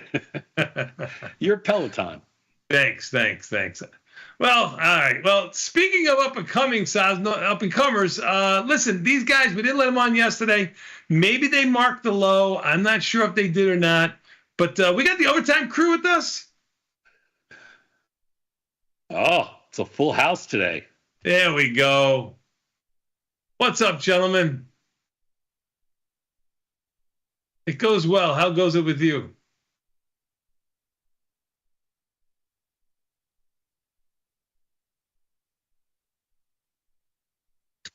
Appear here shortly. I'm not seeing him on the screen yet, but he's got some excellent statistics for us on the price action yesterday versus today. On my screen right now. Oh, I see, Chris. He's like a bot. He's very bot-like. I'll give him that. He's almost like a trained bot. I like it. I think AI is going to have less impact on Chris Vecchio than any other person I've ever met. You think so? Okay. Yeah. Because he's like an AI machine. Uh-huh. There he is. There's my man, Chris. How are you, man? My nickname, I like to call him Mr. Citation. He can pull he's got a lot of citations for you. He can give you the references and citations to pretty much anything. Yeah. I just find it funny how Tony said S&P points do we need since yesterday's handoff skip to fully meet the outlook. I just appreciate did you hear that? Did you? Sorry, please. Tony, you said black box. Tom heard bot. And so I know he's getting old, man. He's getting old. Trust me. It's all the same thing. But it really is the same thing. There's no difference between a bot and a black box. That's all I'll tell you. It's the same metaphor for the same thing. It's a metaphor for the same thing. Sure. But did the two of you, Tony and Tom, did you hear what that Vecchio has added the overtime handoff cancellation to the list of sort of cultural bottoming indications in the marketplace, along with the Economist cover and the CNBC market in crisis? Yes, it's become a reliable indicator. Every time Tom and Tony kill the handoff, the market is up. How much a week later, Chris? 100% accuracy too. Go ahead, Chris, give it to us. 2.26%. What are the numbers, sir? 2.26%. Yeah, this year so far. 2.26%. What's that? In the 7 days. That's classic. That's like we're just That's perfect. That's the way it should be. Yeah. So I don't know if you want to, it's like whether it's the Economist cover or the Tony and Tom canceled the cry, whatever you want to call. We're taking calls. It's too hot. There's too much action. We got to. We're just trying to keep you guys honest. We don't want this. We want you to honor and respect this opportunity to be with us. And sometimes we just got to keep you honest by shutting you down. Create a little distance, a little pushback, so to see what it's like to not get to talk to you. And look at this little sell-off here. We just sold off. We just sold off 35 handles. Love it. Very good. Speaking of sentiment indicators, the Economist cover this week was all about how crypto's new relationship with government won't end well, and crypto is where? Bitcoin surging. So it strikes again. Yeah, you know what's the crazy? I'll tell you the craziest thing about this Bitcoin move is the number of people trading it. It just continues to, the amount of trading just continues to drop off the face of the earth. So it's rallying like there's no tomorrow, and so few, which I kind of get, but the public participation in it up here is a fraction of what it was, when it was lower price. So I'm thinking it has to do a little bit with price and a little bit with saturation, but the amount of retail participation in actual trading cash Bitcoin right now is like a fraction of what it was when Bitcoin was half the price.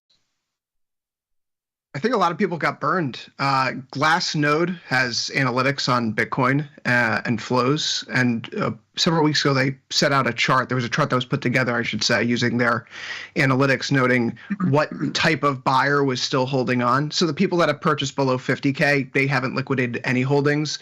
But people who are purchasing like the 90 to the 100,000 range and that move up in January, most of them got out by the time March and April rolled around.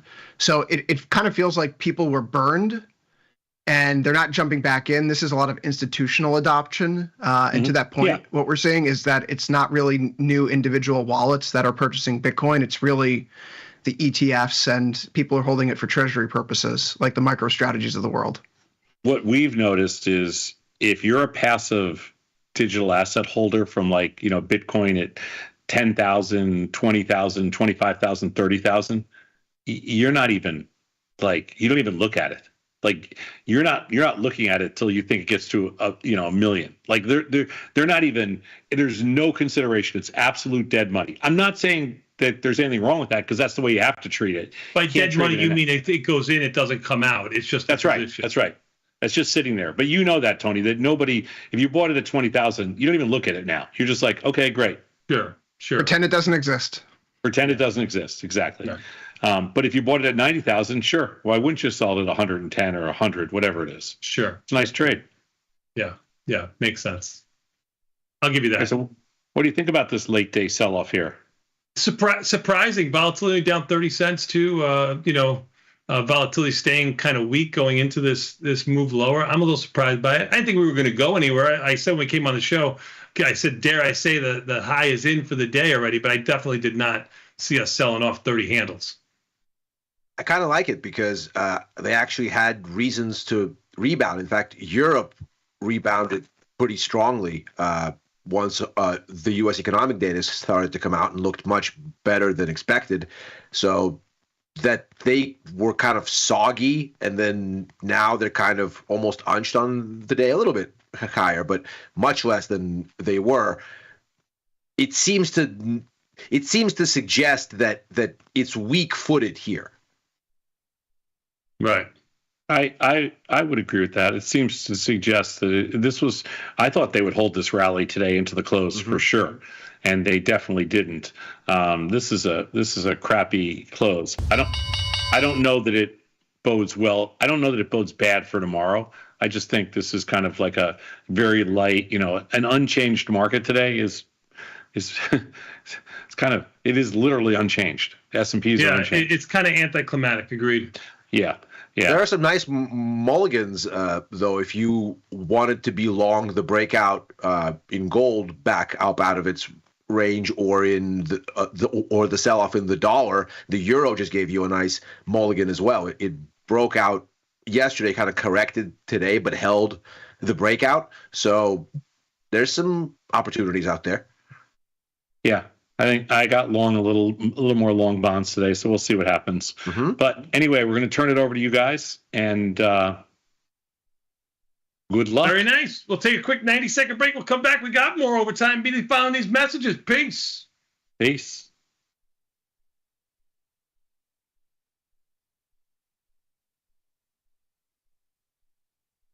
In the world of investing, a beast lurks between the numbers. Some watch from the safety of the sidelines, but others saddle up and ride that 1-ton rowdy ribeye for all he's got.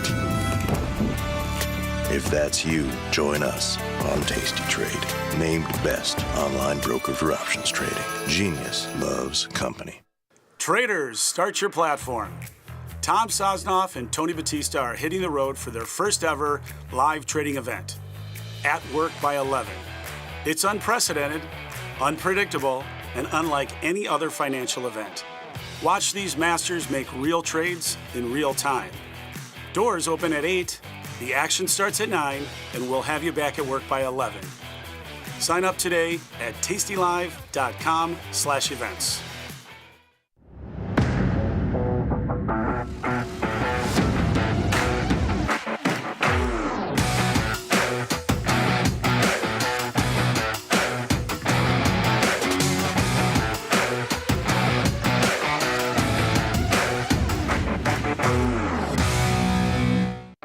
The market doesn't stop. So why should you? Diversify your portfolio with stocks, options, futures, crypto, and more from Tasty Trade. Focus on the markets that matter to you. See the odds before you trade using curve analysis, IV rank, and more tools. Get industry insights that help you find your next trade right where you need it. Tasty Trade. Download today. Look who's back testing. Tasty Trade now has options back testing for free. Test your trades with over 10 years of data for the most popular symbols. See how your trades would have performed in the past. Look back at profit and loss and take the guess out of guesswork. Oh, did we mention that it's free? Get back testing at Tasty Trade. Got friends? Get $250. We'll give you a bonus for each qualified person you refer to Tasty Trade. So spread the word and earn rewards. Terms and conditions apply.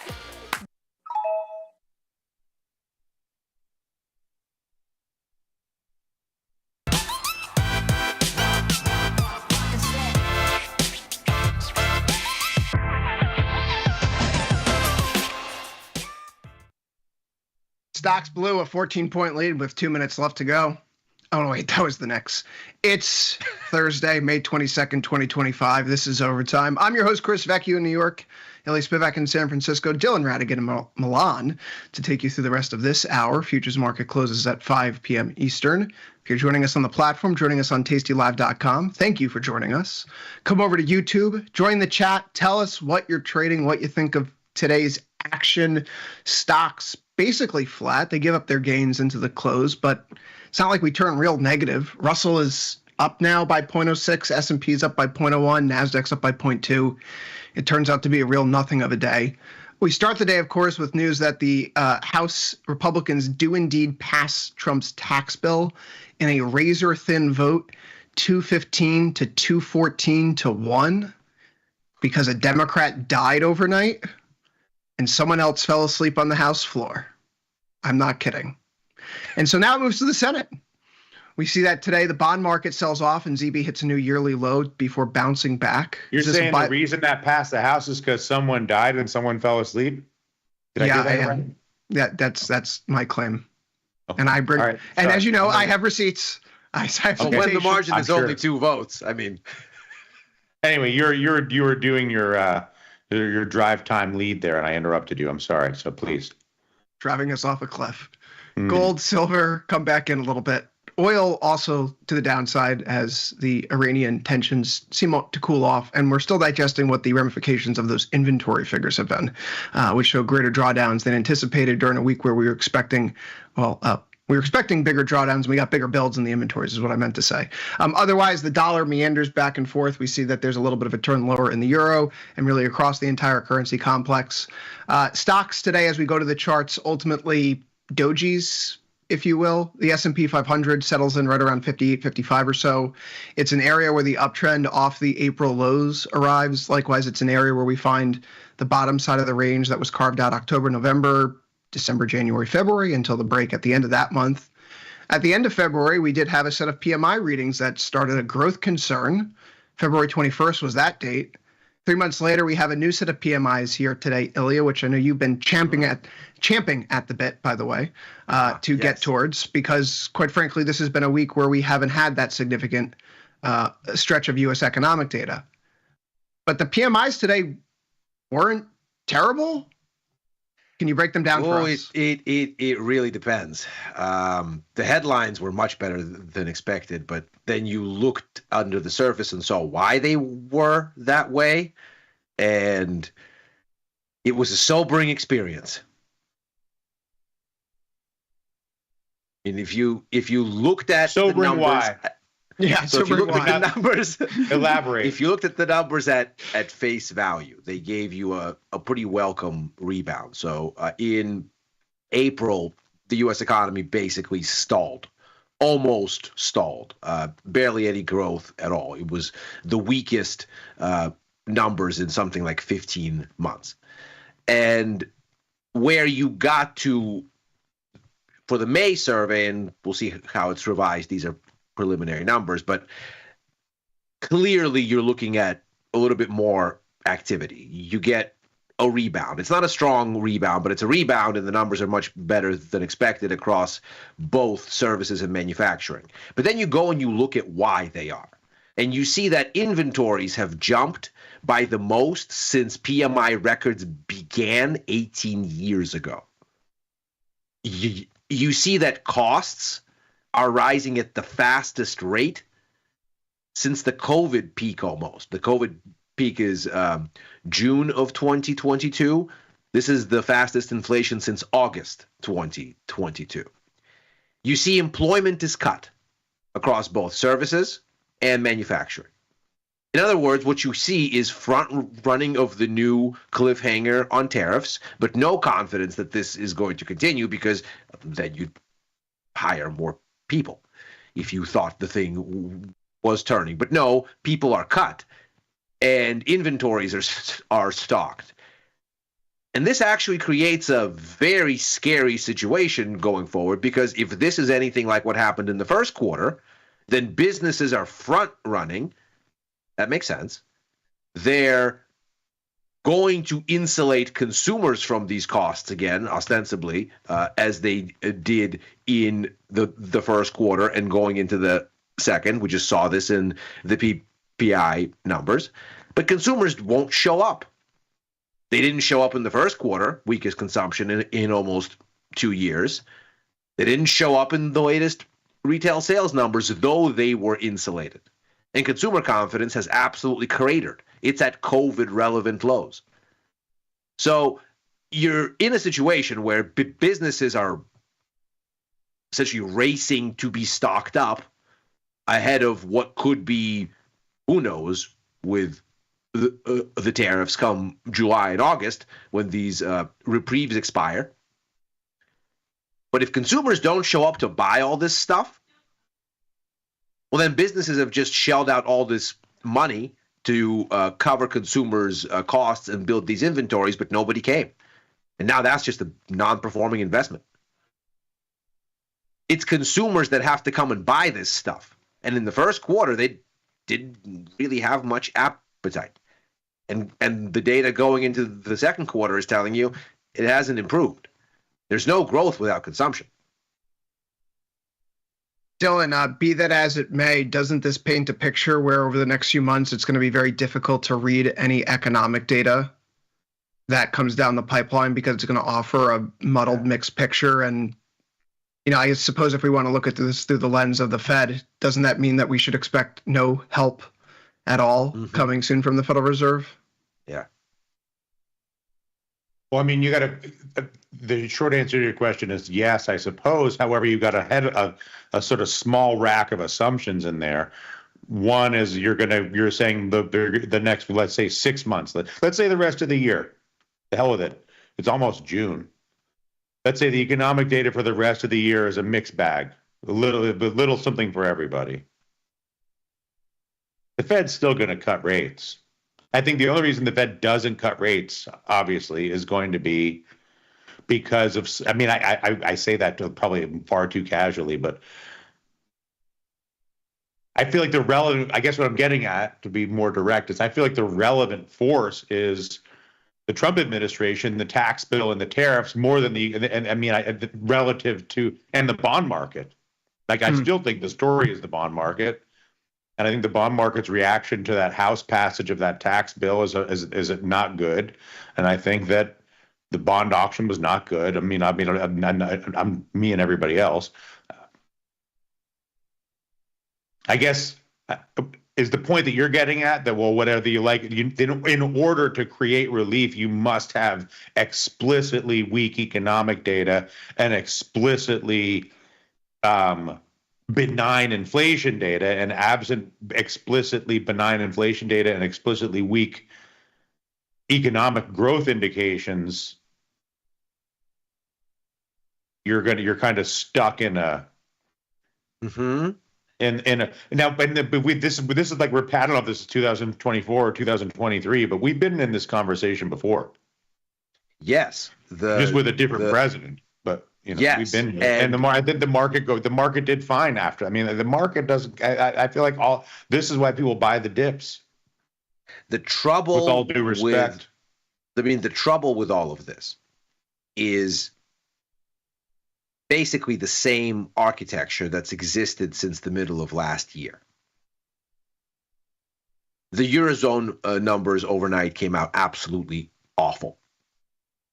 Japan what numbers were those, Ilya? This is so all of this that we're talking about is the S&P Global Purchasing Manager Index numbers across a whole host of major economies. The U.S. ones is some sort of a upstream supply chain demand indication. Exactly. So they go and over the course of about a week and a half, they poll a bunch of more purchasing stuff or less stuff for the big companies. Right. They go and they poll a bunch of purchasing managers because they have to manage supply chains and think about what future demand is going to be. And so they have an inherently forward-looking lens in the real economy. And so it's a good barometer on where GDP is heading, because as these guys either stock or don't stock, hire or don't hire, plan this or plan that, so too you get a lens on what the business cycle probably looks like, and it's a very timely kind of anticipating measure for GDP. So you got these numbers overnight from Australia, Japan, the Eurozone, the UK, and the US, most notably. The Eurozone is in shambles. It's you're saying the data implies a very awful. Yes, the economy is basically back in a recessionary dynamic. So shrinking manufacturing, shrinking service sector. Japan's economy shrinking. But isn't all that demographics? Not to dismiss it, but is that a function of the economy, or is that a function of Europe and Japan as a bunch of old? No, it's a function of the economy, because this is faster. Cycling. This is more kind of current data. This is what happened with the pace of economic activity across manufacturing and services from the previous month to this one. Did it grow? Did it shrink? Did it accelerate? Did it decelerate? This is higher frequency stuff. The demographic stuff is, of course, there, but that's a slow crawl over many years. That's a 50-year problem. It's not a 3-month problem. Right. This is more like, what does growth look like? What's the impulse for economic growth into the second quarter? This is like right now. So, and Europe looks terrible. and the UK looks terrible, and Japan looks terrible, and Australia has slowed from growth to basically standstill. So there's weakness everywhere, and there's also rising costs everywhere. We saw a lot more inflation. I mean, CPI numbers this week out of the UK, out of Canada, out of the Eurozone, their final numbers, also inside these surveys, more forward-looking inflation numbers, surging across the board. And so the fear becomes stagflation. And this has been sort of some kind of coordinated global recession, if the U.S. falters, has been a risk since the middle of last year, because Europe is not newly weak. It's been weak. China is not newly weak. It's been weak. Other economies are not big contributors. So if you lose China, the Eurozone, and the U.S. together, you have a global recession. There's nowhere else to go. That's almost all of global demand. And so that you get a reprieve in the U.S. here, seemingly, tells you that basically worldwide stagflation got a little bit of a pushback here for a little bit. But then you look at the internals and you're saying the relative strength of the American Purchasing Manager data is a step away from the most awful stagflation narrative you might spin. Yes. Whereas in April, everything looked absolutely like it was careening in that direction. We're not careening here, but you look at the internals and you go, but what this means probably is the Fed continues to sit on its hands because it's confused and thinks that it needs more evidence. And to Chris's point, growth is going to have to come apart in a much more aggressive way that unmistakably starts to kill inflation with weak demand, and only then can central banks act. We saw that CPI numbers this week diluted Bank of England rate cut expectations, diluted Bank of Canada rate cut expectations, diluted ECB rate cut expectations. So the markets are basically going, central banks are going to be slow to act. Growth is going to have to really kick people in the face before they do. And in the meantime, this thing is going to fester. Dylan, for today at least, we have a stock market that's able to push modestly higher. It's an inside day across the board, so it's not really something of significant substance, although I suppose the place where we're stopping at, Ilya, is a good place as any if the market is going to hold up for the bulls, right? Yeah. You wouldn't want to see a deeper sell-off here. And I suppose the day that arrives, with today being a corollary to February 21st, we don't have that spark in the PMI data like we did back on February 21st that ultimately pushes the market over. You know, if those PMIs fell below, like services PMI falls below 50 today, Ilya, I'm thinking that S&P is a lot weaker. NASDAQ is below S&P 21K again. Right, and that's, you know, it's ultimately a good thing that we pause where we ultimately do pause. Now, if tomorrow we find a little bit more follow through, you can make the case for the NASDAQ here. Evening star candlestick cluster, you have your key reversal from yesterday, or bearish engulfing bar, right? Higher than Tuesday, but closed below Tuesday's low. There are some signs of potential topping out there. The Russell, of course, already broke its uptrend off of the recent swing lows, although it does catch on its 1 month moving average today. On the way down, we rallied back into it, but never traded through it. This time, we're treating it as support. So there's good and bad in the price action. I'm more curious about some of the stories that have come out regarding what's going on in DC. In particular, Dylan, I want to talk a little bit about Freddie Mac and Fannie Mae, which are in the news again. Trump is exploring the sale of government-controlled mortgage giants Fannie Mae and Freddie Mac, which back about half of the $16 trillion U.S. mortgage market. These are probably names for most people that haven't showed up on their radar in recent memory. Bill Ackman's been talking about them since the end of last year. I know he took positions in them, predicated on the idea that the Trump administration might ultimately move forward with privatization, and it's been a very good trade for him. But if I may just explain what Fannie Mae and Freddie Mac are before we talk about the implications of this all, Dylan, I'm very curious in your take here because this has global financial crisis roots, of course. Fannie Mae was created in 1938 during the Great Depression to provide liquidity to the mortgage market. So this is a public sector response to the private sector housing credit collapse. Freddie Mac follows in 1970, essentially as a competitor, ensuring there's liquidity and reducing risk concentration. But the nuance is that in the late 1960s, the U.S. was dealing with fiscal pressure from the Vietnam War, from LBJ's Great Society program, and it needed to get Fannie's obligations off the federal balance sheet. And this is when privatization starts to begin. So in 1968, Fannie Mae is spun into a shareholder-owned publicly traded company, with the government keeping its ties through a congressional charter, which is important to note. Freddie Mac underwent a similar transformation in 1989, moving under shareholder ownership but maintaining the quasi-government status. Wall Street obviously loved these things because they have implied federal guarantees and they could borrow at lower rates thanks to these implied federal guarantees in their congressional charter. And lenders love them more. You could originate a loan, you could sell it to a GSE, and you could recycle the capital. So the privatization was never really clean. It was kind of a hybrid model, always was. Private profits, but public risk. So these were known as government-sponsored enterprises, GSEs, state-backed private companies with extraordinary market reach and benefits, including lighter regulatory treatment and tax exemptions. But when the housing market had exploded in 2008, so did this illusion of this being the perfect model, right? Both companies in Fannie Mae and Freddie Mac were massively over-leveraged and undercapitalized. The losses on subprime and Alt-A mortgages left them insolvent. The federal government had to step in at the time, placing both into conservatorship under the FHFA and injecting $191 billion in bailout capital. For all intents and purposes, they were now government-controlled entities, but still operating in limbo.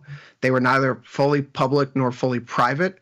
And since then, we've been stuck in a policy purgatory. Multiple administrations, from Obama to Trump to Biden, now back to Trump, have talked about different exit ramps, from wind downs to recapitalizations to releases.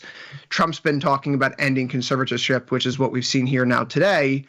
It's bringing this back into the foreground as an issue. I really can't remember a time in the past decade that we've had to have a serious conversation about the state of the U.S. housing market, mortgage origination, Fannie Mae, Freddie Mac. So, Dylan, I'm just hoping that you could talk to us a little bit about what happened, right? If all that, this was all the background, I think, for new people, right? Who your summary was brilliant and obviously relevant. I mean, I think that to talk about these, anytime you talk about the U.S. housing market or U.S. mortgage lending or the U.S. banking sector, for that matter, J.P. Morgan, you kind of have to talk about it in two realities, which is there's one reality, which is all of this is a part of a broken system. A broken system because it facilitates an incredible amount of leverage that benefits a very small group of people and excludes a huge group of people from access to housing, access to banking, blah, blah, blah. Meanwhile, the people that are the CEO of Fannie, the CEO of Freddie, the senior mortgage trader at whatever, that collect fortunes, hundreds of millions of dollars. You know, Bob Rubin, whoever, these people collect all this money pretending to administrate private financial institutions, whether it's banks or whether it's Fannie and Freddie, or the generation of people that own homes that, you know, that are now worth much more than they should be because the value of the entire U.S. housing stock is distorted by the underlying leverage in the financial institutions because of the collective and mutual self-interest of both the banks, the mortgage sponsoring entities, meaning Fannie and Freddie, as well as the homeowners. Everybody's kind of in on the con job, if you will, which then has left anybody who's not in on it out of it. So that leads to a broken political system, which gets you a double Trump and a senile Biden.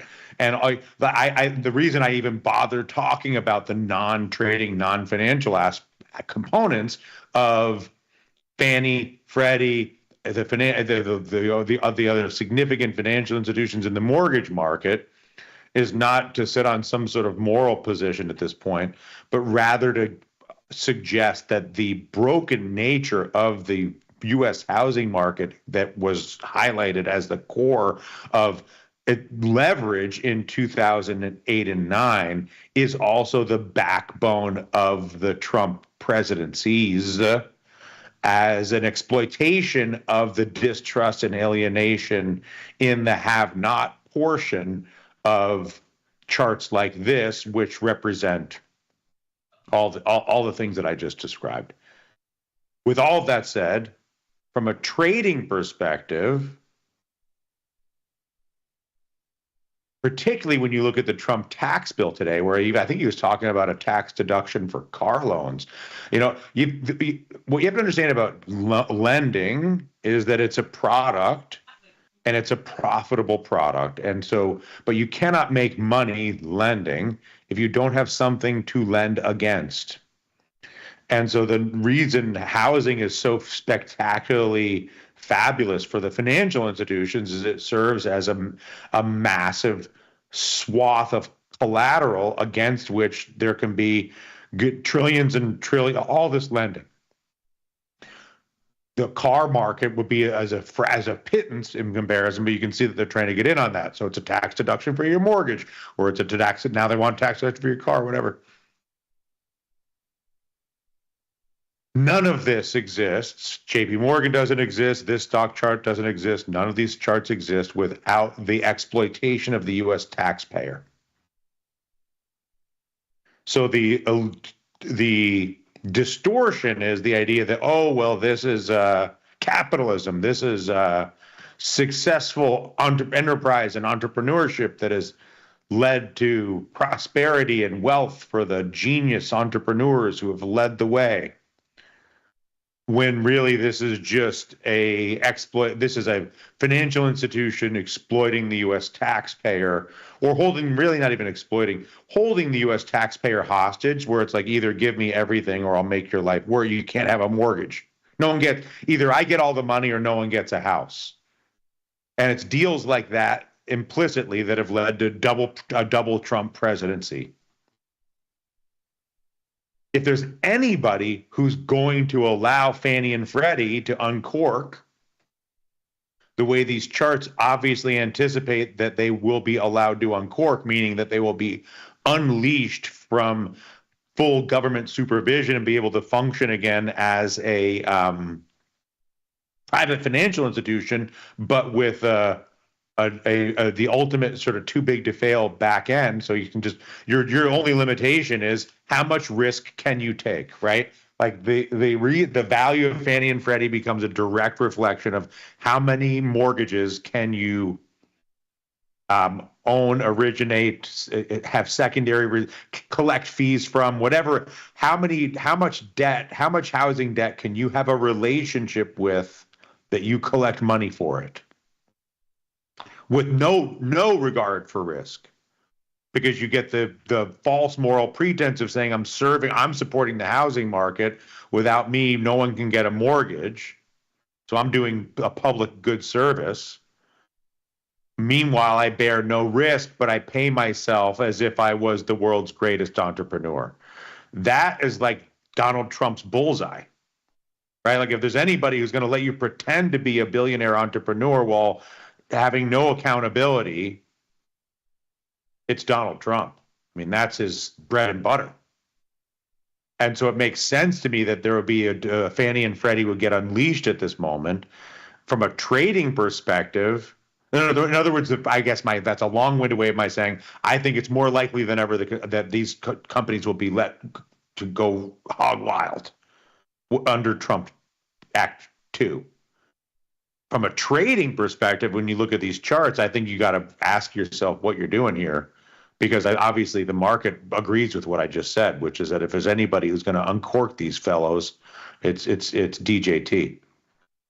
Well, you can see that Freddie Mac is up 42% today. Fannie Mae was up 50.6%. I mean, Elliot, from a market structure standpoint, Fannie and Freddie represent perhaps the most consequential, fully unresolved issues of the post-global financial crisis era that's been swept under the rug all these years. Yep. I feel like everything, I mean, Dylan, maybe jog my memory, perhaps you know better than Elliot or I, but I'm trying to think of something else related to the global financial crisis that hasn't been resolved yet in some form or fashion. And this kind of feels like it's a loose end, and perhaps they're trying to tie it up. This seems like it's a little bit, it feels like it's a footnote in the news flow recently, but whenever a stock price moves 42 or 50.6%, you're going to have to ask yourself why.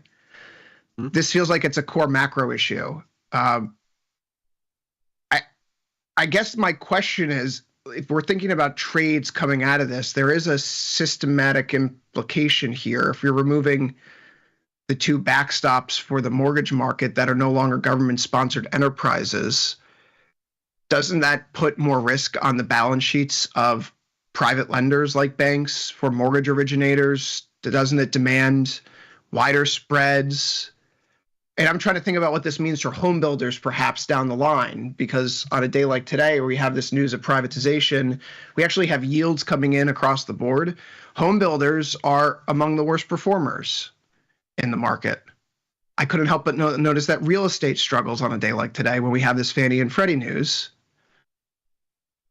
Is this another log in your fire to be bearish? I mean, banks at this point do not generally hold the other side of the risk on consumer mortgages. At all. They collect a fee and can call your friend. Yeah, they basically, their job beyond originating this thing is really to send you emails or envelopes, depending on what your pleasure is, all that, with a logo on it, right? With marketing and your mortgage statement. They're just servicers at this point.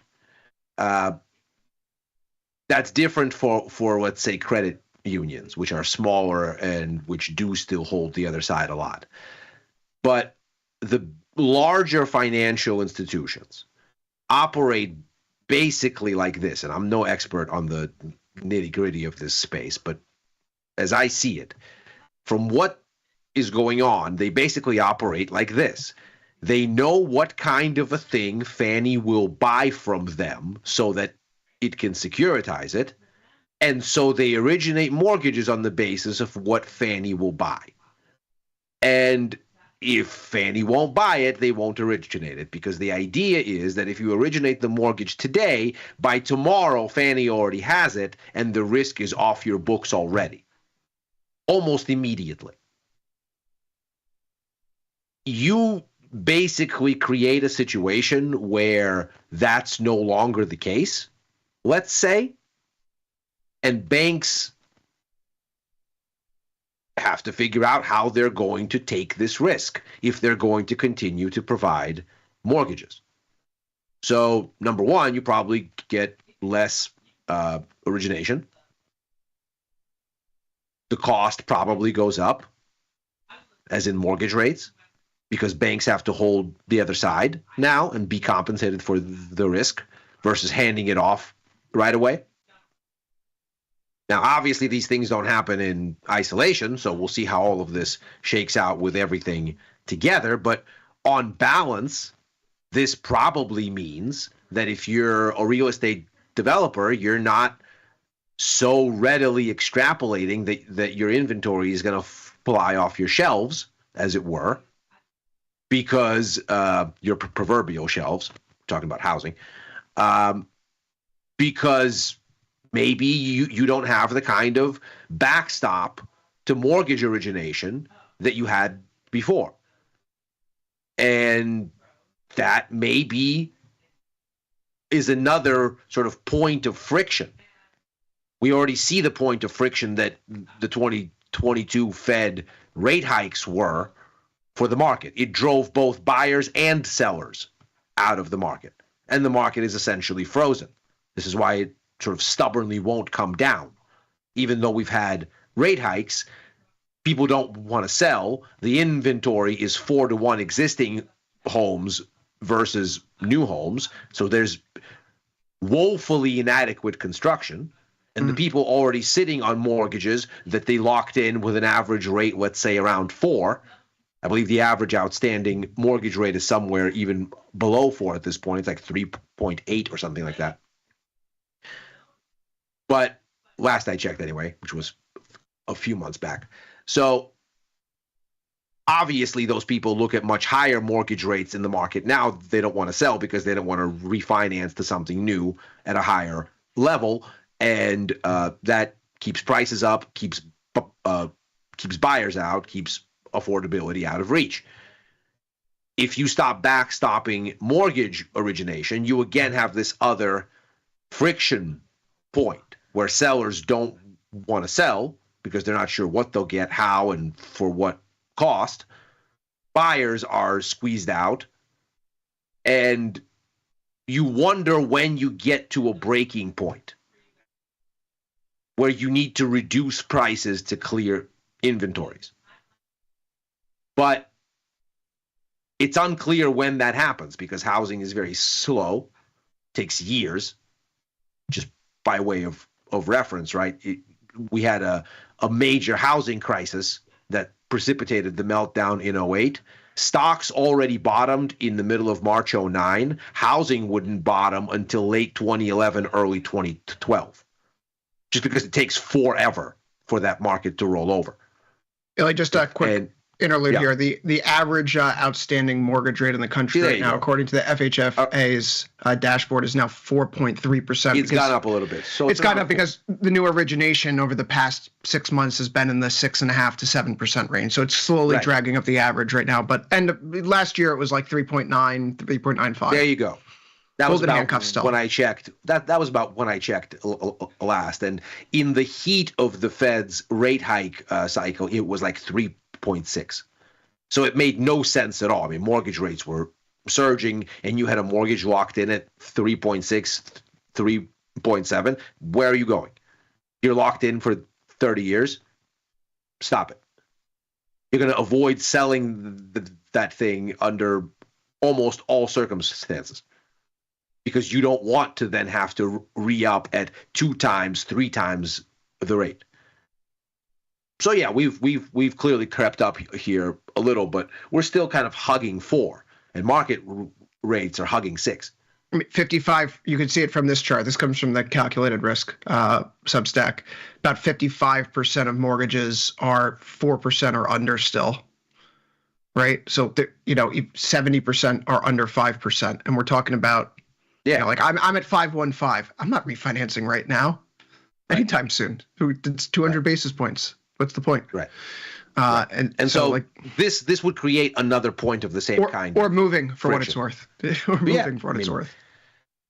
Not that I mean, if you ask me, I would prefer never to move out of San Francisco ever, unless it splinters off into the sea. Or some such thing, and even then, but careful what you wish for. You can never know. We are in a seismically active area here, and doomsayers keep saying that we're going to chip off one of these days and float in the direction of LA, which those of us in Northern California are just we're not prepared for that culture shock. Dylan, I don't know if there's a trade here yet, right? But I looked to something like MBB, which is a mortgage-backed security ETF, and I scrolled through a bunch of them, a few of the tickers here on the platform. The big one is MBB, which is iShares. There's VMBS, SPMB. The total assets for MBB is only 38 million. VMBS is 14. So these aren't, we're not talking about huge products right now. But shorting these may be a long-term play. If what happens with Fannie Mae and Freddie Mac ultimately comes to fruition, if they are changed by congressional charter, although I got to tell you the way that this Congress has behaved, if Trump wants to do something that seems to be in Congress's purview, Congress is just letting him do it. So perhaps he just makes this announcement that they're going to look to sell this. There has been discussion, for what it's worth, that selling the stakes in Fannie Mae and Freddie Mac could be used to help pay down some debt or the deficit. I digress. In practice, privatization of Fannie Mae and Freddie Mac would mean fully removing them from federal conservatorship and allowing them to operate as an independent shareholder-owned financial institution with no implicit or explicit government guarantee. So that means they need to be recapitalized with private capital, which would be via public offerings, retained earnings, what have you, rewriting or removing their congressional charter. And then that kind of goes to the next question of where do we price risk if the government backstop goes away, which is really what my line of thinking is. Right now, markets are pricing GSE issued MBS if there's a de facto market, or rather de facto government guarantee, even though it's really never beneficial. So if we remove that by fully privatizing these, then one would have to assume that spreads are going to widen potentially significantly. You're going to need to have higher yields in MBS due to increased credit and liquidity risk. Investor risk premiums would have to rise, especially from institutions that currently treat agency MBS as effective sovereign grade. The U.S. Treasury yield curve may no longer serve as a tight anchor for mortgage pricing. Rating agencies would need to reevaluate the creditworthiness of GSE debt, even if I personally don't care what those rating agencies think. I know a lot of other people do. And so without a federal backstop, their ratings would have to reflect the capital base, business risk, housing market exposure, no longer the political connection. So I could see a world where mortgage rates are going up, MBS demand becomes more volatile, banks, insurers, pension funds would have to then behave accordingly, which raises a final question of then who insures or steps in to insure a 30-year fixed mortgage rate if GSEs pull back. And I think that's the politically sensitive question, the most market important question, because the 30-year fixed mortgage is essentially a U.S.-specific product made viable by the GSE model. In a fully privatized system where you have private label securitizers, banks, REITs, hedge funds, they may step in, but they're probably going to demand higher returns without an implicit government backstop, so they're going to price their risk accordingly. You probably see mortgage rates rise, especially for lower income and non-prime borrowers. Access to longer-term fixed-rate loans could shrink in favor of adjustable rate or shorter-term mortgages, which shifts risk back to the borrower. And to maintain affordability and access, I suppose, for the housing market, you'd still require government action, which probably would be a rebranded Ginnie Mae, subsidies, deregulation for housing, yada, yada. But this is a really significant piece of news that I don't think is getting the coverage that it needs, despite the fact that Fannie Mae and Freddie Mac are up 40-50% today. This could be a more substantial issue long term. So if this goes through, I would just look at the chart for MBB, by the way, the highest liquid, biggest, largest assets under management mortgage-backed security ETF. It's barely sitting off of its April lows. Stocks have recovered. Bonds have not recovered. MBB is sitting near its lows. The lows that we had in last April, only near 89. We're currently trading at 91. Again, that July 18th expiry, I don't know, something a little bit further out, maybe going to, I would say even December, Dylan. We call this our madman trade for a reason. I mean, I'm feeling like the layers, every single thing you said sounded intelligent, rational, and maybe even correct. But boy, you got a lot of layers on this cake, pal. Oh, yeah, no, this is why, it's something to think about. I don't know if it's a great I like to think of myself as a madman. And I do like a madman's delight, but even this one makes me a little nervous. There's a lot of assumptions. Here's a simplification.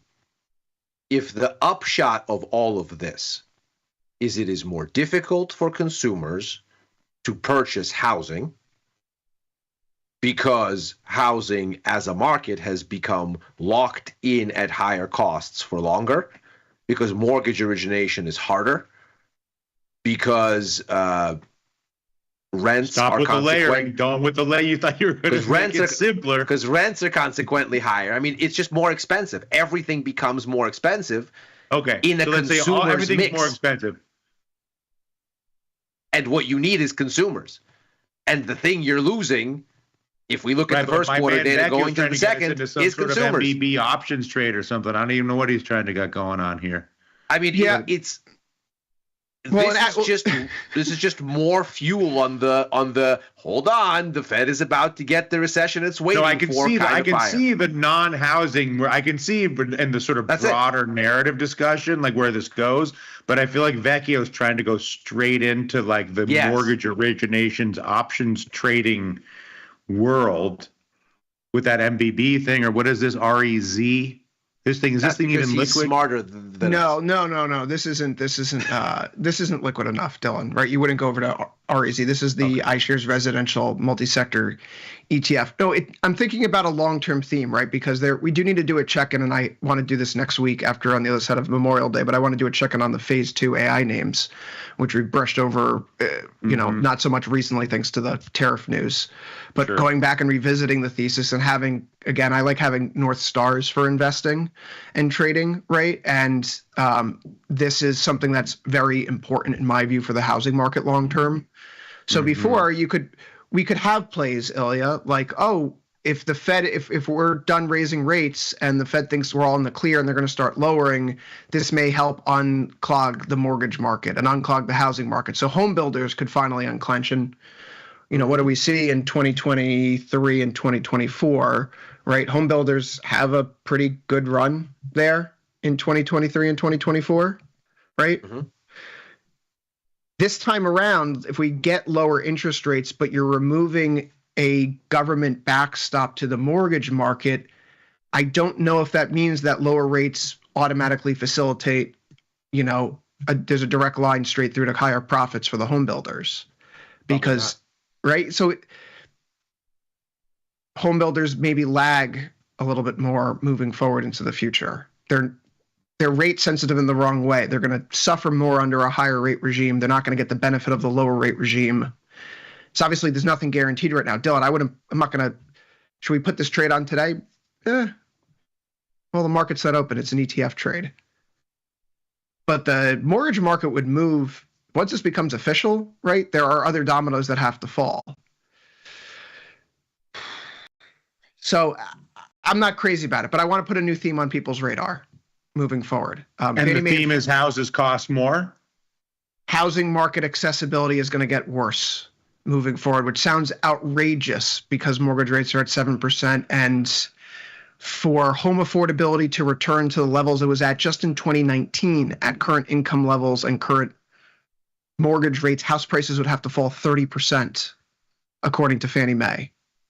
Right? That was analysis that was put out at the end of last year. We've talked about it here on Overtime. The housing market's going to get worse. It's going to be much more difficult to obtain property if you're someone who's younger. Housing market's going to get worse in the sense that prices are going to get lower, or worse in the sense that no one can get into the market if you're not already there? Because it's a two bifurcated universe, basically. It's getting more. It's going to be more bifurcated moving forward. Maybe that's the actionable piece of information here. Get a house while you can, and if you have one, hold on to it for dear life. It just seems like something's going to break as a result of this. Just my 2 cents to give us something different to talk about, because we've talked about tariffs and Trump and Elon Musk and everything else. No, I mean, I think it's interesting. I listen and look at those Fannie. See, don't you think that Fannie and Freddie chart is also probably a way to enrich Trump adjacent individuals? Look, Bill Ackman was talking about this in the fall, and he's been a proponent and a supporter of the administration, and so it wouldn't surprise me if he planted a bug in someone's ear. You guys should consider this as a policy, and yeah, it so happens to benefit me, but I think it's a good policy regardless. That wouldn't be untoward. I mean, maybe it's untoward, but it wouldn't be unheard of for someone to have that conversation, right? Of course. Well, that is what politics and money do. And we have First Buddy Capital running, and as is so curious, a lot of Elon Musk's, the investigations into his companies disappeared.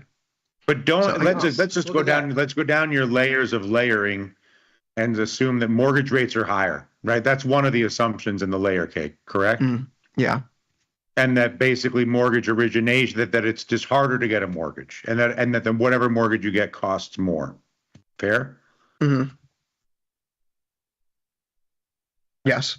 Doesn't that make housing prices go down? And like, if you're going to have harder to access mortgages at higher rates, and you're going to have higher rates in general, doesn't that beyond housing create a weaker jobs market, a lower gross margins, less free cash flow, all the sort of Ilya-isms are also true if the housing story is true, by definition, the other story is true times a billion. But doesn't that ultimately result in lower housing prices, and lower rents? Or are you suggesting that these higher costs, that the higher cost basis gets laid across the whole thing? At the same time, house values and rental pricing does not compress. Yeah, I think that's the outcome. I don't think house price, unless you see a gigantic build, right? Like why are rents falling in Austin, Texas? Because they're just building so much damn housing. Unless we get into that world where we just build and build and build and build, which I would love, not because of any particular financial reason, but because I think that we just don't have enough housing in this country in the right places. And that's why people are being squeezed out. So solution to the problem where there's too much demand and not enough supply. Add more supply, right? The demand is. Well, what about the European solution, which is just eliminate leverage, max cap leverage to buy a house at 2-to-1? Problem with the European solution is you don't have, because of, by the way, the kind of issues. Well, it's impossible at this point, but anyway, yeah, that you might get here is these mortgages in Europe. Like, there's no such thing as a 30-year fixed mortgage. I'm well aware, and costs become much more fungible. Well, not only that, but there's nothing like buying a piece of real estate with 5%, 2%, even 10% down doesn't exist. But it's also why housing is not such an, even in the most expensive cities in Europe, $2 million gets you a fabulous mansion of sorts, whereas the same $2 million in an American city gets you a closet. And the only difference between those two worlds is one is a 5% down payment with a mortgage, and the other one is a 50% payment with 50% in some sort of a loan from a non-traditional, like a loan that would not be a mortgage in the traditional sense of the U.S. sense. Yeah, I mean, I don't think, and Chris, correct me if I'm wrong here, I don't know what other country has 30-year fixed as a thing, or certainly as a thing that is as prevalent. I mean, at this point, most U.S. mortgages are 30-year and it's the most fixed. distorting force in the U.S. housing market and the greatest opportunity for financial leverage and malpractice.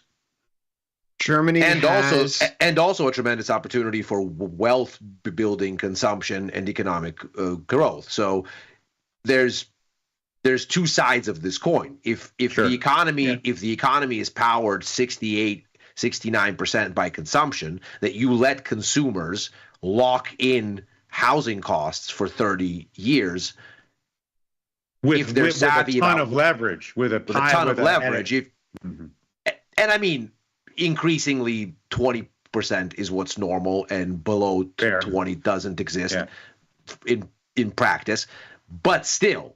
I mean, in Europe, to your point, you're talking about 50. So other places, again, much higher. There's like 8 countries on the planet that offer something like a long-term fixer. The U.S. does, which has the highest standard. Germany has some available up to 30, but again, it's like fixed rates for the first 10 or 15 years, then adjusts. Right. Same thing in Canada. You can get a 30-year mortgage, but their fixed rates are 5 years, and it's on a 25-year amortization schedule. France does have 20 and 25. They do have 30, but you have to be under a certain age. Japan has flat 35, but that's it. It's Germany, Switzerland, Sweden, Canada, Japan, France, Denmark, and the U.S. that there floating rates are not, and they're not floating rates are the norm there. Yeah, and but usually they're tied to LIBOR or some short-term adjustable rate that resets every few years. So I'm going to borrow for you for 30 years, and in 5 years my rate's going to reset, and then in 10 years it's going to reset again, and in 15 years it's going to reset again. But I have access to this, pool for 30, right? So it's the housing markets in these other countries. Just they're not as important, Dylan, because we don't have 80, 90, 100 years of these GSEs into the system, right? Originate when? The New Deal. So going back to a world where you're in a pre-New Deal housing market, dare I say? I know a lot has changed since then. That's not going to happen.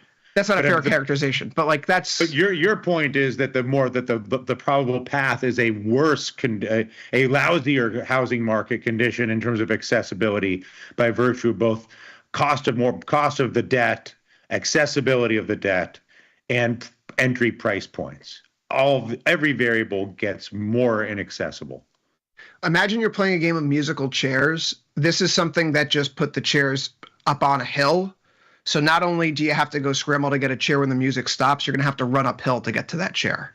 Mm-hmm. And so if you're already sitting in a chair, you're on the plateau. When the music starts going again, you're already up there to start running around. Like this is this is going to fundamentally disadvantage people who are already fundamentally disadvantaged to accessing the housing market, in my view. So it's a theme that we should pay attention to. This is going to require congressional approval, ultimately, if it's really going to change, because Trump's going to wave his hand, then Democrats will sue him, and the federal courts will say no, and then Trump will tweet out that activist judges are stopping him, and then he'll go to Congress, and they'll really do it if they want to do it. But it has been raised by Republicans as something to help pay down debt, to help offset some of the costs of recent spending. It was floated today by the Trump administration. It's one of, I can't think of others, Dylan. I'm thinking of loose ends from the global financial crisis, and Fannie Mae and Freddie Mac being in limbo is perhaps the most consequential one that's been left unresolved. So it piques my interest and what its implications would be, because it just hasn't been on anyone's radar really as something we should be talking about or considering for a long time. Yep. We are almost at the end of the show here at the end of the week. This was a quiet week for the most part, dare I say. For macro data, there were some interesting things that came out for earnings. Home Depot, Lowe's. We saw news that Apple, Tesla, and NVIDIA shares are going to trade as digital tokens on Kraken, which I think is interesting. There was also a G7 announcement to address global economic imbalances. Ilya, this seemed like a way to indirectly criticize China's trade practices without explicitly naming China. Yeah. Is this the G7's attempt to get on same page with the Trump administration? We talk about Chinese dumping, not enough domestic consumption, too much manufacturing, excess. I mean, in this sense, Europe has been on the same page with the Trump administration since the first Trump administration. There is general consensus that China is engaging in practices not in the spirit of their admittance into the World Trade Organization.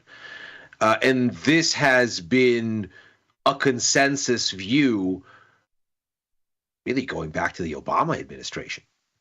Because if you think about what the TPP, the Trans-Pacific Partnership that ultimately Obama didn't land at the end, he got the agreement but couldn't get it through legislature and couldn't get it actually signed. What the object of this was to box out China. It was a trade agreement with all of the principles that move goods through the Pacific, be it Australia, New Zealand, or Canada, or the Latin American countries, all of ASEAN, Japan, Korea, Taiwan. It was an agreement with us and all of those countries that pointedly excluded China and said, all of us here in the China sphere of influence, we're all going to write the rules of the road, and you all have to be essentially price takers because you can't not do business with all of us. And we're all going to harmonize. Then, of course, the Trump administration killed that, and so we now have to find ways to continue to counter China. But this was consensus for a long time. I mean, we see what happened with EV exports most recently. Europe basically matched the same kind of barriers that the U.S. put up against the dumping of Chinese EVs and all manner of other Chinese dumping also.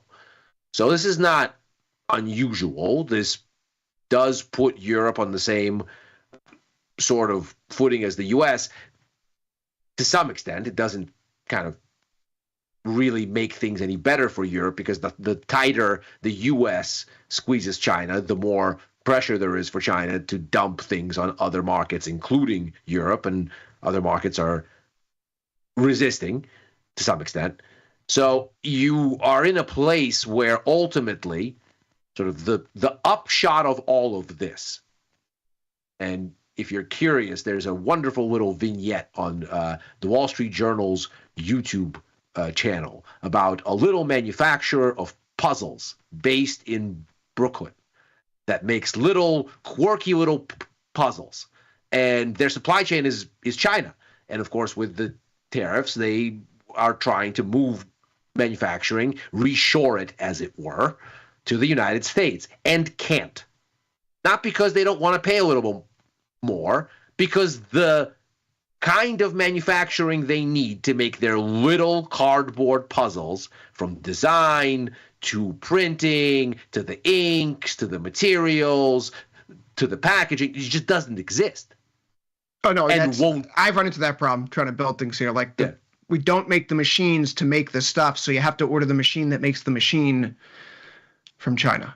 Right. And so they're talking about, look, maybe we'll order the machines to make the stuff, which can be had in Europe, but they're very expensive, and we need to know that we're going to be able to do this with a 5-year window, 6-year window, so that we can justify taking on this expense, because our business is going to survive that long because of all the ostensible reshoring.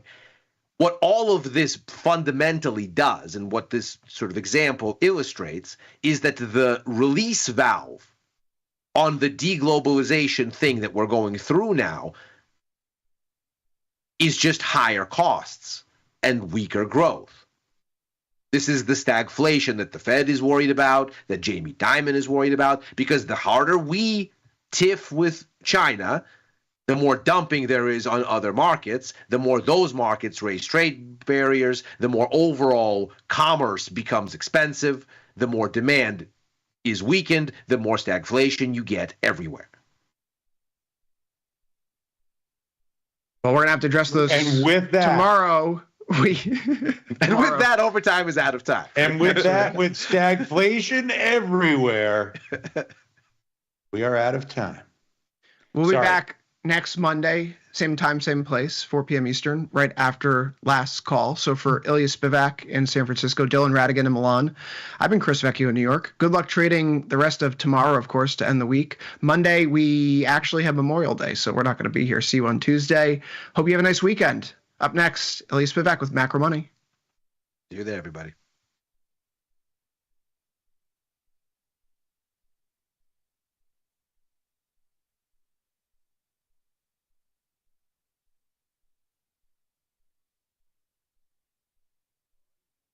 Dear Cheapo Airlines, thank you so much for sending my luggage on a magical side quest instead of my planned destination. I am glad that I had the sustenance of the single pretzel I was served on board while I was waiting for my bag to arrive. Looking forward to your reply, because surely the response can't be as delayed as long as my flight was. Warm regards, Bettina. Sometimes it feels good to get smart. Get even smarter with live trading insights and some live taunting. Every day I do God's work here. From the smart mouths at tastylive.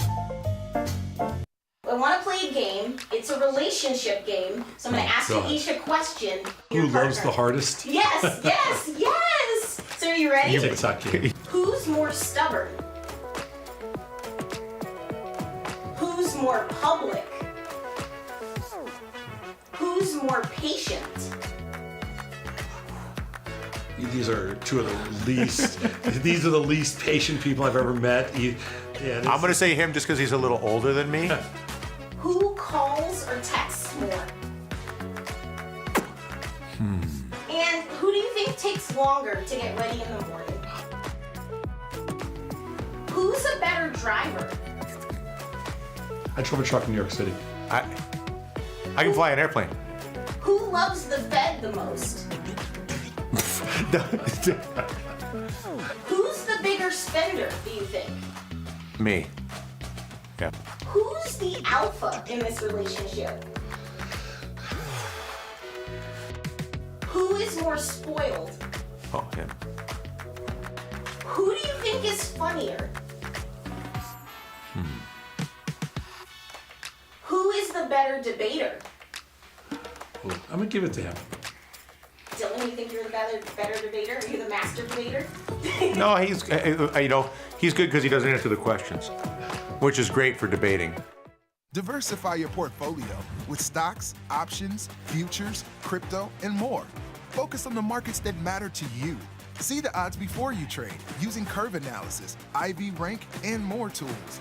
Tasty Trade. Download today. All right, Mike. All right, Nick. Do you remember the first trade that you ever made in your life or in your career?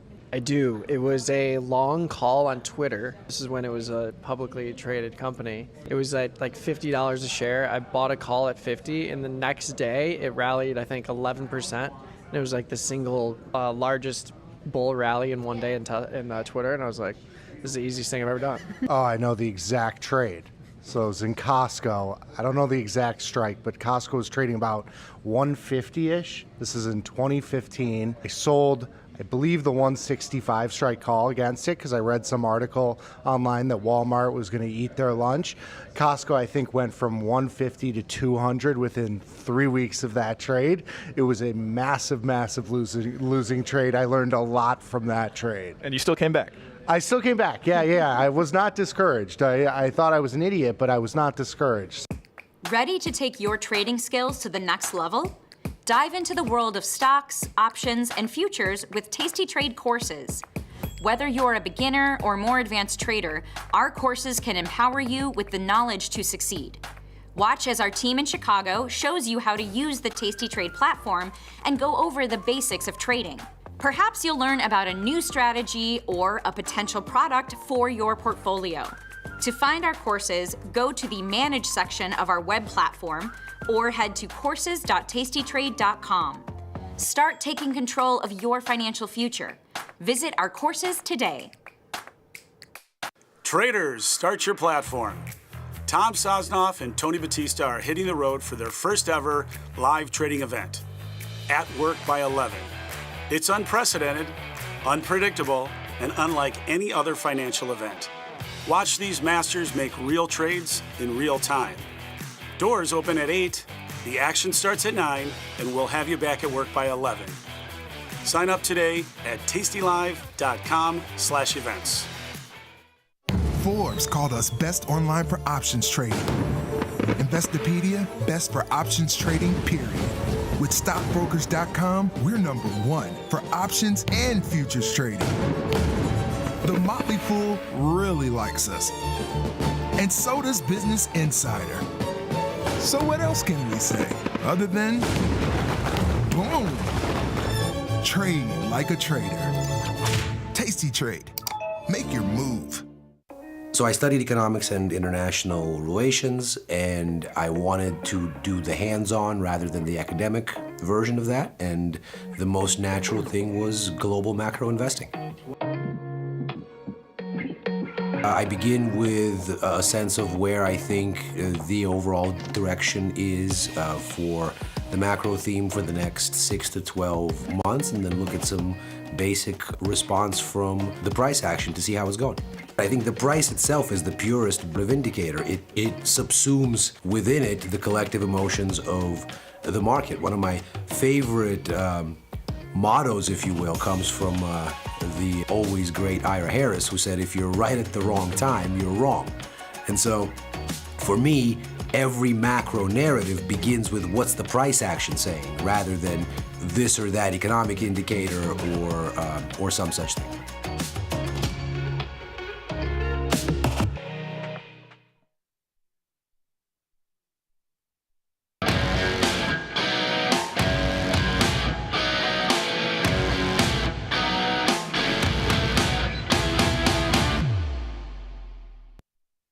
Markets managed to find a little bit of a reprieve. Perhaps they might have found more.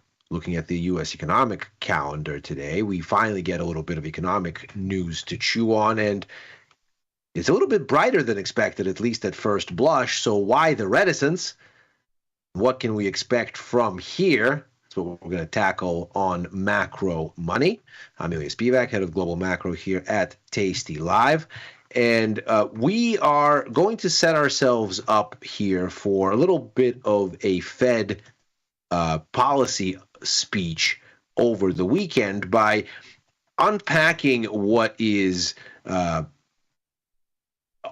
surface level at least, looking like a little bit better economic data out of the U.S. and a little bit of a step back from the extremes that we saw in April, maybe.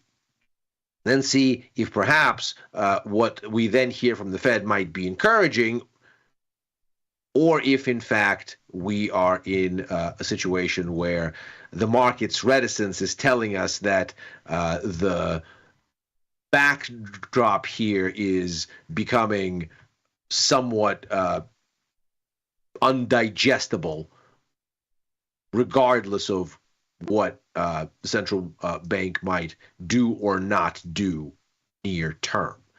So let's pull apart here what this data gave us and see if we can in fact hang some optimism on it. This is the full breakdown over the release schedule overnight, and we can see here that what we have is purchasing manager index data for May from across some of the major economies, and I've highlighted the composite figures here to kind of get a sense of overall growth, taking in both manufacturing and services in these major economies. As ever, this data is done around a center line of 50, where 50 is neutral, above 50 is growth. In this case, economic sector activity growth. So if you get a, let's say, manufacturing reading above 50, what that means is the manufacturing sector is growing. Economic activity in manufacturing is growing. If you get a reading below 50, that's contraction. So economic activity in the sector is contracting. The further you go above 50, the faster the growth. The further you go below 50, the faster the contraction. So as we go down the list here, we can see signs of weakening performance globally until you get to the U.S. So in Australia, the composite index pointing to slower growth versus the prior month. Although you still have growth, you're near standstill. In Japan, you've gone from growth into contraction mode. In the euro area, you've gone from very modest sort of standstill-like growth to contraction mode. Notably, this is worse than expected. In the UK, same thing, contraction mode for another month, albeit the pace of contraction eases a little bit. So you go from 48.5 to 49.4. But then you get to these US numbers, and here the expectations were pointing to ongoing standstill after the preceding months. Standstill in manufacturing, standstill in services, holding basically within a hair of 50. What you got were numbers that were significantly more encouraging, it would seem. So 52 and change here across the board, suggesting that growth rebounded in May after what was a very difficult month of April, which we can see here gave us some of the weakest growth that we'd seen out of the U.S. in 19 months. So ostensibly, this is good news. We've talked a lot about the idea that the global economy is basically powered by three growth engines: the U.S., the Eurozone, and China, which collectively make up 58% of global GDP. The remaining 42% are mainly vendors to the former three. So think Mexico and Canada in the U.S., or the commodity producers in Southeast Asia or Latin America or Africa or Australia, for that matter, and China. Think about Central Europe, Nordic Europe when it comes to the Eurozone. So there is a very significant amount of weight on just three economies to really be the source of demand that powers things. And of course, China, in its kind of spot in the middle of the global supply chain, is itself dependent mainly on demand from the US, but also, of course, the Eurozone. And so those are kind of end demand markets. And so What's particularly interesting about this PMI data set, of course, is that we got updates on where U.S. and Eurozone economic growth sits. And that's after, in the April month of surveys, it was a 17-year low on global growth. And that 17-year low came as the U.S. basically ran out of capacity to offset weakness elsewhere. The story of last year really was that growth in both the Eurozone and in China ground to essentially a halt. Meanwhile, the U.S. was powering on because of a strong service sector. And in the U.S., the service sector is mainly serviced by domestic demand. And so that strength in the U.S. didn't very much spill over. Most of what happens cross-border, most of the way that U.S. demand spills out across borders is trade. Most imports are of goods, not of services. So you have a situation here then where the story really since the middle of last year, since right about here, was that the U.S. is having a boom, and that's keeping overall global growth at least somewhat positive. You can see that right here. It's basically keeping it anchored, although it's drifting a bit lower. But it's not until the beginning of this year that you get this sharp push down, and you hit 17-month lows in April, as though the whole thing is starting to unravel. And that happens, if you look at the U.S. set of PMI numbers here, as the U.S. service sector cools and activity slows. And you can see here, this is the May set of numbers. They're unquestionably better than the April set of numbers. That much certainly seems to be the case. Growth has accelerated.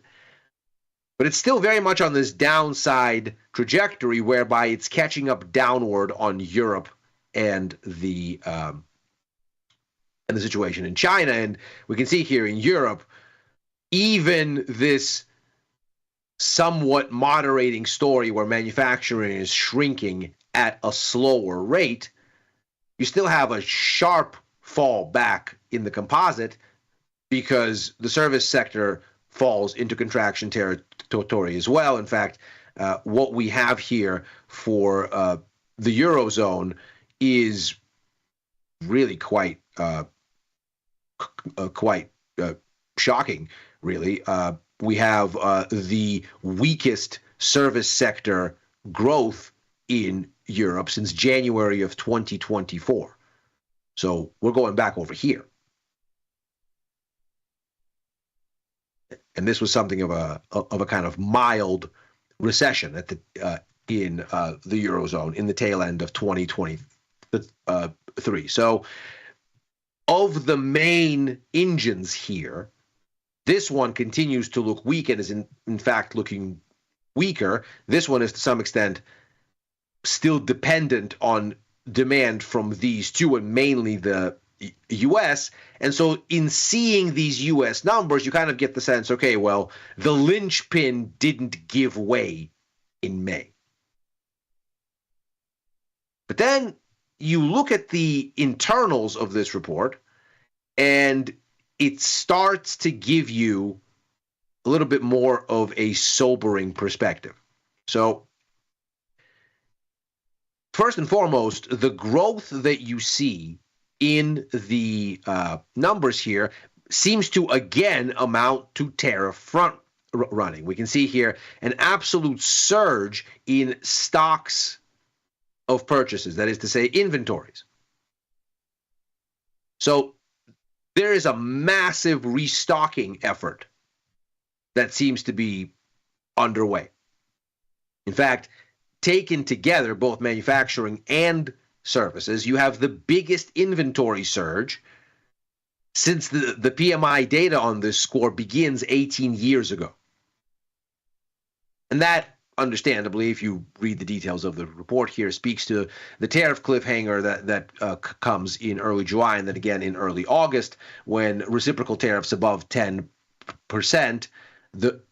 start to be a risk again. The 90-day reprieve that keeps them at the 10% level expires for most economies in early July. And then for China, they're looking at a 30% tariff, but the reciprocal floor is 10, and then there's some extras there for punitive tariffs around the fentanyl trade and things like this. So the effective tariff is 30%, but that reprieve on the reciprocal tariffs above 10 for China, that expires in August. So there's cliffhangers here coming up, and much as we've seen before, businesses are stockpiling rapidly to try to front run that. Moreover, bottlenecks have become more acute. We can see here the delivery times scale. So this would be delivery times declining. This would be delivery times going up, because, of course, this is an inverted sort of thing. And, of course, delivery times lengthening or shortening, somewhat of a different scale on the 0 to 100 and around 50 measure. So what you find here is that delivery times have lengthened considerably. In fact, you're going back to kind of the middle of 2022 for a reference point, maybe a little bit later, like September, October of 2022. And that speaks not only to tariff barriers, but also to this rush to restock. But then on the inflation side, and this is for both manufacturing and services, you see an absolute surge in costs. In fact, since the restocking is most aggressive on the manufacturing side, not surprisingly, this is where the cost pressure is greatest. Moreover, you can see that the difference between input and output prices is narrowing, in the sense that output prices are surging, which tells you that businesses are passing the costs on down the supply chain. So massive inflation here. In fact, the indication is that you're looking at price growth unseen since August of 2022, which is about a month or two, depending on which indicator you look at, removed from the post-COVID peak. CPI, for example, peaks in June of 2022. Before then, it starts to succumb to the Fed's rate hike efforts and comes down. So, and of course, supply chains get mended, and there's a constellation of factors there. So the upshot here is, yes, there appears to be more economic activity, but that economic activity appears to be fueled by something inherently temporary, the front running of tariffs ahead of another policy cliffhanger. Moreover, what you have is a surge in prices because the entire sort of act of trade has become more difficult and more expensive. And both sectors, services and manufacturing, end up cutting jobs. That is to say, they're not expecting this surge in activity to extrapolate forward. They're not looking at this as something that begins a revival of demand. So this is inherently something that is driven by a policy risk rather than by expectations for consumer uptake, or at least certainly there's hope for that uptake here, but it doesn't say anything about that uptake being there. And in this, it makes it look very much like the first quarter, where, of course, we saw a surge in imports, a surge in inventories, but consumption was actually the weakest it had been in almost 2 years, going back to the second quarter of 2023.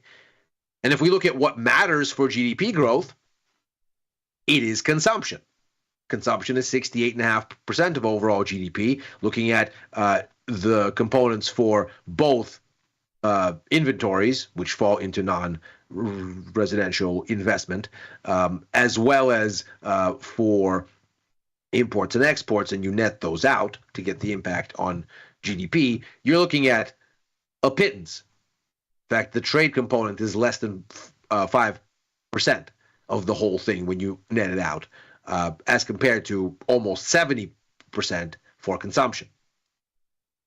And so you get this sense that businesses are building these inventories. They're trying to front run the tariffs. They're straining supply chains and fueling inflation. But there's no guarantee that consumers are coming to buy this stuff, which is what you'd need to actually grow the economy.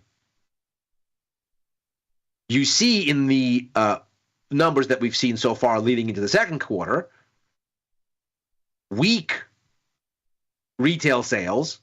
You saw the front running in March. You don't see it in the subsequent April report. So going into the second quarter, you already see that consumers are defensive despite the fact that businesses are being goaded to front run. Consumers are holding back. That's despite the fact that goods inflation really didn't surge in the April numbers, as many people feared. And the reason it didn't, even though we can see here that at the wholesale level, this is the PPI data now, they jumped to some of the highest levels since early 2023, we can see that businesses ate those gains and took the hit on margins.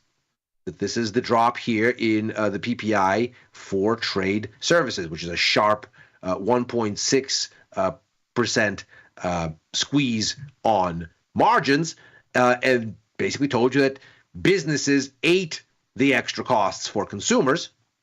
That would be these extra costs right here. We can already see, obviously, going into May that costs were on the rise.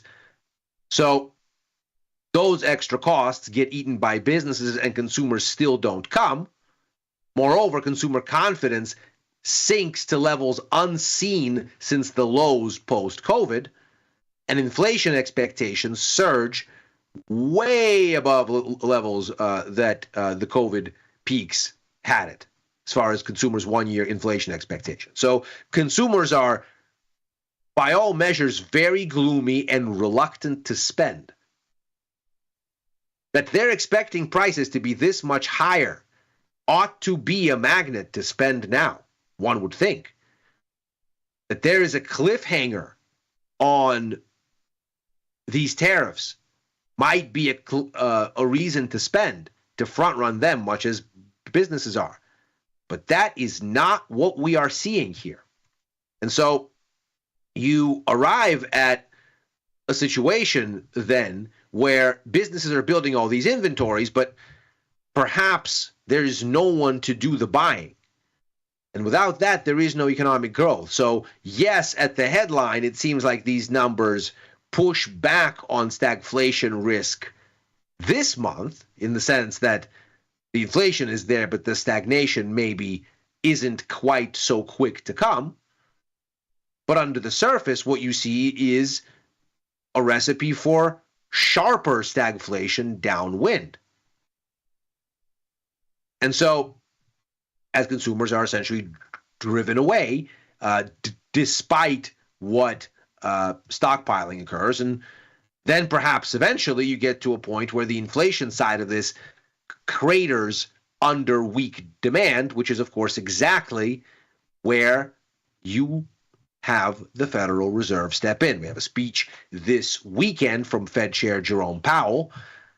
Against this backdrop, he seems unlikely to give the markets any more clarity, and they've reduced rate cut expectations now to just 89 basis points over this year and next. That's about 50 basis points this year, 50 basis points next, almost in line with Fed expectations, a little bit less dovish. The Fed sees a full 100 basis points, and the markets are almost there. So you can basically say that we're in a kind of holding pattern here. But what all of this suggests together, if Powell confirms as much, is that the Fed is going to have to wait for the brutality of the economic downturn to really hit inflation hard enough that it can cut to support growth without worrying that it will unmoor inflation expectations, which means waiting longer. And of course, what that makes for is a tolerance for more of a growth downturn. We see something very similar from other central banks this week. And of course, what that means is perhaps stocks are not confused in their soggy response in the face of today's data after yesterday's sell-off. They ultimately pause to consider and don't make much headway. We'll see how markets open next week.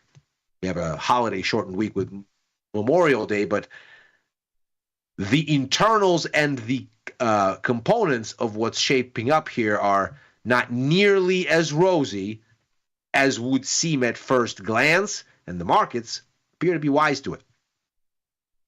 And this is Macro Money for today. As ever, we are here right after overtime. Show I co-host with Dylan Radigan and Chris Vecchio Monday through Thursday. I'll be back for Futures Power Hour with Chris tomorrow, as I am every Friday. I'm also on with Victor Jones for The Price of Truth on Tuesdays, back with Victor and Tom for First Call, although not next week on Sundays, usually on Sundays, but we have the holiday, of course.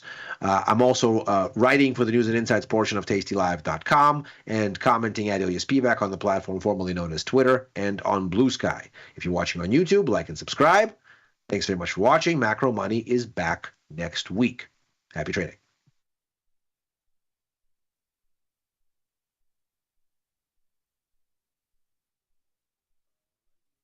The market doesn't stop. So why should you?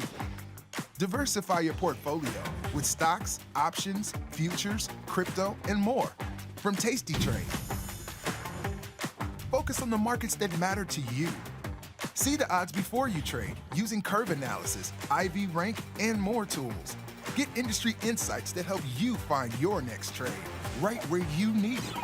Tasty Trade. Download today. So you're an active trader looking to increase your return, decrease your risk, or quite possibly both. Sure, you've heard of the Greeks. You know, your deltas, your thetas, your vegas, your charms, your vamas, etc. And you're wondering, hey, how do I use these guys to improve my risk-return relationship? Well, join me for a 10-episode crash course, and I'll show you exactly how to do it with all the gimmies and gotchas, one Greek at a time. We'll see you there. Tasty Live's godfather of options, Tom Sosnoff, is grabbing his passport and taking this show international. He'll be joined by IG's Rich McDonald in London and Milan, along with special guests at each stop for an evening of live trading. It's fun, challenging, and moves as fast as the market. Doors open at 5, with trading starting at 6. Come early and have a pint or glass of vino with the boys. It's totally free, but space is limited. Register at tastylive.com/events. Options just got molto interessante.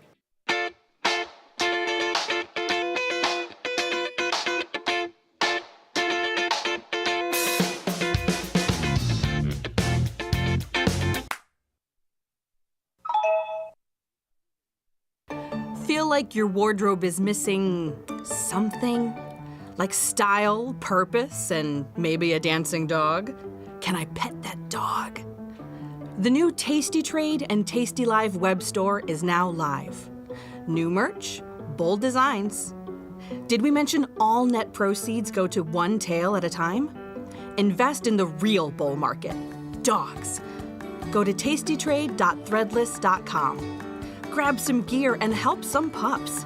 You get merch, they get a home. There's a beast in the financial world,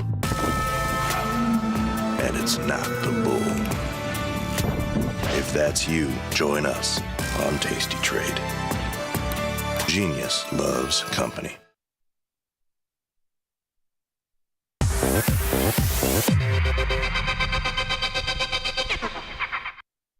What is going on, everybody, and welcome back to Risk and Reward of the Week. Today is Thursday, second day of the week of this show. Tuesday, we did put on another risk.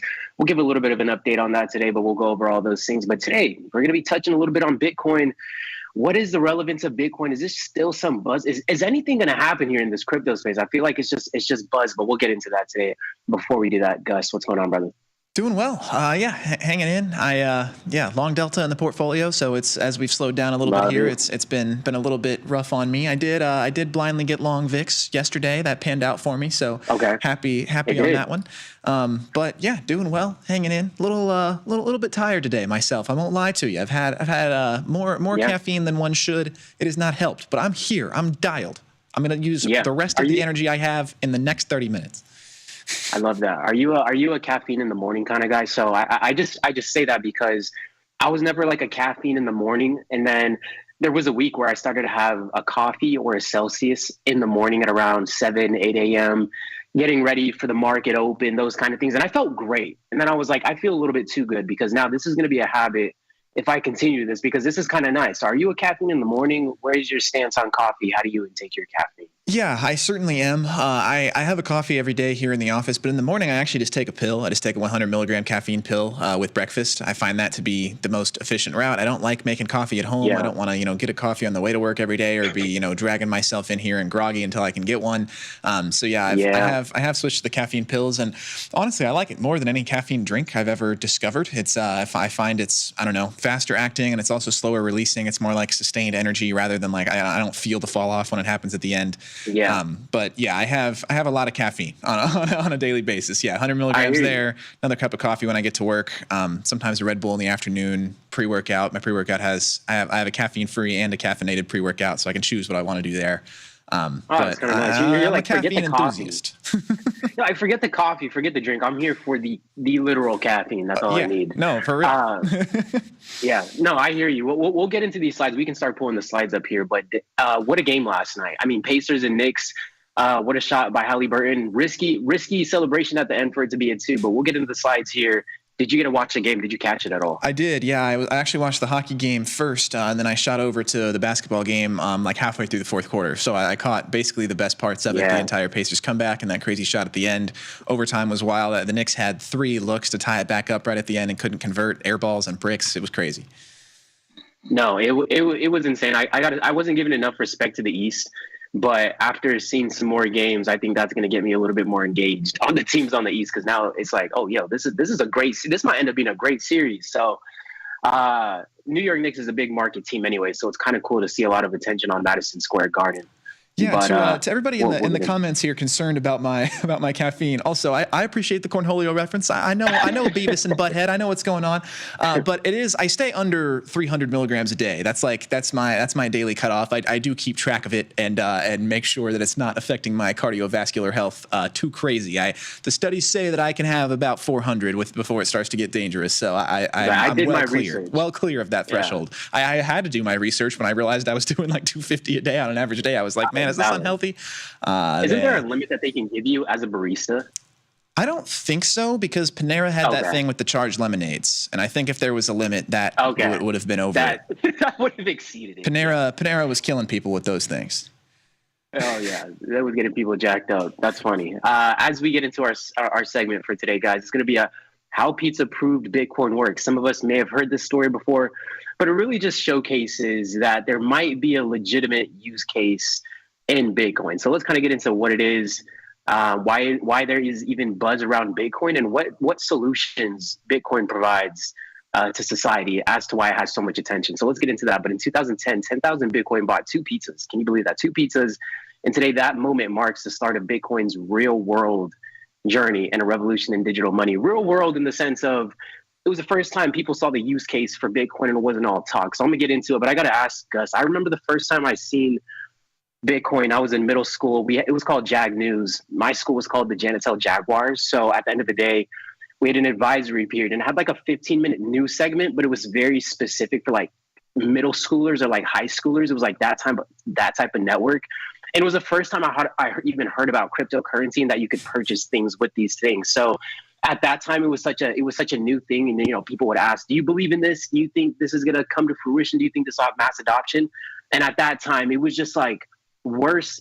It was a bigger idea than purchasing something online with your credit card at that time. So it's just crazy to see now it come to fruition and it be a legitimate industry. So I don't know when the first time you heard of Bitcoin, but what was your perception of it? Well, you were at a pretty advanced middle school if they were giving you guys Bitcoin in the school news. What year would that even be? Like 2012? Well, that's what it was 2012. It was exactly 2012. I believe I was in 7th grade, but it was just one of those ideas. It was like insane idea, but we have electronic currency, and that was like an insane idea. Like, what even is that? Will this even, and you kind of just brush it under the rug, and then 10 years later you're like, what the hell is going on? This thing's legitimate. So yeah, for me, my perception kind of just forever was that Bitcoin is that thing criminals use to like get ransom. Like that was the only capacity I ever really heard about Bitcoin in for a long, long time. And then I do remember pretty vividly, I guess when I was like 16, I would say like 2016, 17, like when the initial Bitcoin pump kind of happened and it became like a more mainstream financial asset and something that people actually trusted a little bit more. I believe that was 2016, 2017. We're going to get into a timeline here shortly.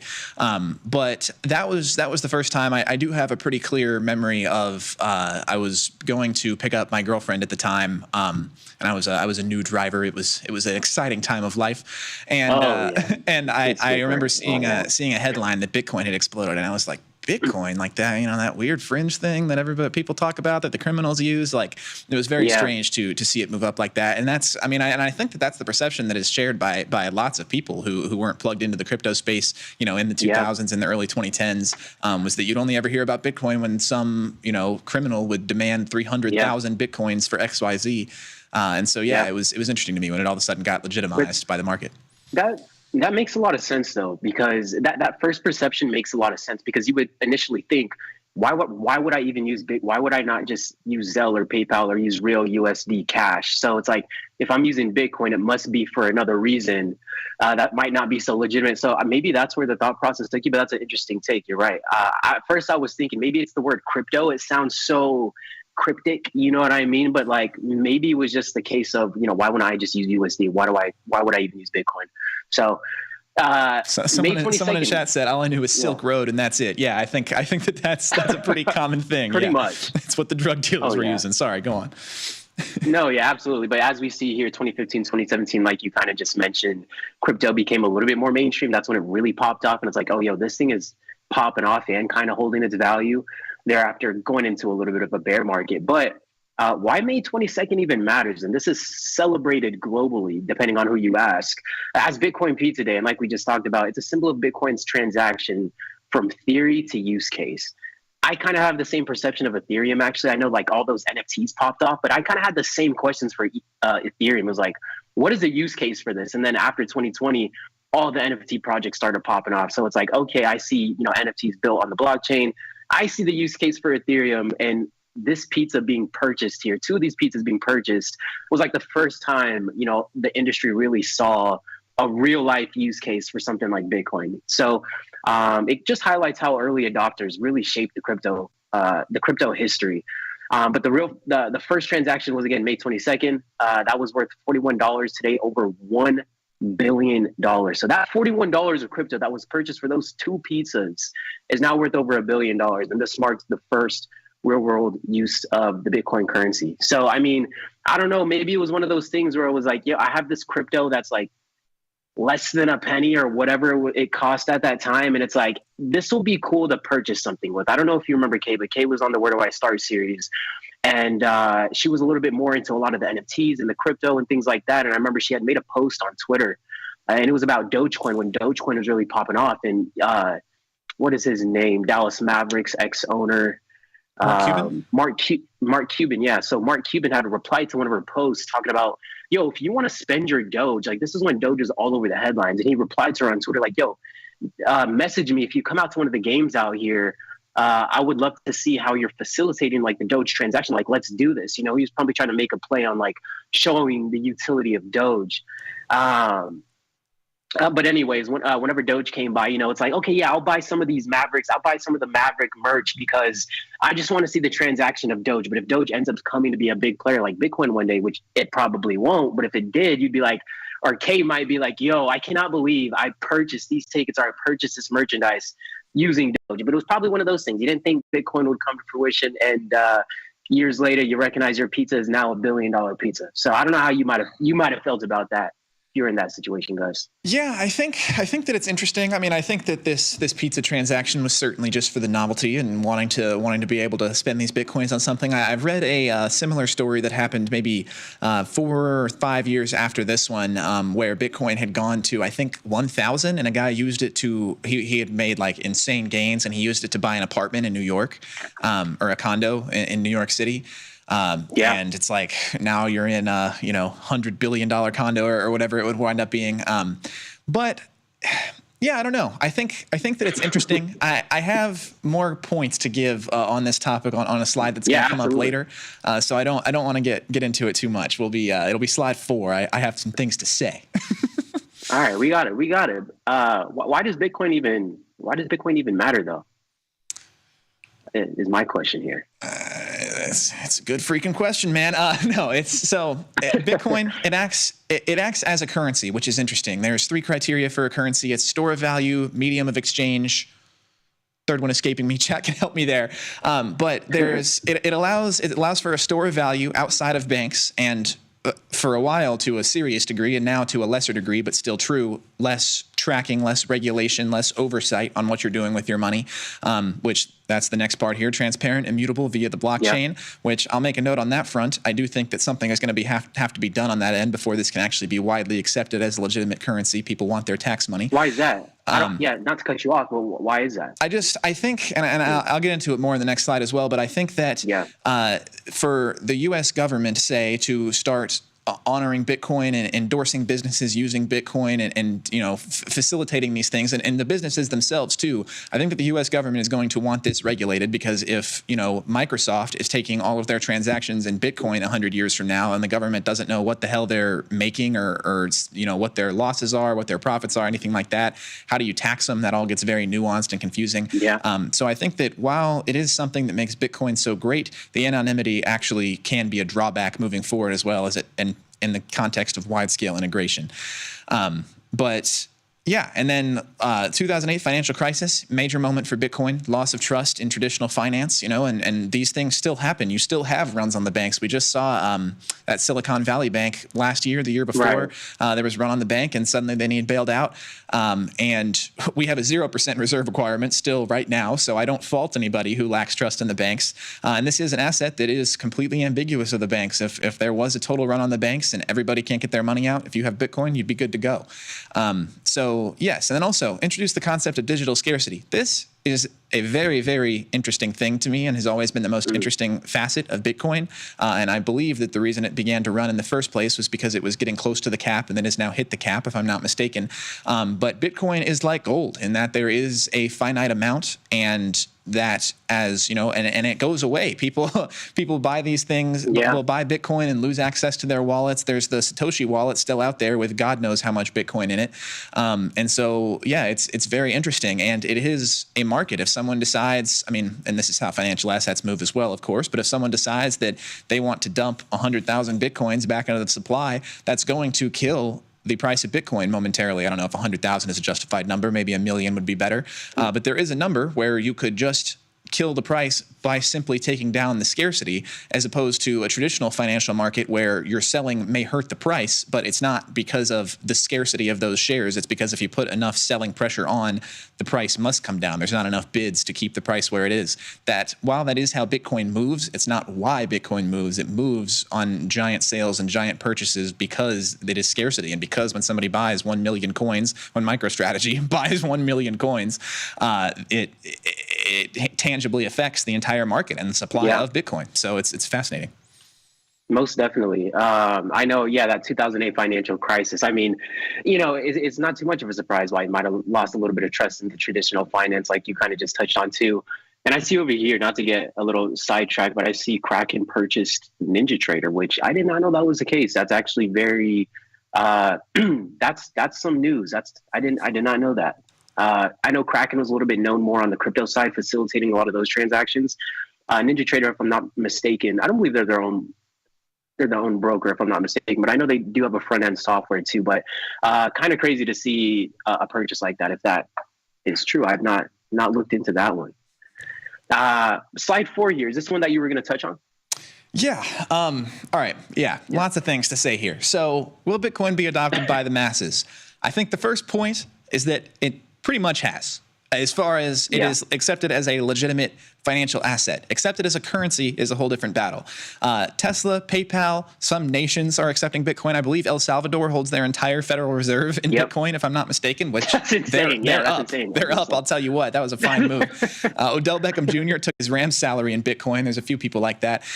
And then, countries like Switzerland accept Bitcoin for taxes, which, again, this is where this gets very nuanced to me. I don't understand Switzerland accepting Bitcoin for taxes, because if you're just going on the legitimate Swiss francs that they made in a year, I believe that's their currency, and then all of a sudden they pull out some Bitcoin to pay their taxes with, me as a government, I'm saying, man, how much other Bitcoin do you have? Like, where's this coming from? Are you making gains on this Bitcoin? I know that you are. I gotta ask. You're making such a good point, and you almost alluded to this on one of the previous slides.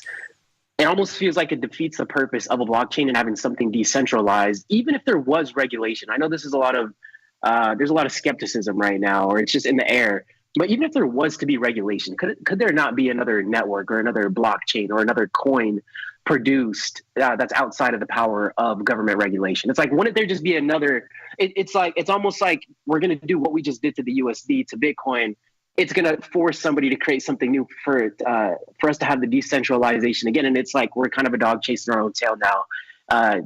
Same cycle over and over again. That's what it seems like right off of the bat. Yeah, but 100%. I absolutely agree. Yeah. I think dog chasing its own tail is a great analogy, because there's a constant battle, between people who want this to be a currency, but simultaneously want anonymity. And I don't know that you can have both things. Use cases expanding into store of value, digital gold, payment rails, all very valid use cases. But this last bullet point is the most critical bullet point in the entire slide deck to me. Volatility and regulatory uncertainty are still hurdles, and they're still big hurdles. And I have 2 points to make on this. I've made my regulatory point already, I believe. I think that if Bitcoin was to be this widely accepted thing, something you could receive your salary in, transact with on a daily basis, the governments of the world, not just the U.S. government, are going to want to know where this money is coming from, going to, and be able to tax you on it.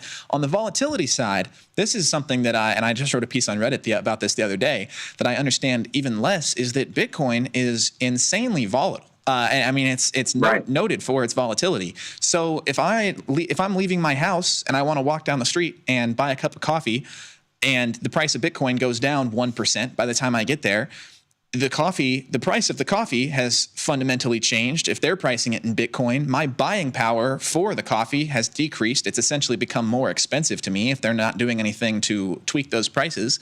And beyond that, when you get into bigger ticket purchases, say you wanted to buy use some Bitcoin to buy a house. What if you have $20,000 in Bitcoin, it loses 1%, and then you're showing up to sign your closing documents and suddenly the transaction can't go through because Bitcoin isn't worth as much as it was 10 minutes ago when you agreed on the price. So I think that the volatility creates lots and lots of holes to me. I would be very interested to hear anybody in chat who might have input on if I'm missing anything here. But that's what's always jumped out at me, and why I have opportunities now to use some Bitcoin if I ever wanted to. Like deposits and withdrawals on a lot of sites will allow you to use Bitcoin, and I choose not to, because I don't want to have to deal with the volatility even in the 20 seconds between when I withdraw in Bitcoin and when I turn that into cash. So the volatility is a huge red flag to me, and something that would need to be resolved if we were going to do this. Otherwise, it's like, it might as well be gold, and we might as well be bartering, which I suppose it is to an extent. So it's interesting.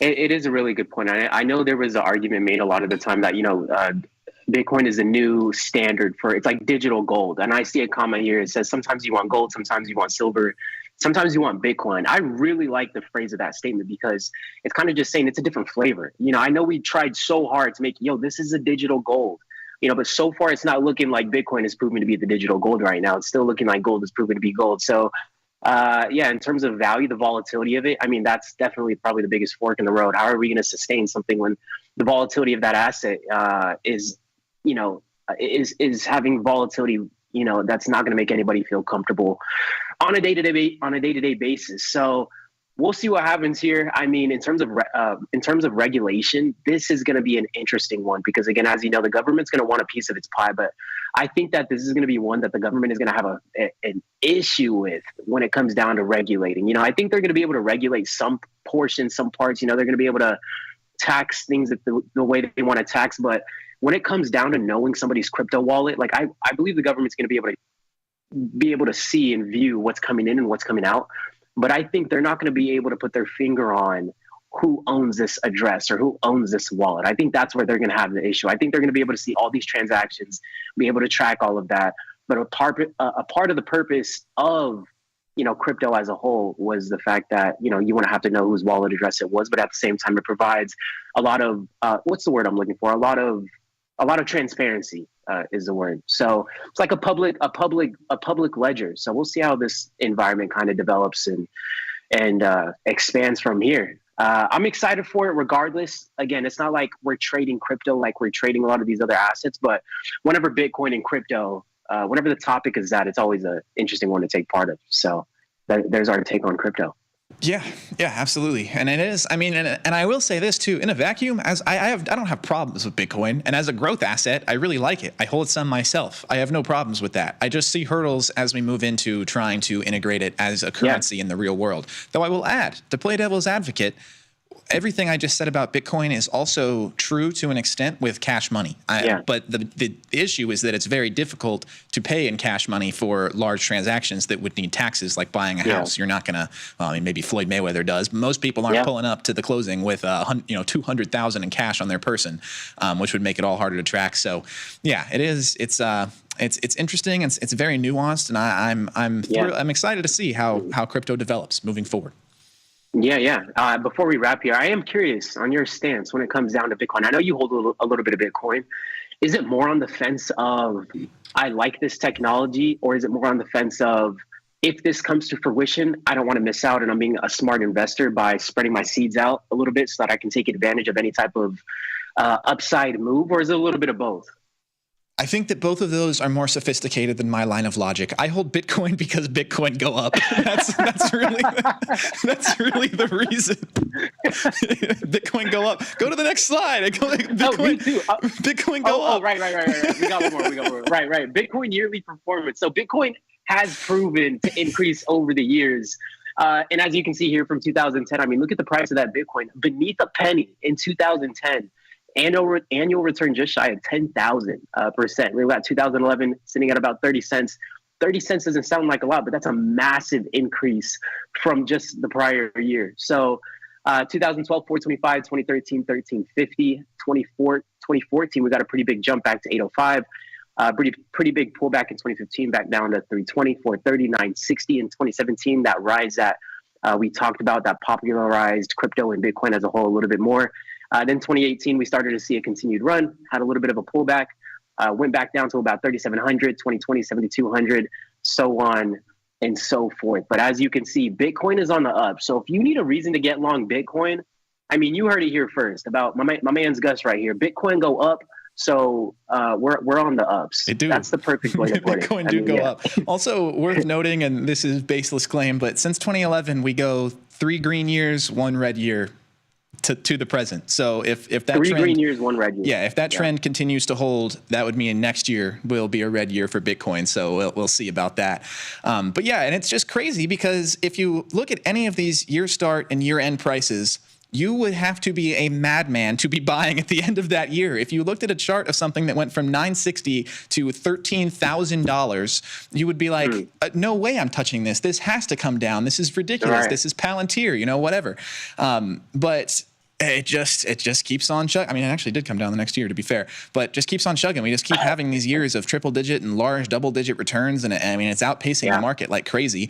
So yeah, it's just, and look also, at these annual returns. Good Lord. Oh yeah. And if I'm holding since 30 cents, I sell in 2014. There's no way I'm still holding right now. So yeah, it's just 30 cents. Yeah. Maybe not even 2013. Yeah, not even there, man. I would have been out maybe. That's true. I'd be out when I 10x, if that. I'm out sooner than that. I'm out when I double my money. So it's just you'd have to. Yeah, unfortunately, I'm out at a penny I'm out at like $2, honestly. The $3, people who have it the best are the people who find their wallets that have 300 Bitcoins in them right now because you didn't have the chance to sell this entire time. you were forced to diamond hands.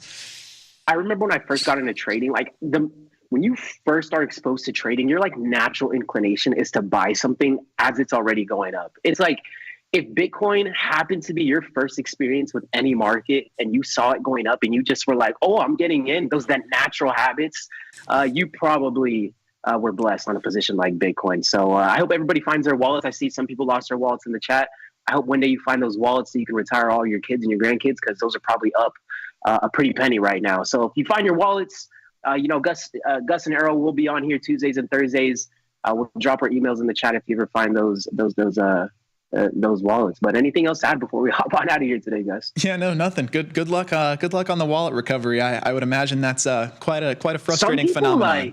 Bro, I've seen some stories where some people go digging to find their wallets. Like they will search through everything because it's like a jackpot if they can find it. So yeah. Happy hunting. I wish you all the best. May you find 100 Bitcoins in your wallet and retire. Absolutely. Well, that's going to do it for today's segment. A little bit on Bitcoin and the yearly performance. We will be back next Tuesday, breaking down our risk of the week. So we'll give a little bit of an update on our portfolio. We'll be putting on a new risk as well. Shout out to the target position, Gus. I know you added me on Twitter, and I seen the down move on target. So hats off to you. We'll check that out here on Tuesday. But that's going to do it. Thanks for joining us, and we'll catch you guys in the next one. Peace.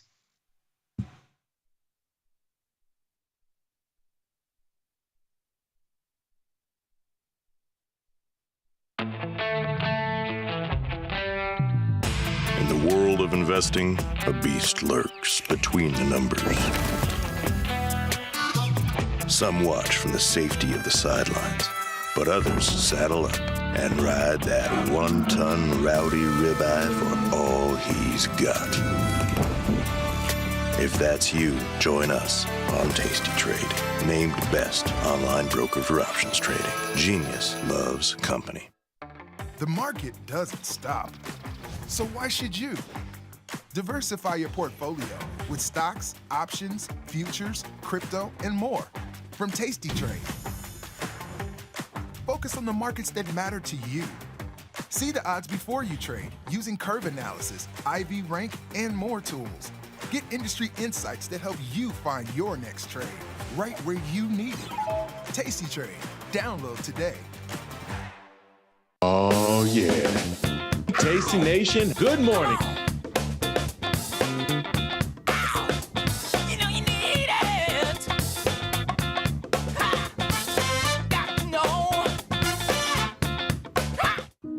Dear Karen, thank you so much for the relationship advice. Of course, since you met your husband in high school, I should obviously just go back to high school.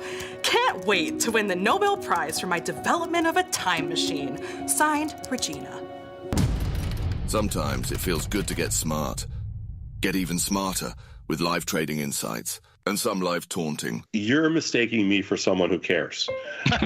From the smart mouths at tastylive. If you missed the live show, here's our cherry on top yearly recap.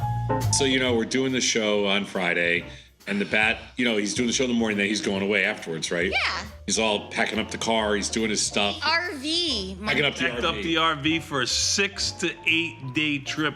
We're supposed to be there about 4 48 days. hours. I bet him $20, and I said, you'll be in a hotel by either the first night or second night. And then I vociferously stood up for you. Of course you did. You should have, because that was the smart move. I appreciate you. You're yeah. Good. Saturday morning, I look at my phone, and it says Venmo, $20. I almost had to pay him $40 because there was a little stipulation. If I didn't sleep there one night at all, I'd have to double the bet. I almost had to send him $40. What happened? See what happened? Here, what happened was we're driving up there. It's absolutely beautiful. It's like sunny as can be. You were tweeting pictures. Oh, yeah, it was beautiful. It was beautiful. Instagram, you're like, I'm here in the woods. Absolutely beautiful. Absolutely beautiful. Amazing. It was gorgeous. We were gonna make a slight right-hand turn. We got about 10 miles to go, and up ahead there's like this dark cloud, and it's raining. It started getting muddy, and dogs are getting all muddy. Wife's having a little problem. Bugs are everywhere from the rain. And I realized at that moment that my wife was not a camping gal. That's a surprise. So at 6 o'clock in the morning, I pulled everything out, closed everything up, shoved everything underneath, and I was home. We actually left because we did the show at 10 o'clock in the morning. I said we left at 10:30. I was home at 10 o'clock in the morning the next day. Look at him. You were just jumped in my pool, looked back at my house, and I said, why would I ever leave? Why? He was going to go fishing, catch. He's hurt on this one. Muskies. Some bass. Very quiet. I left Friday at 10:30. I was back Saturday at 10. AM? Yeah. You didn't make it 24 hours? No. Who broke down? They all did. They all did. I rented a boat for Saturday, but the boat was broken. It rained for 5 hours. You know, when we got there, it was... Now the RV on rvtrader.com. No. Yeah. Whoa, wait a minute. How do you get to Florida now? I don't care anymore. Oh my God. First of all, I'm sitting in the captain's seat. I've never been invited to come sit in the new captain's seat. But what I'm concerned with is the size of these screens. And then he's still doing this. Snow, let's take a look. They did not hold that rally at all. Phil, you got a partial. 973.75. I'm looking at this like I have to move my head to get through the top, the top symbols. I thought he had like a little computer and he was getting down. He hasn't learned that he could like swivel his head. He has to see the screen. He has to go like this to me. And then you know what? Money goes to money. You did it. Good job out of you. Yeah. I just drove with him twice. Now I'm really concerned that I was just in the car with him for 2.5 hours. Okay, I need help understanding. This is the largest monitor that I've ever seen. Like, I have to move back in order to see everything. And somehow when you're on air, you're like looking at this, you need some help. Nope, I got everything fine. The problem is I just have a lot to do. You see, because in your job, here we go. Really, all you have to do. Get the full scoop by checking out the archives at tastylive.com. Got friends? Get $250. We'll give you a bonus for each qualified person you refer to Tasty Trade. So spread the word and earn rewards. Terms and conditions apply.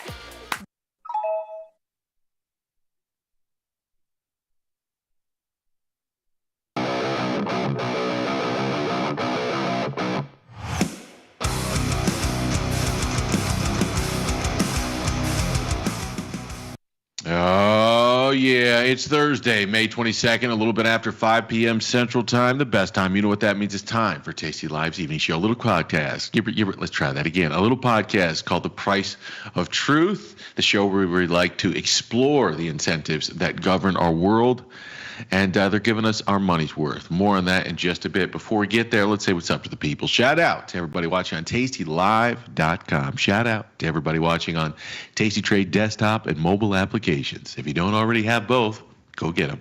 But if you want to be part of Bing, this chat box on your screen, there's only one place you can do it. And that's on the evil Google YouTube.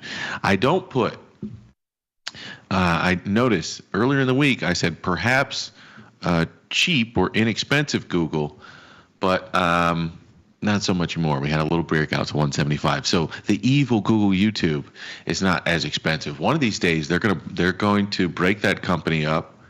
Either they're going to be forced to do so, or they're going to roll YouTube out into its own instrument. The only question is when. And if they did have two. If they did have a Google, let's say it had Google Y and Google L, and Google L was the search function in AI, Google Y was YouTube. Which one do you want? You can only pick one. tell me in the chat. But, okay, so that's the whole part. So do me a favor. The more active you are in the chat, the more we spoof that Google algorithm into putting us in front of as many people as possible. So introduce yourself to the fine people here in this chat. I'd argue they're the finest people on any corner of the internet. Do me a favor, move those phalanges, those metacarpals, or even bash your face into the keyboard if you're dedicated enough to create random ass characters. We would all appreciate it. You'll help us save the world, deprogram the world, one view at a time. That said, we should shout out to everybody that's actually in the chat. Oh my goodness, I don't even have it up. Give me a sec. Talk amongst yourselves. Oh, Victor Jones. Me and Mr. Shout out to Catan, Grumpy Mike, Mark, Brian Watson, the YouTube GOAT, D-Chat, Lone Sophos. Everyone picking YouTube. Interesting.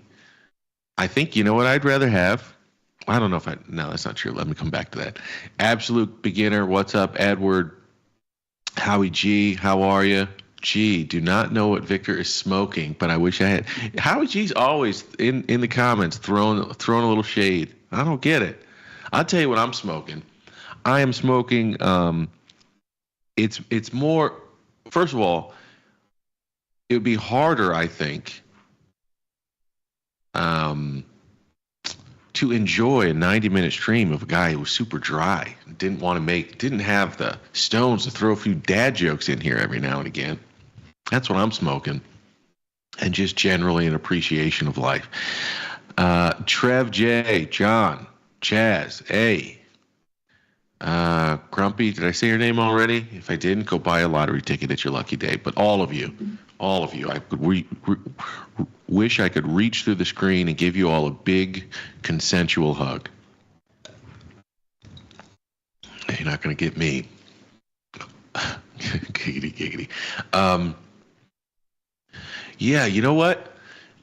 I definitely, I wouldn't mind owning YouTube. I definitely wouldn't mind owning it. I guess the question would be, the thing I slipped in there on you is AI was in the other one. AI was in Google, and YouTube is the content company you know today. So where would the explosive growth be? Where would the explosive growth opportunities in YouTube be? Might be a really interesting asset. Probably pays a dividend, something like this. But I don't know. I guess let me ask you this question. Let's see what type of audience we have. Would you rather right now, if let's say YouTube was traded on its own independently, would you rather own YouTube or would you rather own, what's the other one? Rumble. Rumble is publicly traded. Would you rather own Google or YouTube or Rumble? That's going to break some of your brains. AI overbuild. Gotta go YouTube. I like that. Son is a gangster of a contrarian if there ever was one. I really appreciate a lot of your guys' opinion, and Son is in that category. Goog or Rumble? You know what I don't get? Let's start here. I sort of understand the need. I want to call it the need. I sort of understand why there is a Truth Social, right? Because at one point in time, former President Trump was kicked out of all social media. So he has no ability to get out his message on social platforms. So he's like, okay, if I can't do it, I go over here. I'm going to start my own. There was also sort of a concerted campaign to silence certain ideas or certain groups of people. And those people said, I'm going to go over there. So I kind of understand why there's this little offshoot. I don't like it. I don't think we should all be in our little echo chambers. I'd much rather us be on some public utility where we all have some shared rules of the road and we can see each other's opinions and engage should we choose. But at least we can see each other's opinions. But I get why there's a True Social. The Blue Sky thing, I don't even get why it exists. Because it's not like anyone was censored. It's not like Joe Biden or any Democrat president was thrown off of social media or couldn't get their message out. So that exists only because that group of people doesn't want to hear other people's ideas. And I don't know that that's a great reason to exist. Sort of strange to me. I was thinking about that the other day. No shade to people on Blue Sky, no shade to anybody with certain opinions. I'm just saying, like, I understand that they say necessity is the mother of invention. I understand the necessity in one aspect. I don't get it on the other. Let's see what you guys are saying. I'm gonna start some fights here today. I'm just kidding. I went on YouTube because Rumble users spend their money on golden bullets.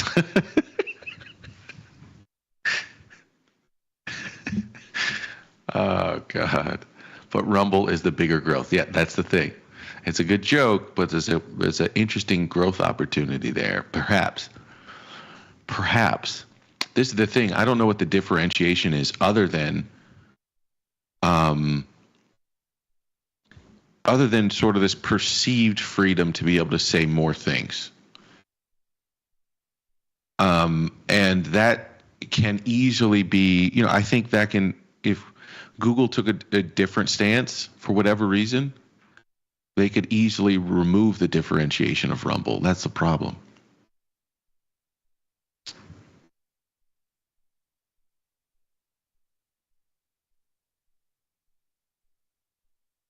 You want a task, raise good kids. It comes from a solid core. Amen to that. I watch more content on YouTube than cable. Agreed.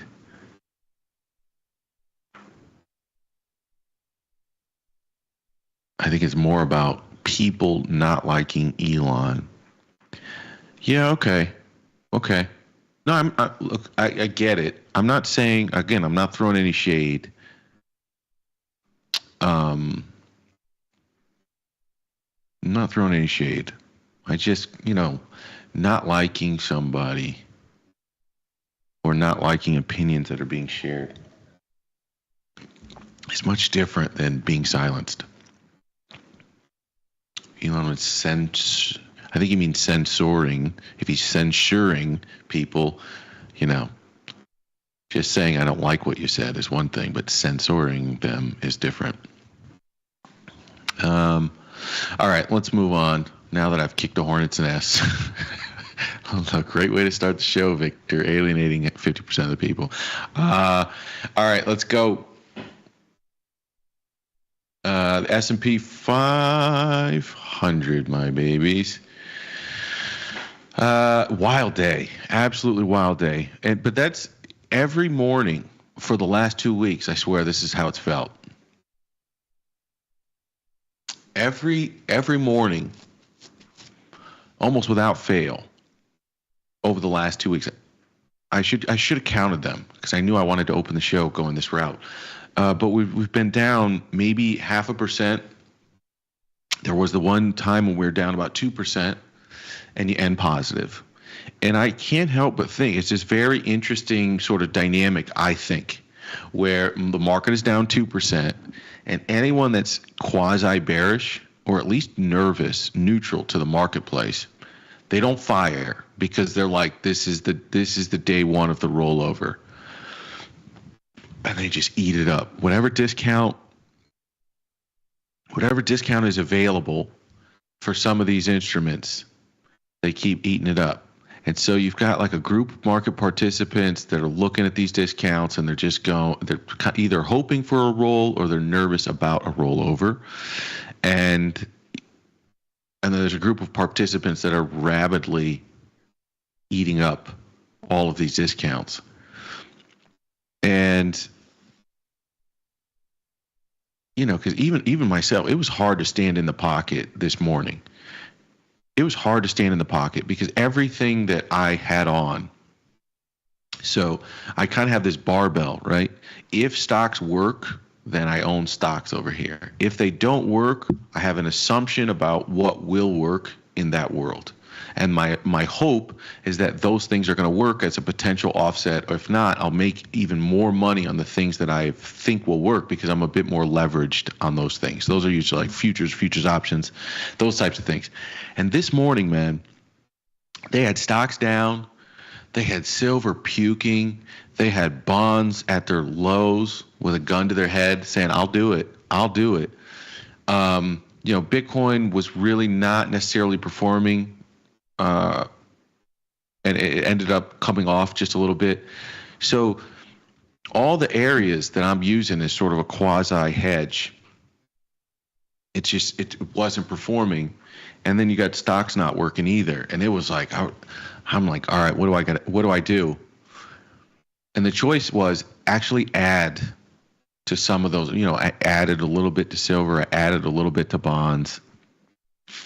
And then sort of I didn't want to over rotate on stocks to the downside.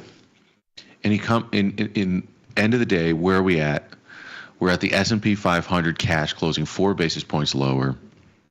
We're at the NASDAQ up 15 basis points. And you cannot deny that there is clearly a preference. There's clearly been a preference over these last 2 weeks for Mag 7 stocks. I mean, it's an obvious pattern that the NASDAQ is outperforming at least the Russell on a daily basis. The Dow Jones ended up exactly flat, and the Russell down 5 basis points. And you think about just this world on the screen where you have higher and higher interest rates. And that's tough for many small businesses. That's going to be tough. And you can sort of make the case, rightly or wrongly, you can make the case why that's going to be a tough environment for the smaller, more leveraged businesses who have to roll over debt at ever increasing rates, right? It's just he who has the most cash, the most capital in a world of higher borrowing costs is going to be less affected. Is going to have the ability to command a discount on their cost of capital relative to other players in the game. And that's just getting priced in here. And it's the same way that if you see a relief in the long end, you stop seeing this little steepener that's been playing itself out over the last couple of days, then perhaps you've got a little opening for Russell performance over the NASDAQ. But right now, the exact opposite thing is happening. And you sort of understand why. The big, dominant cash players in a world of just higher and higher interest rates, they're going to be in a more dominant position to eat up the smaller companies. They're going to have a harder and harder time paying these higher borrowing costs. And they're going to get the opportunity to buy smaller companies for parts, strengthen their businesses. And it's sort of, here's the way I would explain it. I sort of see, and we've talked about this for like a year, maybe more. In the real economy, we've talked about the different experiences for this K-shaped economy. You got tons of money and wealth and cash generating assets, effectively positive carry. Inflation's kind of doing you a solid by inflating the price of your assets. If you're on the bottom side of that K economy, then what your real wages can buy in the economy got squeezed for a long period of time. And I think a little bit we're starting to see that play itself out between the NASDAQ and the Russell. Think of the NASDAQ and the Russell as the two sides of that K in a certain way. And we're seeing that spread widen out. At some point, I think it'll be an interesting bet. I'd rather bet on bonds first, get a turnaround in bonds, and then perhaps look for the Russell NASDAQ spread to revert. But I think it's probably too early on the Russell NASDAQ for me. It's the same trade, but I'd rather bet on bonds just because that's what I'm comfortable. And I'm super small in the trade because I'm nervous. I'm really nervous that I'm going to be wrong or I'm already wrong. And there's probably some of you in the chat that are like, bro, you're already wrong. And I'm mad at you for saying it. And I had that discussion with Tom this morning. I know I'm starting off with bonds here, but I had that discussion with Tom this morning. 107, just for the ones at home, the lowest we've been in the last couple of years is 107 in the bonds. And that was back on April 23rd of 2023.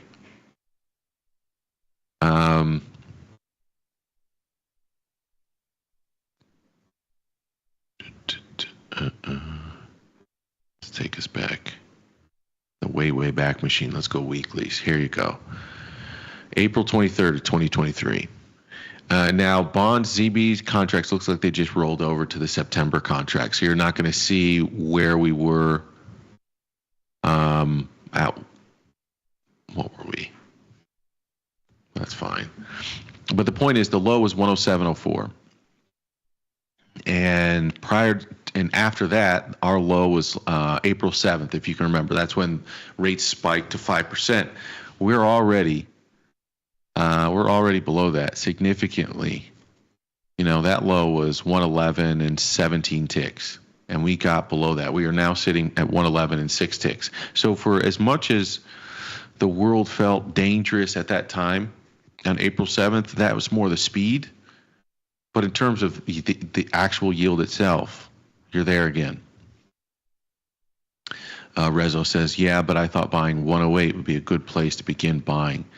So, yeah, you just, again, we're playing cards here. I do think we've seen this pattern with bond yields. It's like we reach this level where everyone gets really nervous about, then bond yields back up. Everyone gets comfortable. We go and get to that place in bond yields again. Your markets are not as nervous. They've also, on the first advance of the yield, they destroy anyone that's over leveraged. You know,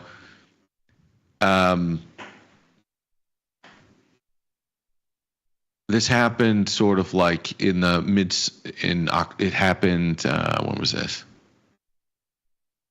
Try to.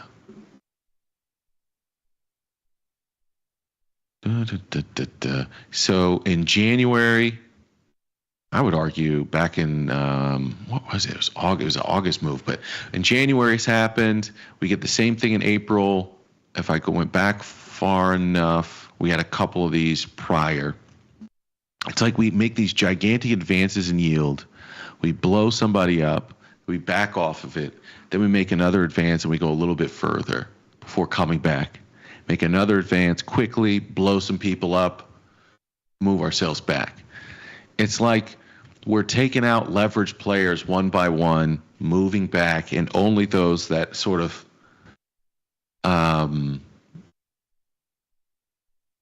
that aren't over leveraged or haven't taken ridiculous positions sort of continue to play the game. And I know what I'm saying right now is probably a bit of like hindsight bias. I'm just saying that we keep seeing this story of some fund blows up or some trade blows up and then we back off. Some fund blows up, some basis trade blows up, and then we back off. And yields are able to advance in a way that's not going to create systemic risk because you only get a few players at a time that are blowing up. I don't know if that's true or not, but it seems to have been at some level. We've had these 3 moments in time where yields have done this.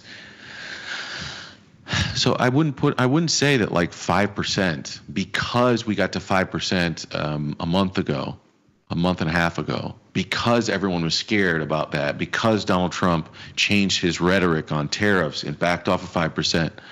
I don't know that I look at the market and I go 5%, some line in the sand we can't go above.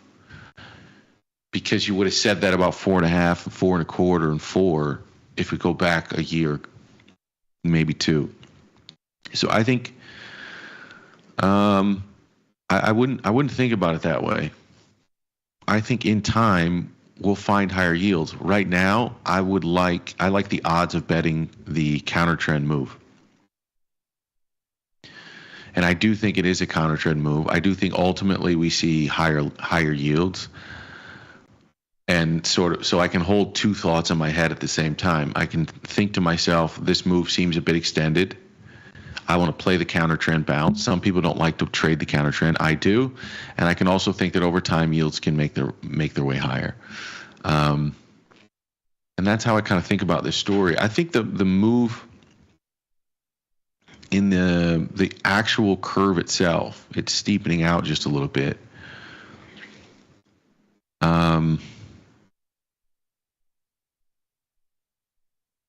Not much. Still at 54 basis points. But the whole thing's just floating up a little bit higher. Go back to our rate probabilities here. they're tinkering around with the probabilities in September. The other day we looked at this, I believe it was like 93% probability of a cut starting in September. It's backed off a little bit to 80%, and then a hold, a near 100%, 98% probability of an additional cut into December. I got to be honest, man. The more I think about this, the more I think about it, I don't think there's a snowball's chance that they can cut in September and the long end yields don't go up again. Unless we price it all in now. So unless yields go crazy to the upside, and then everyone's saying the Fed can't cut, but the Fed keeps it live because they've already priced it in, and then you get a cut with corresponding drop in long end yields. I think that's possible, but I think given where rates are priced now, if you told me the long end is where it is right now and we're headed into September, I'd say there's no way they cut without raising the long end. And then you have to ask yourself, what's the goal? What is their goal?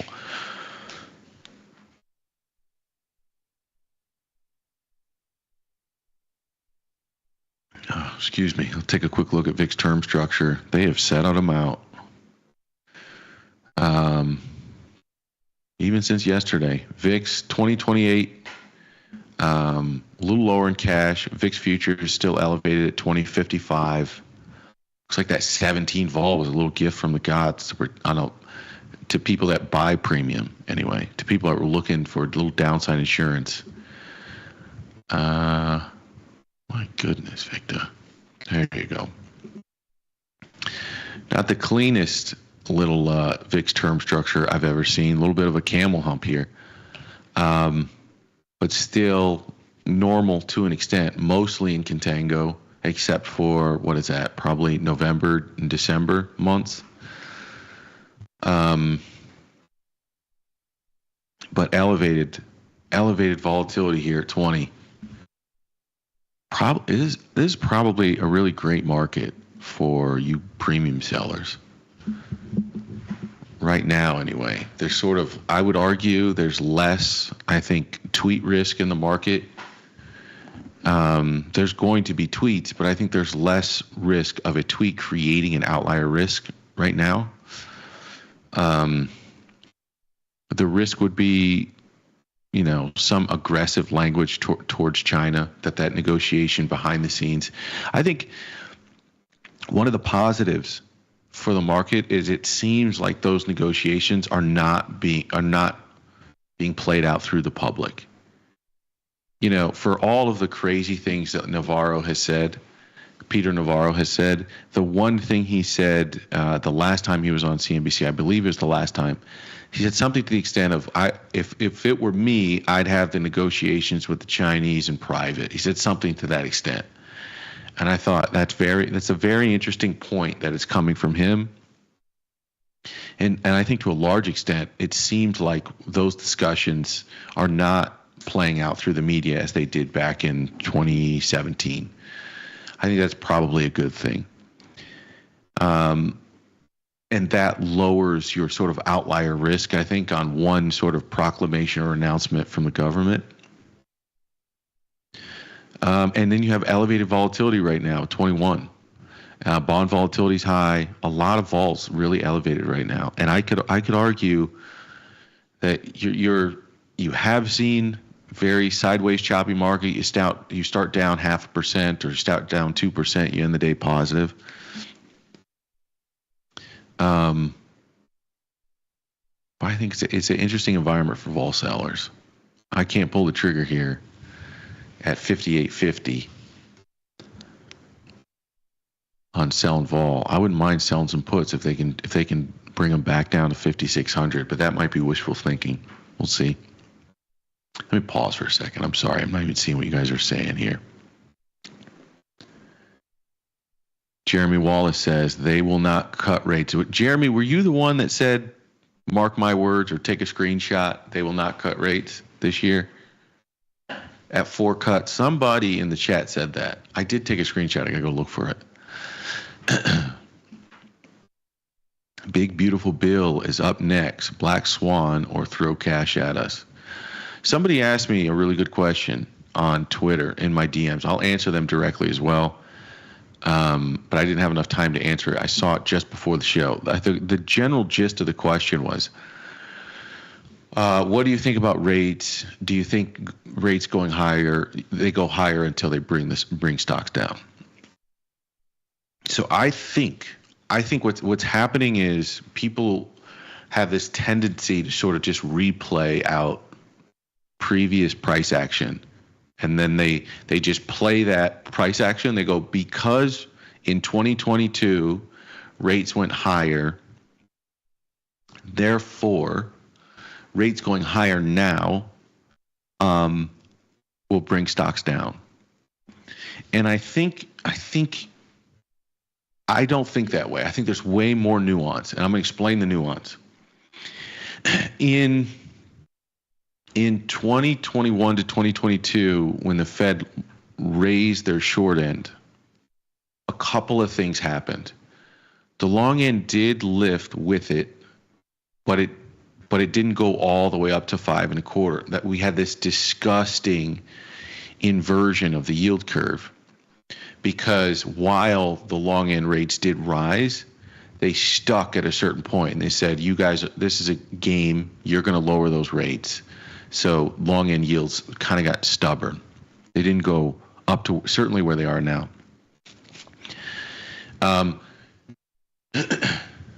So the market at that time, it did respond to lower rates, to higher rates, but it also was sort of responding and forecasting a problem with these higher rates. That because you went up so far, so fast, that you're going to have an issue. That issue is going to cause you to bring down these rates fairly quickly. And ultimately what happened, and I said this to Chris Vecchio, is like the government, the administration, President Biden's administration ended up juicing economic activity with a lot of their spending. I think $7 trillion added to the national debt, something of this nature. And I don't think people necessarily expected that level of sort of like this fiscal impulse. So what ends up happening is, in the short run, before the spending, stocks go down. They're adjusting to the cost of capital, but they're adjusting to the cost of capital ceteris paribus, expecting all things equal. But once the additional bazooka money gets introduced into the economy, people realize like, oh, the money's got to go somewhere. So even though rates are higher, the question you ask yourself is, where does that money go? And ultimately that question was, in some way, shape, or form, it goes to financial assets. And I think, yes, rates are going higher. But why are they going higher? They're going higher because of an anticipation of additional borrowing.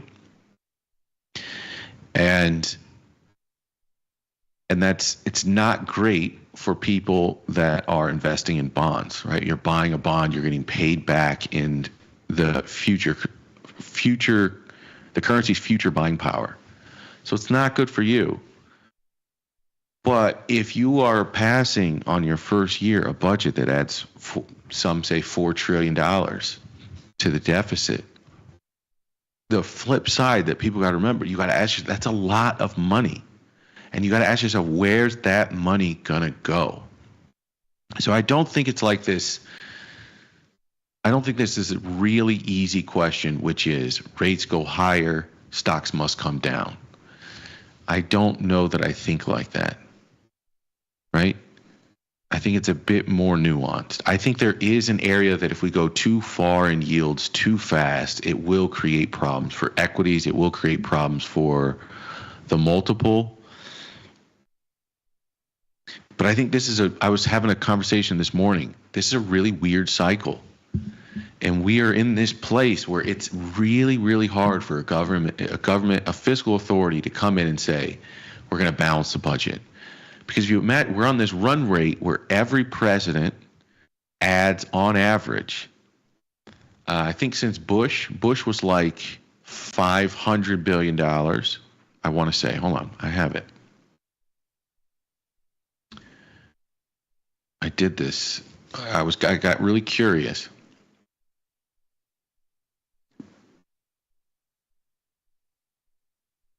Sorry for the pause here, but let me read it to you. There we go.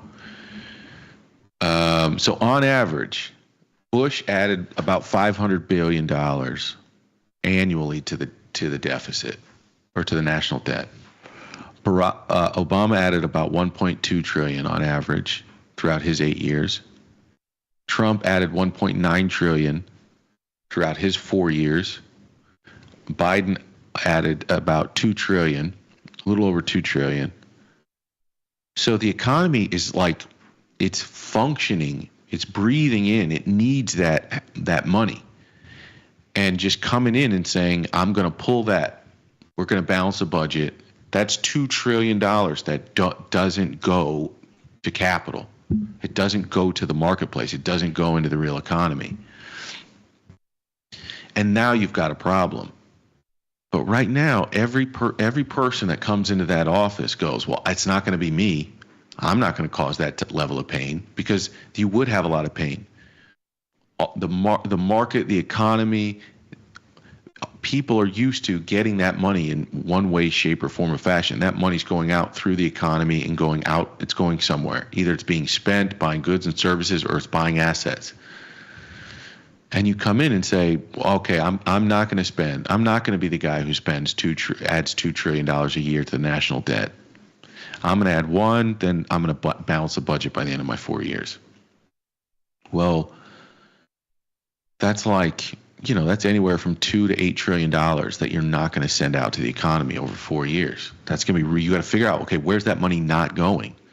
And then price it accordingly. In this case, this guy's giving you a signal that they're going to blow up, they're going to completely blow up the national debt. So yes, yields go higher. But stocks only go lower if they want to price a lower multiple on the earnings, which they don't necessarily have to.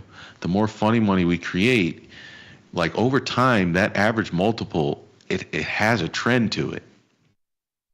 That average multiple over time actually has been trending higher.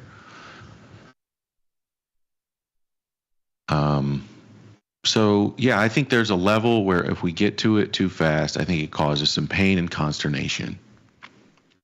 But I think I want to ask myself, if it's going up because we have these gigantic deficits and we're unwilling to address them, well, then the market's actually, it's saying, not just because we're passing this budget today, it's saying that over time, it's going to be harder and harder to address this problem. The pain of trying to pull this back and get to at least 3% of deficits to GDP is going to be harder and harder to do this the longer and longer we wait.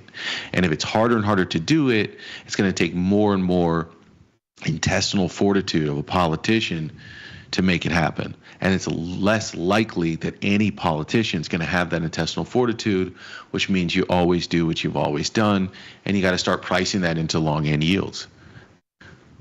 But that money that these people are going to be putting into the economy, it's going to go somewhere. So I don't think it's as straightforward as yields go up, stocks go down. It could be, but at the moment, I'm thinking of it with a bit more nuance. Let me pause for a second. I keep saying that, but not engaging in good faith. All right.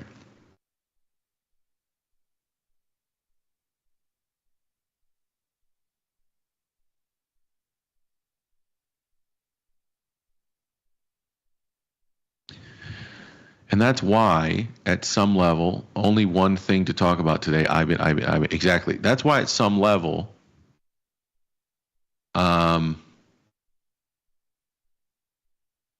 whole Bitcoin thing,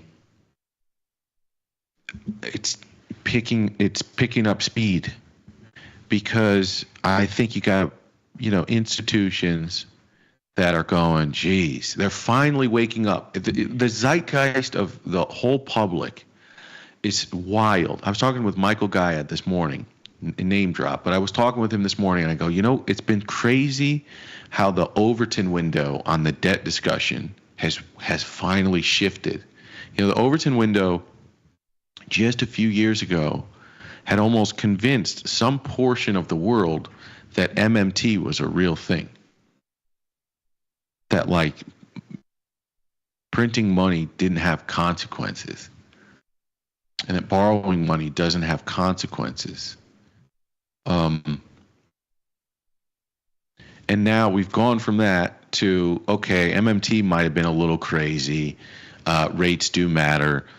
But debt right now, it doesn't matter. It may at some point in the future, but everybody's been worried about it since this. I heard this in the 70s and in the 80s and in the 90s and in the 2000s and the aughts. It's a broken clock argument. It's never right. And every once in a while, people get scared on yields, and then you realize there was no reason to be scared of yields or debt. But I think that's only true within the debt cycle. So a debt cycle is like what, 70, 80 years plus or minus? So if you've only traded inside of that debt cycle for, let's say, 20 years of the tail end of a debt cycle, or 40 years through the middle and to the end, if you don't study history in the cycle of debt and how that blows up over 80 years, or how it impacts society over 80 years, well, then you could talk yourself into seeing that your observed reality is this: debt doesn't matter. But if you don't study the history of money or the history of debt cycles, you're going to have just your observed reality. If you study history, you get a completely different context that, yes, it does matter. And what happens is, inside of the debt cycle, that's enough for 4 generations. And the first generation understands that debt matters. The second generation, less so. The third generation is convincing themselves it doesn't. By the fourth generation, they don't think debt matters at all. And because you don't think debt matters at all, you run up the tab and it blows up. And so I sort of think the Overton window has moved so fast from debt doesn't matter at all to, oh my God, what have we done? We need to do something about this. And some people will say, I know I've concentrated on bonds and debt mostly today, but I think it's relevant because we're at 5% in yields and everybody's talking about bonds and interest rates. But some people will have argued with me and they'll say, Victor, you can't talk about the absolute level of the debt, 36 trillion. And I go, okay, fair. What about debt as a percentage of GDP? We're at like 7% right now. And by some measures, we'll be at 10% if we don't stop what we're doing. What about that? What about total debt to GDP at 130%, something like this, and climbing? There's almost no metric, there's almost no metric that you can look at and point to and say, see, it's fine. It's blown out by all measures. And, you could listen to people like Ray Dalio, like Luke Groman, like Paul Tudor Jones. I mean, all these guys. What's his name? Stanley Druckenmiller. The only people saying debt doesn't matter are the people who trade stocks. Bond people are telling you it does. And the bond market is the biggest bully in the room. The bond market might sit and let you do your thing for a while, but when it has an opinion, you gotta listen. And so all the people that were squawking for so long that it does not matter, deficits do not matter, all this stuff doesn't matter. It's like it 100% matters. It 100% matters. Can you walk around taking out loans from all your banks going, debt doesn't matter? Like, what the hell? This guy's out of his mind. No, I'm not giving you money. And you think because the whole we're the most eligible borrower argument falls apart too, because demand. When you need to borrow at market rates and your own central bank is not going to buy the debt, you have to offer the market a reason to believe that they're going to be paid back in a currency that matters, in a currency that has the purchasing power that matters. And I think we're doing a worse and worse job of convincing people that that's true. And because of that, I think you got a lot of people that are finally waking up to, this is a bigger problem than I gave credit for. And I got to protect my purchasing power. And why is the U.S. Treasury Secretary Scott Bessent talking about stores of value? What the hell? Why is he bringing up gold and Bitcoin as alternative stores of value? Does anyone else find that weird? Isn't he just supposed to be pitching our bonds?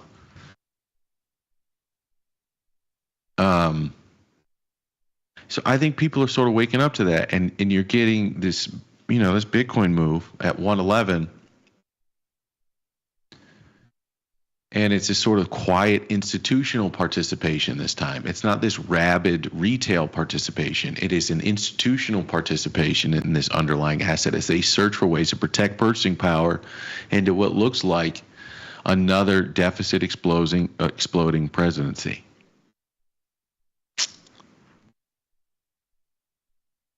And so what do you get? You get Bitcoin at 111 and you get IBIT at 63, which is great, man. We talked, what was this?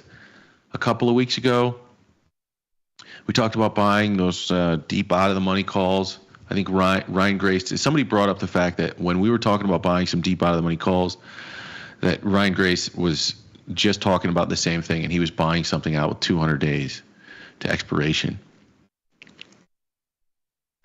And so we just loaded up. I loaded up on some of those, the 60s, the 65s, and the 70s. And we're there already. We're at 63 already, which is insane. Mark Aguilar says, yep, still have IBIT. AA says, your wish for them to push Bitcoin to all-time high triggers risk on regardless of bond market troubles. Yeah, man. No. It's not regardless of bond market. It's the same thing. It's the same thing. It is the people that called this simply. It may be sort of this, just like this pure risk sentiment. But I look at it as this sort of chameleon. I think the narrative is the thing that shifts and changes all the time. But the underlying dynamics of what's happening with a scarce asset relative to money that is not scarce, to me, it's like, this is pretty simple. As long as people believe that this has some value and it is scarce, you're going to have a hard time underperforming other assets that are not scarce.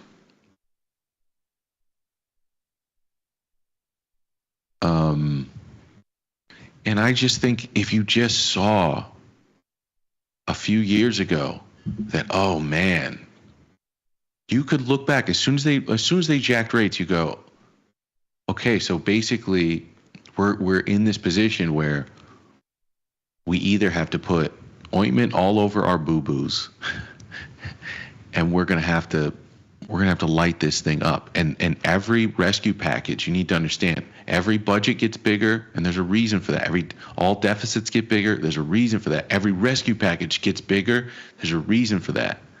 And the incentive for anybody to try to stand in front of that, there's almost no incentive structure big enough to get somebody to stand in front of that. Nobody wants to be that guy. Nobody. Jerome Powell clearly doesn't want to be that guy. Donald Trump does not want to be that guy. Joe Biden didn't want to be that guy. The next president is not going to want to be that guy.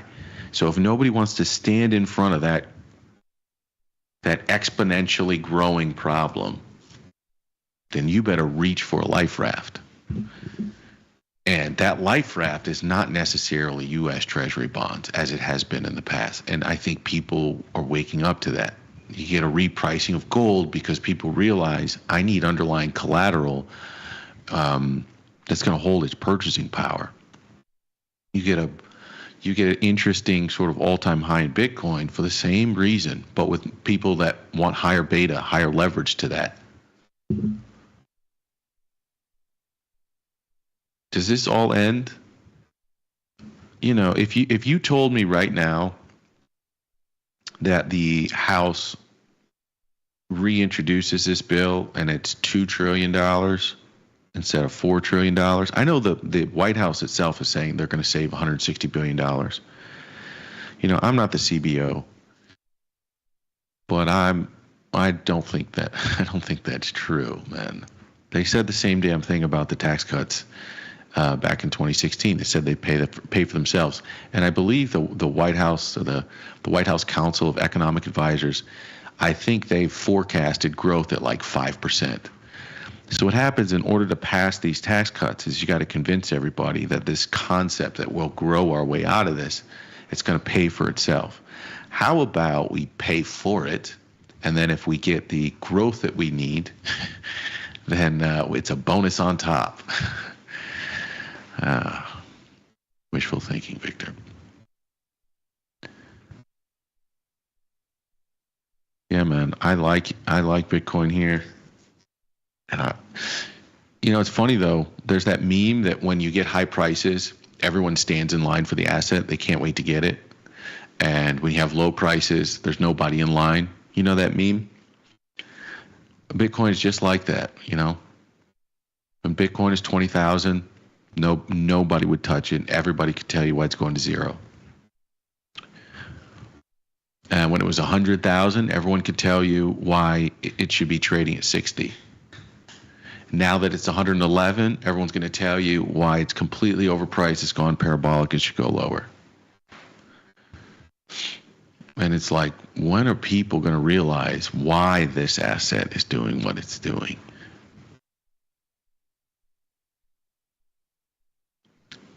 Don't jump on the bandwagon when interest rates hit 7%, says D-Chat. Donna says, Victor's feeling feisty and wants to start a fight amongst the chatters. No, not necessarily. I just wanted to start. It was more a question. It was more like a thought experiment. A smaller company with higher growth prospects versus a larger, more established company with less growth prospects but more safety. So that was the thought experiment with a political overlay sprinkled in there. Retail is beginning to consolidate into Mag 7 and indices. You know, it's so funny, Chaz, that a couple of weeks ago, when you talk to people and the Mag 7s were getting destroyed, everyone had the same narrative that trade that had been going, people just, you don't recognize that, like, these people don't know. You know what I mean? When these people come on and they're wearing their fancy ties and their suits and they have a pair of glasses and they work at some fancy bank, that doesn't mean they know. You know what I mean? I've been doing this long enough and talk to some of these people, and they're really smart people, you know, but they don't know. You know what I mean? And so when they come on after the indices have deleveraged out of the Mag 7 trade, what they're doing is they're going to tell you a story that is steeped in recency bias. So the move has already happened, okay? People have already left the Mag 7, so their story to you is how the future investors are going to be looking for other assets, and they're going to be looking to diversify out of the Mag 7. They're going to be looking to diversify out of U.S. financial assets because that's what just happened. And they tell the story of what did happen as if it's a future story. And they don't know. They don't even know that what they're saying is just steeped in recency bias. They're smart people that don't understand their own cognitive bias and the probability distribution of the next month. No idea. And then they disappear for like a month. You never hear from them again. They come on after the market has already moved to the upside. Everything they said was completely wrong. And then they give a completely new point of view and pretend like they didn't say the thing that they said 3 months ago. Lone says, I like ZB at these levels, love him at 110, but I like him on Monday as well because I stink. I'm in the same camp right now. I want to say I don't love them. There's no part of me that wants to own U.S. Treasury bonds. Let me say that. The narrative I want to tell you, and I just did, is how it's a bad bet. But there are sometimes, I suppose Tom Sosnoff, Tony, and everybody here at Tasty's rubbed off on me. Sometimes I personally got to tuck my narrative nice and neat, stick it in a drawer somewhere, and just play cards. And I think trading against the previous low of 107 at 110, I got 3 points of risk to the downside. And who knows, maybe that 117 is still a magnet to the upside. And if it is, then I've got 2 points of upside to every 1 point of downside. And I like that risk reward. That's all.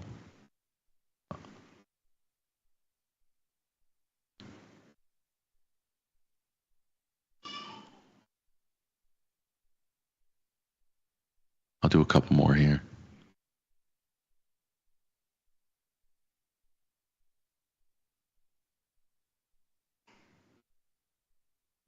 Mark says, I'm staying short futures on small caps. Well, if you've had that on, congratulations, my friend.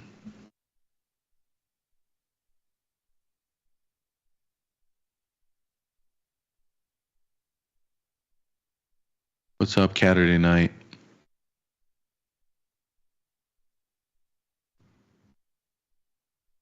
Victor, did Vecchio hijack your charts? I don't get it. What does that mean? What is wrong with this chart, by the way?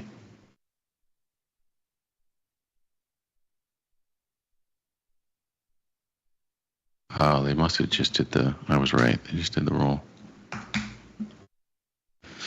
Why? Because all those lines? No, I do. At one point in time, I was drawing lines on charts.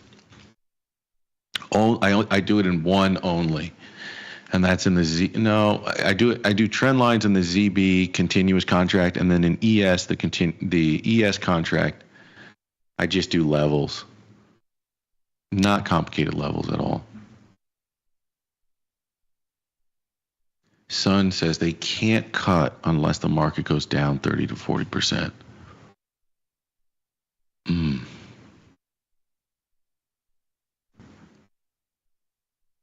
Their goal is to stop gold from exploding. I don't know. Maybe they don't want it to explode higher, but they're clearly repricing it higher.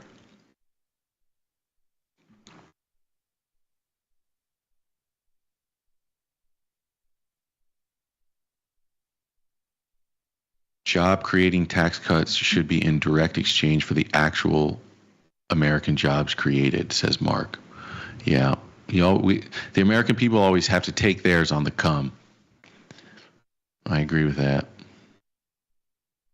The degenerate trader says he should rename the show to Victor's Bunker Hour. I don't think anything I'm saying is bunker stuff. I just don't. Here's the thing. I just don't parrot whatever's on CNBC. Sorry, let me not mention a specific network. I like those guys at CNBC. They've always been great to me.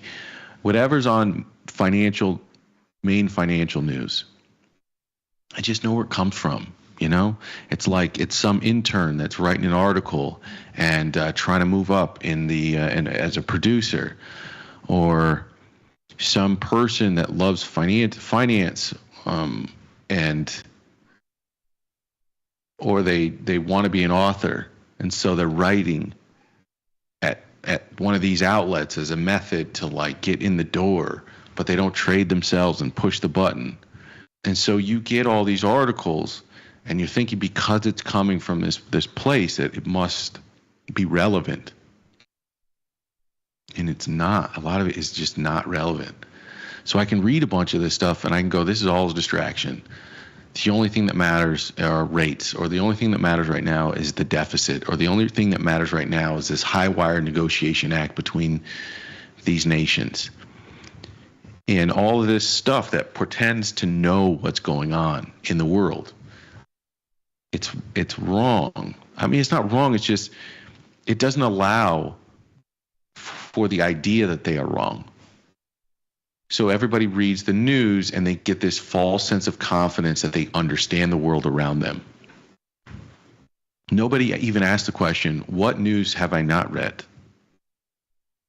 You know, it's like because you're caught up on the news, you think you have a good hold on the world around you, and you don't. And I don't think it's a bunker concept to sort of wrap your head around the idea that there's so much more that you don't know than you do know. And even the models we use, the Black-Scholes model, you read Nassim Taleb's The Black Swan, you realize like how many inherent problems there are with that model itself, or with CPI as a model to try to understand inflation, or as unemployment as a model to try to understand unemployment. Like all of this stuff is an attempt to understand the world around you. It's susceptible to incentives and manipulation. You can look at me like this crazy person, or you can look at me like this person who's been doing it for 18 years. And the person who started out reading the news articles and then trading and thinking that was trading.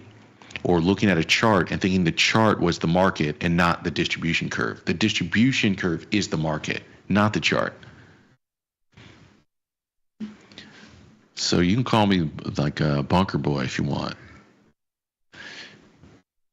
But I would, sometimes I wonder which perspective is more helpful. The one that acknowledges a lack of understanding in the world, or the one that pretends to have some full knowledge for its own benefit.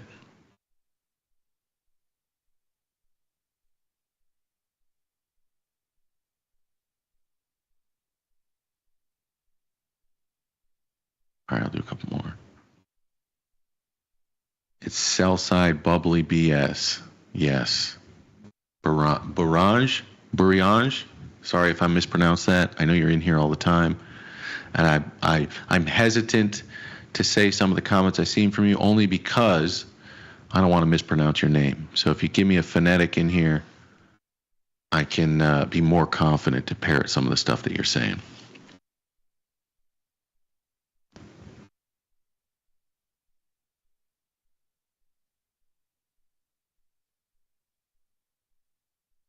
All right.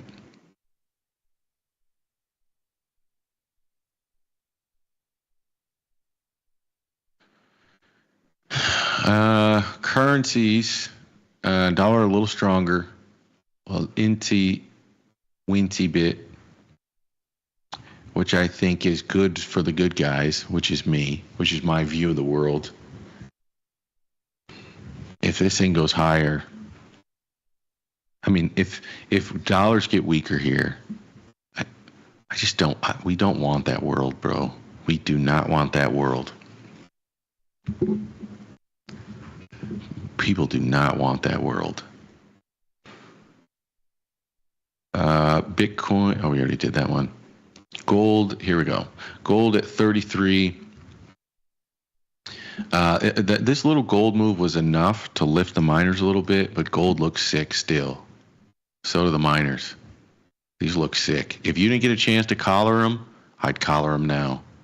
If you're in some of this stuff and you still want it, and you didn't collar the miners, they basically gave you a redo.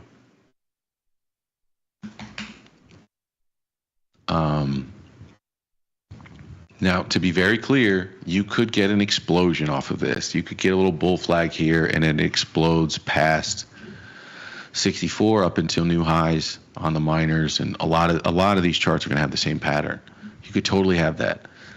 But I think it's just how much have you made if you've made a lot in the minors as I have, if you were in there with the same around the same time as I have, and you've held them, you're probably sitting on a pretty decent amount. And so the choice for some, if you're a trader, is do I let this thing go and I'll go put the money to work somewhere else? I could totally understand that. For me, it's I still think these things are under-owned. I still think they're under-owned, and so I'd rather collar off the risk and let them work.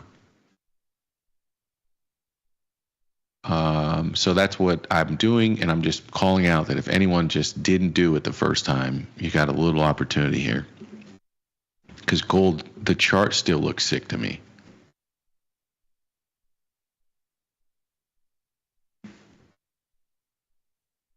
Silver rejected its 34 sort of previous resistance area.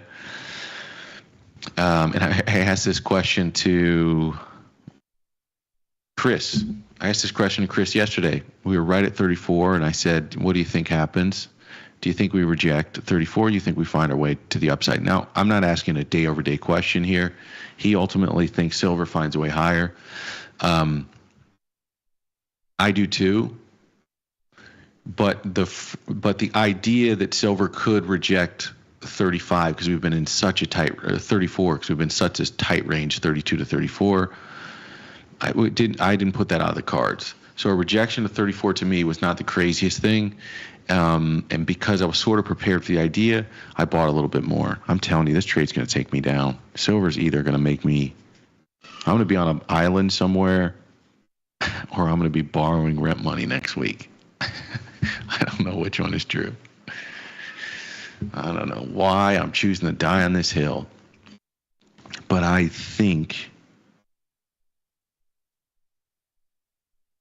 just think there's a really good setup here. I could be wrong. I still think there's a good setup for silver. We shall see.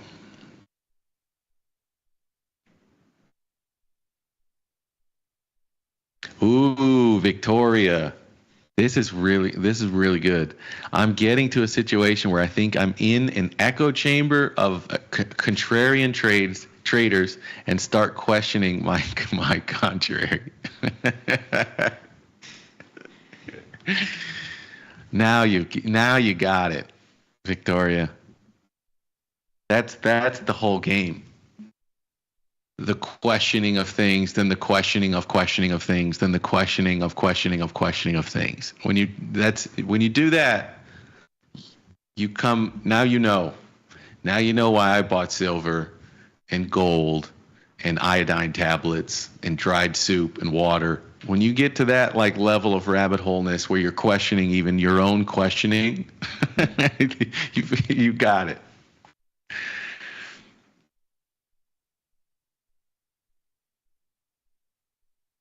Let me ask you guys. Let me do a pulse check. What do you guys think of the big beautiful bill?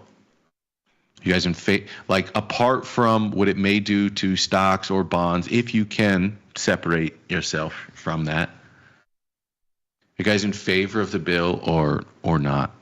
Are you guys in favor of its passing? And let's do it like this. In order for this to be a space where I can ask questions like that, let's not attack anybody for their opinion. Engage each other if you will, but let's not attack people. I'm curious, genuinely. Are you in favor of its passage?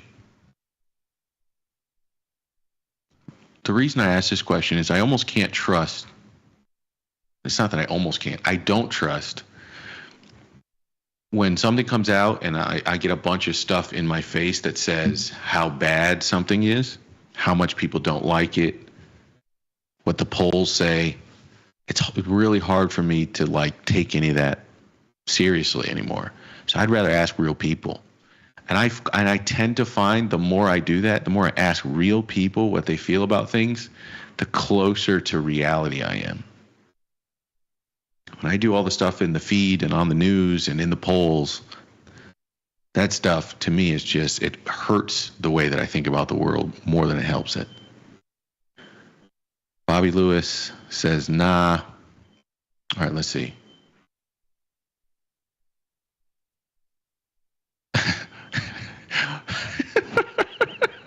Uptick, downtick says, who would not be in favor of transferring wealth upwards? Edward Landy says no. Trev J says, more interested in what would happen if the tax cuts from 17 didn't continue. What I think is interesting, Trev, is they've kind of been successful at pitching two opposing narratives.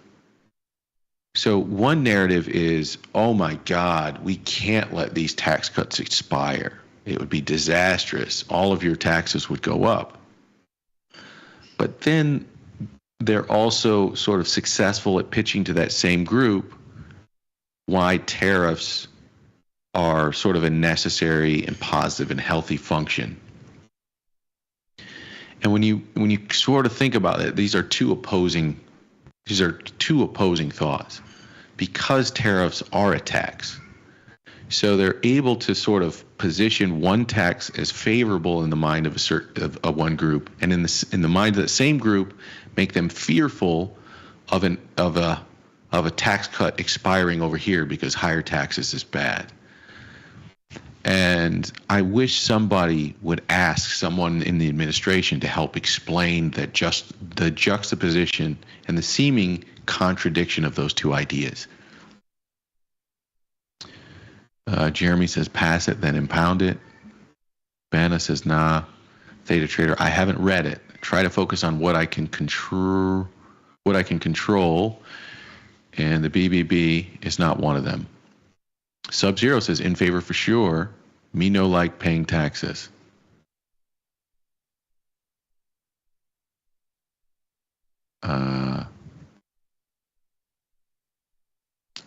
Should be called the Big Beautiful Billionaires Bill.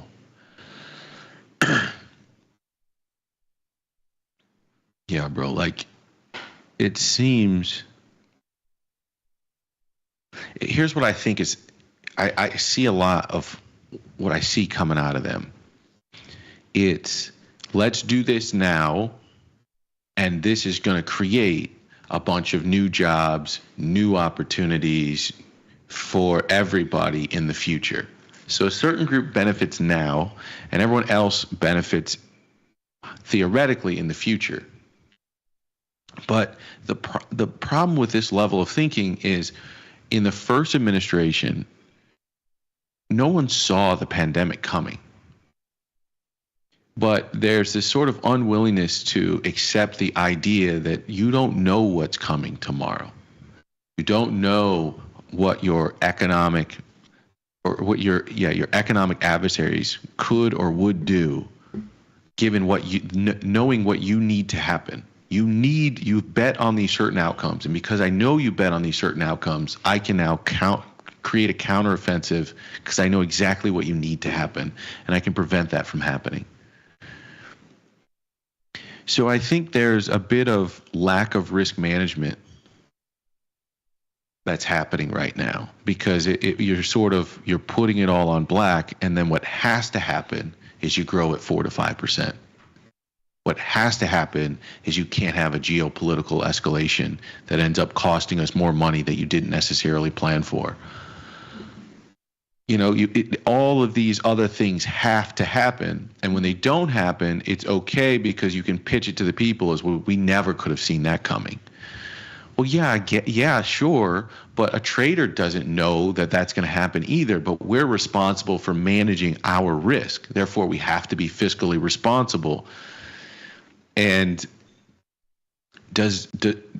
shouldn't the government have to have some layer of risk management as well? Some acknowledgement that I don't know what's going to happen in year 2, 3, or 4 of my presidency. I have to make certain bets, but at some level I have to leave room for the idea that anything happens. And I don't see that level of risk management. I also don't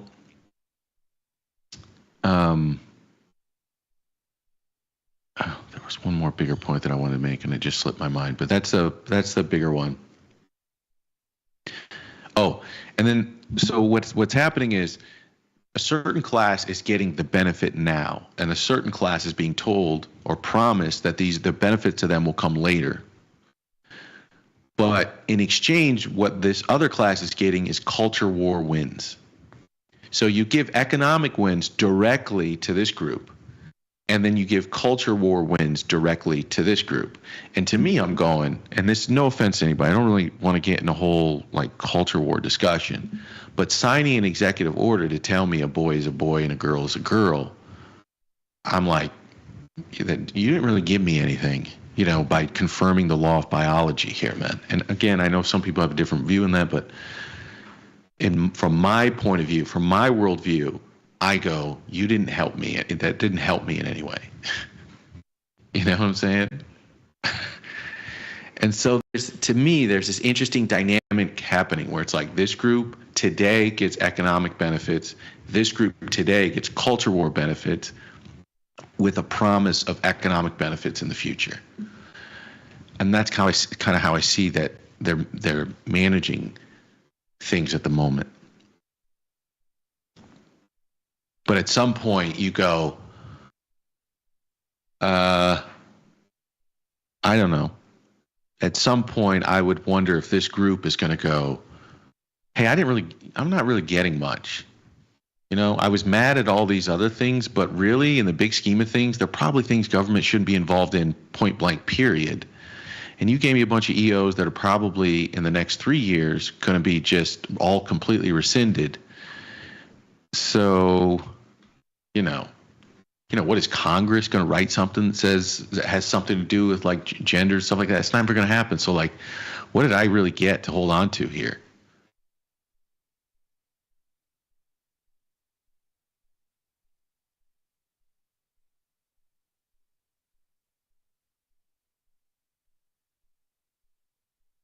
It won't pass the Senate, says Emmett Morris. In its current form, no way. I agree with that. But that doesn't necessarily mean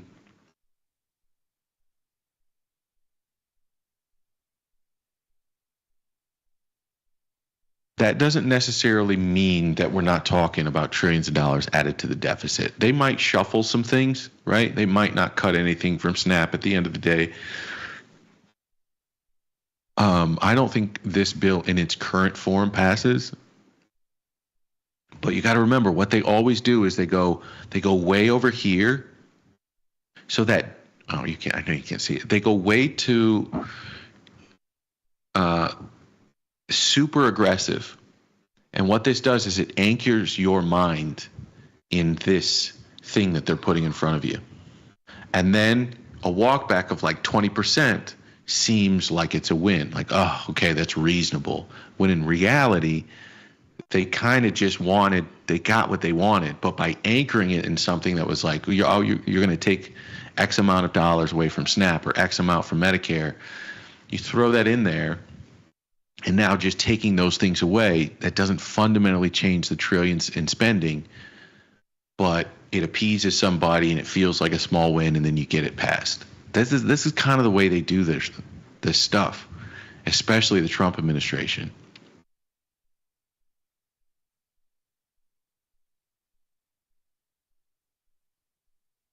It does not help the middle class.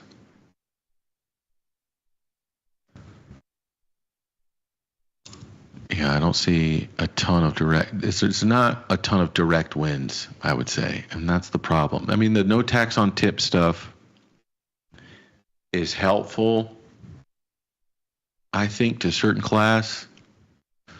No tax on Social Security, that stuff is probably helpful. I don't know how they're going to prevent people from gaming that no tax on tips thing. No idea how they're going to prevent that and not create unintended consequences. Good God, you guys had a ton to say about this.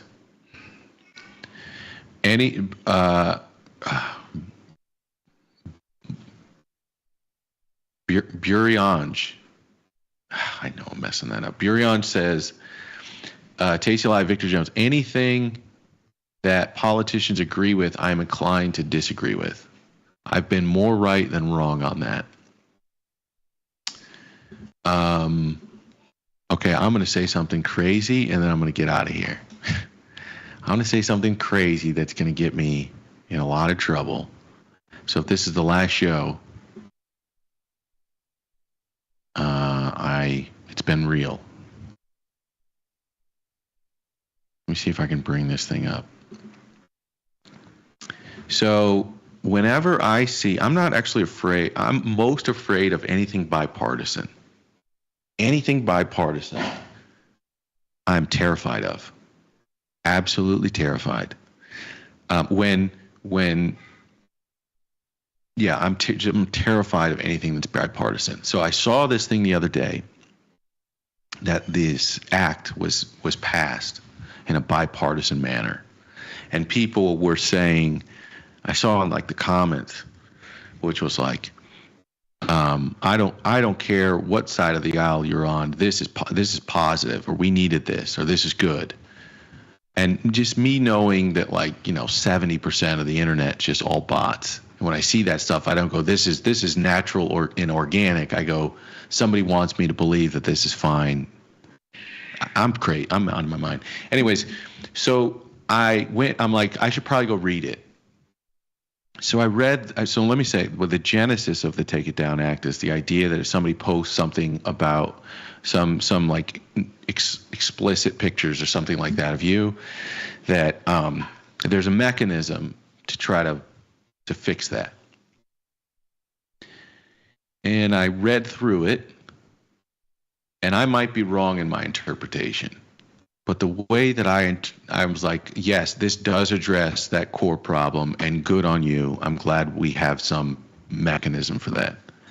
God, why are you doing this to yourself, Victor? But then because there is this big profile case about this ring of impropriety that has happened, which ended in a person taking his own life, and there's still a question about where all that evidence is, and that's sort of working its way to being released. And there's Pam Bondi is talking about how there's all this video evidence. And then I go, well, doesn't this Take It Down Act it says it's not just deep fakes, right? It says this bill generally prohibits the non-consensual online publication of intimate visual depictions of individuals,